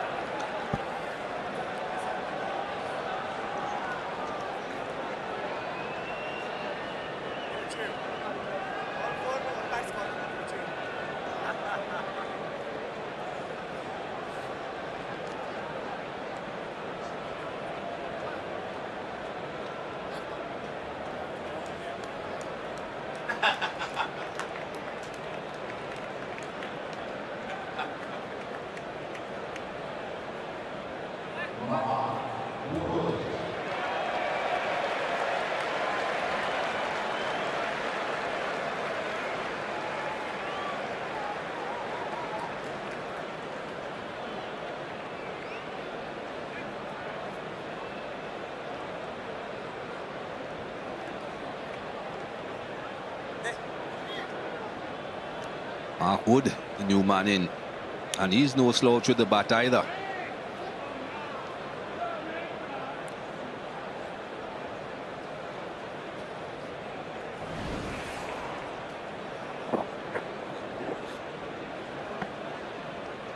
And again, it's a scrambled seam, giving it out because it's fuller than the others.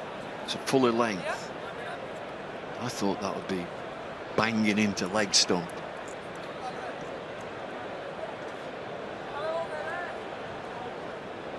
Well, he had 3 unsuccessful appeals for LBW previously. Happy to get this one.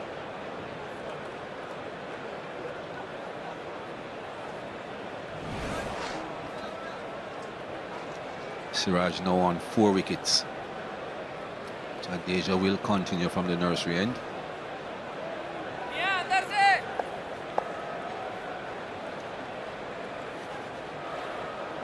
थोड़ा पीछे हो सकता है.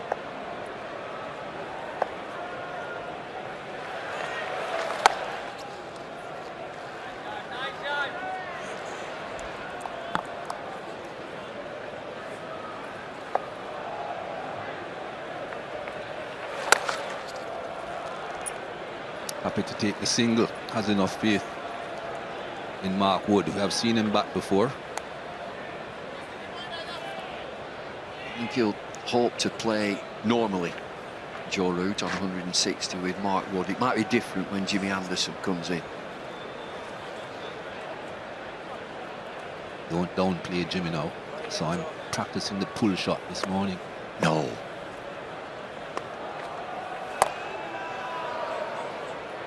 No run there.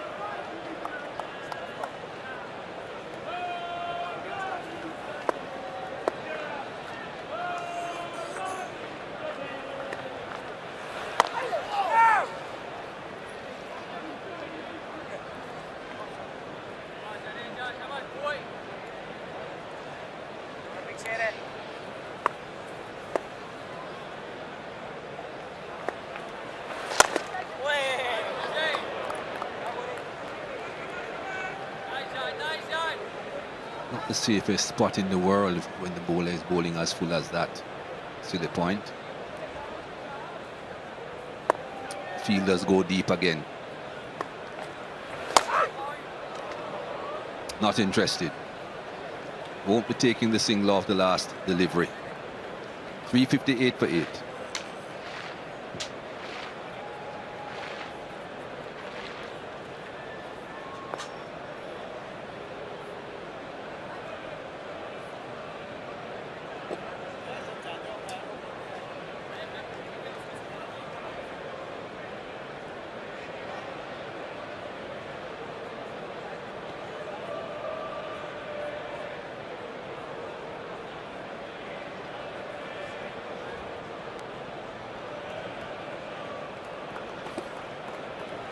Epic innings of 160 from the England captain today means that England are almost level with India, trailing by 6. India have taken 3 wickets in this session. Looks like we're going to be just about even Stevens. First innings, see whether England can just sneak a bit of a lead.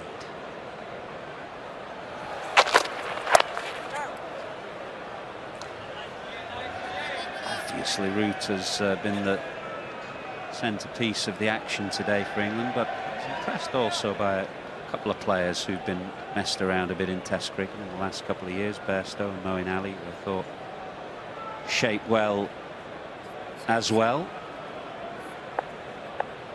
Support from Burns yesterday, so Root has had more support in this innings than he has had occasionally of late.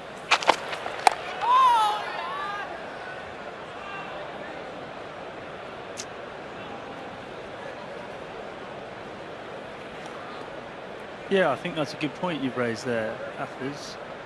You look at Bairstow and Mo Ali, widely regarded as 2 of England's best cricketers in all formats, and being cast aside for a period of time from the Test team sort of proves the point that your best players are generally your best players. Yeah, and both have been, you know, messed around as well. Up and down the order, in and out of the side. You get to a certain stage, don't you, with the options available now for cricketers, and you're kind of worried that it's easy then for players to turn their attentions elsewhere, which is why I was so pleased to see Bairstow and Moeen Ali kind of knuckle down in Test match mode today. Suggested that, you know, they've still got the hunger for the 5-day game, which is good from an England perspective. Lots of difficult Test cricket to come. Yeah, and of course, just because they are 2 of your best players doesn't mean they should always be in the team. I mean, there are times where it's actually in the players' best interest for them to spend a time out of the team. Maybe they need to look at their technique, or they just need refreshing mentally. But I think with Johnny Bairstow, that man on your screen at the moment, I honestly see clarity in the way he's playing, an improvement in his technique, which is really encouraging. I agree. And for Moeen, there may be a few dry and dusty patches for him to exploit when India's second innings begins. Whether that will be. At the moment, Root looks impregnable out there. Mark Wood's no dummy with the bat, but just James Anderson to come now.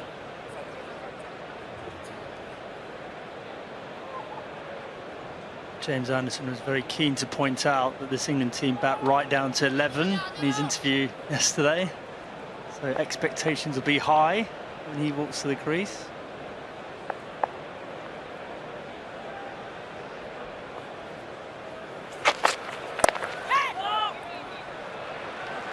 .358 for 8.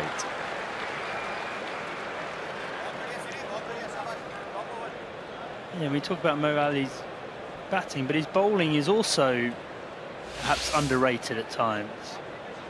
Did a good job in the first innings, only the 1 wicket, but his control in place. That scoreboard, and it's again 1 man who's been outstanding. And this Test match is bubbling up very nicely.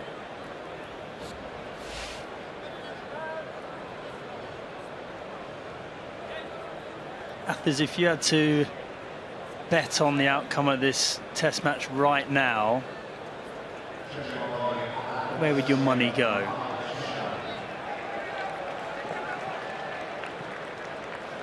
Well, right now, if you said, whose shoes would I rather be in? I think I'd rather be in England's shoes. You know, that can change pretty quickly, but I just feel that get up to a decent first innings total and that third innings becomes tricky. And then time becomes a factor.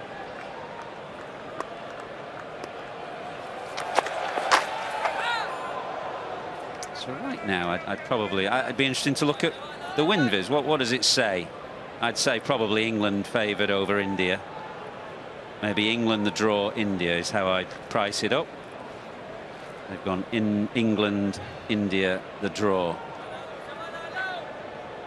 Have England just a little bit of favourites above India right now.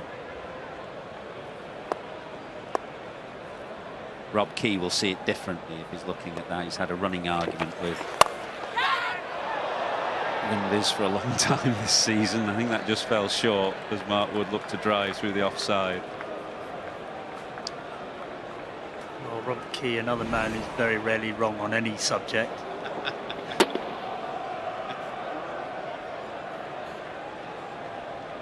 But it just proves the point, the game's in the balance, isn't it? And one good session either way could be incredibly important. Think about when England have that new ball in the second innings.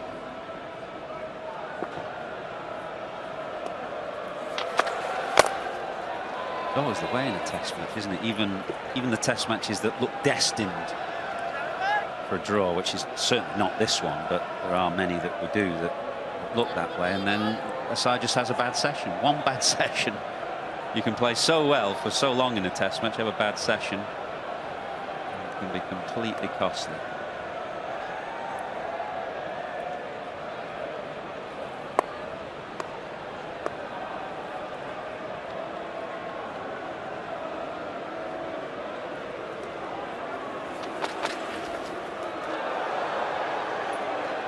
Very expansive for no reward.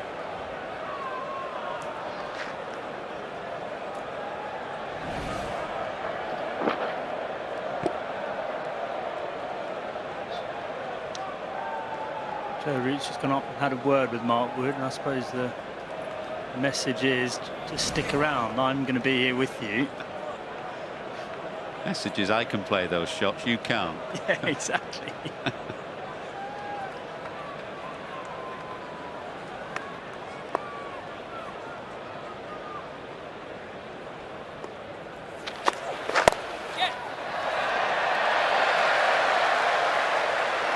Gets himself off the mark with a chip through mid-wicket. There was a test match earlier in the summer. Was it Edgbaston, I think? Mark Wood just looked one of England's better players, which was more of a reflection on the rest of the batsmen than him, but he has got some ability. Yeah, and he's got an eagerness to score, hasn't he? He looks to get after it. Irritating batsman at number 10 if you're the opposition captain.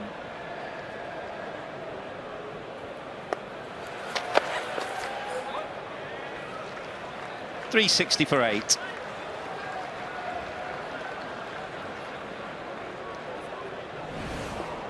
Let's have a look at Mohammad Siraj getting Ollie Robinson, angle in, targeting the pads, but the length a little short.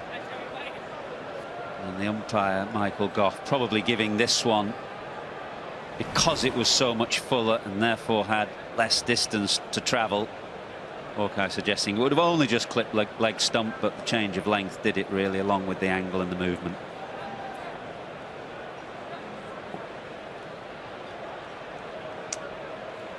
Yeah, and also noticeable how many scrambled seam deliveries Siraj is bowling, and that's where he's getting that variation from, actually. Some are hitting the seam, others are sort of skidding on off the smooth face of the cricket ball.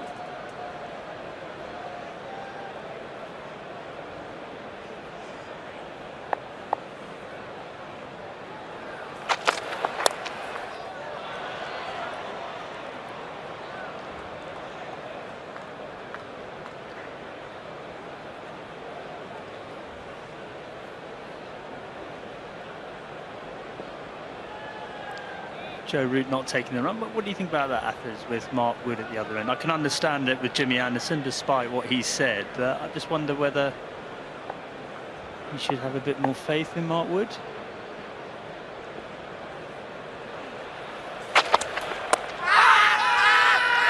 I don't think so. Still got one review left.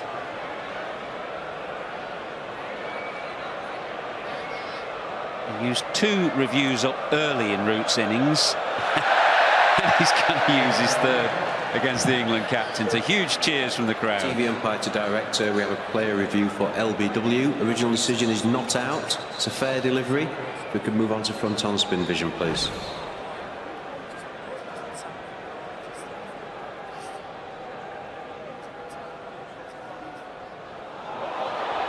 Okay, just take that back a couple of frames, please, then roll it forward. Okay, we're going to need to see Ultra Edge, please, when available. Thank you. Ultra Edge coming through now. Keep it rolling through. Clearly pad first. No bat involved. We'll go to ball tracking when ready.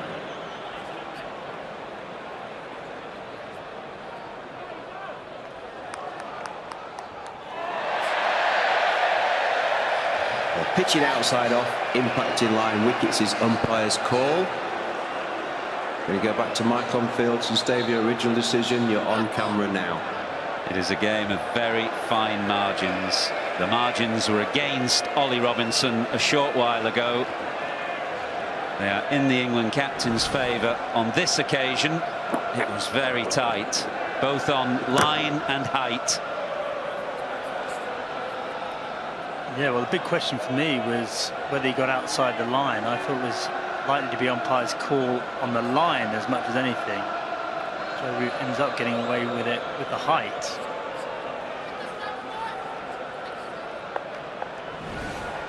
Well, the only thing for India is that they haven't lost their review.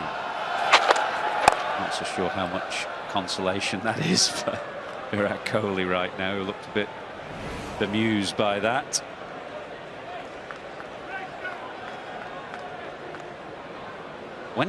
As it was rolling through, when it showed it hit him in line, I thought he was a goner then, actually. Height just in his favour.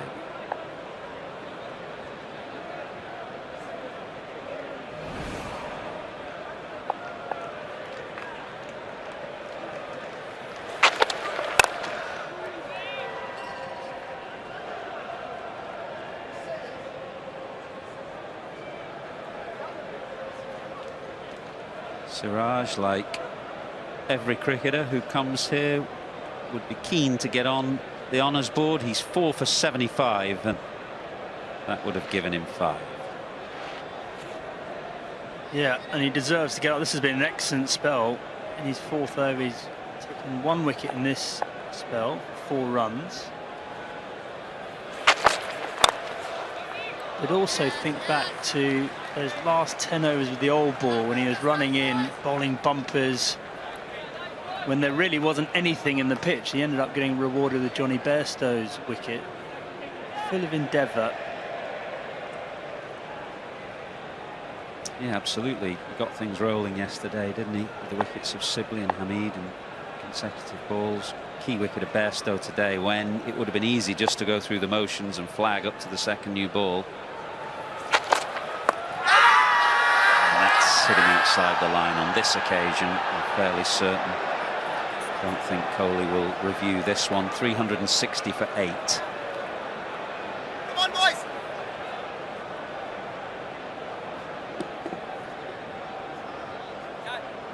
It's good again from Siraj, though. Just constantly getting the ball to jag down that slope. Scrambled seam again, a little bit of nip. Did manage to get outside the line, but it's been a really probing spell this from Siraj.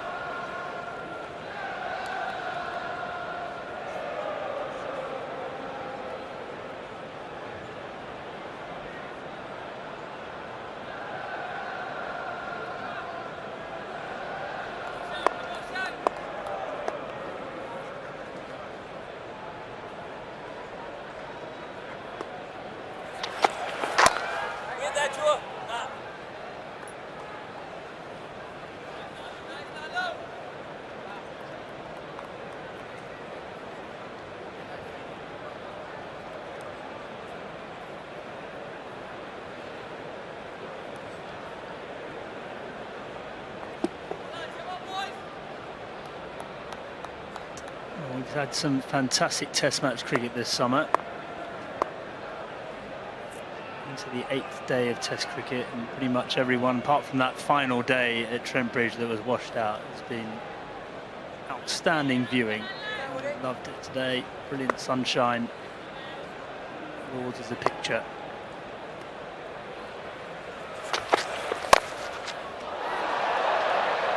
Have you dismissed the 2 New Zealand Test matches in the World Test Championship final from your memory? That was in the springtime, I think I said something. Very good point, Athers.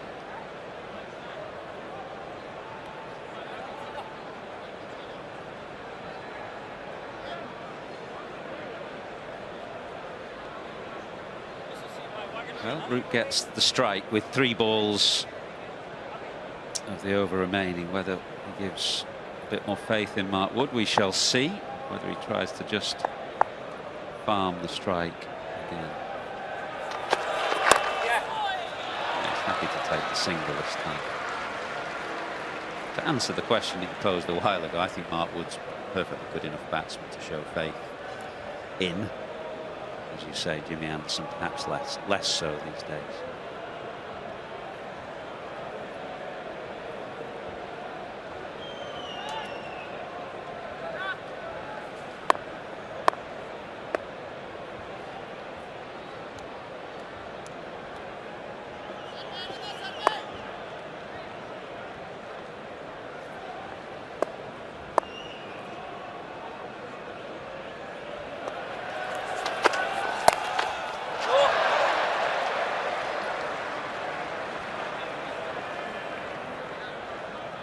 I suppose at the back of Joe Root's mind would be how irritating it is when he's captaining against someone who does that. Jadeja managed to manoeuvre the field very well at Trent Bridge. And it is frustrating as a captain.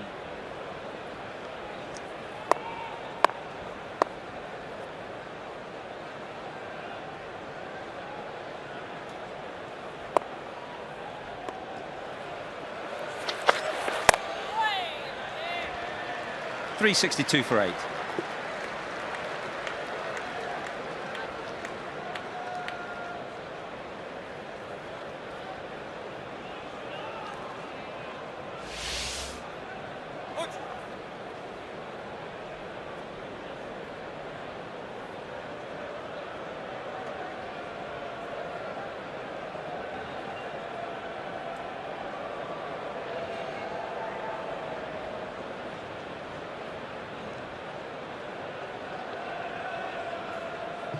And a gorgeous day here at Lord's, the Saturday of the Lord's Test match. Always a special day.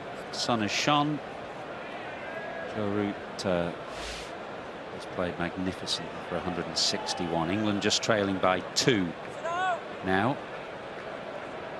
Siraj still looking for that 5th wicket. A bit of irritation in that his movement behind the bowler's arm.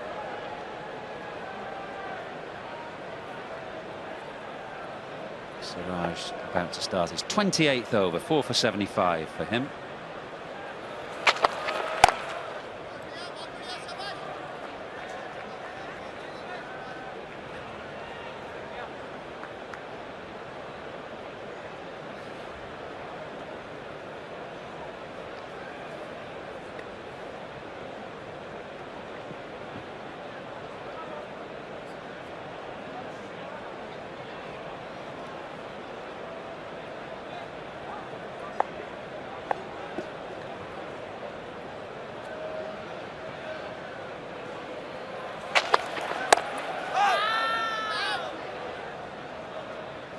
We were talking earlier about how busy Joe Root is at the crease and how few dot balls he faces in his innings. I asked Benedict to look at some stats about percentage of dot balls. Joe Root was actually a bit higher than you think, around 70% of the balls he faced are dot balls. It's good to see you, Athers, a very long way down that list. I was right up there with Dom Sibley. Thankfully, the stats don't go so far back. It's only a fraction of my career that they apply for, but they're high. I'll take your point. But even somebody like Adam Gilchrist is like 60% dot ball, which you think is high for somebody like that. Yeah, absolutely.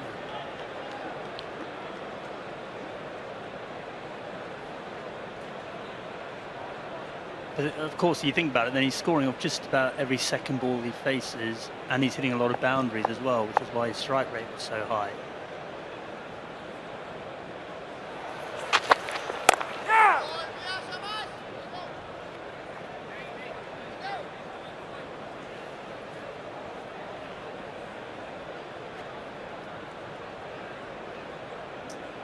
He's a player who's got lovely touch, Joe Root. I've seen so many shots today where I think the vast majority of players would either leave the ball or defend it. He has the ability to guide it down to third man. He's got really loose wrists, good touch, great hands.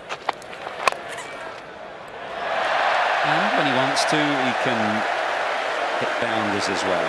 That is his 15th four. But he's not a thrasher of the ball. He's a timer of the ball, a stroker of the ball, and somebody who can manipulate it into the gaps.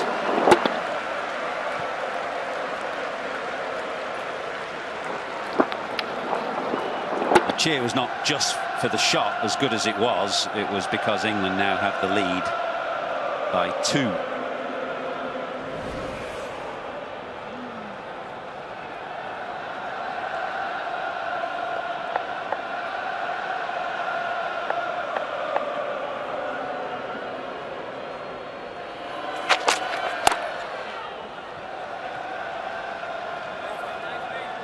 .366 for 8.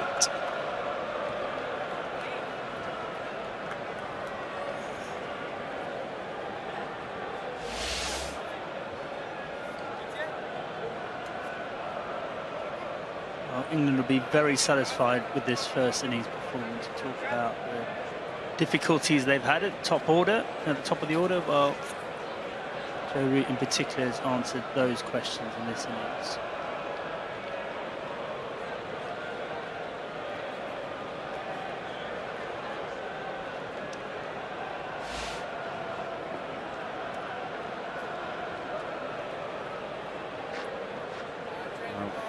Fast bowling is a hard old game, physically. Coming on at the end of a long, hot day in the field. 124 overs you've been in the field for. You're about to start your 25th. This is when the fitness, all the fitness work, stamina and strength come into play.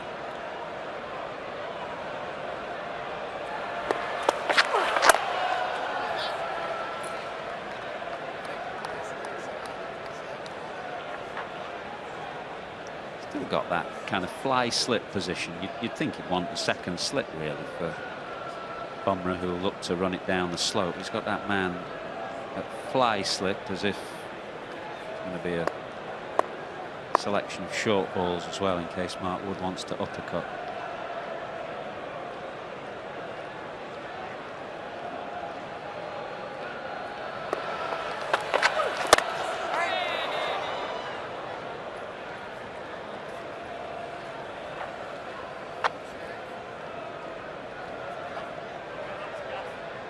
Joe Root's average just tipped over that 50 barrier. And I'll tell you what, for an English player, that is quite some record. I think I'm right in saying only one England cricketer post the war has finished with an average over 50. That was Kenny Barrington. Correct.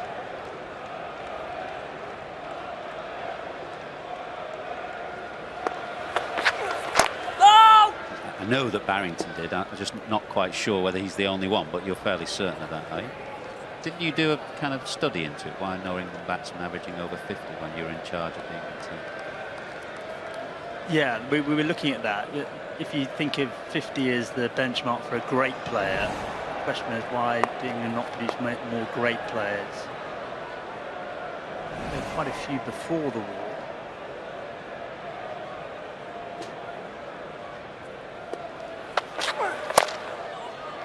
Think back to the likes of Len Hutton, Jack Hobbs.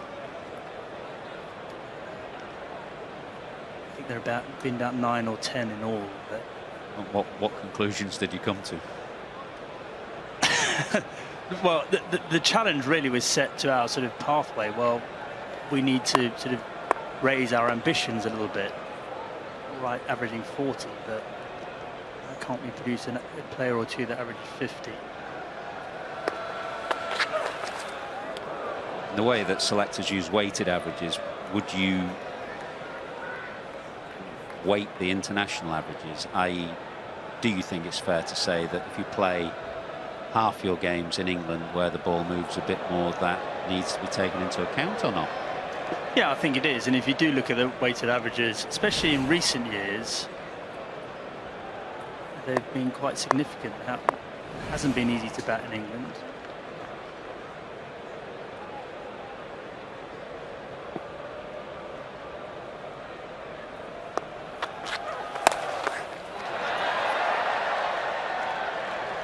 High on the bat. I don't think Ishant Sharma saw that at all out there. He's in the shade, that the overhang from the grandstand puts him right in the shade, and he's looking into the sun. I don't think he picked it up at all. Not that he would have been able to get to this catch, which came high off the splice of the bat.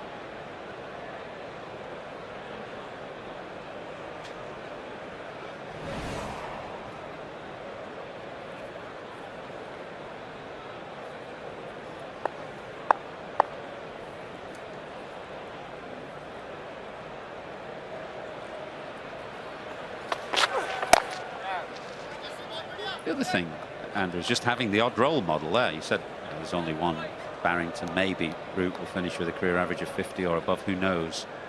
But when you have the odd roll model there, just to show you that it's possible as well, that's an important thing. Yeah, it's almost a sort of 4-minute mile syndrome, isn't it? People break that, then others feel that they can do something similar.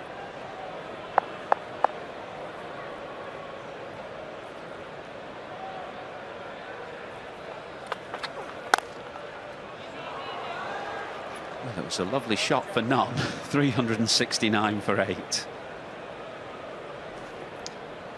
You certainly think back to my time. I mean, Kevin Pietersen at times approached greatness. I think he was a phenomenal player for England. He ended up averaging, what, 47 or so. Alistair Cook around 45. Geoffrey Boycott 47. Just that slight bit below. If you think about likes of Ponting and Callis, mid-50s for a lot of their career.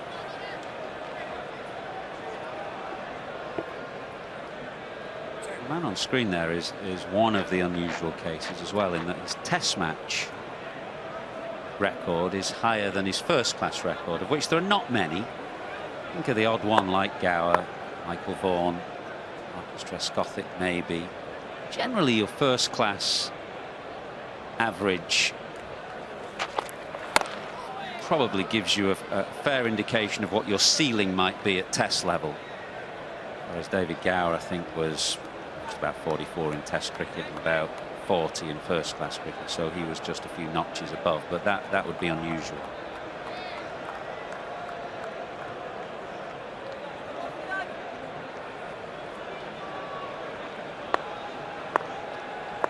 Red wine yesterday, white wine today, and a more sober grey suit than the outfit of yesterday.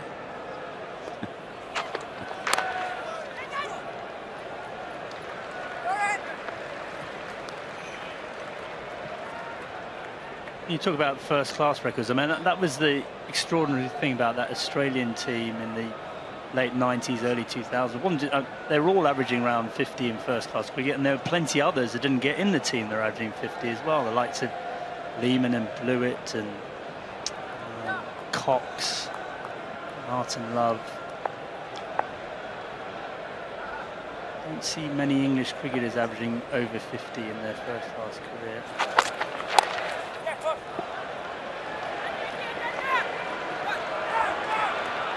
Oh, he's gone. He's gone. Root came, then he sent him back. Mark Wood was not for turning. He's carried on trotting off to the pavilion. I think Virat Kohli's just questioning which batsman is out. He would dearly love to see Joe Root, of course, and has asked the umpire whether there's any point in reviewing this. But I think the decision has been made that Mark Wood is the man to go.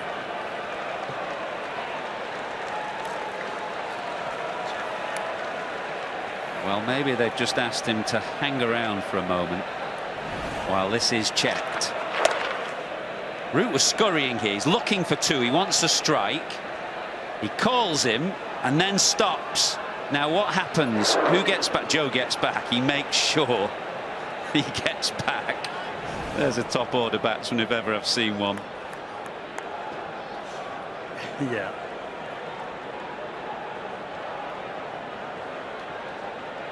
Yeah, frustrating end for Mark Wood.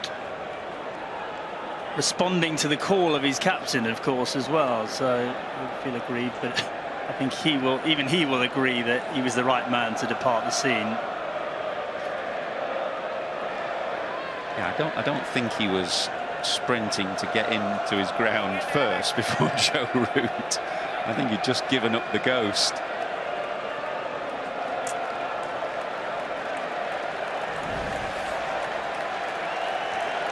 Jadeja, the fielder out there, and you can take some on, but he's a very difficult man to take on. Quick across the ground, and then a bullet arm, a flat throw into the stumps. But no fault of Mark Wood's here, because Root did want the second and then realised who was throwing the ball.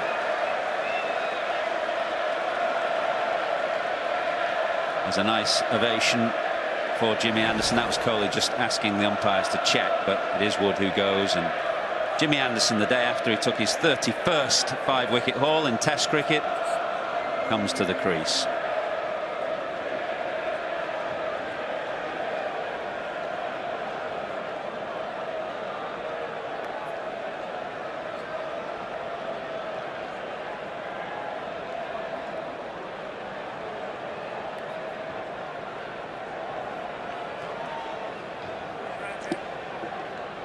Well, Siraj still looking for his 5th wicket, and he will never have a better chance. Jimmy Anderson at the crease. Would be a deserved 5th wicket, must be said. Yeah, he's bowled with great heart and spirit. And Kohli's given him a couple of slips. Fine gully. Just trying a bit too hard to get it on target. And that's the worst possible outcome. A bruised finger for Rishabh Pant and Joe Root on strike.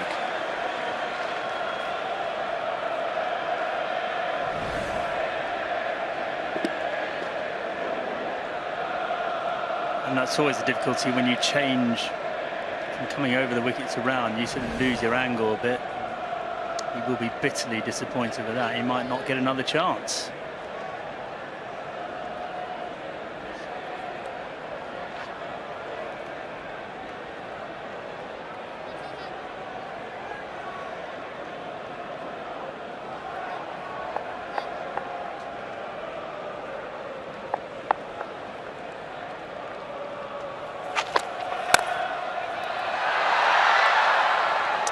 Straight to the man again. It's the second beautiful cover drive Joe Root has played, and gone straight to the fielder.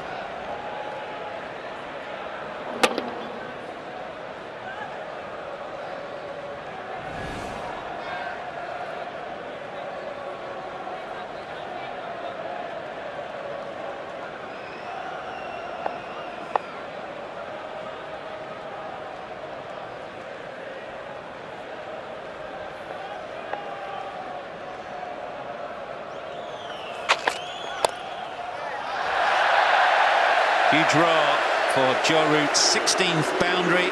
He moves to 170. England's lead is a dozen. 376 for 9.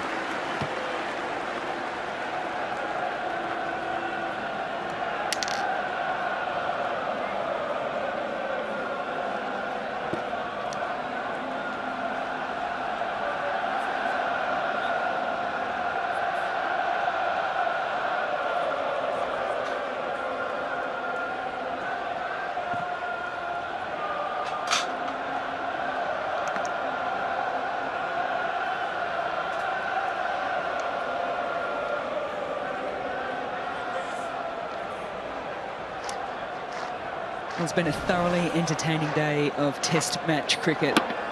And a lot because of this man right here, Joe Root. He's played beautifully through the offside. He's worked off his pads. That was the 4 in the last ball of the last over. Anderson on strike. Bumrah looking for his first wicket in the innings. England 9 down.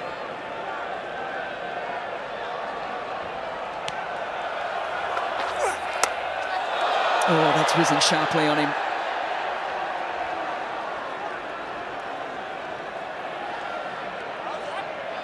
Bumrah's appealed and appealed again. Virat Kohli, not too sure what his thoughts are. There's a lot of decision-making to be made out here.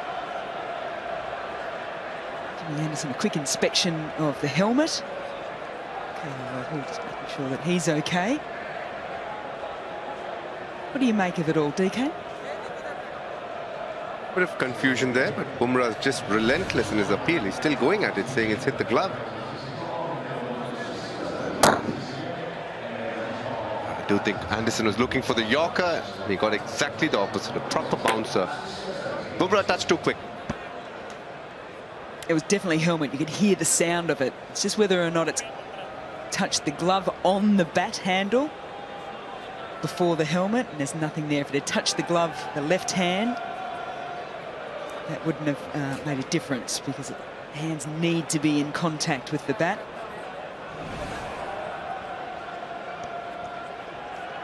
Protocols now, quick concussion test, which is not the easiest of questions sometimes.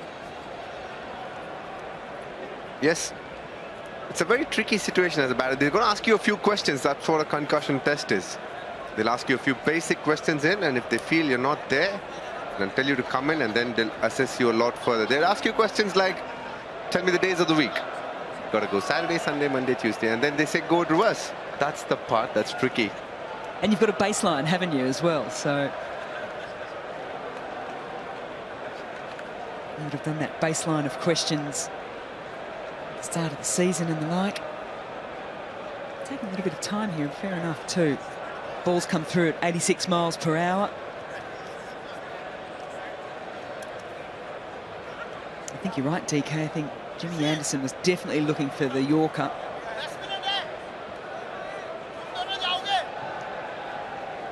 And Joe Root, irrespective of whether it was Yorker, whether it was a bouncer, whether it was a full ball or a length ball, he's been an absolute revelation.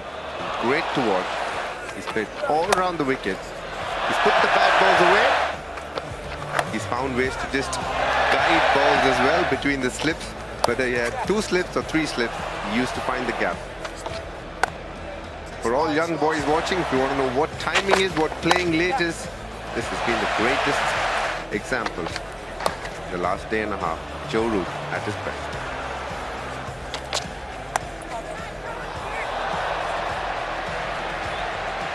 He's created partnerships as well, and that's exactly what England needed. It's what they were short of at Trent Bridge.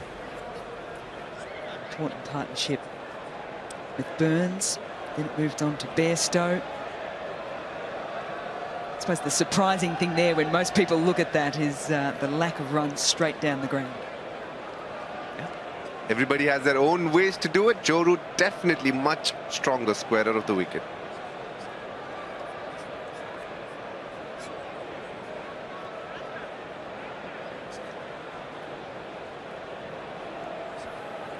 And for the batting, it was Joe Root. For bowling, it was Mohammad Siraj for India. Loved the smile on his face. He's been all heart since yesterday. He got the first wicket, Dom Sibley. It looks like it's been an eternity since that happened, and then got a first ball, Asif Hamid.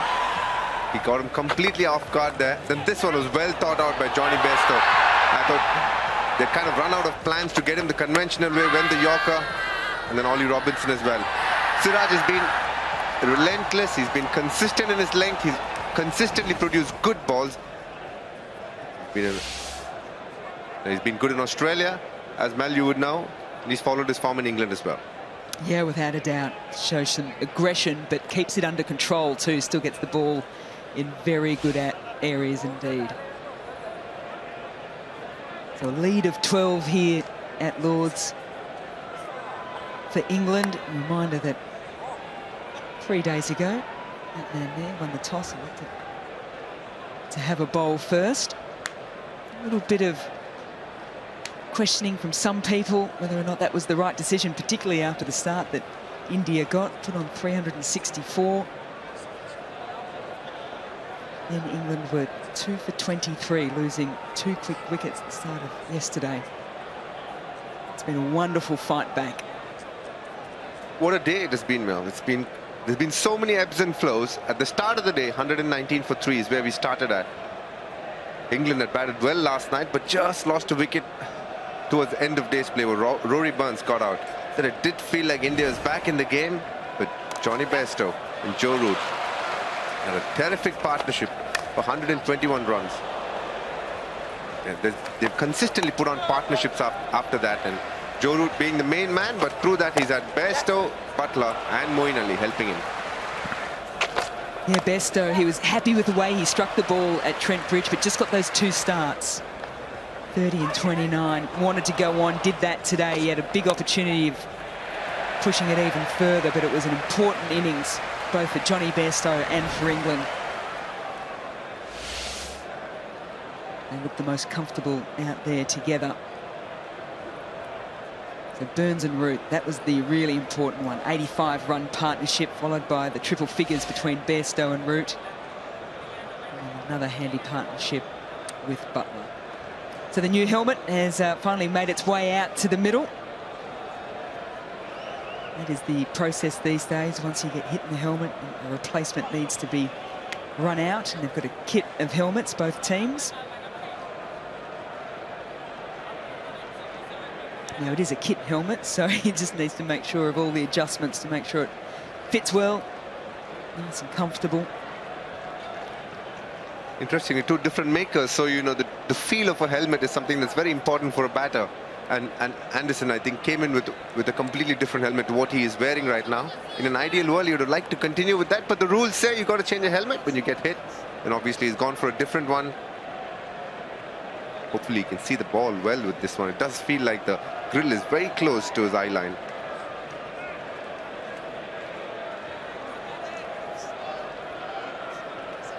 Right, so all the Indian fielders are now back in their position.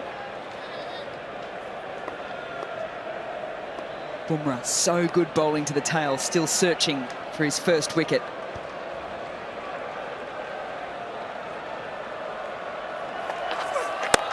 Oh, goes short again. That's on the body. That could seriously hurt Jimmy Anderson. You could hear the exhale from him after it got struck.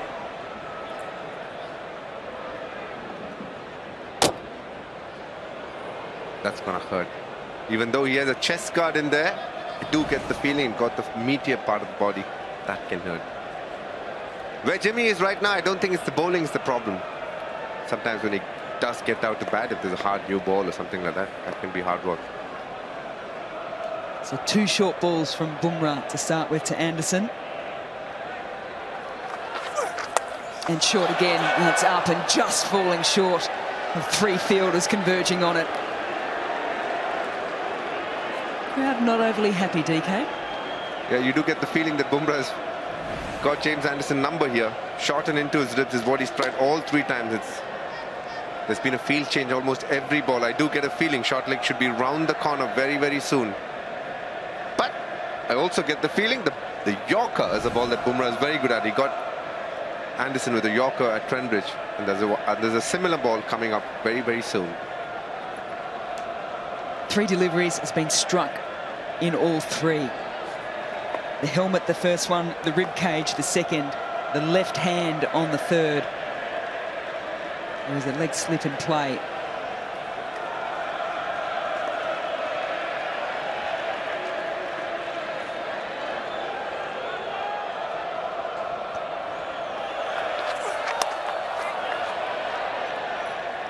And the attempted 4th short delivery on the trot.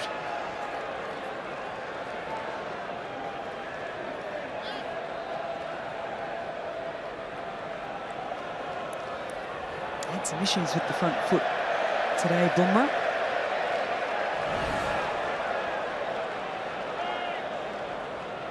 And that is a big one.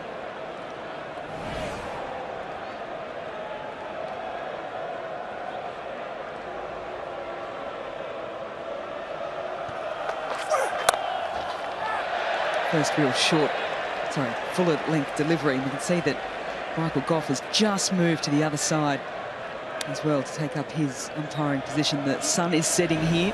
It's making it slightly difficult for the fielders and umpires.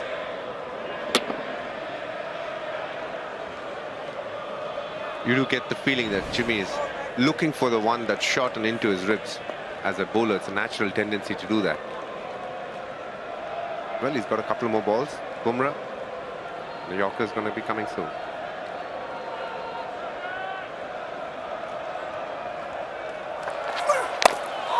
There's the full one, and just some fancy footwork from Jimmy Anderson to keep his stumps intact. And yet another no ball, searching Bumrah for the wicket, and in doing so keeps overstriding.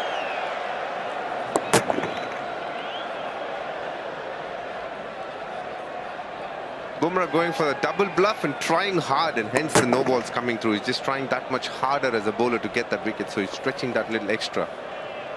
You can feel a Bumrah here, hasn't got a wicket yet in this inning.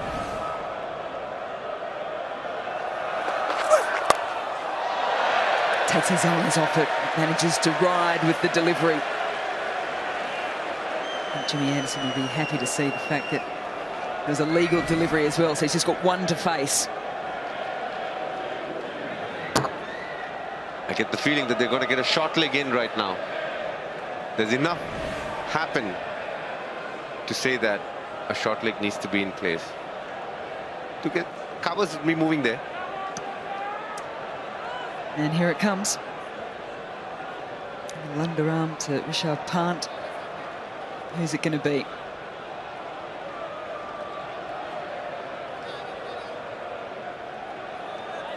Pujara takes off his cap. Puts on the helmet. So leg slip comes out of play. Pujara comes in at short leg, and then you've got a short catching cover as well.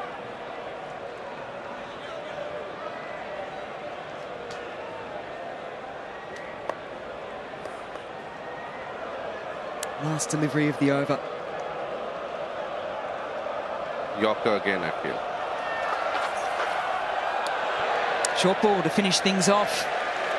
Jimmy Anderson survives. 378 for 9.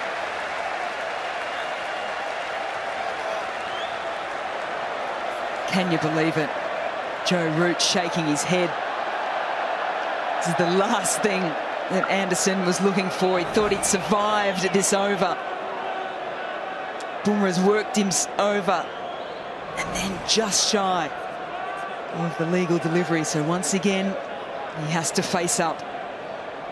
At the fag end of the day, Bumrah has bowled an 8-ball over, and this one's going to be a 9-ball over. It's hard work being a fast bowler.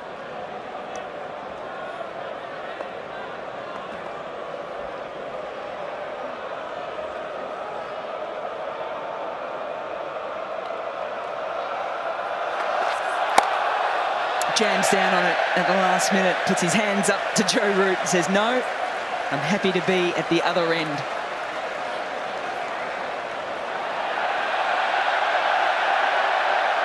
This is unbelievable, DK. Have you ever seen something like it? Have you ever seen something like this from Jasprit Bumrah? I don't know who to feel bad for, Jasprit Bumrah or James Anderson here. Well, I'm going to go with James Anderson because it is all in Jasprit Bumrah's control at the moment.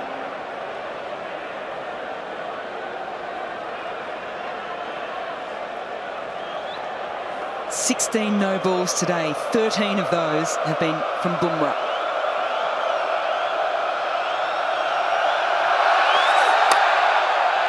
Does well. We'll wait, we'll pause, we'll find out, is this the end of the over? Finally, the 126th over is done, 380 for 9.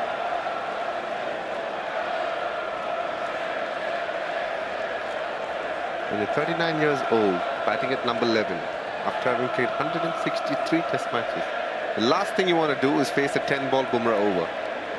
It's hard enough facing 6, and when the bowler makes it 10, it's definitely not easy.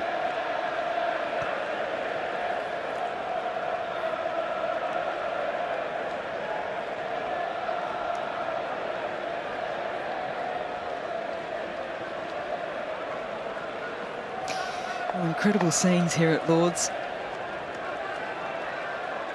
And finally that Bumrah over finishes. Siraj gets the ball in hand from the pavilion end, and it's Joe Root back on strike.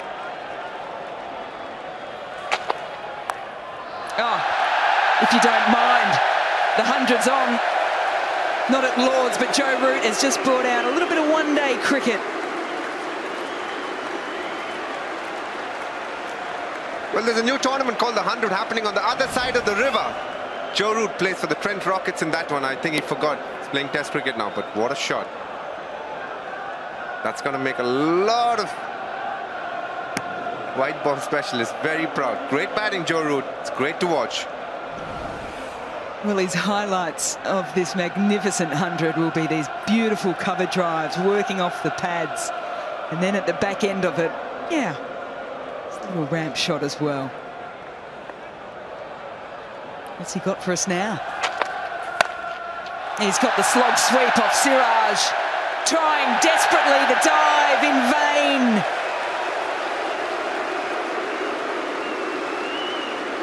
Crowd absolutely loving it. Well, I can tell you this for sure.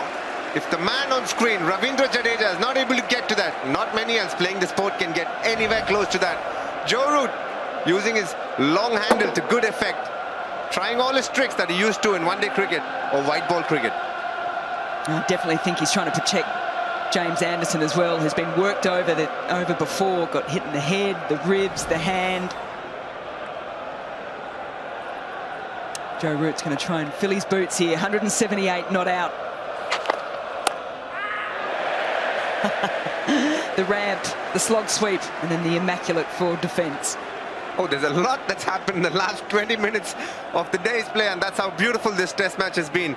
The Siraj, Virat Kohli, Joe Root and Michael Goff combination has been second to none during this last 20 minutes.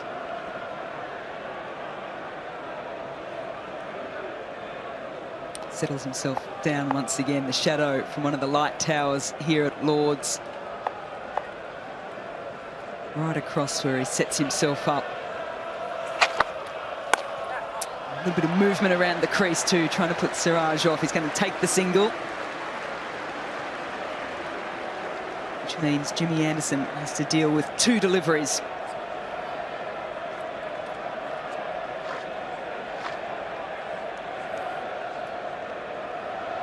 All eyes on Virat Kohli here as to what he's going to do with his field. In an alternate universe, normally, when a bowler comes in towards the fag end of the day, they try and protect the batsman. In this case, Joe Root, being the batsman, is protecting Jimmy Anderson from facing too many balls.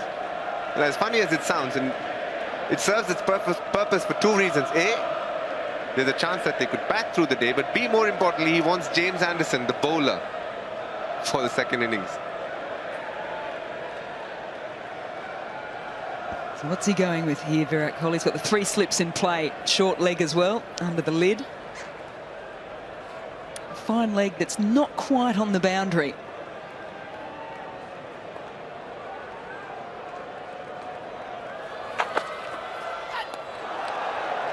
Siraj coming around the wicket to the left-hander.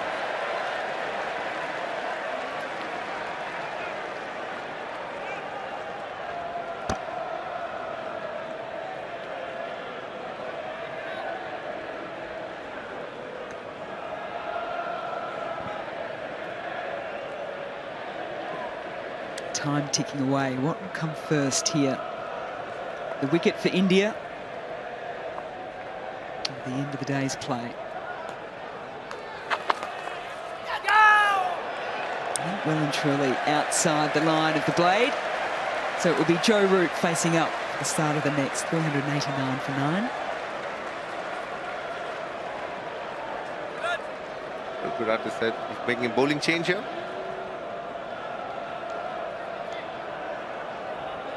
regardless of the bowling change, do you think Joe Root will still go with his style of play? I think he will try, but I don't think Virat Kohli is going to set a field which is going to make it easier for him to get boundaries. I think it's just going to play this over. It could well and truly be the last over for the day, and he'd have batted through the day, and I think that's what he'd want to do more. Just train not out towards the end of the day.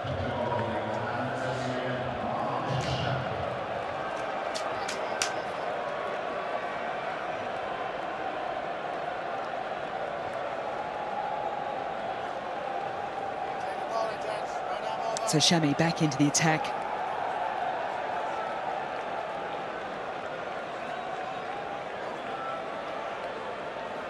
And the field is well and truly spread. Just the slip in play alongside Rishabh Pant. Every other fielder for India is in a ring protecting the boundary.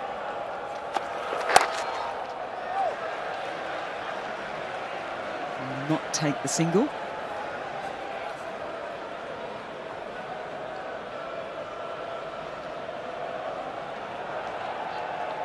So the ball goes out to a deep mid-wicket, and then to get back to the bowler, it's got to go to long on. It's KL Rahul. He does the big underarm all the way back to Shami at the top of his mark. Creeping in just a little bit, fielders on the offside.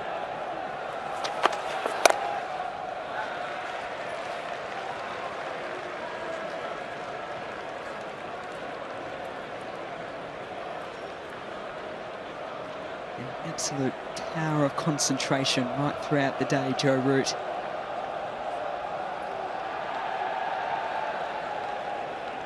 I saw something very special at Trent Bridge. I've seen something just as special in the last couple of days.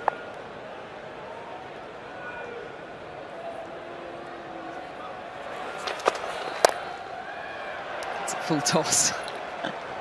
Doesn't really connect. The batting conditions have been good. Make no mistake, Joe Root has been special. He's batted close to 9 hours. And that's hard work. That's concentration. You've got to keep in mind that he was fielding before that. For him to come out there and bat close to 9 hours goes to show his fitness, his concentration levels over a period of time. Phenomenal.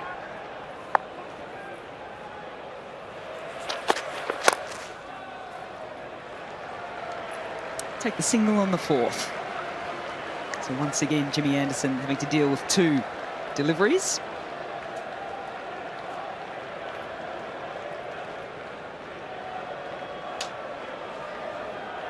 All eyes on the clock. Last 2 deliveries to finish off day 3.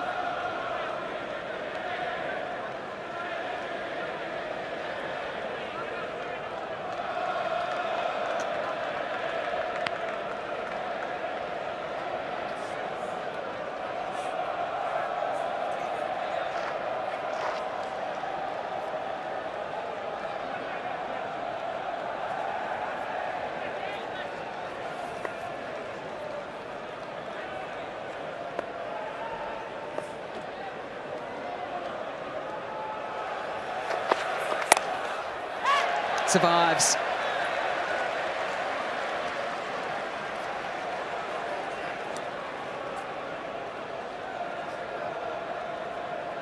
Can you believe it? Can you believe it? Yet again, the crowd have just realised.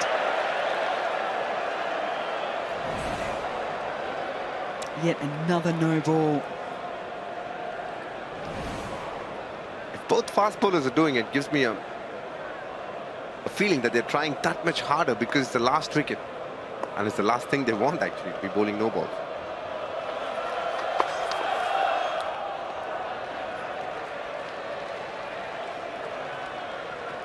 Pleased to say that's a legal delivery.